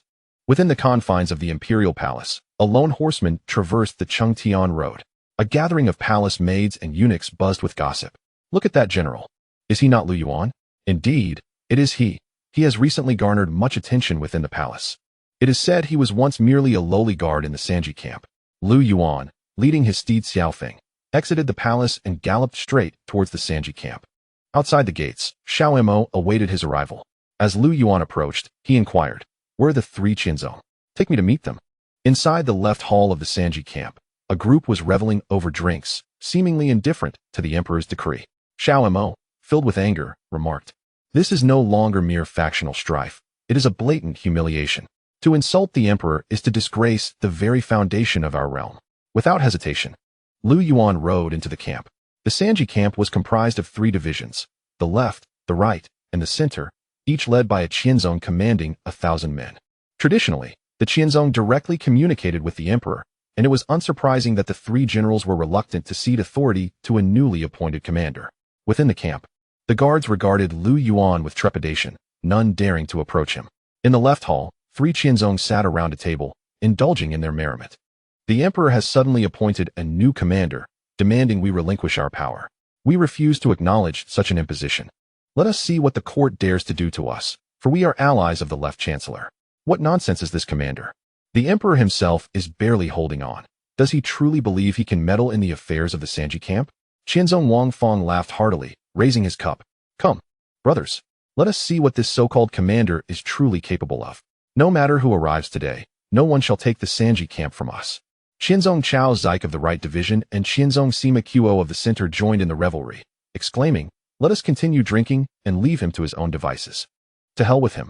At that moment, a subordinate entered from outside, exclaiming, "Gentlemen, cease your drinking at once. The emperor has personally appointed Commander Lu Yuan. You must go forth to welcome him." The subordinate attempted to pull Wang Fong away. "Get off me. What nonsense is this, Commander? We do not recognize him. Be gone." Wang Fong kicked the subordinate aside. "He is merely an ordinary guard from the Sanji camp. Why should I regard him highly? Just because he has an imperial decree does not mean he can command us. Ridiculous." The subordinate, flustered, insisted, "But he is the emperor's appointed commander. We must go to meet him. He is arriving at the camp gate." "I refuse. Not even if Lu Yuan himself were to come here would I bow to him," Wang Fong declared, pushing the subordinate away. "This emperor holds no real power. Since he is the emperor's appointee, let us inquire which emperor has appointed him," laughed Chao Zik. "Indeed, if he has just taken office, we might as well pay him a visit and see what he is capable of." After drinking deeply, Wang Fong set down his cup, swaying slightly. "Shall we go pay him a visit? Let us see what tricks he has up his sleeve." "Excellent," exclaimed Chao Zik, rising. "Let us go and see if he dares to act boldly within the Sanji camp." Sima Quo unsheathed his sword. With a wave of his hand, Wang Fong led the three, somewhat inebriated, out of the hall. They had indeed consumed quite a bit, and were somewhat unsteady on their feet. Within the Sanji camp, Lu Yuan approached on his steed. Xiao Mo and others flanked him. Soon, under the gaze of Wang Fong and his companions, Lu Yuan came face to face with them. From his mount, Lu Yuan regarded the three Qianzong. Stumbling slightly, Wang Fong pointed an accusatory finger at Lu Yuan, exclaiming, "Lu Yuan, who do you think you are? You are merely a guard in the Sanji camp. How dare you act so recklessly before me?" "You are quite right," Chao Zik added coolly. "Lu Yuan, do you truly believe you can command the Sanji camp at your whim? Do you take us for fools?" Sima Quo interjected, "When entering the Sanji camp, one must dismount and walk. This is our custom. Lu Yuan, you would do well to recognize your place. This is governed by the three of us." Lu Yuan surveyed the three with a discerning gaze. They were drunkenly reveling in the camp, and he raised an eyebrow, questioning Wang Fong. "Wang Fong, the vice commander has issued orders to assemble the troops. Why do you not heed his commands?" "Vice commander? Nonsense. I only recognize my own authority," Wang Fong retorted. But before he could finish, Lu Yuan drew his sword and swiftly severed Wang Fong's head from his shoulders. In that instant, Sima Quo and Chao Zik, still intoxicated, were jolted awake, their faces paling in fear. Wang Fong's head rolled to the ground, sending shockwaves through the guards in the camp.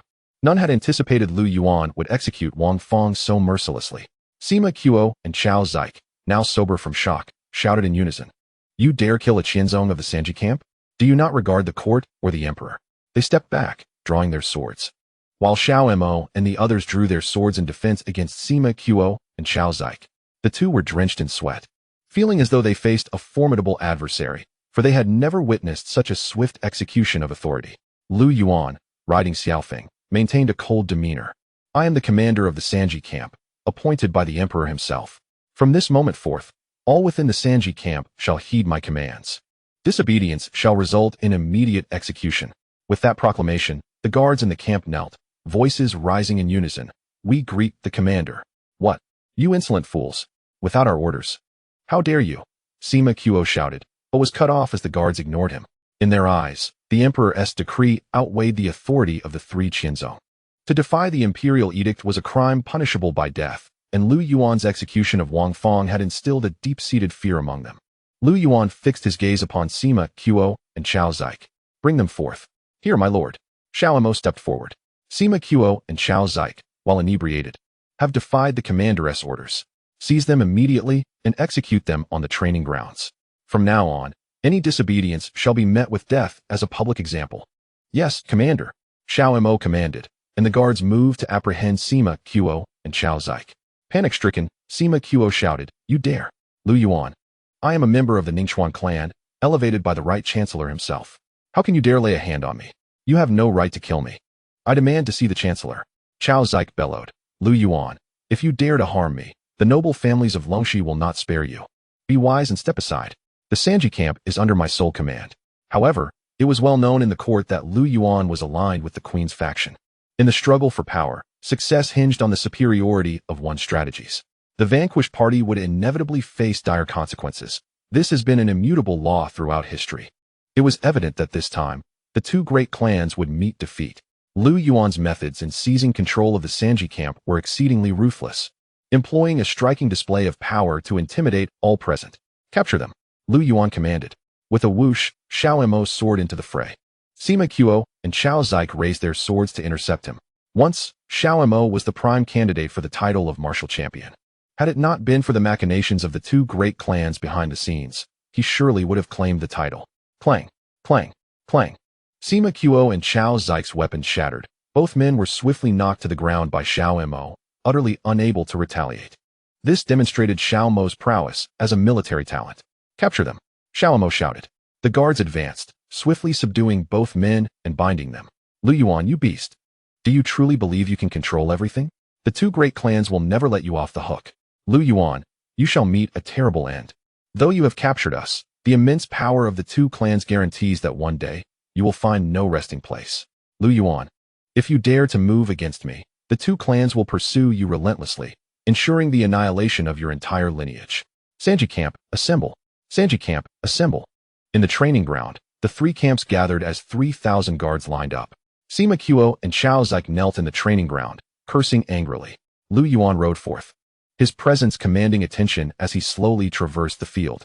Grasping the reins, he halted his steed and declared, "Brothers of the Sanji camp, I come bearing the Emperor's decree to take command of the Sanji camp. From this day forth, cast aside your burdens. Your sole purpose is to protect the royal family." Sima Qiu, Xiao Zike, and Wang Fong defied the imperial command, indulging in wine and neglecting orders, and thus their punishment is death. Convey my orders, execute them immediately. Execute.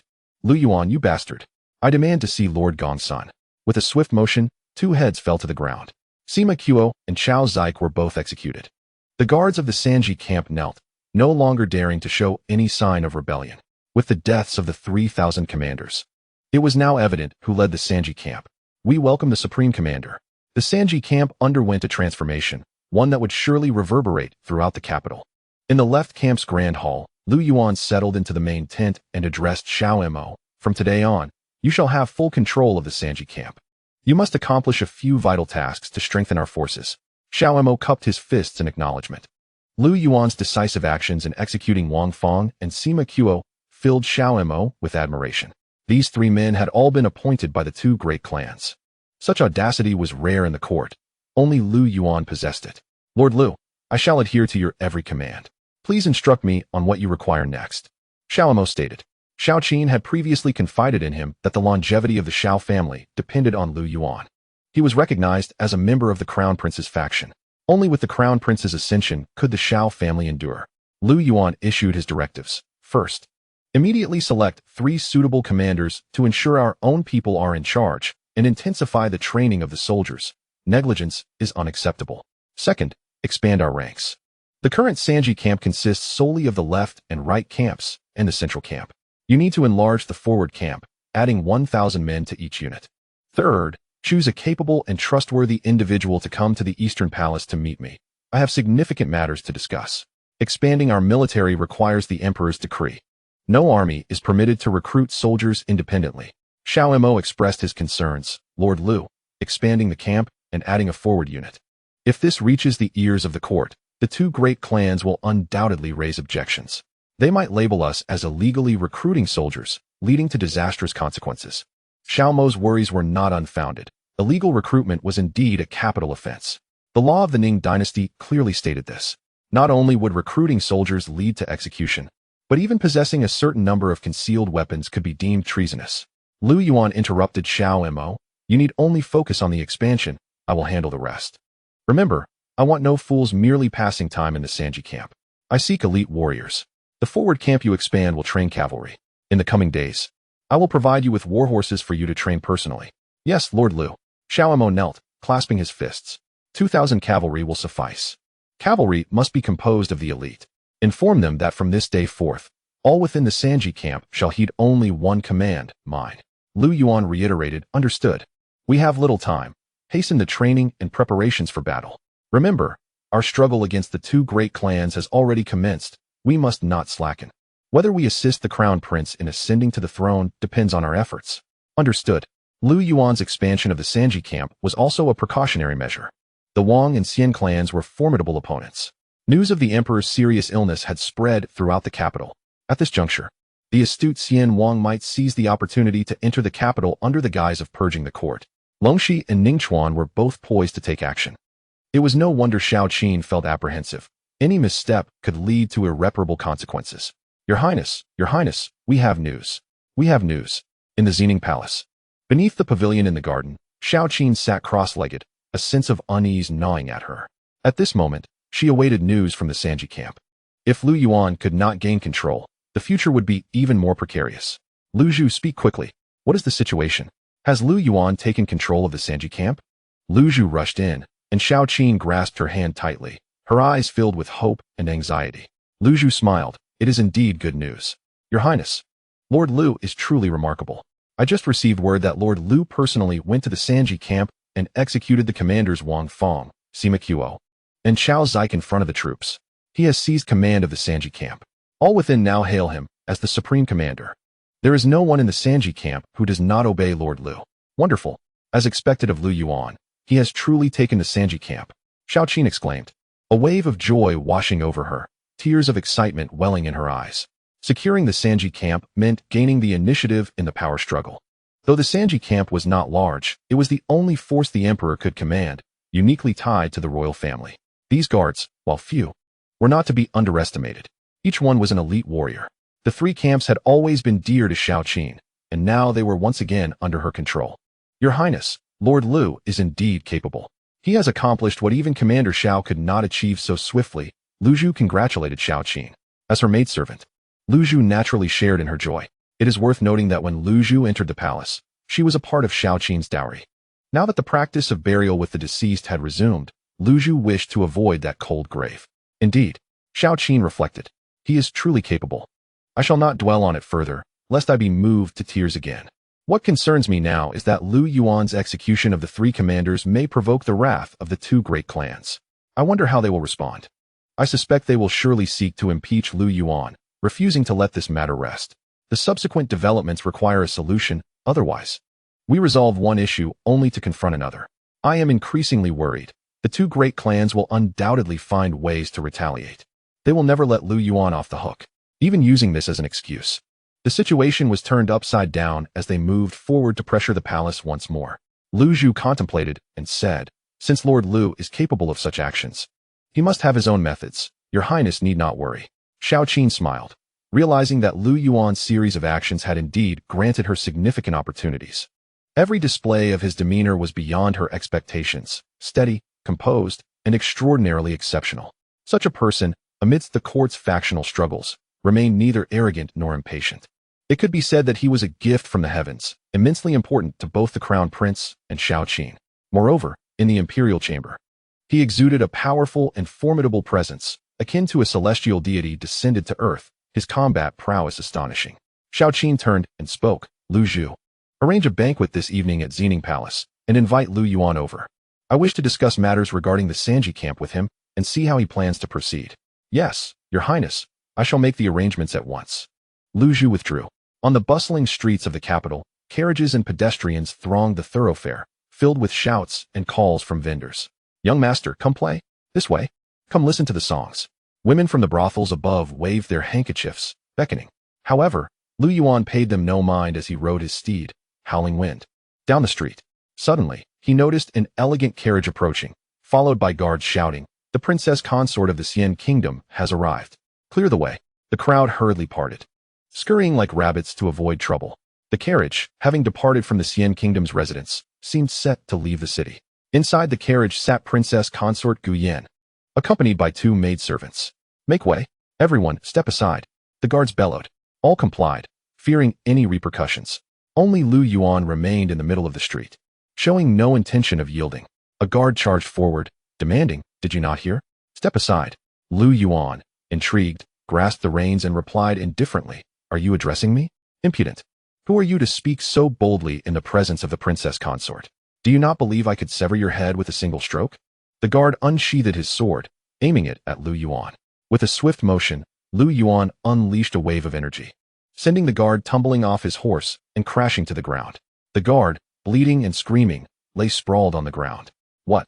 The guards of the princess consort gasped, rushing forward, their eyes glinting with murderous intent.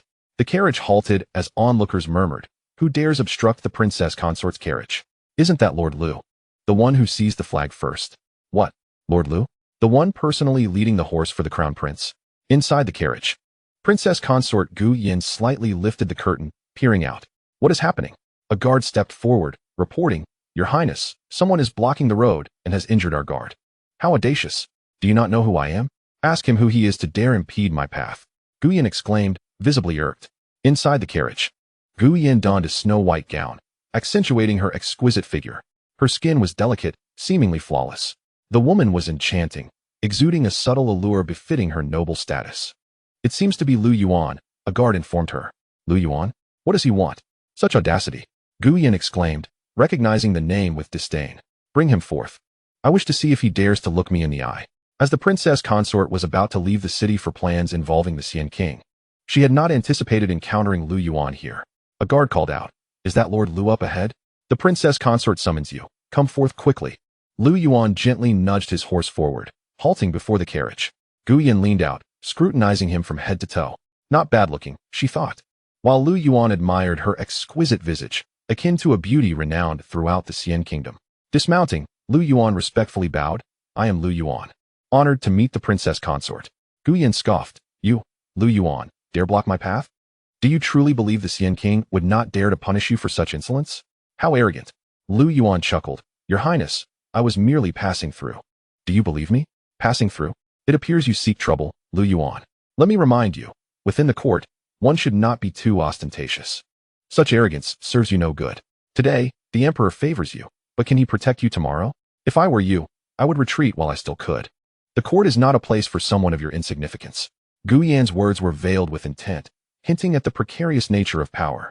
"If you are wise, keep yourself in check. Otherwise, even the crown prince may not save you. Do you understand?"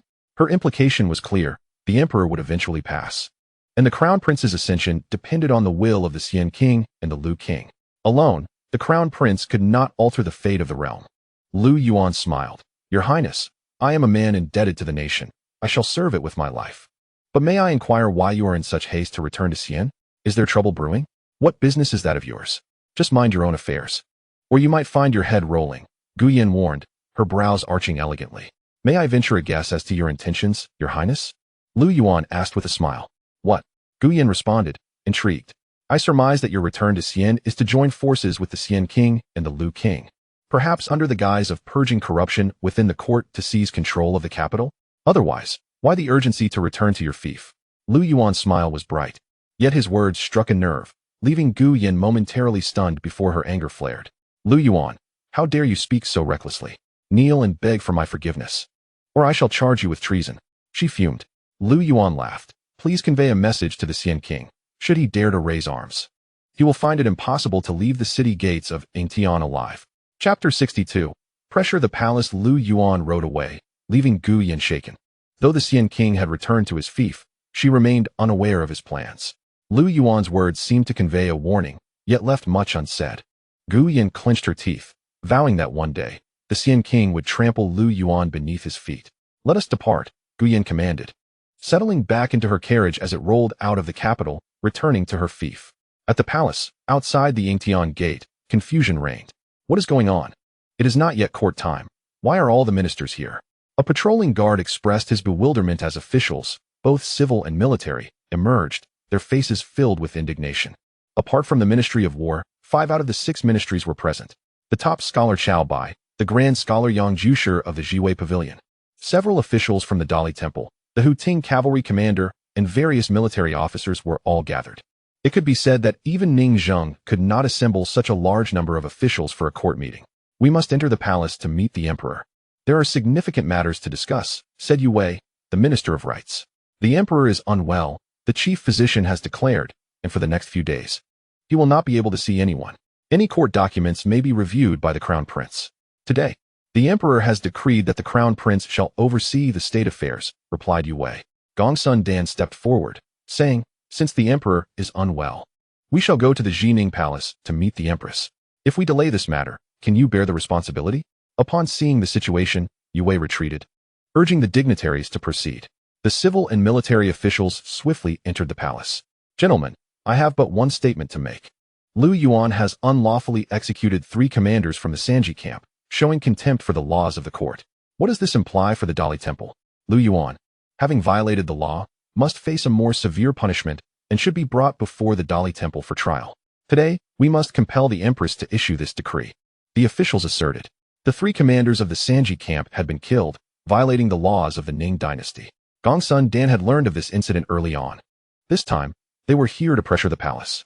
Since the emperor is unwell, it is equally valid for the Empress to issue the decree. Even if the 3 commanders erred, a thorough investigation by the Dali Temple is necessary. Lu Yuan's reckless execution breaches the law. In the Ning Dynasty, military law states, when troops are engaged in combat, generals possess the power of life and death. However, if a military force is not on the front lines and not in a state of readiness, a general may only punish, not execute. Otherwise, the matter will be handed over to the Dali Temple for sentencing. What Gongsun Dan seeks is to hand Lu Yuan to the Dali Temple, which is filled with his own people. A group hastened towards the Jining Palace. Dear, do you think my skin looks more radiant than before? In the East Palace, the crown princess was seated before a mirror, contemplating her delicate features, while Yu Dai served beside her. Li Mi's hair was elegantly coiled, adorned with stars. Crown princess, I have heard from the elders that women are like flowers in a garden. They require careful nurturing from men. With Lord Lu's attentions, you are becoming ever more enchanting, Yu Dai remarked. Li Mi smiled. You are becoming sweeter in your words, much like that Bailu from the Longsheng Hall. Yu Dai replied. Crown princess, I speak nothing but the truth. Li Mi nodded. However, you must also take care to present yourself well. Your beauty must not be overshadowed. For should I fail to satisfy Lord Lu, I would need you to assist. Yu Dai blushed at her words, responding softly. Yes, Crown Princess. Xiao Gao requests an audience. A maid announced from outside. Let him in, Li Mi said, though she held little liking for Xiao Gao, recognizing his extensive connections within the court, particularly with Wang Zhen, who was close to the emperor. Xiao Gao entered slowly and knelt. Your servant greets the Crown Princess. There is significant news from the Jining Palace. Yu Dai turned sharply. What is it? Xiao Gao replied. According to Wang Zhen, not long ago, Lord Gongsun led the officials of the 3 provinces and 6 ministries, civil and military, to the Jining Palace, seeking to condemn Lord Lu. Lord Lu executed 3 commanders in the Sanji camp today, provoking the discontent of the civil officials. Scoundrels! Li Mi slammed her palm on the table. They are clearly intent on opposing us. Her gaze turned cold. Prepare the palanquin. We shall go to the Jining Palace. Yes. Inside the Jining Palace, Xiao Qin was bathing, attended by Lu Zhu. Her exquisite figure lay in the water, surrounded by flower petals.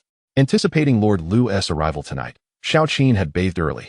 Lu Zhu gently massaged her body, saying, Your skin appears even more beautiful. It seems as if it could glisten with moisture at a touch. This body has never been touched by another. I never expected it would draw Lord Lu so near. Xiao Qin said softly. Lord Lu is devoted to you, planning for the crown prince and yourself. In this palace, you have a reliable ally, Lu Zhu remarked. Xiao Qin nodded. Outside, a maid announced, Your Highness, Lord Gongsun leads the officials of the 3 provinces and 6 ministries, seeking an audience with matters of great importance. Hearing this, Xiao Qin sat up. She understood their purpose was merely to pressure her to deal with Lu Yuan. Have them wait, she instructed. Yes, Lu Zhu. Go out the back door and inform Lord Lu to come here immediately. The sooner, the better, Xiao Qin ordered. Lu Zhu nodded and left through the back door, instructing the palace maids to serve the princess well.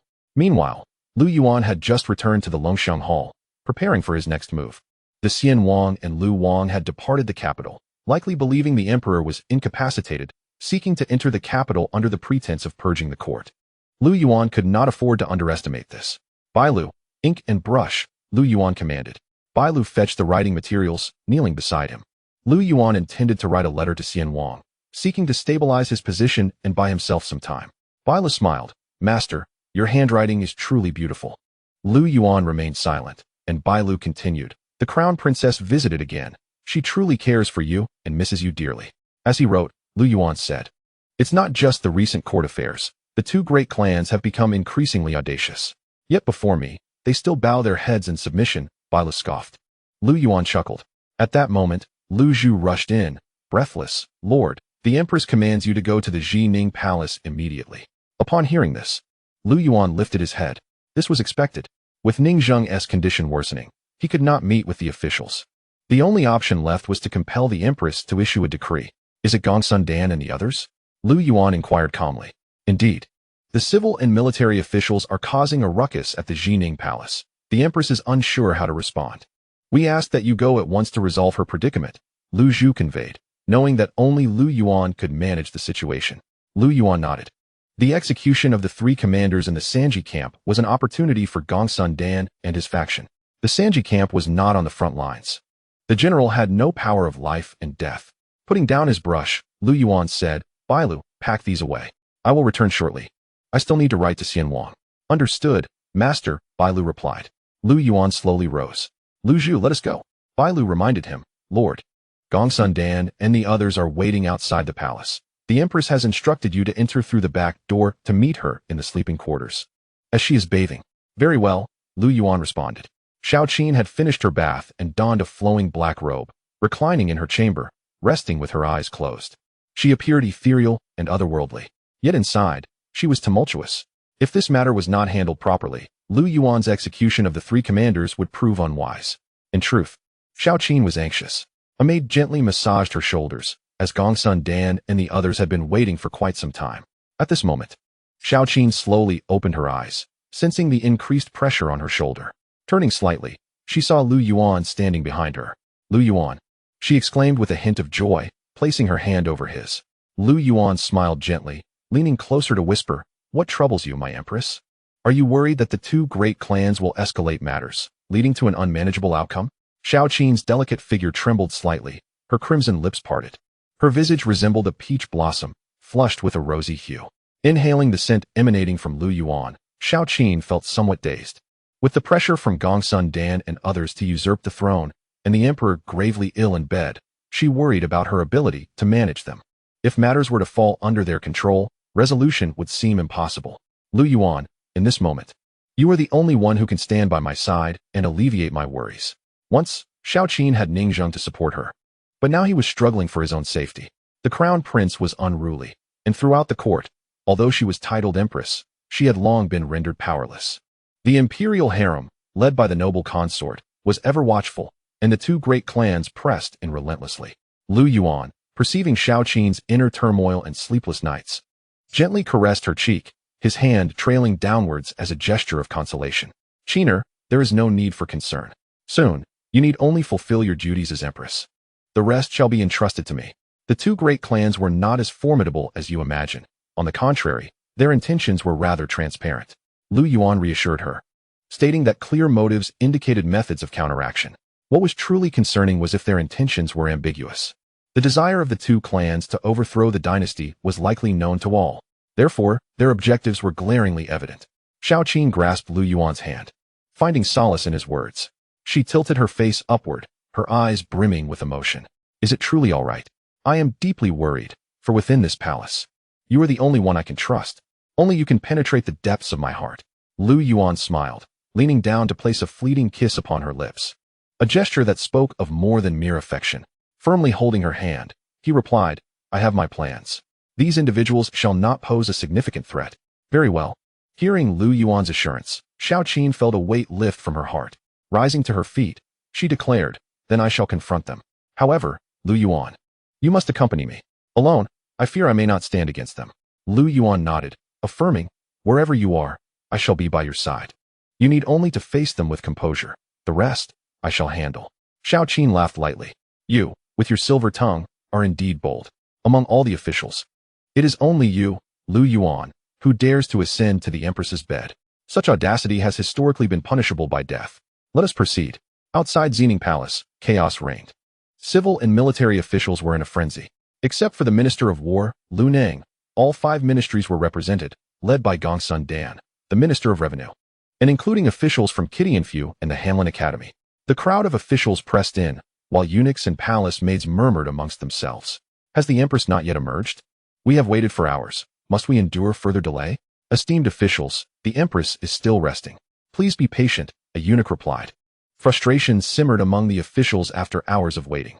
Gongsun Dan, representing Longxi, and Yun Tian from the Ningchuan clan, stood at the forefront, their anger palpable. Gongsun Dan proclaimed, Remember, Our purpose today is to bring punishment upon Lu Yuan. We must compel the Empress to issue an edict handing him over to the court of judicial review. Yuan Tian stroked his beard, cautioning, Lu Yuan is eloquent. We must proceed with care and not fall into his traps like before. We cannot be swayed by emotion. United, we will ensure Lu Yuan cannot escape justice, declared the top scholar, Xiao Bai. We should not engage him in debate. We need only to secure the Empress's decree.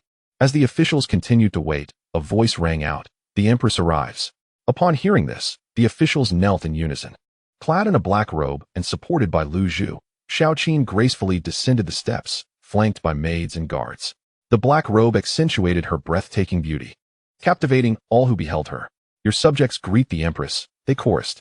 Xiao Qin descended the steps, casting a glance at Gongsun Dan and the others. Gongsun Dan, the Emperor has decreed that the Crown Prince shall govern. What is the meaning of this assembly? I merely took a brief respite, and you all come to disturb me? Very well, rise, she commanded. Thank you, Your Majesty, they responded as they stood. Gongsun Dan stepped forward. Your Majesty, I, Gongsun Dan, along with the civil and military officials, wish to impeach Lu Yuan for his indiscriminate slaughter of the innocent. He has executed 3 officers of the rank of 1,000, and such crimes deserve severe punishment. He presented the memorial. However, Xiao Qin replied, Gongsun Dan, does the inner palace not dictate that we refrain from interfering in politics? Was this not established by Emperor Taizong? Why bring this memorial before me instead of sending it to the Eastern Palace? Gongsun Dan furrowed his brow. Yuan Tian interjected, Your Majesty, the Crown Prince has been inebriated for days and is lost in indulgence. We can no longer afford to wait. Hence we present this matter for your consideration. If Lu Yuan's actions go unchecked, public outrage may ensue. We implore your discernment. Xiao Qin took the memorial, noting the accusations against Lu Yuan, which were exaggerated. It stated that he had ruthlessly slain 3 officers who had served the court diligently. After a cursory glance, she set the memorial aside. Are so many of you truly here to impeach Lu Yuan for the deaths of 3 officers? This is the first time I have encountered such a situation. Indeed. We all are, the officials responded in unison. Xiao Qin couldn't help but laugh softly. It was clear this had been premeditated. As long as Lu Yuan lived, they would remain restless. Very well. A eunuch brought forth a chair, and Xiao Qin sat gracefully, her leg crossed. Bring forth Lord Lu. Her Majesty has decreed. Summon Lord Lu. As the command echoed, Lu Yuan approached slowly. Upon seeing him, Gongsun Dan and the others exhibited murderous intent, their teeth clenched in anger. Wishing to enact justice on the spot, Lu Yuan strolled forward, kneeling as he greeted, I pay my respects to Her Majesty the Empress. Xiao Qin's gaze sharpened as she asked, Lu Yuan, the officials accuse you of executing 3 officers without authorization in the Sanji camp. Is this true? Lu Yuan raised his head, maintaining an even demeanor. Your Majesty, that is indeed so. Presumptuous. Xiao Qin's voice boomed. Rising, she gestured, bring forth the guards. Lu Yuan has unlawfully executed court officials. Strip him of his title at once, and hand him over to the court of judicial review. Clatter of footsteps echoed as the guards advanced. Gongsun Dan and the others exchanged glances, their expressions lighting up with satisfaction. It seems Her Majesty fears our pressure to usurp the throne. The martial lord from the Ningchuan clan, Wu Xiao, chuckled softly. This sentiment resonated with Wu, who recalled the last court meeting where Lu Yuan had targeted him. It ignited a fire within him. As a member of the Ningchuan clan, his father was a military officer, and he had been promoted by Gongsun Dan. With the emperor absent, if the empress sought to oppose them, she must consider her own standing. Indeed, replied Yuan Tian, with the crown prince in such a state, the empress need not risk her position for one Lu Yuan. The truth is as they perceive it. If the crown prince could bear the heavy responsibilities, the empress would fare better. Unfortunately, the crown prince is incompetent. Given the current circumstances, the empress will inevitably abandon Lu Yuan and form alliances with the 2 eminent families. Otherwise, it would yield her no advantage. Ah, Lu Yuan. Look at you now. Gongsun Dan let out a cold snort, his gaze fierce and menacing. Especially upon seeing the guards advance, he secretly rejoiced. The officials, both civil and military, could hardly contain their satisfaction. But at that moment, Lu Yuan spoke again. Your Majesty, there is an imperial decree. Upon hearing this, Gongsun Dan and the others were momentarily taken aback. The assembly of ministers exchanged glances. Xiao Qin inquired, an imperial decree? Whose decree? Gongsun, filled with rage, retorted, Lu Yuan. As a court official, you know the law yet defy it.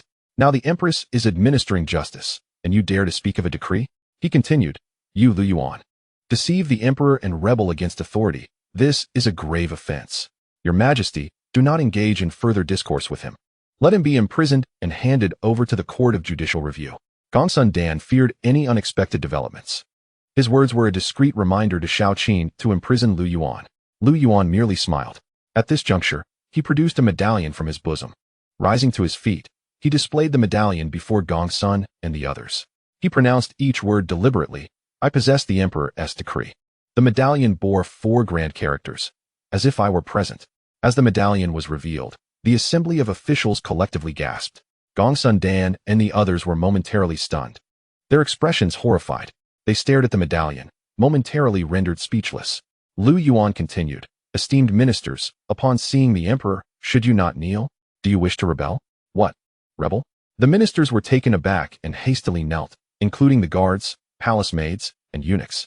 We pay our respects to the Emperor, they all proclaimed, kneeling in unison. Gongsun Dan could never have anticipated that this young man held an imperial decree. With the medallion in hand, Lu Yuan turned, addressing the Empress. This imperial order is granted by the Emperor. The 3 captains of the Sanji camp who defied the holy order have already been beheaded. Having said this, Lu Yuan gazed at Gongsun Dan. Does the Emperor require your consent to execute 3 mere captains? Or do you believe that this court is dictated by your noble clan of Longxi and the Ningchuan family? He demanded an answer, his voice rising in intensity. The shout startled Gongsun Dan into a tremor. He refrained from speaking further. Lu Yuan coldly laughed. You repeatedly threaten the palace, Gongsun Dan. Do you wish to rebel? I dare not. Gongsun Dan replied, bowing his head. Dare not. I see you have the audacity. How about this? Why not take the throne yourself? Lu Yuan countered. With the imperial decree in hand, Lu Yuan's words were representative of the Ning regime. This notion sent Gongsun Dan into a cold sweat, while the other officials turned pale with fear. The notion of rebellion was not to be taken lightly. We dare not. May the Emperor see clearly. All the officials bowed their heads, each as tense as if facing an enemy. Should news of conspiracy against the Emperor leak from the Xining Palace, the 2 great families would be met with public outrage. This was not the outcome they desired. Lu Yuan coldly stated, Indeed, you dare not. Let today's events be as if you never entered the Xining Palace. You may leave now. Lu Yuan commanded. We take our leave. All the officials arose, hastily making their way outside. Gongsun Dan did not dare linger. A moment's carelessness could cost him his life, especially with the imperial decree in Lu Yuan's possession. Gongsun Dan, what transpired? How could he possess the Emperor's decree? Once outside the Xining Palace gates, the officials wiped the cold sweat from their brows. They surrounded Gongsun Dan. Terrified, he spoke, Do not speak further. We must return at once. Lu Yuan has the imperial decree and can find any reason to have us executed. Remember, do not speak recklessly of the Sanji camp. Yes, Gongsun Dan. As the civil and military officials departed, Xiao Qin returned to the Xining Palace. She slowly sat down, exhaling deeply. At that moment, Lu Yuan entered. Lu Zhu, noticing, immediately signaled, Everyone, withdraw. Yes, the palace maids and guards retreated. Lu Zhu offered a slight bow to Lu Yuan before closing the Xining Palace's inner doors. Lu Yuan stepped forward to stand before Xiao Qin. Suddenly, Xiao Qin sprang up, wrapping her arms tightly around Lu Yuan's neck. Her nails nearly dug into his flesh. The fragrant scent enveloped him as Xiao Qin closed her eyes tightly, tears streaming down her cheeks. Lu Yuan, I was terrified. If you could not produce the Emperor's decree, I would truly have you imprisoned in the court of judicial review, she confessed. Lu Yuan understood that Xiao Qin had no other choice. Rest assured, Your Majesty. Without the decree, I would never act so recklessly, he assured her. Xiao Qin's tears subsided, and she smiled through them.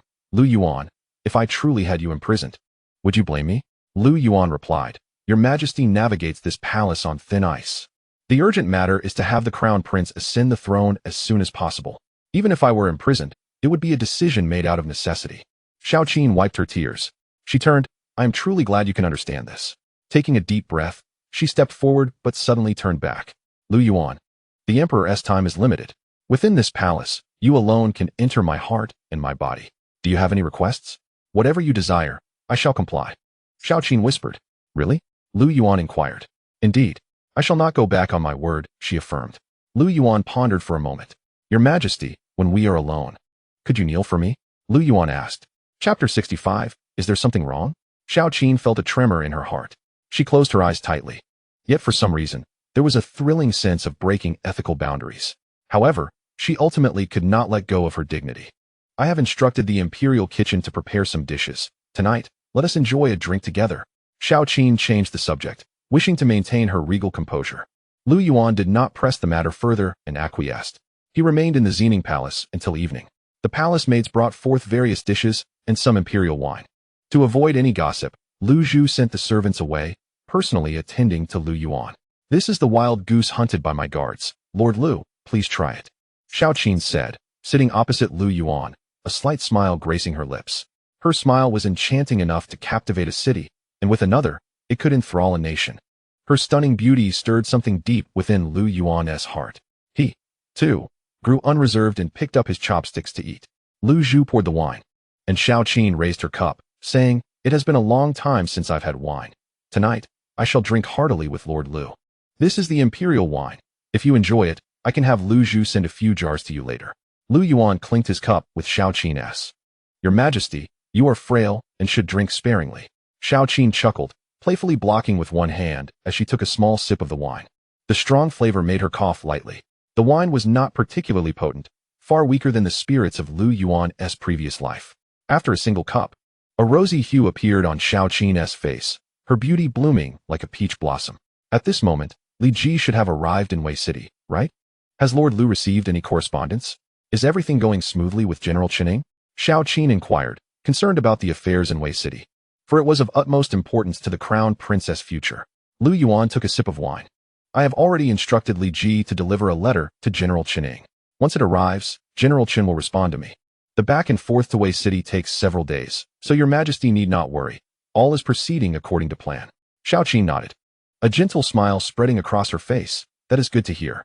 Indeed, Master Lu, how have you arranged matters at the three-machine camp? The Emperor's time is truly limited." Lu Yuan took a bite of the goose meat and replied, "I am not particularly concerned about the three-machine camp. What troubles me is the potential actions of the Prince of Xian and the Prince of Lu. With the two princesses having returned to their fiefs, they may seize the opportunity to lead troops into the capital." Xiao Qin was taken aback, abruptly raising her head. She was aware of their ambitions for the throne, but did not anticipate their rebellion would occur so soon. Is the news credible? What motives do the Prince of Lu and the Prince of Xian have for rebellion? The common people may not support them. To purify the court. Lu Yuan narrowed his eyes and took another sip. Purify the court? Who? Lu Yuan smiled. "It is I?" Xiao Qin inhaled sharply. In her view, the situation had escalated. Setting down her cup, she asked, "If this is true, how do you intend to respond?" Without hesitation, Lu Yuan replied, "To fend off external threats, one must first secure internal stability. I believe the Prince of Xian may understand this principle. The greatest enemy to imperial power, and to the Prince of Xian himself, is not the crown prince, but rather, the two prominent clans. I plan to send a letter to the Prince of Xian, dispatching someone to deliver it to Xian country. When the time is ripe, I shall personally visit Xian country to elucidate the stakes involved." Lu Yuan aimed to stabilize the Prince of Xian. Even if he could not secure him, he intended to buy time. He continued, "The most pressing issue to address now is the military authority of the left and right ministers. This matter cannot be taken lightly." Xiao Qin understood this well. The struggle for imperial power was an internal affair of the Emperor's family, while the two prominent clans represented an external threat. Looking at Lu Yuan, she remarked, "What a profound strategy of securing internal peace before addressing external threats.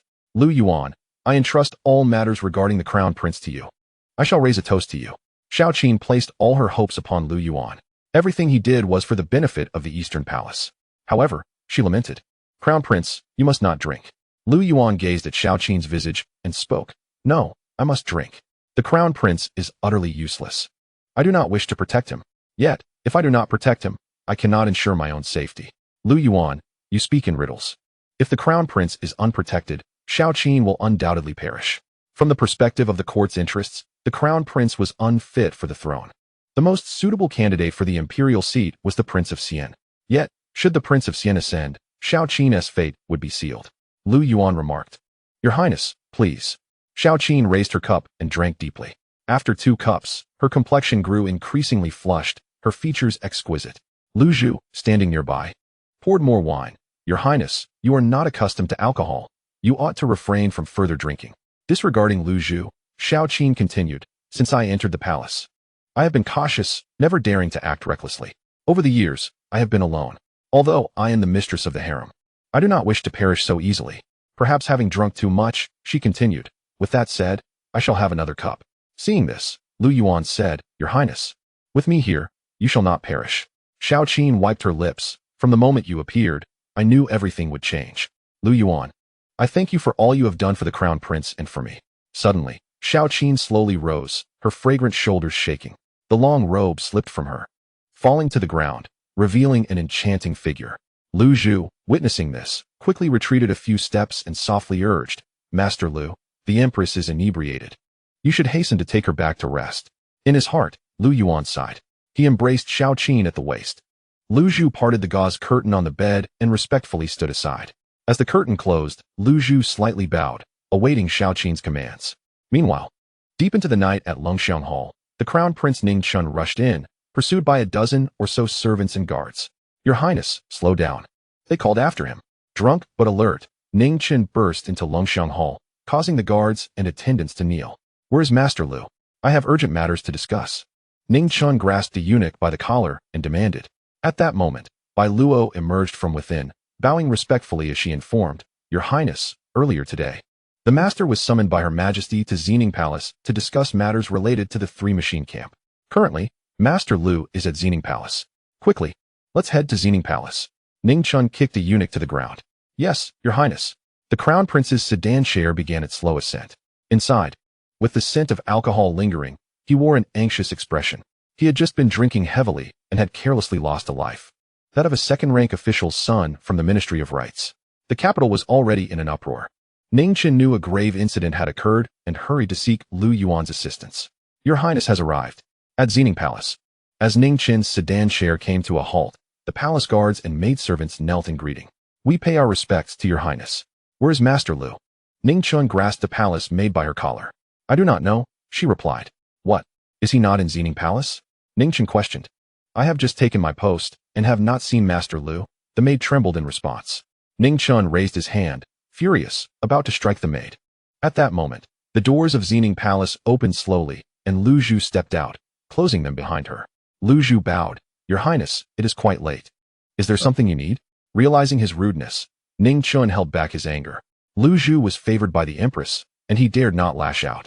He controlled his anxious demeanor, saying, Lu Zhu, please inform my mother that I have disturbed her. I am here to find Master Lu. As I have heard he is in Xining Palace. Lu Zhu smiled. Your Highness, please wait a moment while I report to Her Majesty. She has already retired. No. It is not a significant matter. Let us forget it. Ning Chun's face flushed. The incident regarding the deceased official's son would not reflect well on him. And Xiao Qin would surely scold him. Lu Zhu continued. Your Highness, Her Majesty has awakened and is inquiring who is causing a disturbance outside the palace. I must report this. Ning Chun was reluctant but said nothing, nodding. Very well, go and inform my mother. Yes, Your Highness. Lu Zhu returned to the palace. Through the thin white gauze curtain, faintly visible were the two figures, particularly Xiao Qin. Lu Zhu approached. Your Majesty. The Crown Prince has come to Xining Palace late at night. He appears extremely anxious and is seeking Master Lu. Something must have happened. Lu Zhu perked her ears, awaiting Xiao Qin's reaction. After a moment, Xiao Qin remarked, That foolish boy must have gotten into trouble again. Let him wait outside. I do not wish to see him. Knowing Ning Chun as she did, she understood that he would not seek Yuan unless he had caused a ruckus. This lad has never contemplated how to support the Ning Dynasty. He only knows how to indulge in a life of debauchery. Yes, Your Majesty. Outside the palace. Lu Zhu asked, What did my mother say? Upon seeing Lu Zhu come out, Ning Chun quickly inquired. Lu Zhu smiled gently. Your Majesty is currently disrobing. Please wait in the front hall. However, she seems rather upset. Ning Chun grew restless. Of course, I shall be reprimanded. He proceeded to the front hall, pacing back and forth anxiously. Half an hour passed. Has my mother not arrived yet? Ning Chun asked the palace maid from Xining Palace. Your Highness, it will be soon. An hour passed. An hour and a half. Yuan stretched his limbs and rose to gaze into the mirror. The Crown Prince sought him at such a late hour, indicating that there must be a pressing matter at hand. Lu Zhu stood beside Xiao Qin, assisting her with her attire. Xiao Qin furrowed her brow, for trouble seemed to follow him incessantly. Each day spent in the palace brought her no peace. Yuan, you should return to the Eastern Palace. Regardless of what the Crown Prince has done, if a crisis arises, your counsel will be indispensable, Xiao Qin instructed. Your humble servant takes his leave. Yuan responded softly as he began to withdraw. Wait a moment, Xiao Qin said with a smile, calling him back. Lu Yuan halted, and she approached him, grasping his hand gently. In private, you may call me Qiner, and I shall refer to you as Lu Yuan. Qiner, Lu Yuan uttered. This is a reward from me to you. With that, Xiao Qin's lips brushed against his. You must return now. Whatever the situation, you must assist the crown prince. Understood.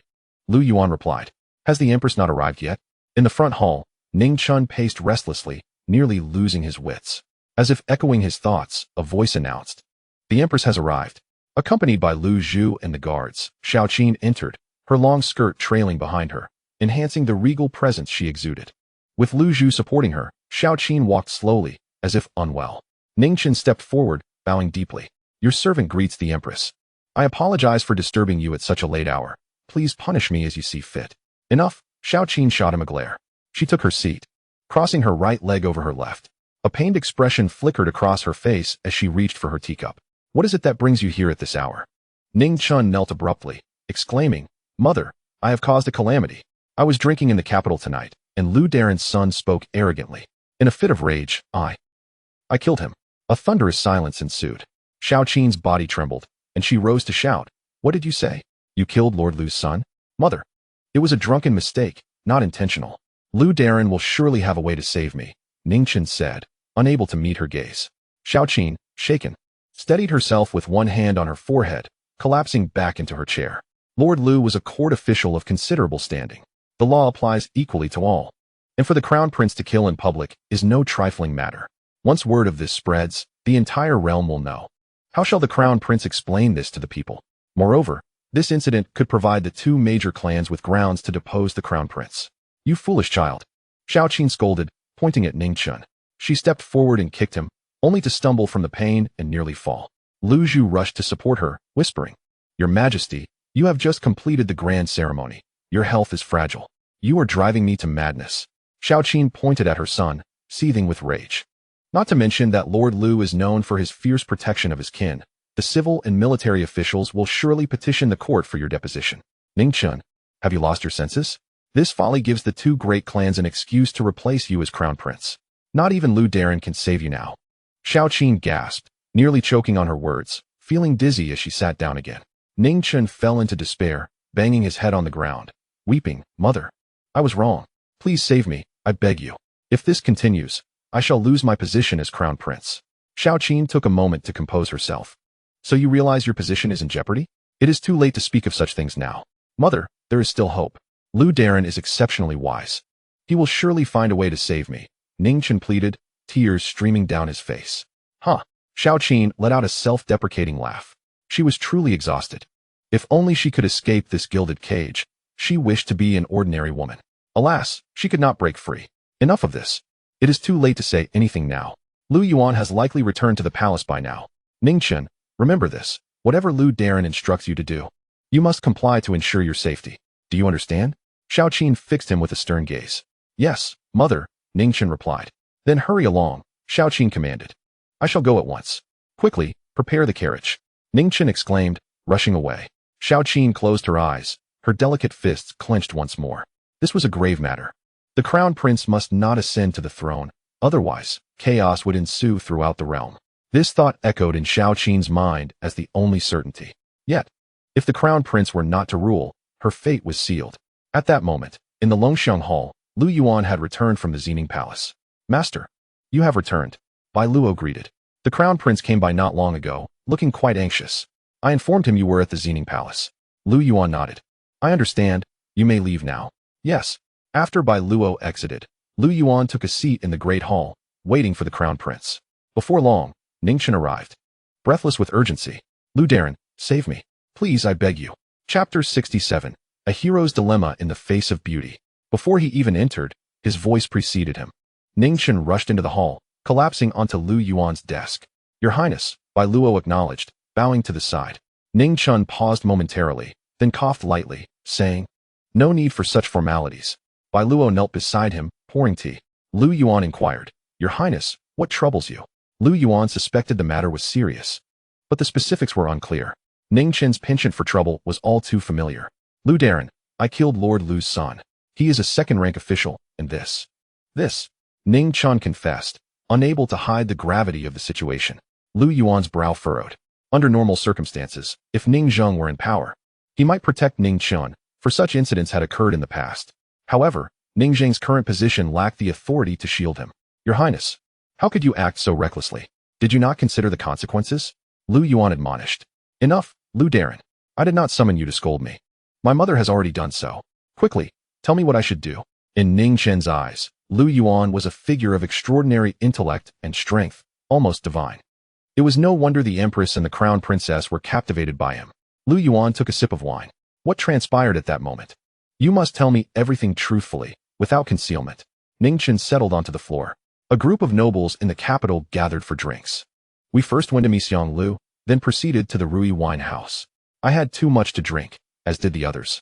And then Lu Darren's son approached me for a toast, speaking arrogantly. Ning Chen recounted the events as Lu Yuan envisioned the scene in his mind. He nodded gently. What exactly did he say? Lu Darren's son said that even if the emperor were to die, it would not be his turn to ascend. And he suggested the court needed a change in atmosphere. Enraged, I drew my sword and killed him, with all the noble sons present. Lu Yuan responded with a thoughtful hum. Was Gongsun Dan's son also present?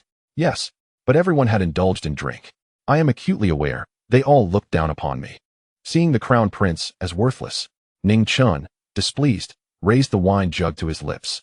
Lu Yuan did not intervene, understanding the context. After a moment, he said, Very well, Your Highness, I comprehend the situation. Upon hearing this, Ning Chen smiled, grasping Lu Yuan's hand eagerly.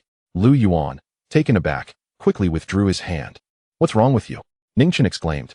Lu Darren, I knew you would have a solution. Tell me what I should do. Otherwise, tomorrow will inevitably come to an end. Ning Chen paid no attention to Lu Yuan's hand. Or rather, Lu Yuan was not Ning Chen's type. The men Ning Chen preferred were those with the elegance of a rooster, each one a paragon of beauty. In contrast, Lu Yuan leaned towards a more rugged demeanor, especially after mastering the divine refinement technique. Escalate the conflict, divert the target, drag others down with you. Remember, Prince, when you meet the Emperor tomorrow, just utter one word. Bite, Lu Yuan instructed. Bite? Ning Chen responded, Lord Lu, I am not a dog. Who am I supposed to bite? Lu Yuan chuckled. What I mean by bite is not to actually bite someone, but to firmly hold on to two words, rebellion. Rebellion? Ning Chen was taken aback. Compared to biting, the two great families are far more adept at it. Tomorrow, you only need to do as I say. Lu Yuan whispered a few words into Ning Chen's ear. Ning Chen's furrowed brow relaxed into a smile. Ha! He laughed heartily, standing up and pointing at Lu Yuan. Truly worthy of being Lord Lu. This plan is quite cunning. Very well, I shall follow your instructions tomorrow. With that, Ning Chen left with a laugh, feeling that the eunuchs of the Dragon Soaring Hall were all remarkably handsome. The next day, in the early morning, he arrived at the rear courtyard and opened 13 portraits of beautiful women. The divine refinement technique had already reached its pinnacle, the 9th level, while the soul refinement technique continued its practice. The greatest source of vexation for Lu Yuan was Gu Yin, whose awakening seemed far from easy, especially since she was the woman of the exiled king, a rival. How could one expect her to awaken? However, Lu Yuan remained undeterred, knowing there would still be opportunities. He lingered briefly in the courtyard when a voice announced, The crown princess has arrived. Early in the morning, the fresh and elegant Li Mi rushed over, accompanied by Yu Dai, signaling her attendants to withdraw. Upon entering the courtyard, Li Mi wore a radiant smile, her demeanor graceful and captivating. Seeing this, Lu Yuan slightly inclined his head in respect. There is no need for formalities here, brother, Li Mi said, her smile suggesting good news. Lu Yuan took a seat in the courtyard, and Li Mi promptly sat on his lap. General Chuning has replied. On her way here, Mir encountered a messenger and brought this letter. Li Mi held a sealed letter, and Lu Yuan wrapped his arms around her waist. What does it say? He inquired. Li Mi began to read the letter aloud. Brother Lu, I hope this letter finds you well. This is from Chuning. I have received your correspondence. Presently, treacherous ministers are in power, with internal strife and external threats, causing the common people to suffer. The way forward is to restore governance to your highness, eliminate the traitors, and cleanse the realm. As a loyal minister, I assure you that General Li and I will expedite the training of our soldiers, pledging our unwavering loyalty to your highness. Upon finishing, Li Mi raised her face, beaming with joy. Lu Yuan took the letter and handed it to Yu Dai, instructing her to burn it. Yes, my lord. Yu Dai complied. What does my brother think? Has General Qin's response indicated he has sided with the crown prince? Li Mi eagerly inquired. Lu Yuan gently caressed Li Mi's cheek, leaning down to plant a soft kiss. General Chun is one of the few loyal ministers in court. In the future, he will safeguard the crown prince's throne. With Li Ji in Wei City, this move has been strategically laid out. Li Mi was exceedingly delighted, sensing that their plan was progressing smoothly. The alliance between Li Ji and Chun Ying would prove beneficial for the crown prince. At this moment, she suddenly remembered, "Oh, brother, I almost forgot. Last night, the crown prince killed Lord Lu's son. He has already met with me, and I have instructed him on what to do. Now, I must visit the Sanji camp. Mir will return to the palace first." Lu Yuan released Li Mi. She giggled softly, turning to ask lightly, "Brother, have you also?" Lu Yuan replied, "Mir, heroes often falter before fair maidens. The Empress is indeed a rare beauty." Li Mi chuckled, "You are quite bold. But as long as the Empress is happy, brother, I shall return to the palace now." Chapter 68. The crown prince could not anticipate this. Lu Yuan returned to the front hall. "Bai Luo, summon Xiao Gao for me," he instructed.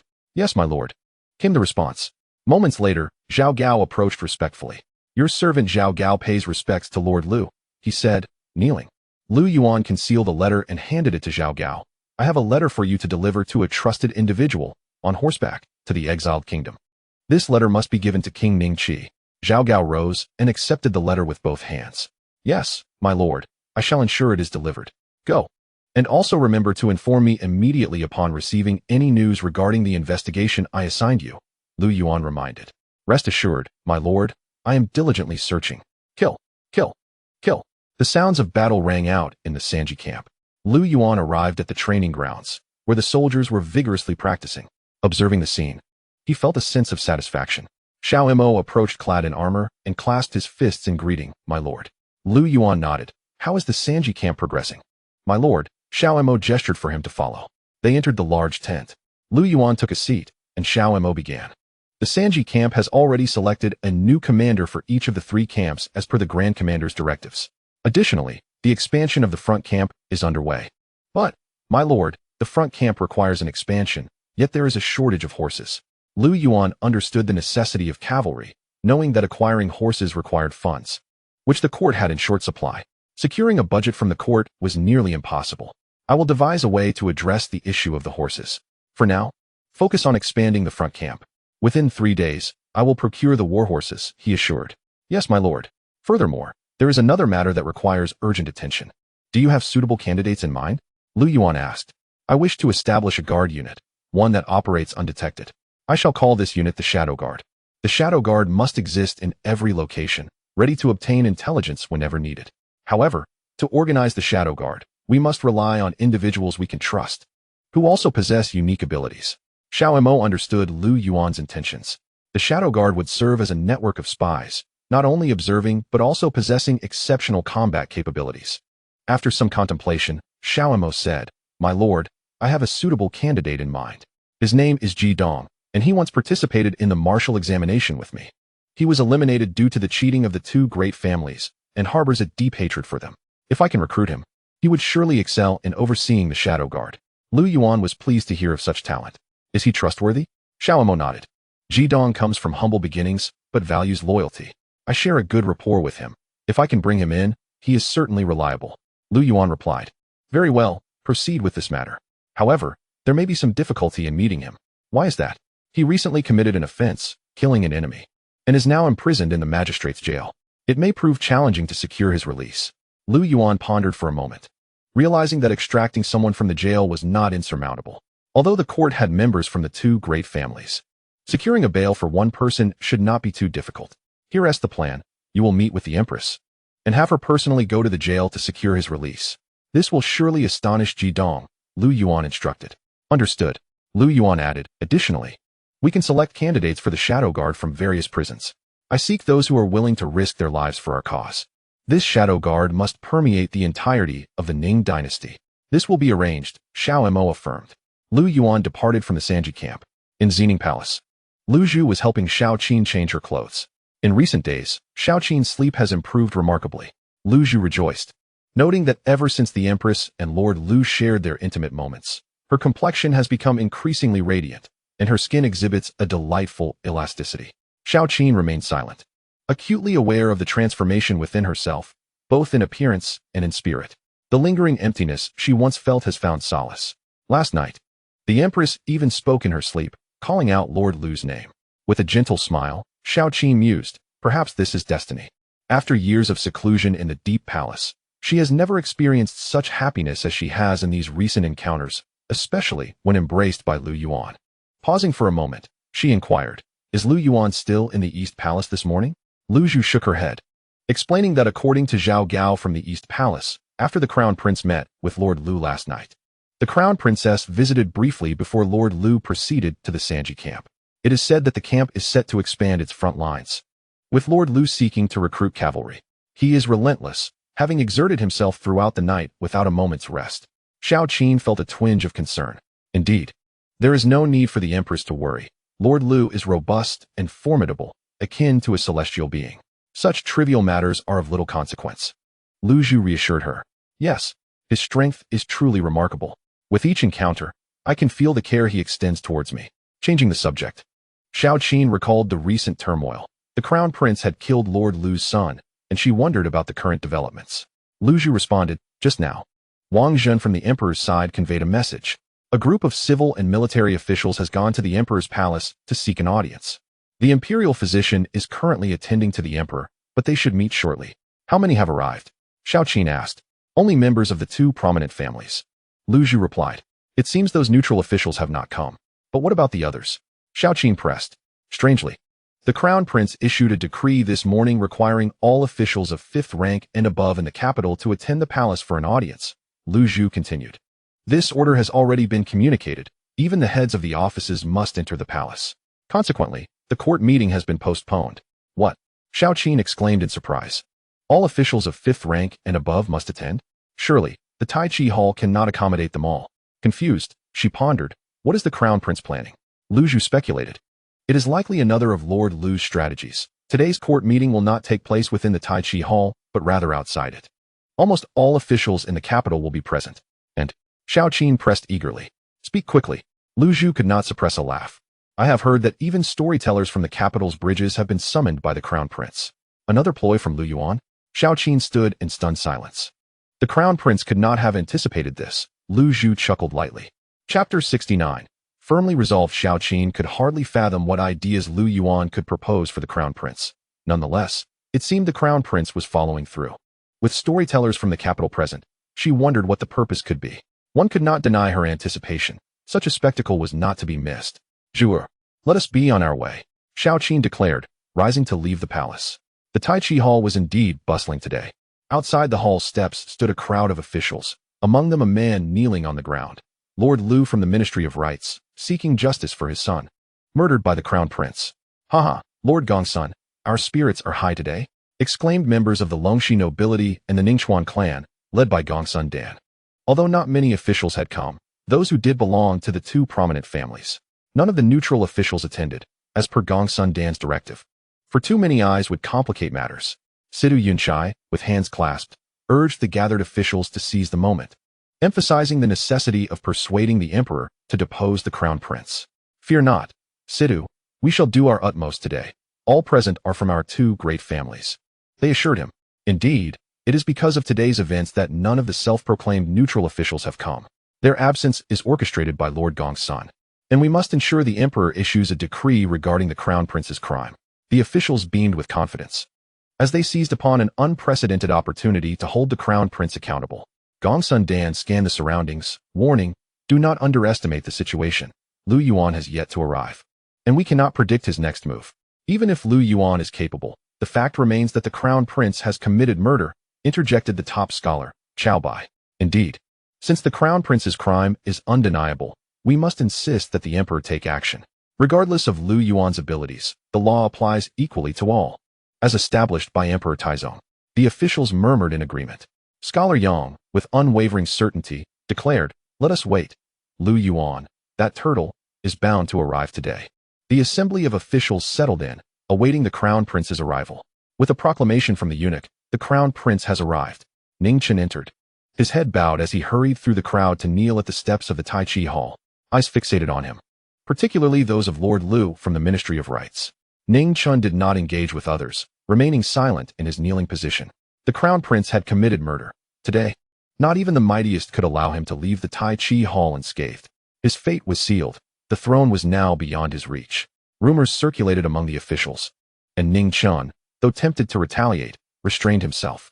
Let them speak. When I ascend to the throne, I shall bring ruin upon their 9 clans. He thought with a cold smile. This was Lu Yuan's directive, to kneel, listen, observe, and speak little. All would proceed according to plan. With the crown prince present, Lu Yuan should be arriving soon as well. The loyal hound of the crown prince would not miss this gathering. As time slipped by, Xiao Yuan and Xiao Mo arrived, along with various officials, yet Lu Yuan remained absent. What does this mean? Is he too afraid to face the emperor on such a significant matter? Speculation ran rampant. Ning Chen frowned, a cold snort escaping him. Lu Yuan will not be coming today. This matter rests solely on my shoulders. More officials entered through the Xinwu Gate, the Bureau of Revenue, the Imperial Horse Directorate, and the esteemed scholars of the Hanlin Academy, along with the 4 handsome scholars of the Wenshuan Pavilion. The crowd stirred in confusion. Xiao Bai surveyed the scene, bewildered. Lord Gongsun, this situation is not as we arranged. Why are so many people here? Even those from the Imperial Horse Directorate? Startled, Sidu Yunchai's eyes widened, as did those of Yang and Wu Xiao, all filled with disbelief. They exchanged glances, and one official exclaimed, "Look, Sidu, isn't that the storyteller from the capital's bridge? How did he come to be here? Even those from the pleasure quarters are present? Who is responsible for this? What kind of order is this? Who summoned them to the palace?" Gongsun Dan found himself at a loss, pushing through the crowd with urgency. "Clear the way," he commanded. A guard stepped forward to block his path. "Lord Gongsun, please return and wait. The emperor will be out shortly," the guard stated. "Is this a brothel? And are those storytellers from the bridge here? Who permitted their entry into the palace? What a disgrace." Gongsun Dan pointed at the group. The guard replied, "I am merely following orders. Lord Gongsun, please return." The guard gestured politely. Gongsun Dan, furious, cast a fierce glance, but found himself powerless. A throng of ministers surrounded Gongsun Dan. "Lord Gongsun, what is happening? Why are there so many people today?" They were puzzled. Yet Gongsun Dan harbored a sense of foreboding. For some reason, he felt that today's events were amiss. He furrowed his brow. Irrespective of the prince's schemes today, remember, the prince killed Lord Lu's son. "Yes, understood. We must see what schemes Lu Yuan is up to. The queen has arrived." As the crowd spoke, the sedan from Xining Palace had already arrived. Upon seeing this, the officials all knelt down. Countless individuals bowed and prostrated themselves before the queen. Dressed in a vibrant red robe, Xiao Qin, adorned with a phoenix crown, descended from the sedan and cast a glance at the assembly. With a light smile, she remarked, "What a lively gathering today at Taiji Hall." "Wang Zhen," Xiao Qin called out, "at your service. Has the emperor arrived?" "Returning to the Empress. The emperor is changing and will be here shortly," Wang Zhen replied. Xiao Qin nodded gently. She averted her gaze, yet her eyes lingered on Gongsun Dan. Sensing her gaze, Gongsun Dan felt a stir. All officials rose, awaiting Ning Zheng's arrival. "Remember, maintain the stance that the prince killed Lord Lu's son. Regardless of the tricks he plays, we must firmly assert this." Gongsun Dan's eyes glinted with resolve. "Rest assured, Lord Gongsun, we fear him not." At that moment, a voice echoed from within Taiji Hall. "The emperor has arrived." Chapter 70. A counterattack in the East Palace. At Longxiang Hall, Lu Yuan sat cross-legged inside. Beside him, Bai Luo knelt, pouring wine. "Master, I do not quite understand. Taiji Hall is bustling today. Why do you not assist the prince?" Bai Luo had heard that many from the brothel had come. Such a scene suggests something significant is unfolding. What is the situation at Taiji Hall? Lu Yuan took a sip of wine and smiled, asking. Bai Luo pouted. "I just encountered Zhao Gao. He is quite close with Wang Zhen. According to him, the area outside Taiji Hall is teeming with people. The 2 great clans, led by Gongsun Dan, are urging the emperor to depose the prince." Lu Yuan chuckled softly. He set down his cup and pinched Bai Luo's little mouth. The maidens emerging from Xining Palace are personally selected by Xiao Qin. Bai Luo is indeed quite lovely, her skin resembling frozen ice. The maidservant's face flushed with embarrassment. "Master," she softly called out. Lu Yuan gazed into Bai Luo's eyes. One hand caressed her face as he softly said, "In the future, pay attention to palace affairs. Observe more and speak less with others, especially regarding matters of the East Palace." Bai Luo nodded. "Yes, master, I shall remember." Lu Yuan released Bai Luo.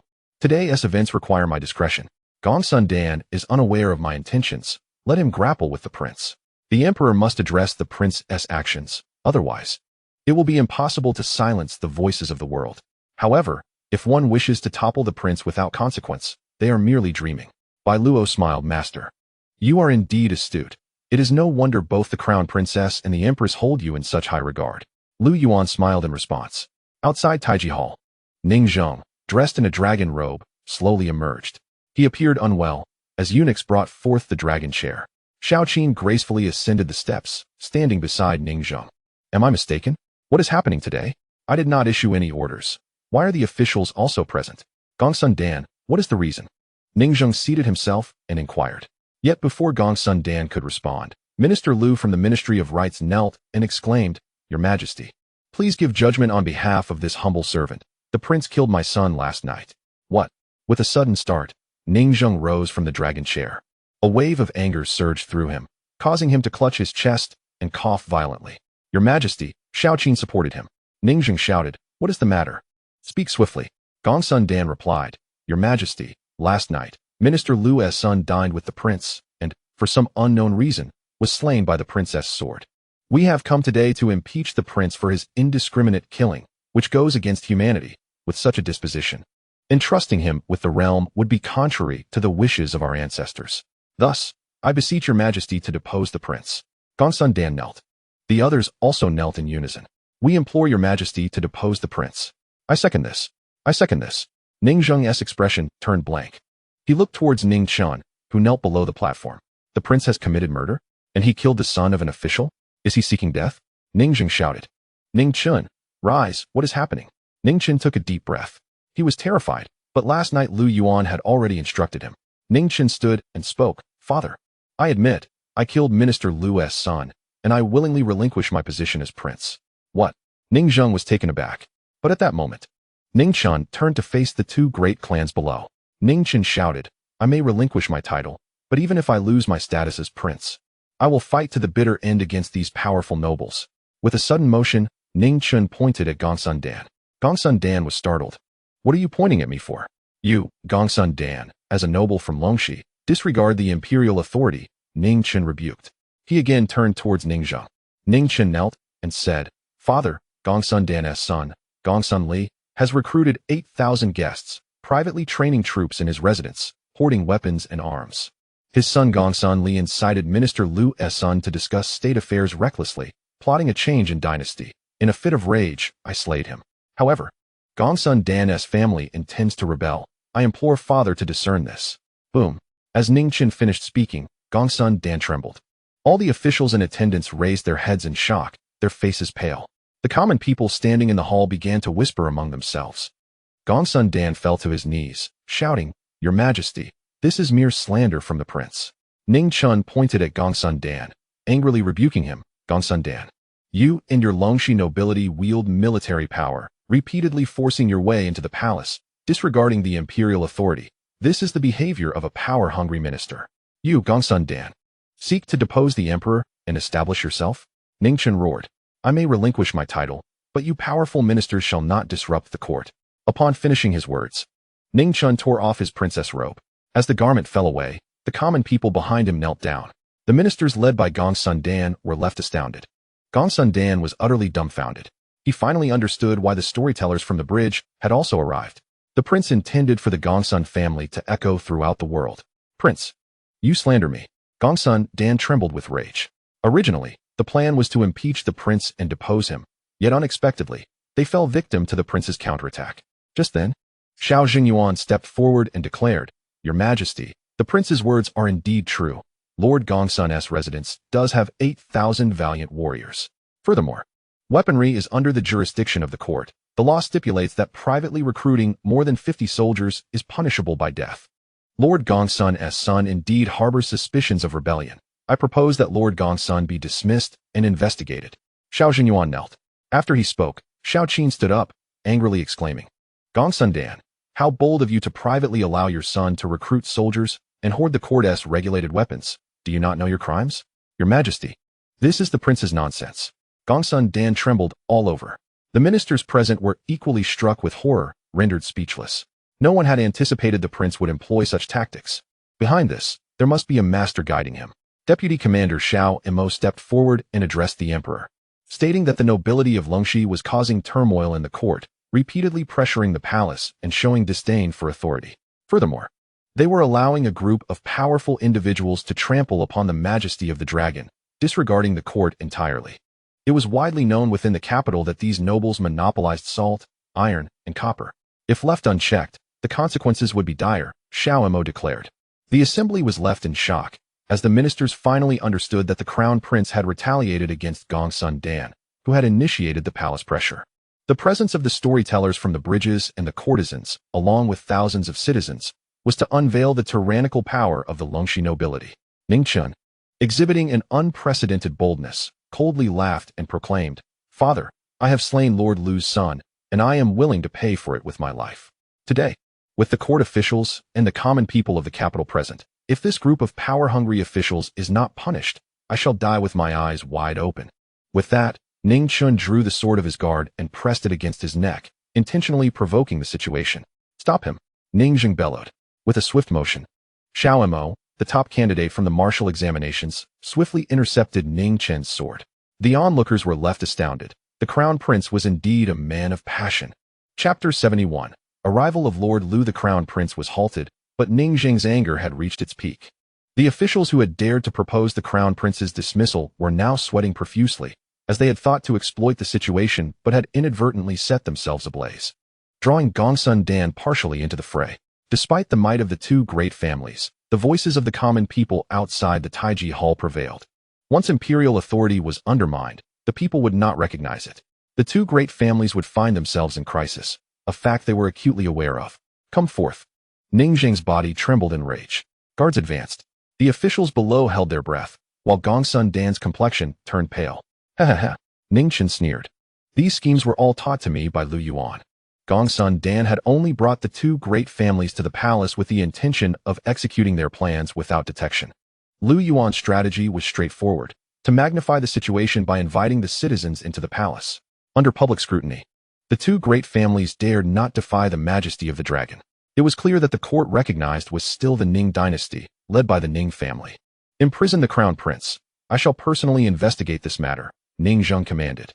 At his words, several ministers, led by Lu Neng, immediately knelt. Lu Neng pleaded, "Your Majesty, the crown prince is the heir of the nation. It is vital that, Your Majesty, have mercy," came the cries of several neutral officials who also knelt. At that moment, the citizens at the back also knelt in unison, pleading for the emperor's clemency. Many were advocating for Ningchun. Ningchun looked back, recalling Lu Yuan's words. To quell the rumors, the emperor would undoubtedly imprison the crown prince, and officials would plead for him. He must remember that those who did not plead for him would not be favored when he ascended the throne. Taking a deep breath, Ningchun knelt, saying, "I thank my father." The guard stepped forward to apprehend Ningchun. With a sweeping gesture, he proclaimed, "The Ning dynasty has ruled for over 100 years and is beloved by the people. If your families wish to usurp the throne, you must first seek the people's consent. Even if I am not to be the crown prince, I will not allow anyone to trample upon the court or oppress the dragon's majesty." After delivering these words, Ningchun departed. Outside the Taiji Hall, an eerie silence enveloped the atmosphere.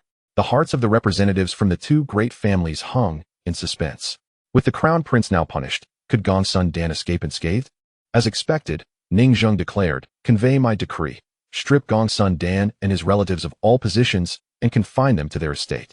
The position of Minister of Revenue shall be temporarily held by Xiao Yuan. I shall personally investigate the Gongsun family's treasonous intentions."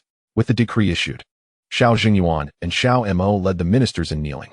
Xiao Yuan exclaimed, "Long live the emperor." As he spoke, other officials gradually followed suit. The two great families were left speechless.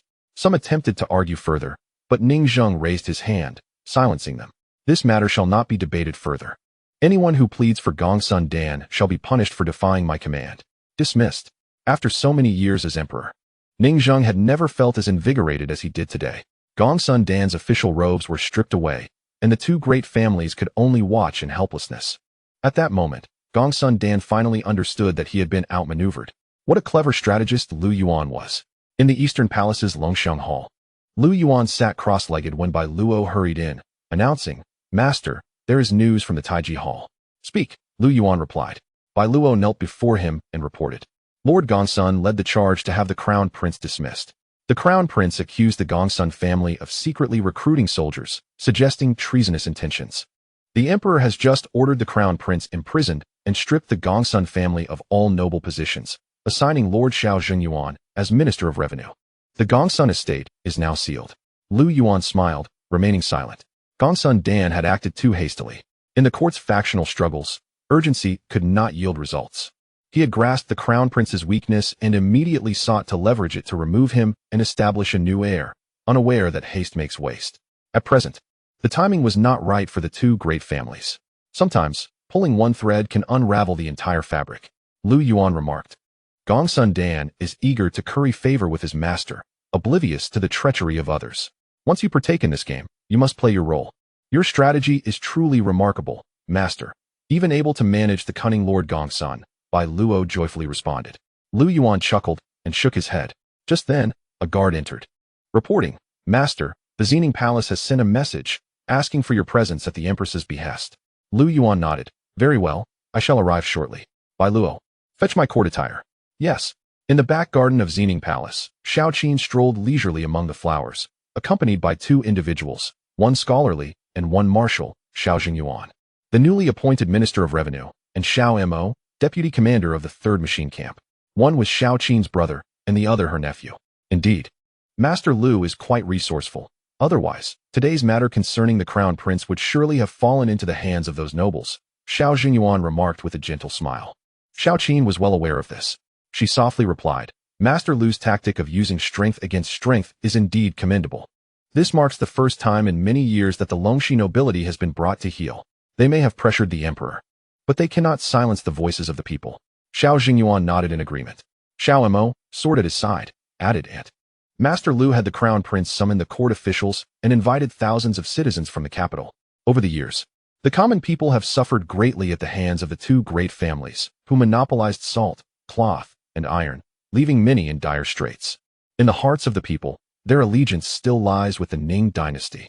Xiao Qin concurred, stating, This is the empire established by Emperor Wu, and the foundation of the Ning Dynasty is deeply rooted in the hearts of the people.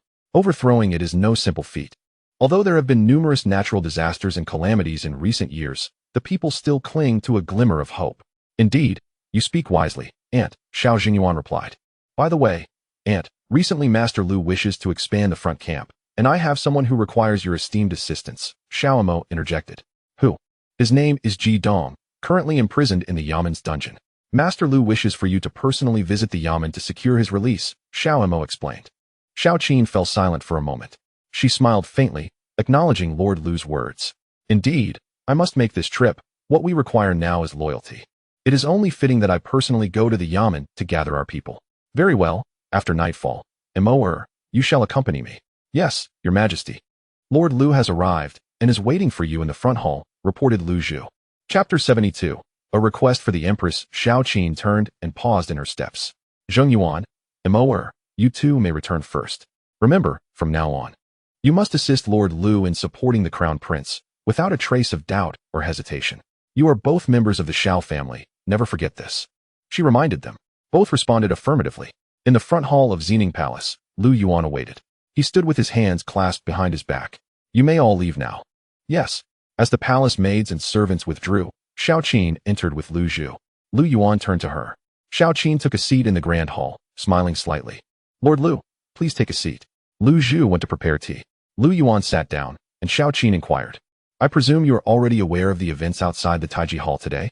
Although the crown prince escaped a grave situation, he remains imprisoned. Lu Yuan interrupted. Your Majesty need not worry. The crown prince's impulsive actions will only serve to benefit him after a period of reflection in the prison. Furthermore, the soldiers in the jail will not neglect him. Indeed, as Lu Yuan stated, Ning Chun needed to contemplate his actions seriously. Xiao Qin had no objections to this. However, she felt a lingering concern. If the crown prince were absent from the Eastern Palace, could he maintain his position? Xiao Qin regarded Lu Yuan. Lord Lu, what are your plans moving forward? The conflict with the two prominent clans has escalated significantly. Lu Yuan replied, Gongsun Dan does not represent the entire Longxi nobility. His absence will not alter the overall situation. What we must address urgently is the military power held by the left and right ministers. The Sanji camp is intensifying its training. This matter requires immediate action. Our next step is to utilize Gongsun Dan to suppress the two noble families. Utilize Gongsun Dan. Xiao Qin exclaimed, Rising in surprise, Lu Yuan elaborated, if Gongsun Dan faces trouble and is investigated, it could lead to a complete family downfall. He must now contemplate a path for his survival. If we offer him a lifeline, he will assist us in countering the two great clans. Xiao Qin stood still, returning to her chair, her expression vacant. Utilize Gongsun Dan. Yes, Gongsun Dan is indeed in a precarious position, potentially facing annihilation. The two noble families, driven by their own agendas, will not be able to protect him, just as they did not for the former military officer Wu Yong. Ultimately, each individual in the two noble families is merely a cog in the grand scheme. If one cog malfunctions, they can easily be discarded, provided the overarching plan remains intact. You are correct. Gongsun Dan can indeed be utilized, Lu Yuan affirmed. Xiao Qin hesitated. The emperor can hold on for a while longer. We must proceed with caution. I anticipate the left and right ministers will soon return to the capital. Your Majesty, I have other matters to attend to, Lu Yuan said, preparing to leave. Wait a moment. Xiao Qin hurriedly rose to stop him. Lu Yuan turned to face her. Xiao Qin stepped forward and grasped his hand, placing it on her chest, whispering, Lu Yuan, thank you. If it were not for you, Lu Yuan gently covered her mouth with his hand. I will do my utmost to support the crown prince's ascension. The people cannot endure further turmoil. You need not worry, Qiner. His words sent a tremor through her heart. For reasons she could not fathom, she felt that the Eastern Palace owed him a great deal.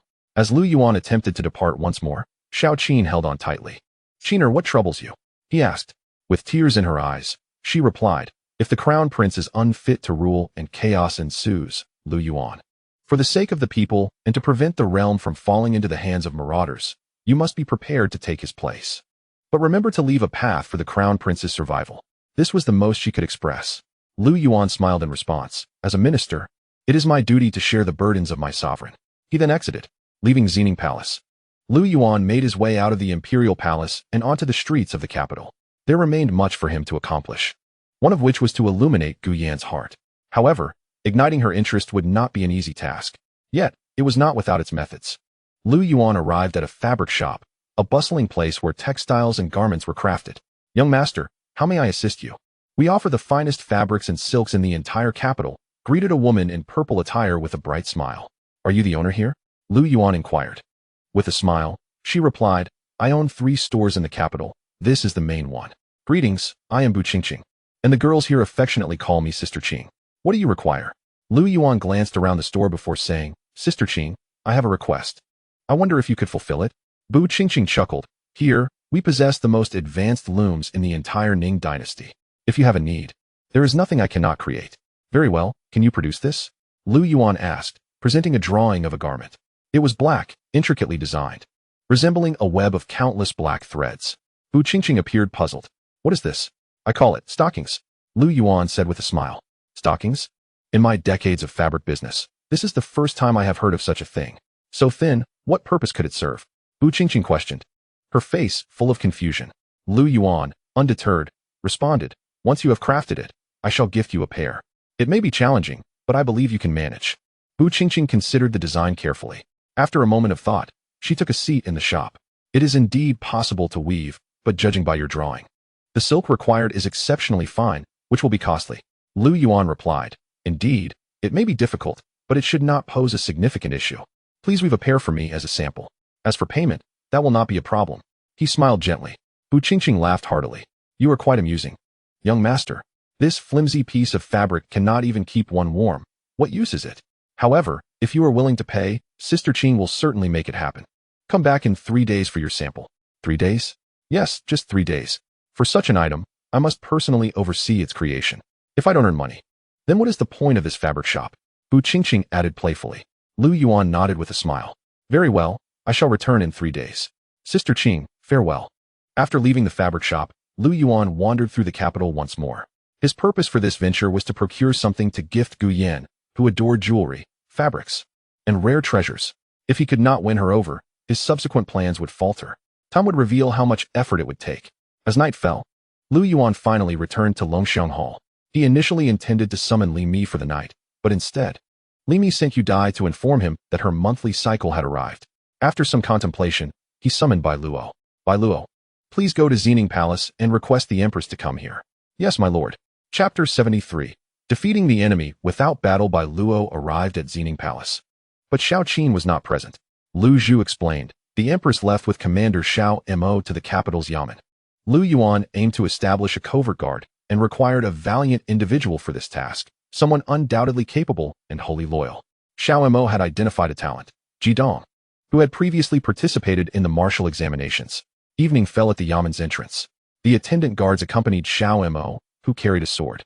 Emerging from the official residence was Xiao Qin, adorned in a golden robe and crowned with a resplendent phoenix headdress. Beside her walked a disheveled young man, robust in build, in his 30s, with resolute eyes and an extraordinary spirit. This was Jidong, a close friend of Xiao Mo's. Your Majesty personally visited the prison to see me. I am overwhelmed with gratitude. How could I possibly deserve such kindness? Upon exiting the official residence, Jidong knelt in reverence, his face adorned with a rugged beard, reflecting a sense of tragic valor. It was well known that Jidong's career had been fraught with setbacks. Years ago, he had aspired to become a general, aiming to serve the court with distinction.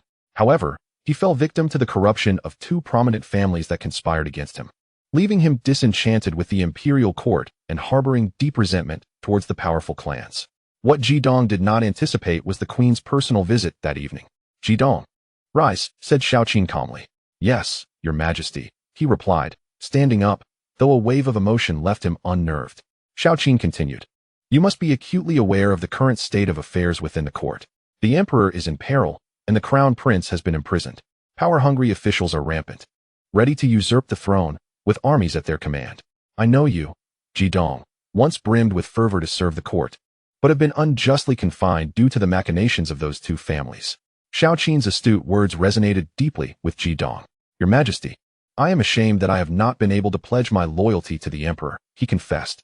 Xiao Qin shook her head. It is not too late. I have come today to entrust you with an important matter, an opportunity to make your mark for the court and the emperor. Please, your Majesty, command me. For the emperor and for you, I would not hesitate to sacrifice my life. Jidong knelt again, overwhelmed with emotion. After so many years, he felt valued for the first time. Xiao Qin nodded. Tomorrow morning, you shall go to the Eastern Palace to meet with Lord Lu. He has orders to relay to you.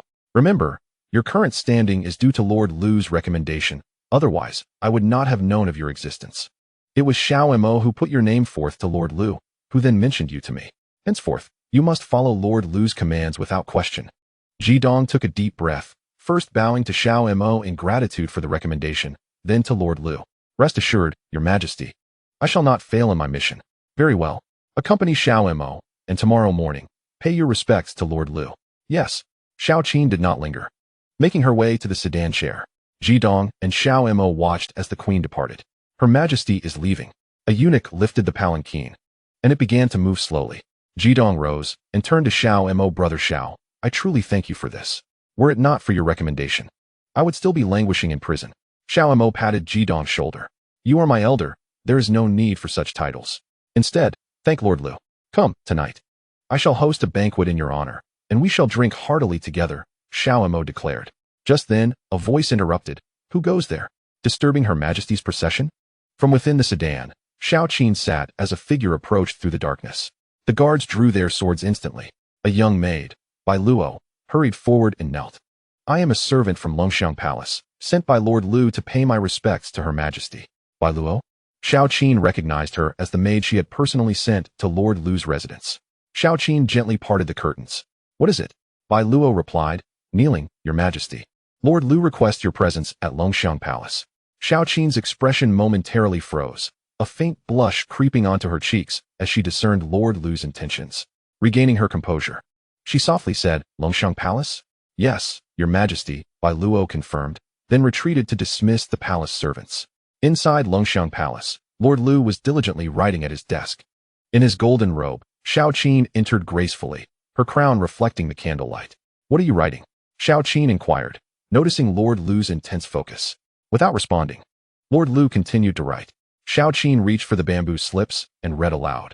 The art of war is of vital importance to the state, determining life and death, and the survival of the nation. It must be studied diligently. She gasped, Is this the art of war? Are you studying military strategy?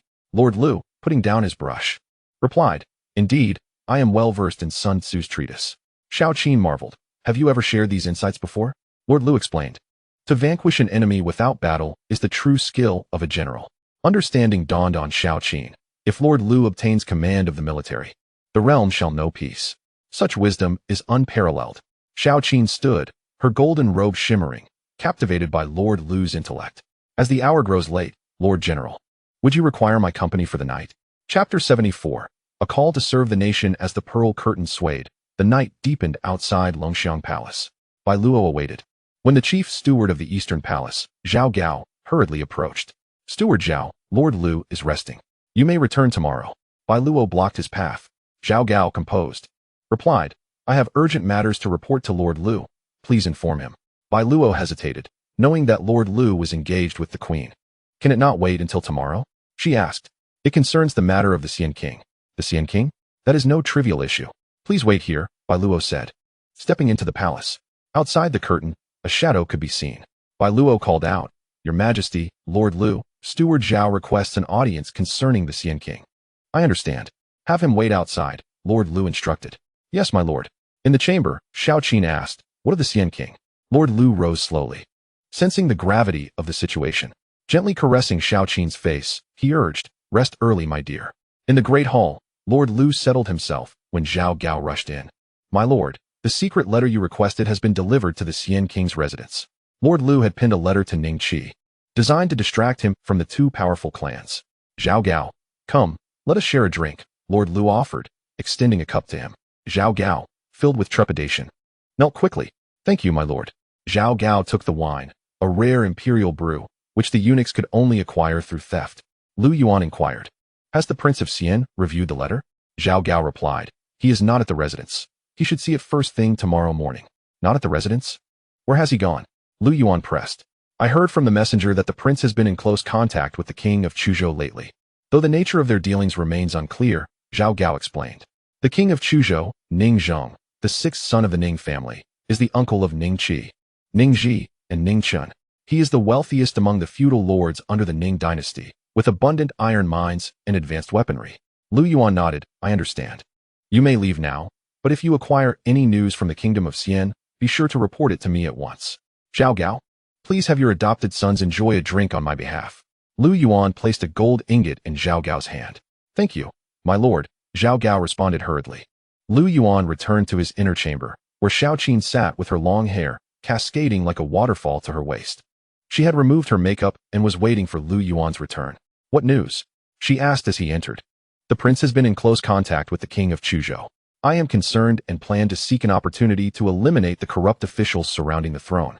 Lu Yuan replied. He realized that Ning Jing's life was precarious, akin to a candle flickering in the wind or a lamp in the rain, and he could fall at any moment. The time for the princes to act against the corrupt officials was fast approaching. Xiao Qin questioned. But even if they wish to eliminate the corrupt officials, they must find a reason, right? Lu Yuan frowned. The arrest of Gongsun Dan provides them with the perfect justification. It all depends on whether the princes are willing to act. They could easily use the current situation of the two great families as a pretext to march on the capital under the banner of eliminating corrupt officials. What should we do? Xiao Qin asked urgently. There is no need to rush. They are still hesitating to take action. After all, this is rebellion. Without a flawless plan, Ning Qi's nature prevents him from acting recklessly, Lu Yuan assured her.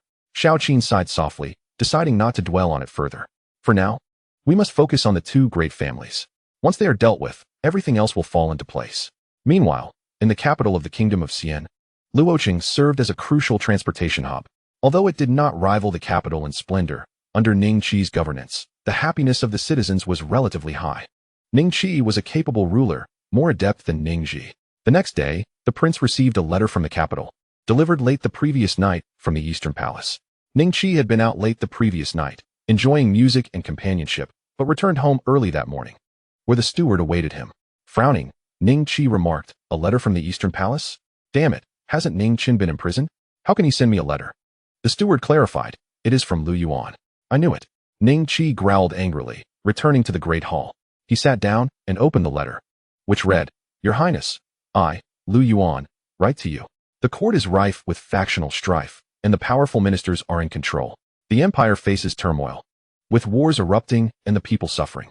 As the saying goes, to pacify the barbarians, one must first ensure internal stability. How can the nation find peace while the two powerful ministers remain? I have entered the Eastern Palace, graciously favored by the emperor, and I must prioritize the country's welfare. I implore you, Your Highness, to think carefully. With a resounding bang, Ning Qi slammed his fist on the table after reading the letter. That scoundrel Lu Yuan thinks he knows everything. All my little schemes are laid bare in his letter. If I don't eliminate this bastard, I won't be worthy of the title of Prince of Xian. Ning Qi seethed. Lu Yuan's statement urging the prince to think carefully was a veiled warning, foreseeing Ning Qi's intentions to eliminate the corrupt officials. Furthermore, the phrase about ensuring internal stability directly indicated that the court should unite against external threats. Yet, how would this benefit Ning Qi? If Ning Chun ascended to the throne, would he be able to live in peace in the kingdom of Xian? Nonsense. Why are you so angry, my lord? Haven't you recently taken in a few new concubines? Is your temper still not quelled? At that moment, Princess Gu Yan entered, cradling a cat. Her graceful form was captivating. Ning Qi, a man of desires, had married Gu Yan for her beauty. Yet, she had a fiery temperament and refused to satisfy Ning Qi's desires in bed, leaving him frustrated. Her family was one of the 5 great families in the kingdom of Xian, which forced him to swallow his discontent. Gu Yan remained somewhat aloof, especially regarding intimate matters. No matter the provocation, she remained unyielding. Ning Qi suppressed his anger and glanced at Gu Yan. A letter from the Eastern Palace? How does that scoundrel Lu Yuan know of my plans to eliminate the corrupt officials? Gu Yan frowned. What do you mean, Ning Qi? Do you think I informed him? What are you implying? How would I know? Did I say it was you? Ning Qi shot back. Your Highness, I find that no matter what I do, I cannot win your approval. You take in one concubine after another, and I never once complained. Now that Lu Yuan has sent a letter from the Eastern Palace, you face difficulties in court, and you choose to vent your anger on me, a mere woman? Gu Yan retorted, displeased. Ning Qi barked, enough of your nonsense. Someone. I need to send a reply to Lu Yuan. He speaks of ensuring internal stability? Fine. I'll invite him to the kingdom of Xian and see if he dares to come. Ning Qi narrowed his eyes, licking his lips. Chapter 75. The 3 plans. Ning Qi chuckled coldly and picked up his brush, crafting a reply. Lord Lu, I know of your deep concern for the court and your dedication to the nation. In light of the internal and external troubles plaguing the court, the people are suffering. Each time I reflect upon this, I am filled with despair, knowing that you possess strategies for governance. I dare to invite you to the kingdom of Xian to discuss important state matters. If you choose to come, I shall ensure you are treated to fine wine. Prince Ning Qi. With a faint smile, Ning Qi dispatched the letter swiftly to the Eastern Palace. The steward received the missive and promptly made arrangements. Ning Qi settled back, stroking his stubble. Princess Gu Yan, puzzled, asked, My lord, why do you wish for Lu Yuan to come to the kingdom of Xian? He is so astute that you should be wary of his intentions. Beware? Huh. Ning Qi scoffed. I have 3,000 soldiers awaiting his arrival. If he dares to step foot in the kingdom of Xian, I will have him captured without hesitation. How can a mere subordinate pose a threat to me? Ning Qi had made up his mind. As long as Lu Yuan dared to come, he would not leave. Of course, he doubted Lu Yuan would actually come. Gu Yan pressed, but what if he truly arrives? Impossible. If he does come, he will never return to the capital, Ning Qi asserted. But if he doesn't return to the capital, how can you eliminate the corrupt officials? Gu Yan continued to question. Ning Qi sighed deeply, his brow furrowed. Eliminating the corrupt officials is not so simple. The emperor is still in power. This operation is merely a temporary measure. If the emperor were to pass away, do you truly believe that the 2 prominent clans would refrain from meddling in court affairs? Nonsense. Ning Qi slammed his hand on the table. Gu Yan shook her head. As a fragile woman, she understood little of the intricacies of court politics. Yet, some of Lu Yuan's assertions held merit. To expel foreign threats, one must first stabilize internal matters. This realm belongs to the Ning family. The conflicts among them are merely fraternal disputes. Whether it is Ning Chun, Ning Ji, or Ning Qi, Ningen, any of them could ascend the throne, and the court would still be the Ning Dynasty. If the 2 great clans were to seize power, it would signify a true change of dynasty. I believe, Your Highness, that some matters should not be approached recklessly. Whether to rebel or not is a matter for the brothers of the Ning family to decide. We cannot allow outsiders to interfere. Gu Yan caressed her cat. However, Lu Yuan is far more formidable than the 2 clans. Do you understand? Until Lu Yuan is dealt with, I cannot find peace. Ning Chen gritted his teeth. Since Lu Yuan emerged in the court, he has left Ning Qi astounded. Gu Yan held her cat, saying, In any case, Your Highness, as long as you are aware of the situation, that's sufficient. I shall return to my cat. In the Imperial Palace, Tai Chi Hall. At this moment, Lu Yuan arrived at the Tai Chi Hall, as commanded. Lord Lu, you have finally arrived. Her Majesty the Empress is waiting for you. Wang Zhun said hastily as he stepped down from his platform upon Lu Yuan's entrance. Lu Yuan clasped his hands together, addressing the eunuch, Wang Gonggong. Wang Zhen bowed in return. How is His Majesty's health these days? Lu Yuan inquired. Alas, Wang Zhen sighed. Due to the matter concerning the crown prince, His Majesty has suffered greatly, enduring pain daily and unable to rise from bed. The imperial physician is at a loss. Lung cancer, in the late stages of metastasis. The pain is excruciating. Wang Zhen gestured for Lu Yuan to proceed. Lu Yuan had come to the Tai Chi Hall under imperial decree. He had been practicing calligraphy in the Eastern Palace with Bai Luo when he received the summons to hasten to the Tai Chi Hall. Lord Lu has arrived. In the back hall of Tai Chi Hall, Ning Zheng usually resided. Since falling ill, he rarely ventured into the inner palace. Initially, he was willing but physically unable. Eventually, he lost all desire. The inner palace, filled with thousands of beauties, had become self-sufficient. Xiao Qin sat by the bed, adorned in pink today, her grace stunning. Ning Zheng lay on the couch, the palace maids and eunuchs having been dismissed. Lu Yuan approached slowly as Wang Zhen closed the hall door and withdrew. Lord Lu. Xiao Qin rose. Lu Yuan nodded. Ning Zheng, weakly, asked, Has Lord Lu come? Lu Yuan replied, I, Lu Yuan, bow before your majesty. Long live the emperor. Ning Zheng waved his hand, saying, No need, I have little time left. But now that the crown prince is imprisoned, what shall we do? My heart is troubled. Coughing violently, Ning Zheng struggled. Xiao Qin, tears in her eyes, spoke, Your Majesty, I have been in the palace for many years. Although I have not received Ning Zheng's favor, he has treated me very well, or I would not have become empress. Yet, seeing him in such a state deeply saddens me.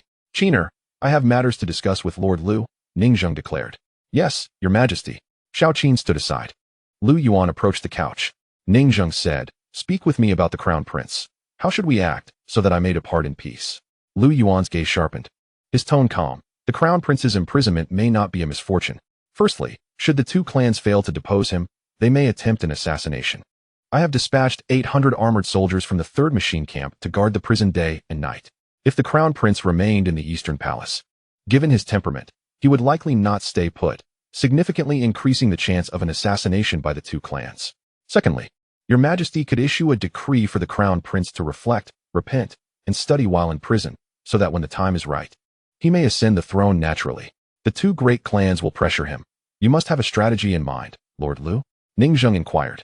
Lu Yuan nodded. I am intensifying the training of the soldiers. Should the crown prince ascend, I have 3 plans. If Your Majesty's health can endure until the left chancellor and right chancellor return to court, as I previously suggested, we shall host a banquet, compelling them to relinquish their military power.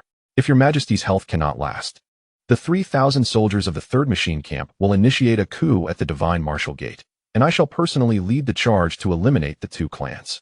Prior to that, Your Majesty could issue a decree, and I will act in accordance with your command. Lu Yuan continued.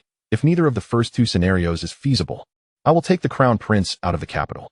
In the future, I will lead an army back to the capital to utterly defeat the 2 clans. Ning Zheng coughed violently again, raising his hand to point at Lu Yuan.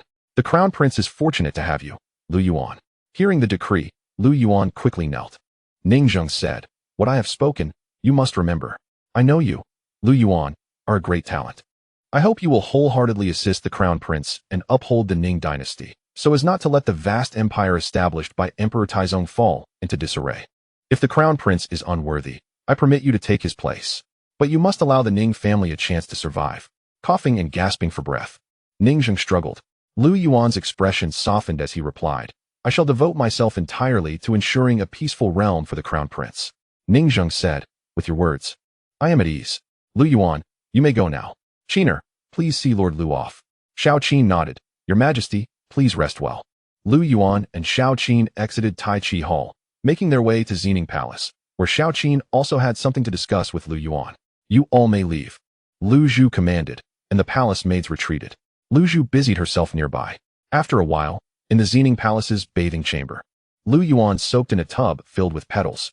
This was where Xiao Qin bathed daily. Soon, Xiao Qin stepped into the tub, resting in Lu Yuan's embrace. Your Majesty has entrusted the entire realm to you, Lu Yuan. What is your perspective? Will you assist the crown prince, or take his place? The choice is yours. Lu Yuan was not ungrateful. With Ning Zheng's trust, at least for now, he had no intention of usurping the throne. Moreover, both the crown princess and the empress were genuinely affectionate. Lu Yuan replied, The fate of the realm lies with the crown prince and the emperor. The vast territory of the Ning Dynasty was established by the founding emperor. How could I consider usurping it? Xiao Qin turned to look at Lu Yuan, asking, "Have you truly never thought of becoming emperor yourself?" Lu Yuan smiled. "I have, but I am not a base person. The emperor holds me in such high regard. How could I betray him? I am content to play with the empress, but usurping the crown prince is out of the question. Therefore, until then, I will do my utmost to assist the crown prince in governing the realm, for the people cannot endure further chaos." Xiao Qin smiled softly. Indeed, the realm cannot withstand further turmoil, regardless of who wears the crown. Currently, we face both internal strife and external threats, with various princes in rebellion and peasant uprisings. Not to mention foreign adversaries, we have a long road ahead. Gently smiling, Xiao Qin wrapped her arms around Lu Yuan's neck, saying, "Qiner thanks you on behalf of the crown prince, and on behalf of the people of the Ning Dynasty." Lu Yuan tenderly caressed Xiao Qin's cheek and inquired, "How should the empress express her gratitude to me?" With a radiant smile, Xiao Qin, resembling a flower in full bloom, slowly rose from the bath and knelt gracefully, lifting her delicate face. "Husband, is this how you wish for me to kneel? What have the empress and Lord Lu been up to for so long?"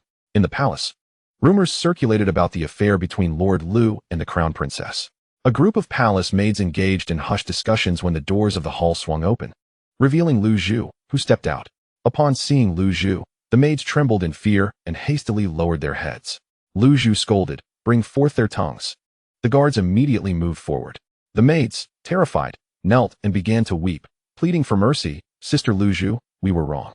Lu Zhu approached and slapped one of the maids across the face, admonishing, "Being in Xining Palace, do you not know what can and cannot be said? To slander the empress is a capital offense. The empress is discussing state matters with Lord Lu. Anyone who dares to speculate recklessly will be dealt with according to the palace rules of Xining Palace." That night, Xining Palace remained ablaze with activity. The following morning, Lu Yuan awoke on the phoenix bed of Xiao Qin, who had already risen and was seated at a chair in the inner palace, gazing into a mirror. Lu Zhu adorned her hair with a hairpin, elegantly styling it. "You are awake?" Upon noticing Lu Yuan's rise, Xiao Qin's cheeks flushed slightly. Lu Yuan stretched lazily and opened the scroll of beautiful women. Spirit Refinement Technique. Perfect. Nether God Technique. Level 4, his cultivation state remained in progress. And Lu Yuan felt his spiritual awareness intensifying. He anticipated that he would soon be able to control Ning Zheng's soul. Lost in thought, Lu Zhu approached with a bowl of hot soup, smiling. "Lord Lu, you must have had a long night. The Empress had the royal kitchen prepare this ginseng soup for you to nourish your strength." Lu Yuan gestured dismissively. "Just set it down." He moved behind Xiao Qin, who smiled slightly and turned her head, blushing. "My husband, how do I look today? Is my complexion improving? With the meridians flowing freely. It would be strange if your complexion were poor."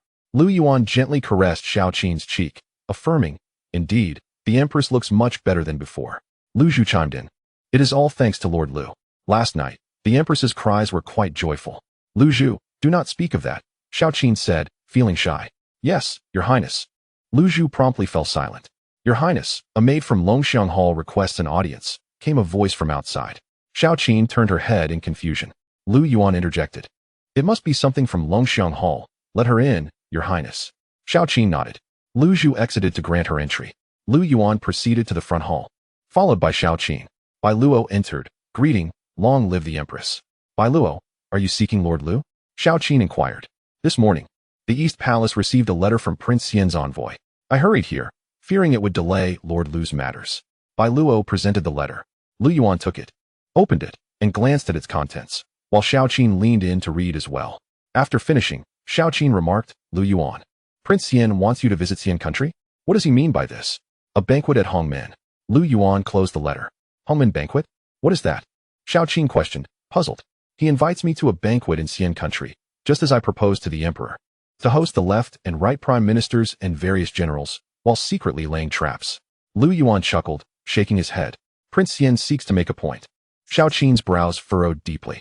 At this time, he is unaware of the impending crisis. "Lord Lu, you cannot go," Xiao Qin insisted. "Of course I must go," Lu Yuan replied. "He intends to kill you. Prince Xian is counting on my fear to deter me, but I must visit. If I do not, how can I deal with Guyan? If I do not handle Guyan, how can I illuminate the beauty scroll? I must go, and I must engage with Guyan. It will then depend on whose strategy is more cunning." Lu Yuan declared, "Your Highness, Please request the emperor to issue a decree appointing me as an envoy, representing the court in visiting Xian country to extend condolences.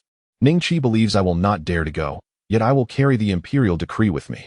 Once the edict is issued, I wonder if he will dare to defy it. Chapter 77. This palace will miss you. Ningqi assumed that Lu Yuan would not dare to venture forth.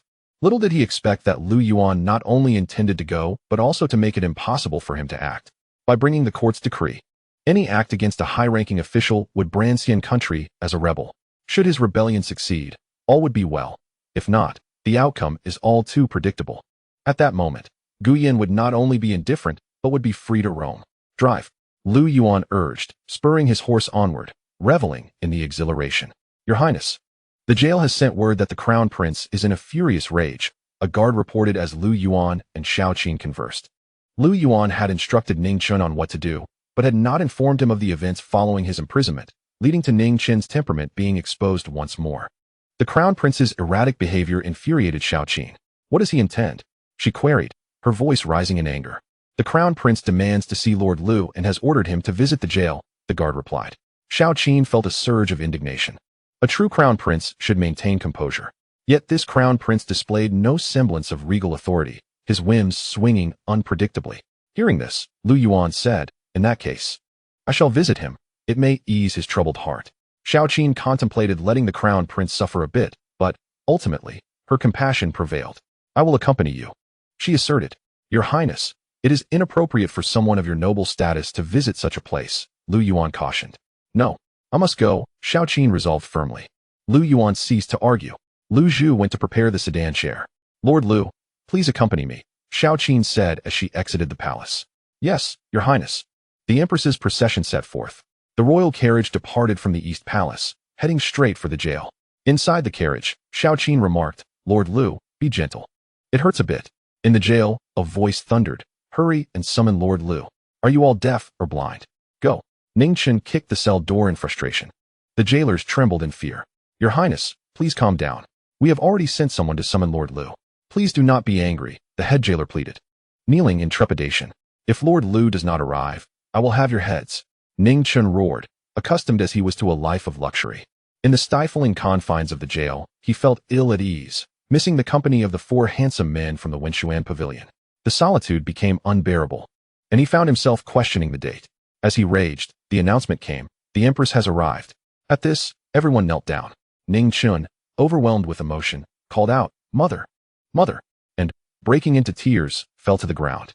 I pay my respects to you, Mother, he said, his face filled with grievance. Lu Yuan accompanied Xiao into the cell. Observing her son, Xiao noted how much he had withered in just 2 days. Being his mother, her heart softened. Have you been neglecting the crown prince? She asked. Your Highness, I would not dare. The crown prince's meals are brought from the palace daily.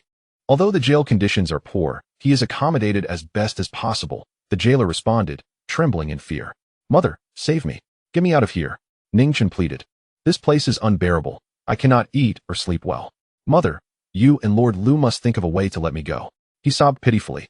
Clutching Xiao leg, tears streaming down his face. Xiao gently caressed Ning Chen's cheek, softly saying, My son, do you not know the jail's conditions are harsh? Yet you are the crown prince. If you cannot endure this small hardship, how will you secure the throne in the future? Ning Chen said, Mother, I realize my mistakes. I shall amend my ways and hope you can devise a plan, for I truly cannot endure the bitter cold of the prison. He turned to Lord Lu. Lord Lu, you are wise and resourceful. Please think of a way. Lu Yuan stood beside Xiao, his hands clasped behind his back. Your Highness, you must endure a few more days. It is not yet the right time for your release. A man must stand tall, especially one of your stature as the crown prince. When the moment is ripe, I will ensure your escape. When will that be? I cannot bear to stay here even another day. Ning Chen despaired, lamenting how the prison was no match for the comforts of his East Palace. Lu Yuan shook his head. Your Highness need not rush. The opportune moment will not linger much longer. Ning Chen trembled at his words. If even Lu Yuan spoke so, he had no choice but to rise. This matter was no trifling matter. To extricate oneself unscathed required careful timing. Xiao offered comfort. Rest assured, Chinner, your mother will work with Lord Lu on a solution. Use this time in confinement to contemplate the affairs of the court. It is time for you to prepare. Ning Chen's eyes brightened. Mother, does this mean I am to ascend the throne? Xiao replied, This is inevitable. Your father's health declines by the day. You must always be ready for your ascension. Understood. I shall remember this, Ning Chen thought to himself, elated at the prospect of finally realizing his dream of ruling. In this bitter prison, you must take care of yourself, dear son, so that I need not worry. Xiao Qin gently caressed Ning Chen's head. Yes, I understand, he replied. Mother, the prison is harsh. You should leave with Lord Lu at once. He displayed a dutiful son-esque concern. Xiao Qin nodded. Ning Chen then turned to Lu Yuan. Lord Lu, during my absence, please take extra care of my mother and ensure she is not bullied by the two prominent families. Lu Yuan smiled reassuringly. Your Highness, rest easy. I shall ensure her well-being. With that, Lu Yuan and Xiao Qin departed the prison, easing Ning Chen's troubled heart. Once outside, they strolled through the streets. Xiao Qin inquired, Lord Lu, if you truly intend to journey to Xian Kingdom, when do you plan to depart? Understanding Lu Yuan had his own motives, she refrained from further questioning. Ning Qi's attempts to control Lu Yuan would not be as easy as he hoped. By the day after tomorrow at the latest. Please, Your Highness, obtain the imperial decree tonight. Once I am prepared, I will set off immediately to pacify the Xian King, Lu Yuan stated. Xiao Qin acknowledged. I have the Emperor's seal here. I can draft a decree on his behalf. It will be issued by tomorrow morning at the latest. Lord Lu, be cautious on this journey to Xian Kingdom. I worry about the Xian King and his associates, she advised. Lu Yuan agreed. Xiao Qin paused, glancing around to ensure no one was watching. She stepped closer, her lips brushing against Lu Yuan's in a fleeting kiss. With a gentle smile, she took a step back. I shall miss you. Lu Yuan murmured. Your Highness, do take care. At that moment, Lu Zhu approached Lu Yuan, Lord Lu. As Lu Yuan prepared to leave, he asked, What is it? Lu Zhu handed him a piece of cloth, which was not merely fabric but a garment meant for the innermost layer. This was just removed from the palanquin by Her Highness. She instructed me to give it to you, and it still holds her warmth. She awaits your return at the Xining Palace and hopes this will ease your longing for her. Lu Yuan felt a warmth in his heart. The Empress was indeed thoughtful. Upon returning to the Longxiang Hall, he found Li Mi absent, adhering to palace rules during her monthly cycle, which forbade her presence in the palace.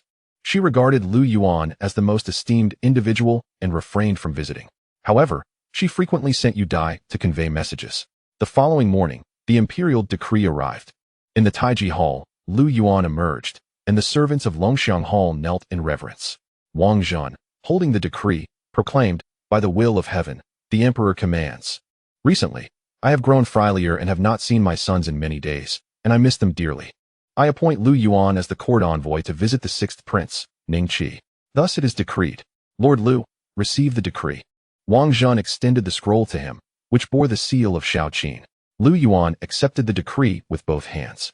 Wang Zhan added, Oh no, Lord Lu. I mean, Envoy Lu, the Empress commands you to take additional personnel for this journey. Lu Yuan rose. Please inform Her Highness that I shall travel to Xian Kingdom with only one horseman. One person? The journey to Xian Kingdom is long, and there may be bandits. Wang Zhan hesitated. Fear not, I shall manage alone. Relay my message. Yes, Lord Lu. Wang Zhan departed with his men. Lu Yuan returned to the hall and sat down. Bai Luo brought a jug of wine and knelt beside him. My lord, the journey to Xian Kingdom is lengthy, and there are bandits along the way. How can you manage alone? Lu Yuan smiled. The court is short on personnel. Otherwise, whom could I take? Bai Luo suggested. You could bring along the Sanji camp for protection during the journey. Lu Yuan shook his head. The Sanji camp is dear to me. I cannot spare them. I shall go alone. He sighed, reluctant to relocate the Sanji camp. Bai Luo pursed her lips. Lord Lu, the esteemed Xiao Mo is intensifying training for the Sanji camp. And yesterday, he sent inquiries regarding the steeds. I fear acquiring them will be challenging. Lu Yuan pondered the matter of the steeds as well. The treasury lacked funds, and it would not allocate resources for the Sanji camp. He would have to take matters into his own hands. On this journey to Xian Kingdom, besides meeting the Xian King, I must also procure some steeds, Lu Yuan declared. Bai Luo remarked, but the journey is so long, you will be lonely. What? Do you wish to accompany me? Lu Yuan teased. Bai Luo nodded, her face slightly flushed. If my lord does not mind, I would be willing to accompany you. To converse and ease your boredom. Lu Yuan chuckled. And what else? Bai Luo blushed. I spoke out of turn. I should not have overstepped. Lu Yuan smiled. Are you not afraid of encountering bandits on the way and perishing? Bai Luo shook her head. I am not afraid. As long as my lord needs me. Lu Yuan considered her words. Indeed, the journey would be dull alone. Very well. Prepare yourself. You shall accompany me. Really, my lord? Bai Luo exclaimed. her heart elated. Having served in the palace for so many years, she had never ventured outside and longed to see the world beyond the palace walls. Since you have never seen it, I shall take you to see it. Now go prepare. Yes, my lord. Bai Luo happily returned to her quarters to pack her belongings. At that moment, a guard entered the hall and reported, "My lord, a young eunuch from the Eastern Palace has been sent by the cloth workshop in the capital to inform you that they require your presence to collect a sample." Upon hearing this, Lu Yuan felt a certain admiration for Bu Qingqing. Had they completed the work so swiftly? He had thought that, with modern weaving technology, crafting a pair of stockings would be quite a challenge. "Very well, I shall go," Lu Yuan replied. He exited the palace and made his way directly to the cloth workshop. Upon arrival, he found Bu Qingqing seated at the counter, deftly calculating on an abacus. Clad in violet, she exuded grace and charm, her beauty radiating elegance. "Qingjie, I have arrived," Lu Yuan announced, knocking lightly on the door. "Oh, Luderun." Bu Qingqing looked up, her face beaming with a smile. "Qingjie seems quite well informed, knowing to seek me out at the Eastern Palace," Lu Yuan remarked, somewhat taken aback. Bu Qingqing chuckled softly, covering her mouth. "My lord, who in the capital does not know of your exploits against the bandits of Yuan City and the Xiao camp? Even the once mighty Gongsun clan has succumbed to your prowess." "Enough flattery. Is the item ready?" Lu Yuan inquired. "Follow me, my lord," Bu Qingqing replied, leading him to the back of the workshop. They entered a room filled with an array of fabrics and garments. As they passed through the courtyard, dyed fabrics were hanging out to dry, showcasing the expansive space of the workshop. Bu Qingqing's establishment handled everything from silk production to weaving, dyeing, and even embroidery, a comprehensive operation. Upon reaching a designated room, Bu Qingqing gestured for Lu Yuan to take a seat. She then presented him with a pair of black, intricately designed lace stockings. "This is what you requested. Please examine its quality," she said. Lu Yuan took the stockings, scrutinizing them closely. While they did not quite match the standards of his previous life, they were remarkably close to perfection. "Is this your handiwork, Qingjie?" he exclaimed in astonishment. "Indeed. I wove them myself, though I remain puzzled about their purpose. I couldn't quite understand it after much contemplation," she confessed. "Shall I enlighten you?" Lu Yuan proposed. "Pray tell. How is it used?" Bu Qingqing inquired. "Qingjie, you simply wear them on your legs, and I shall observe the effect," Lu Yuan suggested, handing her the stockings. Bu Qingqing appeared bewildered. "This can be worn on the legs?" "Certainly. Once you try them on, you shall find them irresistible. Hurry along. I await your return," Lu Yuan encouraged. "How peculiar. Very well, I shall try them on," Bu Qingqing exclaimed, taking the stockings to a private chamber. In the room, Bu Qingqing stood before a mirror, holding the stockings. Could this truly be worn? She felt a twinge of skepticism. Having crafted garments for years, she had never encountered anything like this. Would such a delicate thread provide warmth? Yet, her hands were already in motion. She slowly disrobed, cautiously sliding the stockings onto her legs. The fabric enveloped her delicate feet and shapely legs. Rising, she gazed into the mirror. "Wow!" Bu Qingqing gasped in astonishment. The graceful curves, the exquisite texture, her long, fair legs showcased a sensuality that was now unmistakably accentuated. For reasons unknown, the reflection staring back at her exuded an alluring charm. "How lovely!" she exclaimed, moving her foot to relish the sensation of being wrapped in silk. As she admired her silhouette, she began to comprehend the profound allure of this garment. Yet, a blush crept onto her cheeks. Surely, this is meant to be worn as intimate apparel? If donned in public, it would surely cause great embarrassment. But it really is stunning. "Qingjie, have you finished? How does it look?" Lu Yuan called from outside. Bu Qingqing, upon hearing him, replied hurriedly, "Ah, just a moment, my lord." She gathered her courage. This was her inaugural experience as a model. "Luderun, I am ready. Please come in," she announced. With a creak, the door opened as Lu Yuan stepped inside. Bu Qingqing's hands covered her face, concealing her mouth and eyes. She stood before the mirror, utterly captivating. Lu Yuan could not help but admire her, saying, "Remarkable, Qingjie, with your figure. You could effortlessly carry this look. It is indeed beautiful." Though undeniably stunning, Bu Qingqing felt a touch self-conscious, still shielding her face. This truly exemplifies the extreme beauty of womanhood. Very good, very good. "Qingjie, use this as your model and create more. Do not worry about the costs. I shall purchase all you produce," Lu Yuan encouraged, nodding in approval. Bu Qingqing, emboldened, lowered her hands, though her cheeks were still flushed. "However, I must ask for a deposit first. Although it consists of merely this thin material, the craftsmanship is exceptionally intricate. I have a family to support," she stated. Lu Yuan, understanding her plight, retrieved several gold ingots from his person. Is this sufficient? He asked. Hu Qingqing giggled, accepting the coins. This is more than enough. Conducting business with you is far more pleasant than with the nobility. Now, Qingjia, please remove them. I must take this pair back with me, Lu Yuan requested. Very well. With the stockings in hand, Lu Yuan returned to the Eastern Palace. This pair was intended as a gift for Gu Yin, a woman who cherished beauty. Unlike many, Gu Yin appreciated beauty for her own satisfaction rather than for others' admiration. She was particularly fond of exquisite jewelry. Bailu was prepared. My lord, I have organized your clothing. Everything is in order. When shall we set off? She inquired. For Bailu, the prospect of leaving the palace filled her with joy. Having grown up within its confines, she was oblivious to the world beyond. All she understood were the palace's rules and how to serve her master. Excited, Bailu had momentarily forgotten the dangers that lay ahead. Reaching the destination safely would not be a simple feat. Lu Yuan, not wishing to delay further, ordered, bring Xiaofeng here. We shall depart immediately. Yes, my lord. In the afternoon, servants at Longxiang Hall knelt in unison to bid farewell. Lu Yuan, leading Xiaofeng with Bailu by his side, exited the grand hall. The journey to the foreign land was long, yet it was a necessary undertaking for the greater good. Lu Yuan walked ahead, with Bailu following closely. According to palace custom, generals were to dismount. Thus Lu Yuan continued leading Xiaofeng toward the divine martial gate. Along the way, the palace maids and eunuchs whispered among themselves.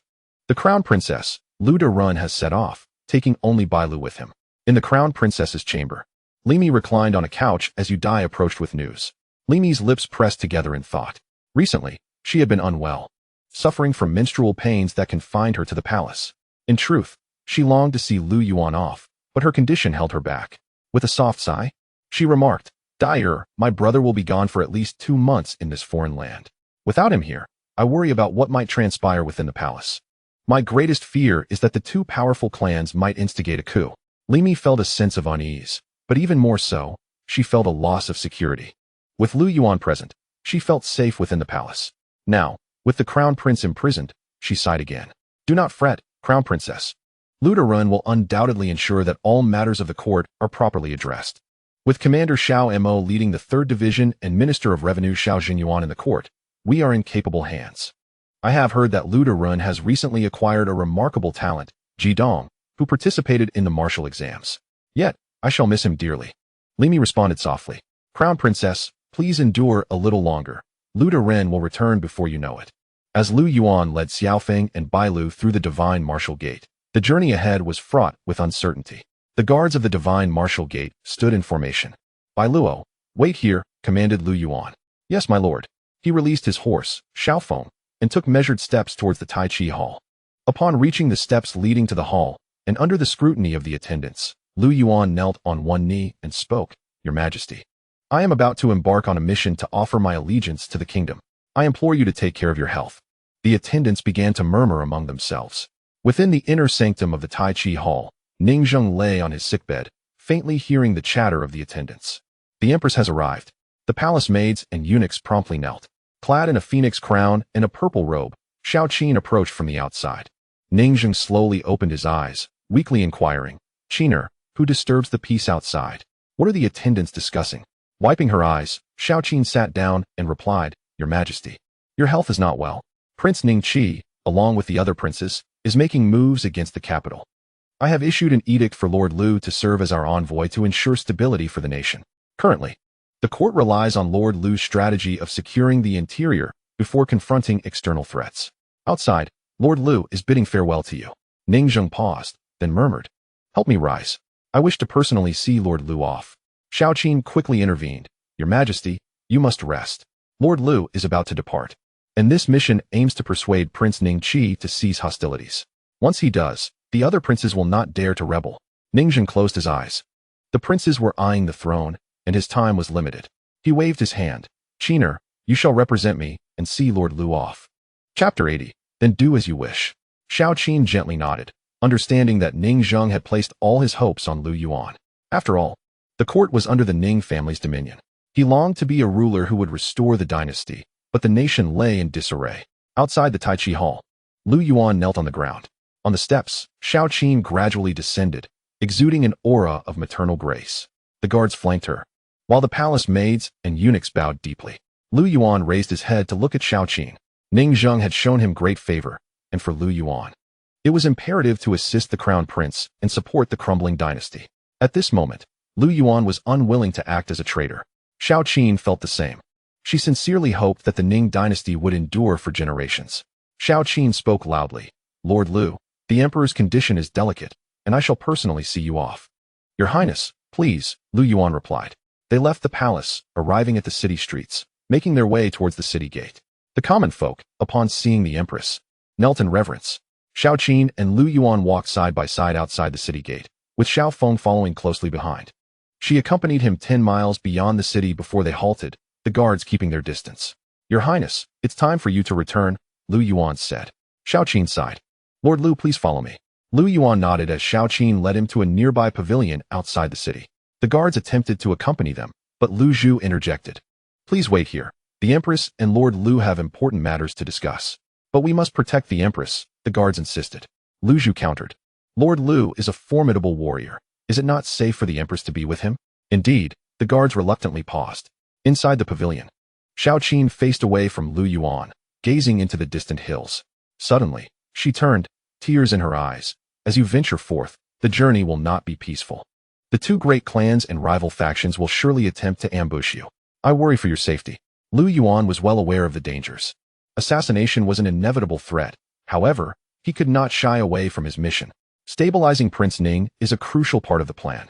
We must think positively about this endeavor. I must undertake this mission. I understand, Xiao Qin said, slowly closing her eyes. When she opened them again, she cradled Lu Yuan's face in her hands, gently caressing it with her thumb. Do you have any requests of me, Lu Yuan? Whatever you desire, I shall fulfill today. Her heart ached at the thought of him facing danger, perhaps never returning. Lu Yuan smiled. It is merely a journey to offer allegiance. Those two great clans cannot harm me. Tears welled in Xiao Qin's eyes as she nodded softly. I know you are brave and skilled in both martial and civil matters, and you shall not regard those clans lightly. Yet, remember, even the strongest can be overwhelmed. If you do not return or encounter misfortune, I shall accompany you in death. My heart shall forever follow you. Her words moved Lu Yuan deeply. At that moment, Xiao Qin knelt before him. I, your servant, bid farewell to the king. She bowed her head.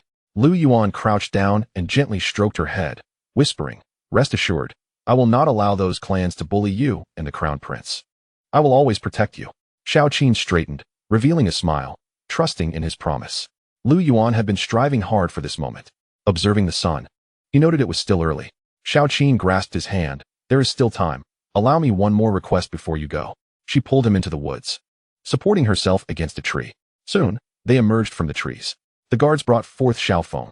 Lu Yuan mounted the horse, bending down to lift Bai Luo onto the saddle before him. Your Highness, this is where I part ways. I am leaving. He held the silver spear in one hand and the reins in the other. Bai Luo, take care of Lord Lu, Xiao Qin instructed. Yes, Your Highness. Go. Xiao Feng galloped away. Xiao Qin stood still, gazing at Lu Yuan's retreating figure until he vanished from sight. Lu Zhu approached, reminding, Your Highness, Lord Lu has departed. It is time for you to return to the palace. Xiao Qin regained her focus.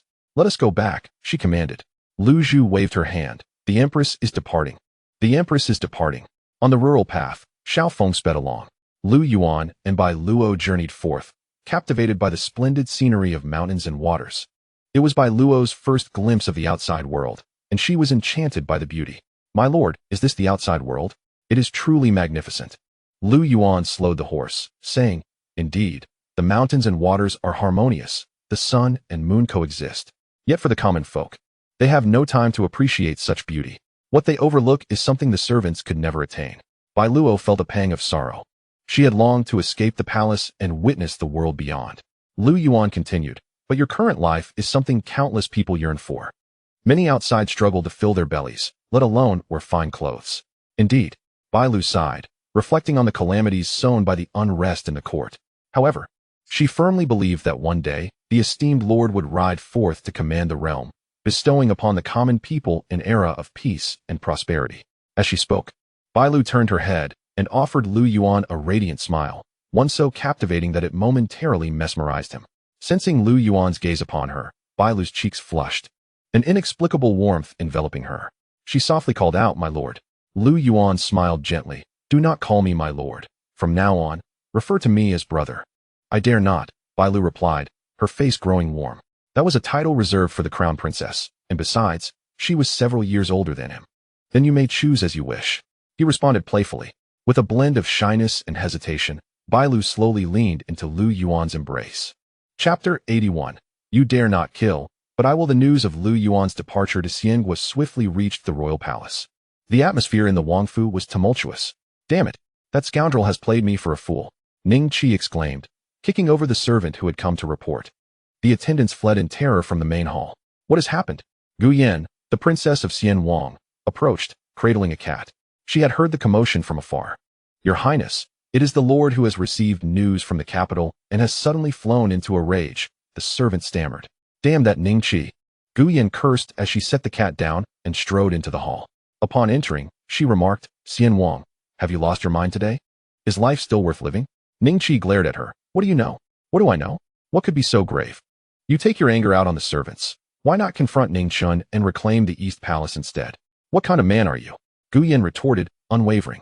Ning Qi sighed heavily and sank into a chair. Did I not write to summon Lu Yuan to Xiangua? And he actually came. What? Gu Yan exclaimed, genuinely surprised. She had advised Ning Qi against this course of action, fearing it would provide Lu Yuan with the opportunity to come to Xiangua. Shouldn't you be pleased that he is here? You were the one who said your 800 soldiers were ready, and wouldn't that solve everything? Ning Qi pointed outside, cursing. Who could have anticipated that this rascal would come bearing an edict? What? Gu Yan was taken aback once more. See for yourself. Ning Qi threw a decree at Gu Yan's feet. She bent down to pick it up. It was an edict from Xiao Qin, sealed with the imperial jade seal, signifying the emperor's command. The decree stated that due to the emperor's declining health and his longing for his son, he had dispatched Lu Yuan to visit Xian Wang on his behalf. After reading, Gu Yan looked up. He comes with an edict. Do your 800 soldiers dare to act? This is precisely my point. If I were to kill him, how would that differ from slaying the emperor? What would the world say of me, Ning Qi, as a traitor? Ning Qi was beside himself with anger. Gu Yan frowned. Old 8, old 8. At that moment, a voice called from outside. Hearing the voice, Ning Qi abruptly lifted his head. Is that old 6? The king of Lu? What brings him here from Lugua? Upon hearing this, Ning Qi rushed out. Ha ha ha. Old 8. What a grand occasion. You have accomplished something monumental. As he entered the courtyard, King Ning Ji opened his arms and laughed heartily. Ning Qi approached, his expression icy. Sixth brother, you have come from Lugua specifically to see me? Gu Yan then asked, Sixth prince, what is so amusing? Ning Ji replied, Old 8, you summoned Lu Yuan to Xiangua, a clever move I had not considered. Now that the opportunity has arisen, I have decided to ambush Lu Yuan on his way here, ensuring he never returns. Haha. Ning Ji laughed again. But Ning Qi's expression darkened as he seized Ning Ji by the collar. Sixth brother, are you playing me for a fool? What do you mean? Ning Ji was taken aback. What do you mean? Ambushing Lu Yuan is the perfect opportunity. If he dies, we will have no rivals. How would the world perceive me? Ning Qi, if Lu Yuan were to die on his way to Xiangua? Ning Ji questioned. Once he is dead, who would dare question? Ning Ji insisted. I am telling you, if he dies, he must die at the hands of the two great families. Only then can their mouths be shut. This is called using another's knife to kill. Ning Qi exclaimed. Why should I care about the world? Once we ascend the throne, who would dare defy us? Ning Ji shouted in frustration. To win the hearts of the people is to win the world. If the people do not support you, what kind of emperor would you be? Ning Qi countered. Then what do you propose we do? Ning Ji demanded. Send someone to protect Lu Yuan, Ning Qi commanded. You expect me to protect him? Do you know why he travels alone? It is because he knows we have no choice. At this point, it is too late. Until the two great families are dealt with, we will never find peace. Ning Qi's expression remained cold. Ning Qi, you coward. If you dare not kill him, I will. Ning Ji shouted, storming out. Chapter 82. A sudden change in Xiangua, at the guest house. King Ning Ji returned in a fit of rage. My lord.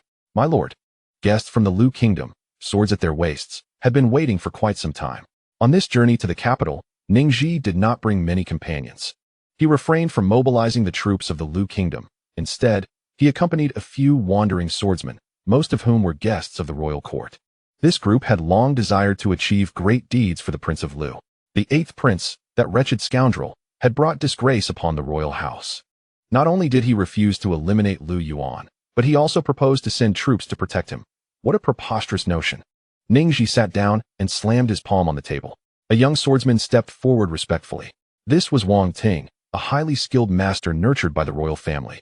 whose swordsmanship was exceptional and favored by Ningxi. Wang Ting had long sought to achieve immortal merit for Ningxi. Wang Ting bowed and stated, "Your Highness, since the 8th prince is unwilling to take this risk, what face will he have to divide the realm if you, Your Highness, secure the throne?" Upon hearing this, the other guests expressed their agreement. "Your Highness, Wang Ting speaks the truth. The Prince of Xian is unworthy of the realm. We ask for permission to slay Lu Yuan. We ask for permission to slay Lu Yuan." The guests were filled with fervor. Ningxi was greatly pleased. His followers were all exceptionally skilled, loyal to him. "Everyone, do not underestimate Lu Yuan," Ningxi cautioned. "He is a notorious bandit in Yun City and has proven his prowess in battle." Just then, a man interjected. "Your Highness may be unaware, but it is known that Lu Yuan has caused turmoil in the harem, having an affair with the crown princess." Wang Ting's men had long coveted the crown princess, renowned for her beauty. Who would not love such a woman? Wang Ting, overwhelmed with excitement, knelt and respectfully declared, "I am willing to lead 30 of my men to ambush Lu Yuan." Ningxi gestured for him to rise. "I share this intention, Wang Ting. Stand up. I shall grant you 80 men. You are to set an ambush by the roadside to eliminate Lu Yuan without fail." Ningxi commanded, "I accept the order. Your Highness can rest assured, Lu Yuan will be slain." "Excellent." Ningxi stood up, his voice booming. "Everyone, we rise or fall together, should I seize the throne. Each of you shall be founding heroes." The crowd was electrified, kneeling in unison, chanting, "Long live His Majesty." Laughter erupted from Ningxi, filled with exuberance. Meanwhile, on the dusty road, the winds howled as Lu Yuan rode swiftly. "Master, there is a town ahead. Night is falling. Should we not rest there for the night?" In the distance, wisps of smoke arose, and a small town appeared. Lu Yuan glanced at the map, realizing they were in Xiangnan County, merely 80 miles from the capital. They had tarried too long, and the night would not be convenient for travel without streetlights. "Very well, we shall set out early tomorrow." In Fuan County, the streets bustled with activity, lively and vibrant. "Master, it is quite lively here," Bai Luo exclaimed, nestled in Lu Yuan's embrace. Navigating through the town amidst the cacophony of vendors and diverse faces, which excited her as it was her first encounter with the outside world. "Up ahead is an inn. Let us settle in first. Later, I shall take you to see the lanterns," Lu Yuan suggested. Bai Luo's face flushed. "Master, you have worked hard. Let us rest at the inn, and I shall serve you well." "Agreed," Lu Yuan replied. They arrived at the inn, where the attendant welcomed them. "Please, come inside. Prepare the finest fodder for my horse, and a room for us. Bring food and drink," Lu Yuan instructed. "Yes, sir, please ascend to the upper floor." Once in a private room, Lu Yuan sank into a chair, weary from the journey. Bai Luo hurriedly went to remove his shoes, helping him relax. "Bai Luo, you should sit as well," Lu Yuan offered. Bai Luo knelt. "I cannot, master." "Sit," he gestured. "Thank you, master," she replied, settling down. Soon, food and drink arrived. Lu Yuan, no longer polite, handed Bai Luo a pair of chopsticks. "Eat." Her cheeks flushed, she occasionally stole glances at him. She poured wine for him, but he took the initiative, filling her cup first. "I cannot drink, as I must serve you," she said. "Drink when I say so, no need for formality. Drink." He insisted, raising his cup. "Master, I toast to you. You are the kindest person to me in this world." "Is that so?" Lu Yuan, unsatisfied, continued drinking. Noting the wine was rather weak compared to what he was accustomed to.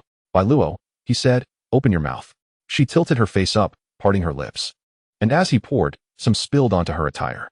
The scene was captivating, as Lu Yuan embraced her waist. "Master, brother." The next day, dawn broke as Lu Yuan stretched and rose from bed. Bai Luo stirred beside him, startled awake.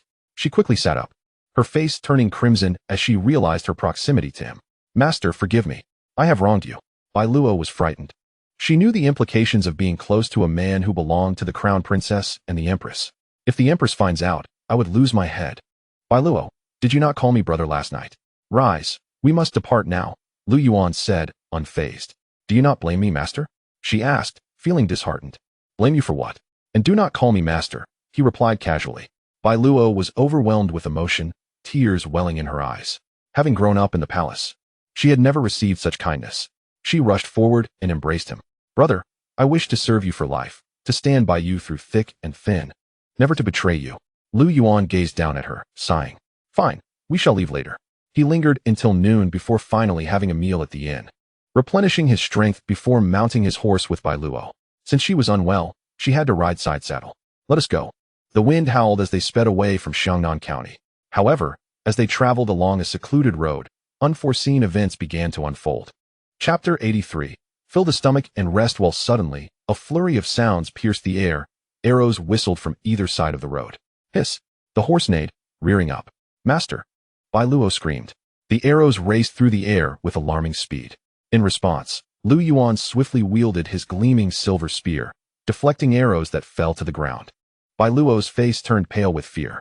Continue firing, came a voice from the woods. Another wave of arrows was unleashed. Lu Yuan remained unyielding, using his spear to block them. He activated his inner technique, channeling energy through his body, moving with remarkable speed. Clang, clang, clang. Arrows fell one after another. How dare you? Kill them!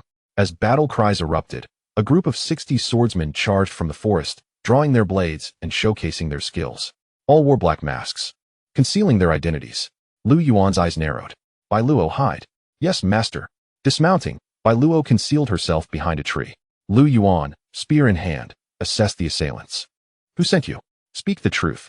The leading swordsman pointed his long sword directly at Lu Yuan, declaring, Lu Yuan, today marks your demise.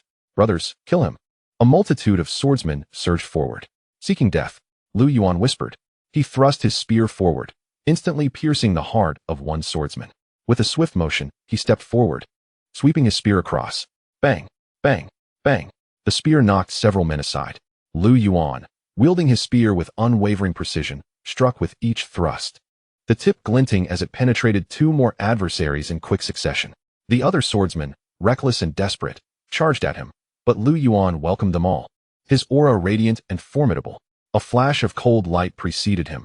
Then his spear erupted forth like a dragon. With a squelch, another foe fell. On the ground lay a dozen men, sprawled haphazardly. Behind the trees, Bai Luo covered her mouth in awe. It was said that Lord Lu was the first to seize the flag and slay the enemy, and she had witnessed his prowess firsthand. It was indeed astounding. However, this was her first time seeing Lu Yuan in action. His spear moved like a dragon, leaving chaos in its wake. This is bad. We are no match for him. Retreat, the leading swordsman bellowed. The situation became chaotic, and the others hastily withdrew.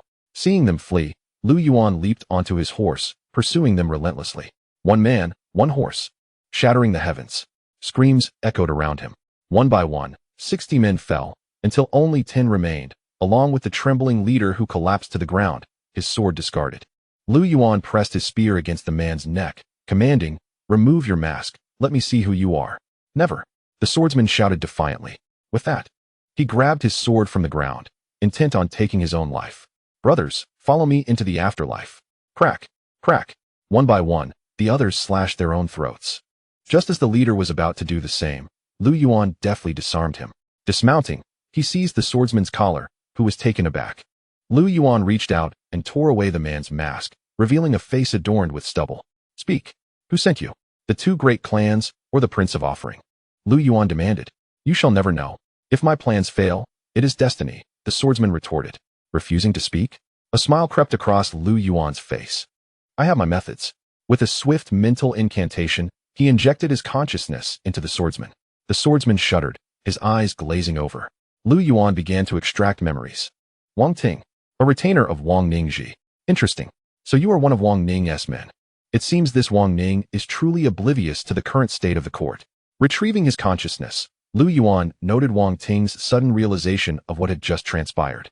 Nothing to worry about, merely a trivial incident, Lu Yuan replied, as he took up his sword and ended Wang Ting's life.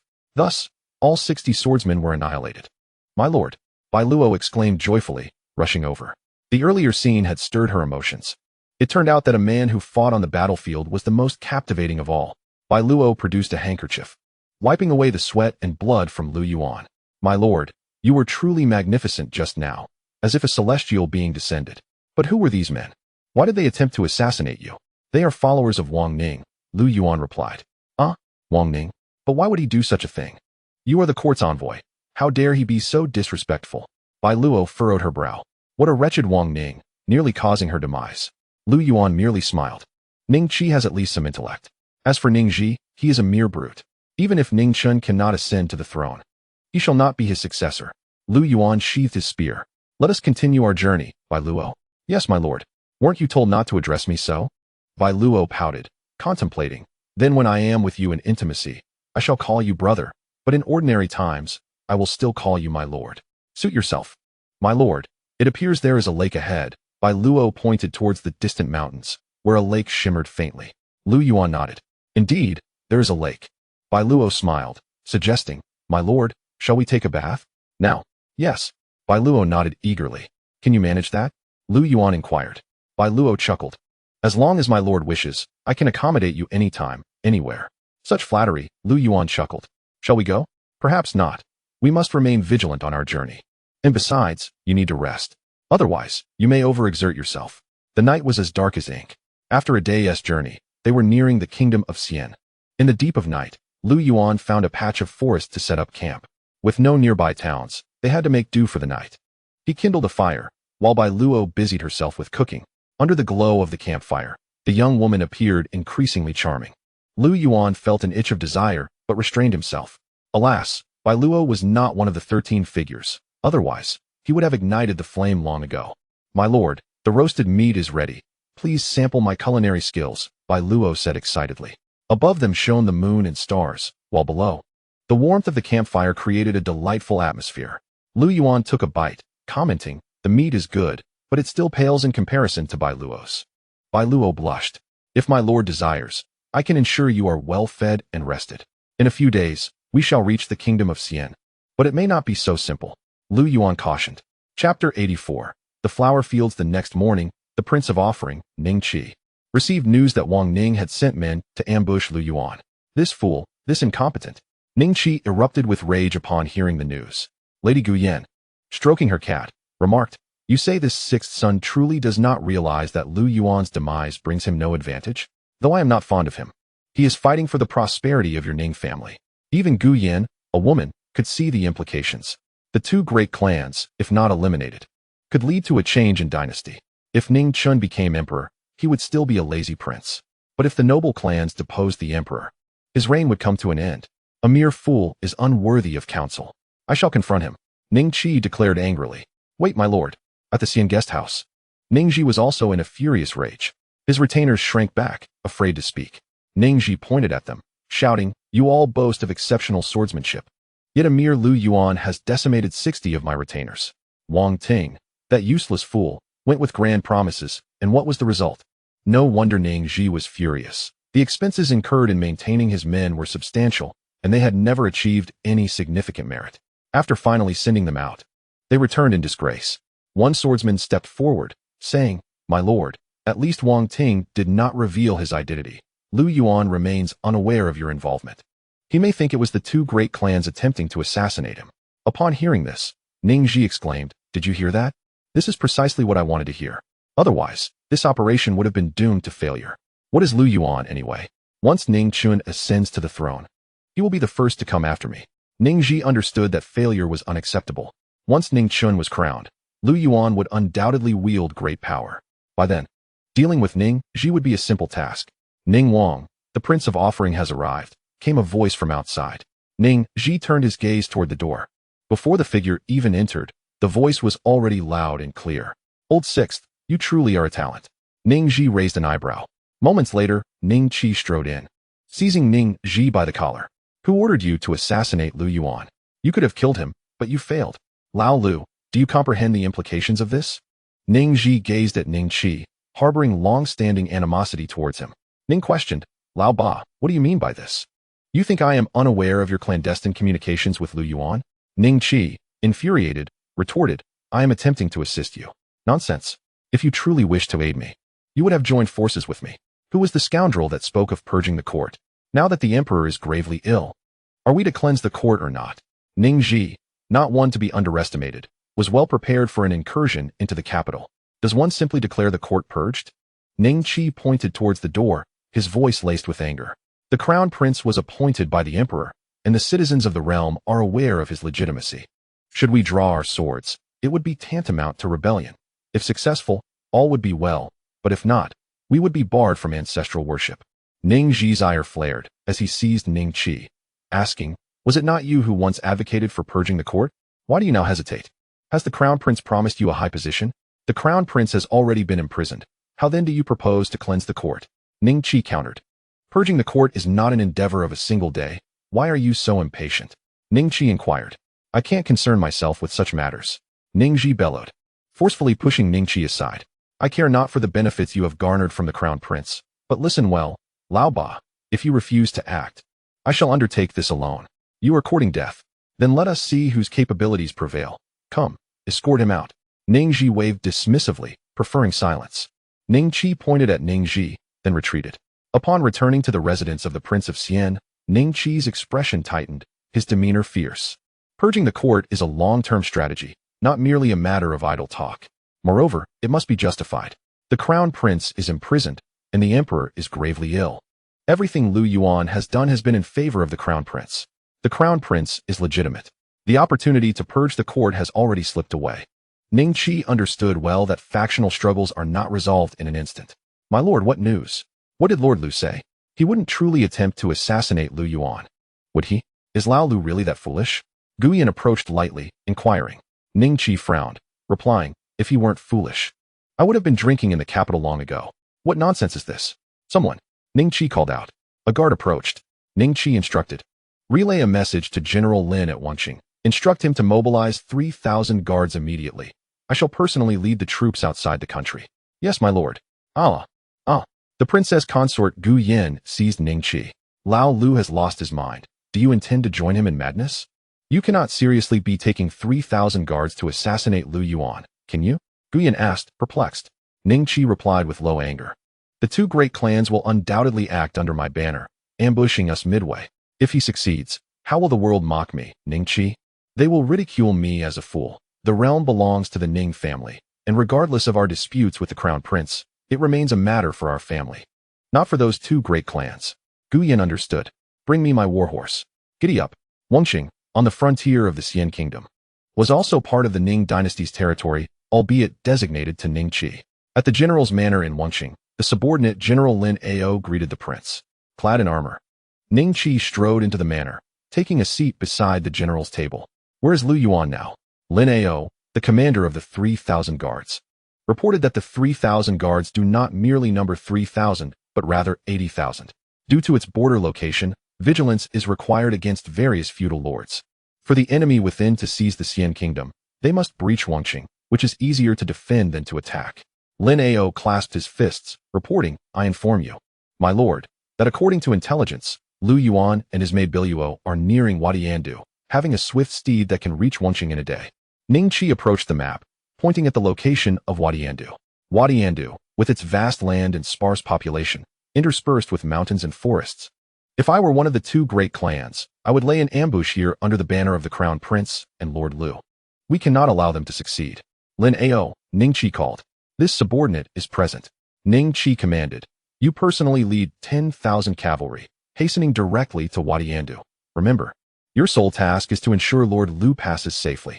If you encounter an ambush, identify yourselves, and unless absolutely necessary, do not engage the enemy. Should Lu Yuan perish at Wadiandu, I shall never be able to clear my name, and I will be ridiculed for a century. The subordinate accepts the order. Chapter 85. The Banquet at the Prince's Manor Wadiandu. The interplay of mountains and waters, with peach blossoms filling the woods. This place is aptly named for its beauty and splendid scenery, rich with a primitive and profound natural breeze. Many scholars and gentlemen often find themselves enchanted in Wadiandu. Yet today, Wadiandu is unusually silent. In the early morning, two individuals on horseback traversed Wadiandu. Lu Yuan held the reins in his left hand and a spear in his right, with Biluo nestled in his embrace, her soft figure fragrant. This place is so beautiful, with flowers and water, butterflies and wind. Biluo, immersed in the blossoms, felt a surge of emotions. In such a scene, she longed to compose a poem. Lu Yuan recited. The morning mist lightly enshrouds the bamboo grove. 1,000 branches blaze through the smoky veil.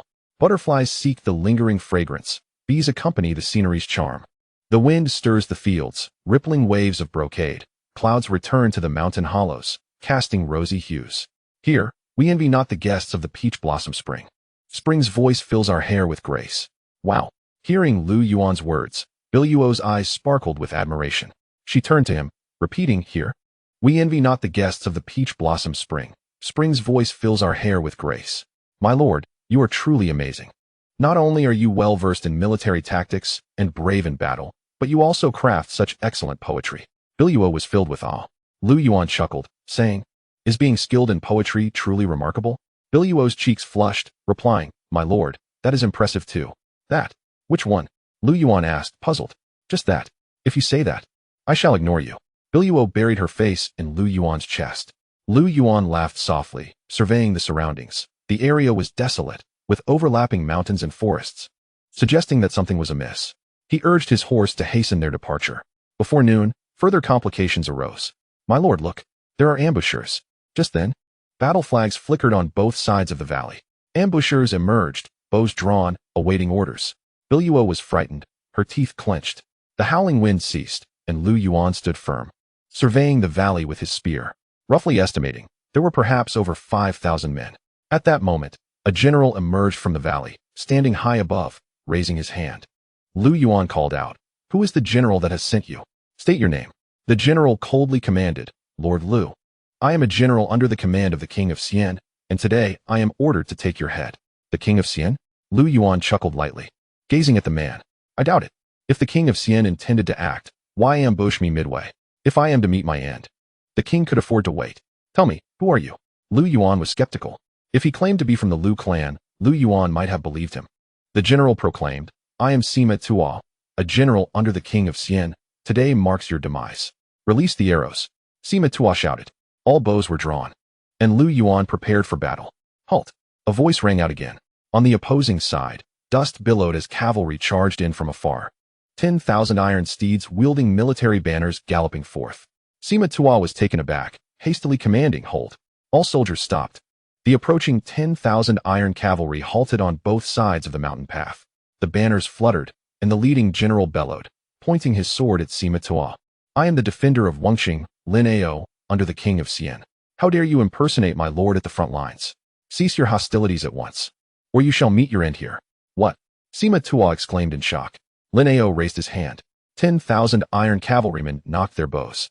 Should Sima Tuo dare to act, a clash between the two sides was inevitable. Lu Yuan, within the mountain path, glanced at the opposition and smiled faintly. Bai Luo, puzzled, inquired, "My lord, who are these people?"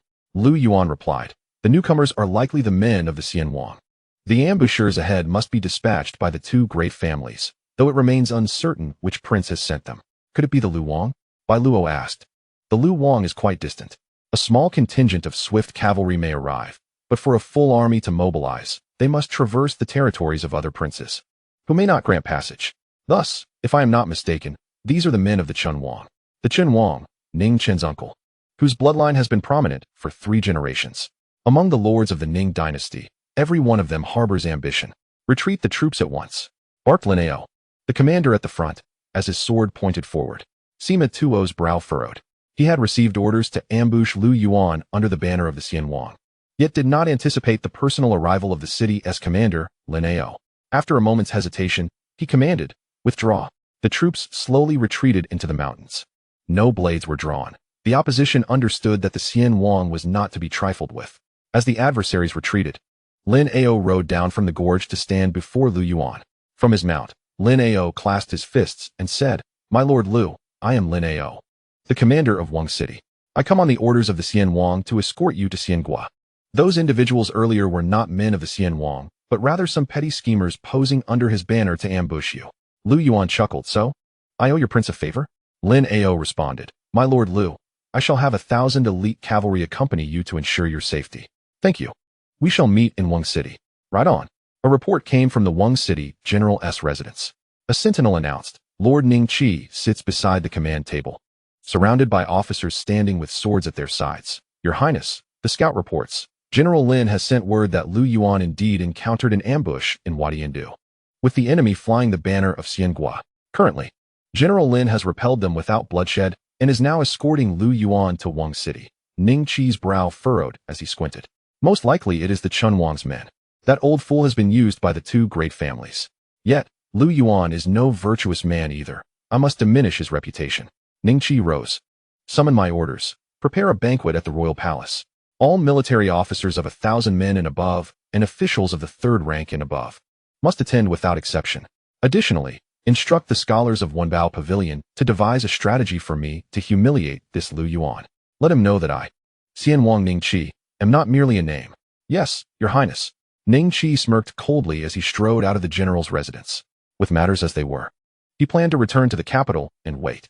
This was also an opportunity for Ning Qi to probe Lu Yuan's depths. Factional strife, after all, is not solely revealed on the battlefield. At the Xiangua capital, the royal palace's political hall buzzed with activity. A gathering of civil and military officials engaged in animated discussions. Your Highness, I propose we drill the troops in the training grounds and invite Lu Yuan to observe, so he understands the valor of our Xiangua army. I second that. Isn't Lu Yuan a member of the Crown Prince's faction? We must show him that the Xian Wang is the true sovereign. Indeed, the officials rallied with fervor. Some suggested mobilizing the Xiangua army to display their might outside the city. We must make Lu Yuan aware of the invincibility of our forces. They echoed in agreement. Ning Qi leaned back on the throne. This is a method. However, I also wish to see Lu Yuan utterly humiliated in my Xiangua. As the saying goes, one nurtures soldiers for 1,000 days to use them for a single moment. Wenbao Pavilion ministers, have you devised a suitable strategy? Ning Qi addressed the civil officials. An elder minister stepped forward. Your Majesty, I propose sealing the 4 main gates of the royal palace, allowing Lu Yuan to enter through the servants' gate. After all, isn't he sent by the court? I wish to see how he will disgrace the court. If he enters through the servants' gate, the court's dignity will be lost. This was the proposal of Fushan, a significant minister of Wenbao Pavilion. Upon hearing this, Ning Qi stroked his chin. Entering through the servants' gate? In the capital of Xiangua, the gates were divided by rank. The royal gate was reserved for the prince, while civil and military officials stood to the side. The lower classes and then the commoners followed. And Fushan's suggestion was to have Lu Yuan enter through the commoners' passage, effectively stripping him of dignity. Ministerin, this is a brilliant plan. However, allowing court officials to enter through the commoners' passage would invite ridicule toward me, Ning Qi, for being disrespectful to the court. The idea was sound, but Ning Qi had reservations. He still desired to maintain his reputation. And Fushan smiled. Your Majesty need not worry. We can have the artisans seal the other passages for repairs. If Lu Yuan inquires, we shall say the passages are damaged and impassable. Thus, should he insist on using the passage meant for princes and officials, it would demonstrate his lack of decorum. Conversely, if he understands etiquette, he will enter through the commoners' passage. And Fushan remained unperturbed and confident. The officials erupted in laughter. Haha, Your Majesty, minister and scheme is indeed cunning. Yes, Your Majesty. If Lu Yuan enters through the commoners' passage, he will lose all face. If he forces his way through, it will show his ignorance of manners. Either way, Your Majesty will keep him in check. Minister and strategy garnered widespread praise. Ning Qi nodded. Very well, Ministerin, you shall oversee this matter. Additionally, dispatch word to the army. Tomorrow at the training grounds, I shall personally select the generals. Understood. Ministerin, you shall go forth to greet Lu Yuan at the city gates. Remember, ensure he is thoroughly humiliated. And gather the citizens of the capital at the main gate, so they may witness how this so-called court official brings shame upon my Xiangua. The old minister obeys. And Fushan knelt in deference. Ning Qi waved his hand, feeling elated. In the rear courtyard of the royal palace, the sound of a chain resonated melodiously. Yuan sat in a pavilion, her delicate fingers gliding over the strings. My lady, the political hall is lively. The prince and the ministers are in session. Minister and has devised a scheme that everyone regards as exceedingly clever. A maid approached, bowing beside Yuan. Yuan, somewhat surprised, replied. Minister and is renowned for his cunning. His scheme must not be virtuous. Continuing to play, Yuan emanated elegance, beauty, and grace. Clad in a snow-white dress, adorned with jade and emerald, her eyes sparkled with clarity, her expressions shifting like the gentle flow of music. A portrait of a beauty playing the qin indeed. The maid remarked. Minister and proposed using the worn state of the city gates as an excuse to seal off all passages, leaving only the commoner's entrance for Lu Yuan, thereby shaming him. The commoner's entrance? Yuan was taken aback. What a cunning mind Fushan possesses. Such underhanded tactics are indeed shameful, yet they will effectively humiliate Lu Yuan. Upon seeing him, I feel a deep disdain. One might think this court belongs to him. How laughable. Yuan shook her head, her demeanor tinged with a hint of aloofness. The maid spoke up. Isn't Lu Yuan clever? He once engaged in a battle of wits with the scholars at the Tai Chi Hall. Today, we shall see how he chooses. The prince has even ordered the common folk to come and witness how the court officials prostrate themselves in abject humility. Yuan chuckled lightly. In her eyes, This scheme was destined to fail. The passage, having fallen into disrepair over the years, would inevitably be sealed off for maintenance by the craftsmen. No matter how much Lu Yuan might complain, what could he accomplish? Would he dare to make things difficult for the artisans? If he chose to use the commoner's passage, then he would be reduced to their status. Gu Yan remarked coldly, "Master and strategies are always like this. Lu Yuan has only two choices, and there is no third option. Whichever he selects, he cannot escape embarrassment." With a playful smile, Gu Yan added, "Today, I am in a splendid mood. I am eager to see how Lu Yuan will unravel Master N's plot." "Yes, my lady." The capital of Xian became lively. The 4 city gates began to close, leaving only a narrow passage for the commoners. The populace buzzed with curiosity.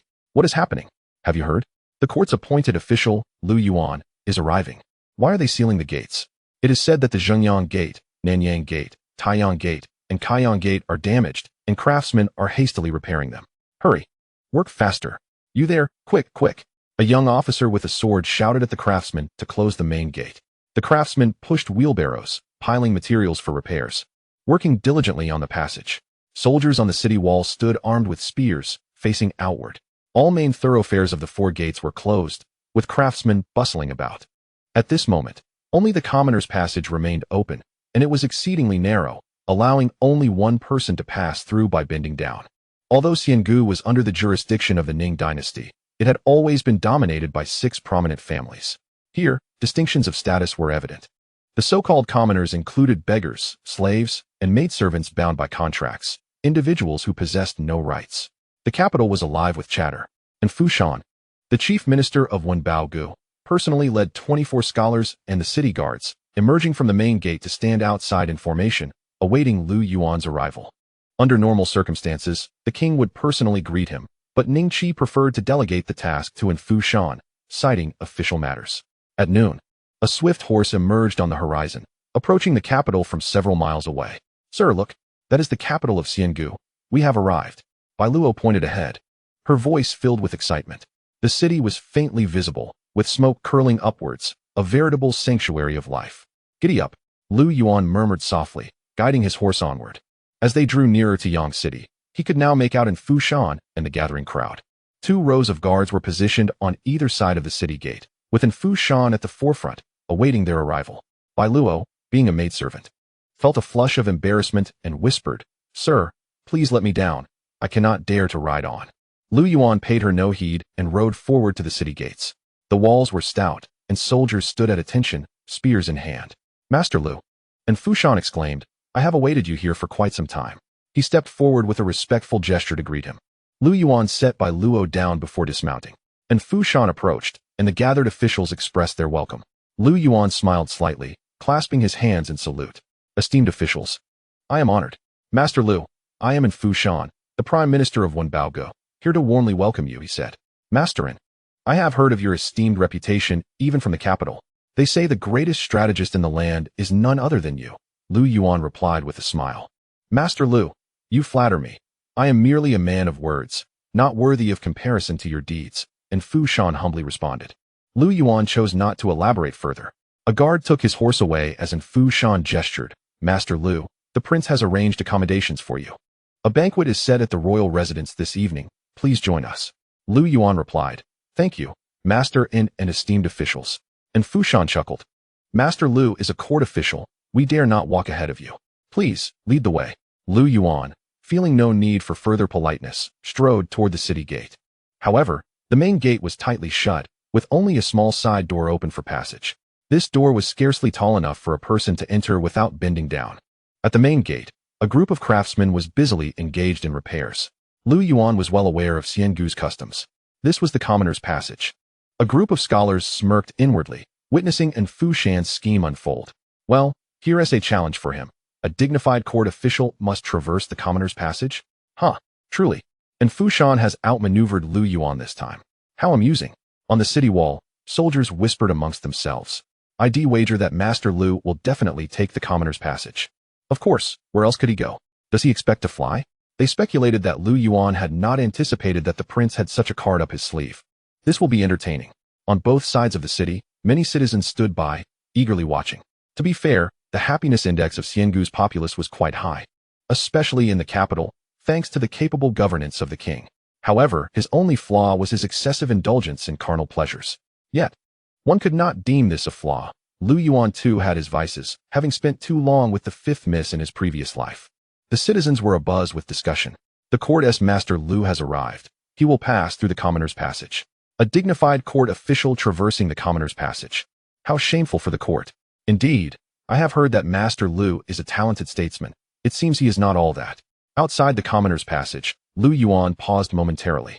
A group of scholars squinted, grinning at him. And Fu Shan stroked his beard and said, Master Lu, I sincerely apologize. The city gates have fallen into disrepair, and the passage is damaged. The prince has ordered craftsmen to expedite the repairs. I hope you can forgive the inconvenience. And Fu Shan continued to speak sweetly, his words laced with apologies, leaving no room for criticism. The scholars, soldiers, and citizens were all immensely entertained. A court official traversing the Commoner's Passage was unprecedented. They all eagerly anticipated whether Lu Yuan would indeed take that route. Master Lu must be feeling embarrassed. He is surely pondering whether to proceed or not. The soldiers mocked. Yes, if he does not go through, where can he possibly turn? They jeered. If he dared to express anger, he would lose face. For the disrepair of the city gate was not the prince's fault. He should go. Commoners ought to use the Commoner's Passage. The citizens leaned in, curious to see if the court official would truly take the commoner's route. Lu Yuan was well aware of the scrutiny upon him. Beside him, Bai Luo appeared anxious, her palms clammy with sweat. As a maidservant, her lowly status made traversing the passage inconsequential. Yet, how could a court minister trample upon his own dignity? Everyone awaited the spectacle, and the scholar's mockery intensified. Out of options, are we? Master Lu must be ruminating on a plan. So this is the day for Lu Yuan? Faced with such a predicament, there was typically only one course of action: to proceed. He could not simply turn back. The repairs to the city gate were not a fault of his own. If Lu Yuan were to become angry over this, he would forsake the decorum of the court and his own personal honor. Acknowledging that the repairs were a sudden occurrence, even if he suspected foul play, he could not openly confront it. At that moment, and Fu Shan gestured for Lord Lu to proceed. Observing Lu Yuan's expression, Lu Yuan quickly responded with a slight smile, saying, Lorden, the gates of the capital are indeed majestic and awe-inspiring. I am deeply impressed. And Fu Shan replied, as the capital of a nation, we cannot afford to be negligent regarding our city walls. The prince has frequently visited to inspect them, and my subordinates are equally diligent. However, no matter how beautiful the walls may be, if we lose our decorum, it would surely dishearten the people of the realm. Lu Yuan offered and Fu Shan a smile. Taken aback, and Fu Shan feigned ignorance, inquiring about the meaning behind Lord Lu's words. Lu Yuan chuckled, merely expressing my sentiments. Lorden, after my arduous journey, I fear I may not be able to bow, and I hope the prince will show tolerance for any perceived disrespect. And Fu Shan remained perplexed by Lu Yuan's intent, while the other scholars exchanged puzzled glances, whispering among themselves, uncertain of the meaning behind his words. Yet, observing Lu Yuan, it was clear he had no intention of using the commoner's passage. Just as in Fu Shan and the others were engulfed in confusion, Lu Yuan suddenly grasped the small hand of Biluo. Ah, my lord! Biluo exclaimed in surprise. In the next moment, Lu Yuan leapt into the air. Everyone, including in Fu Shan, gasped in astonishment, instinctively looking up. They beheld Lu Yuan springing forth, landing on the wall as if it were flat ground, and with Biluo in tow. He effortlessly vaulted over to the top of the city wall, landing steadily. Rather than using the commoner's route, he had flown directly into the city. The spectacle left all present utterly astonished, rendered speechless in the moment.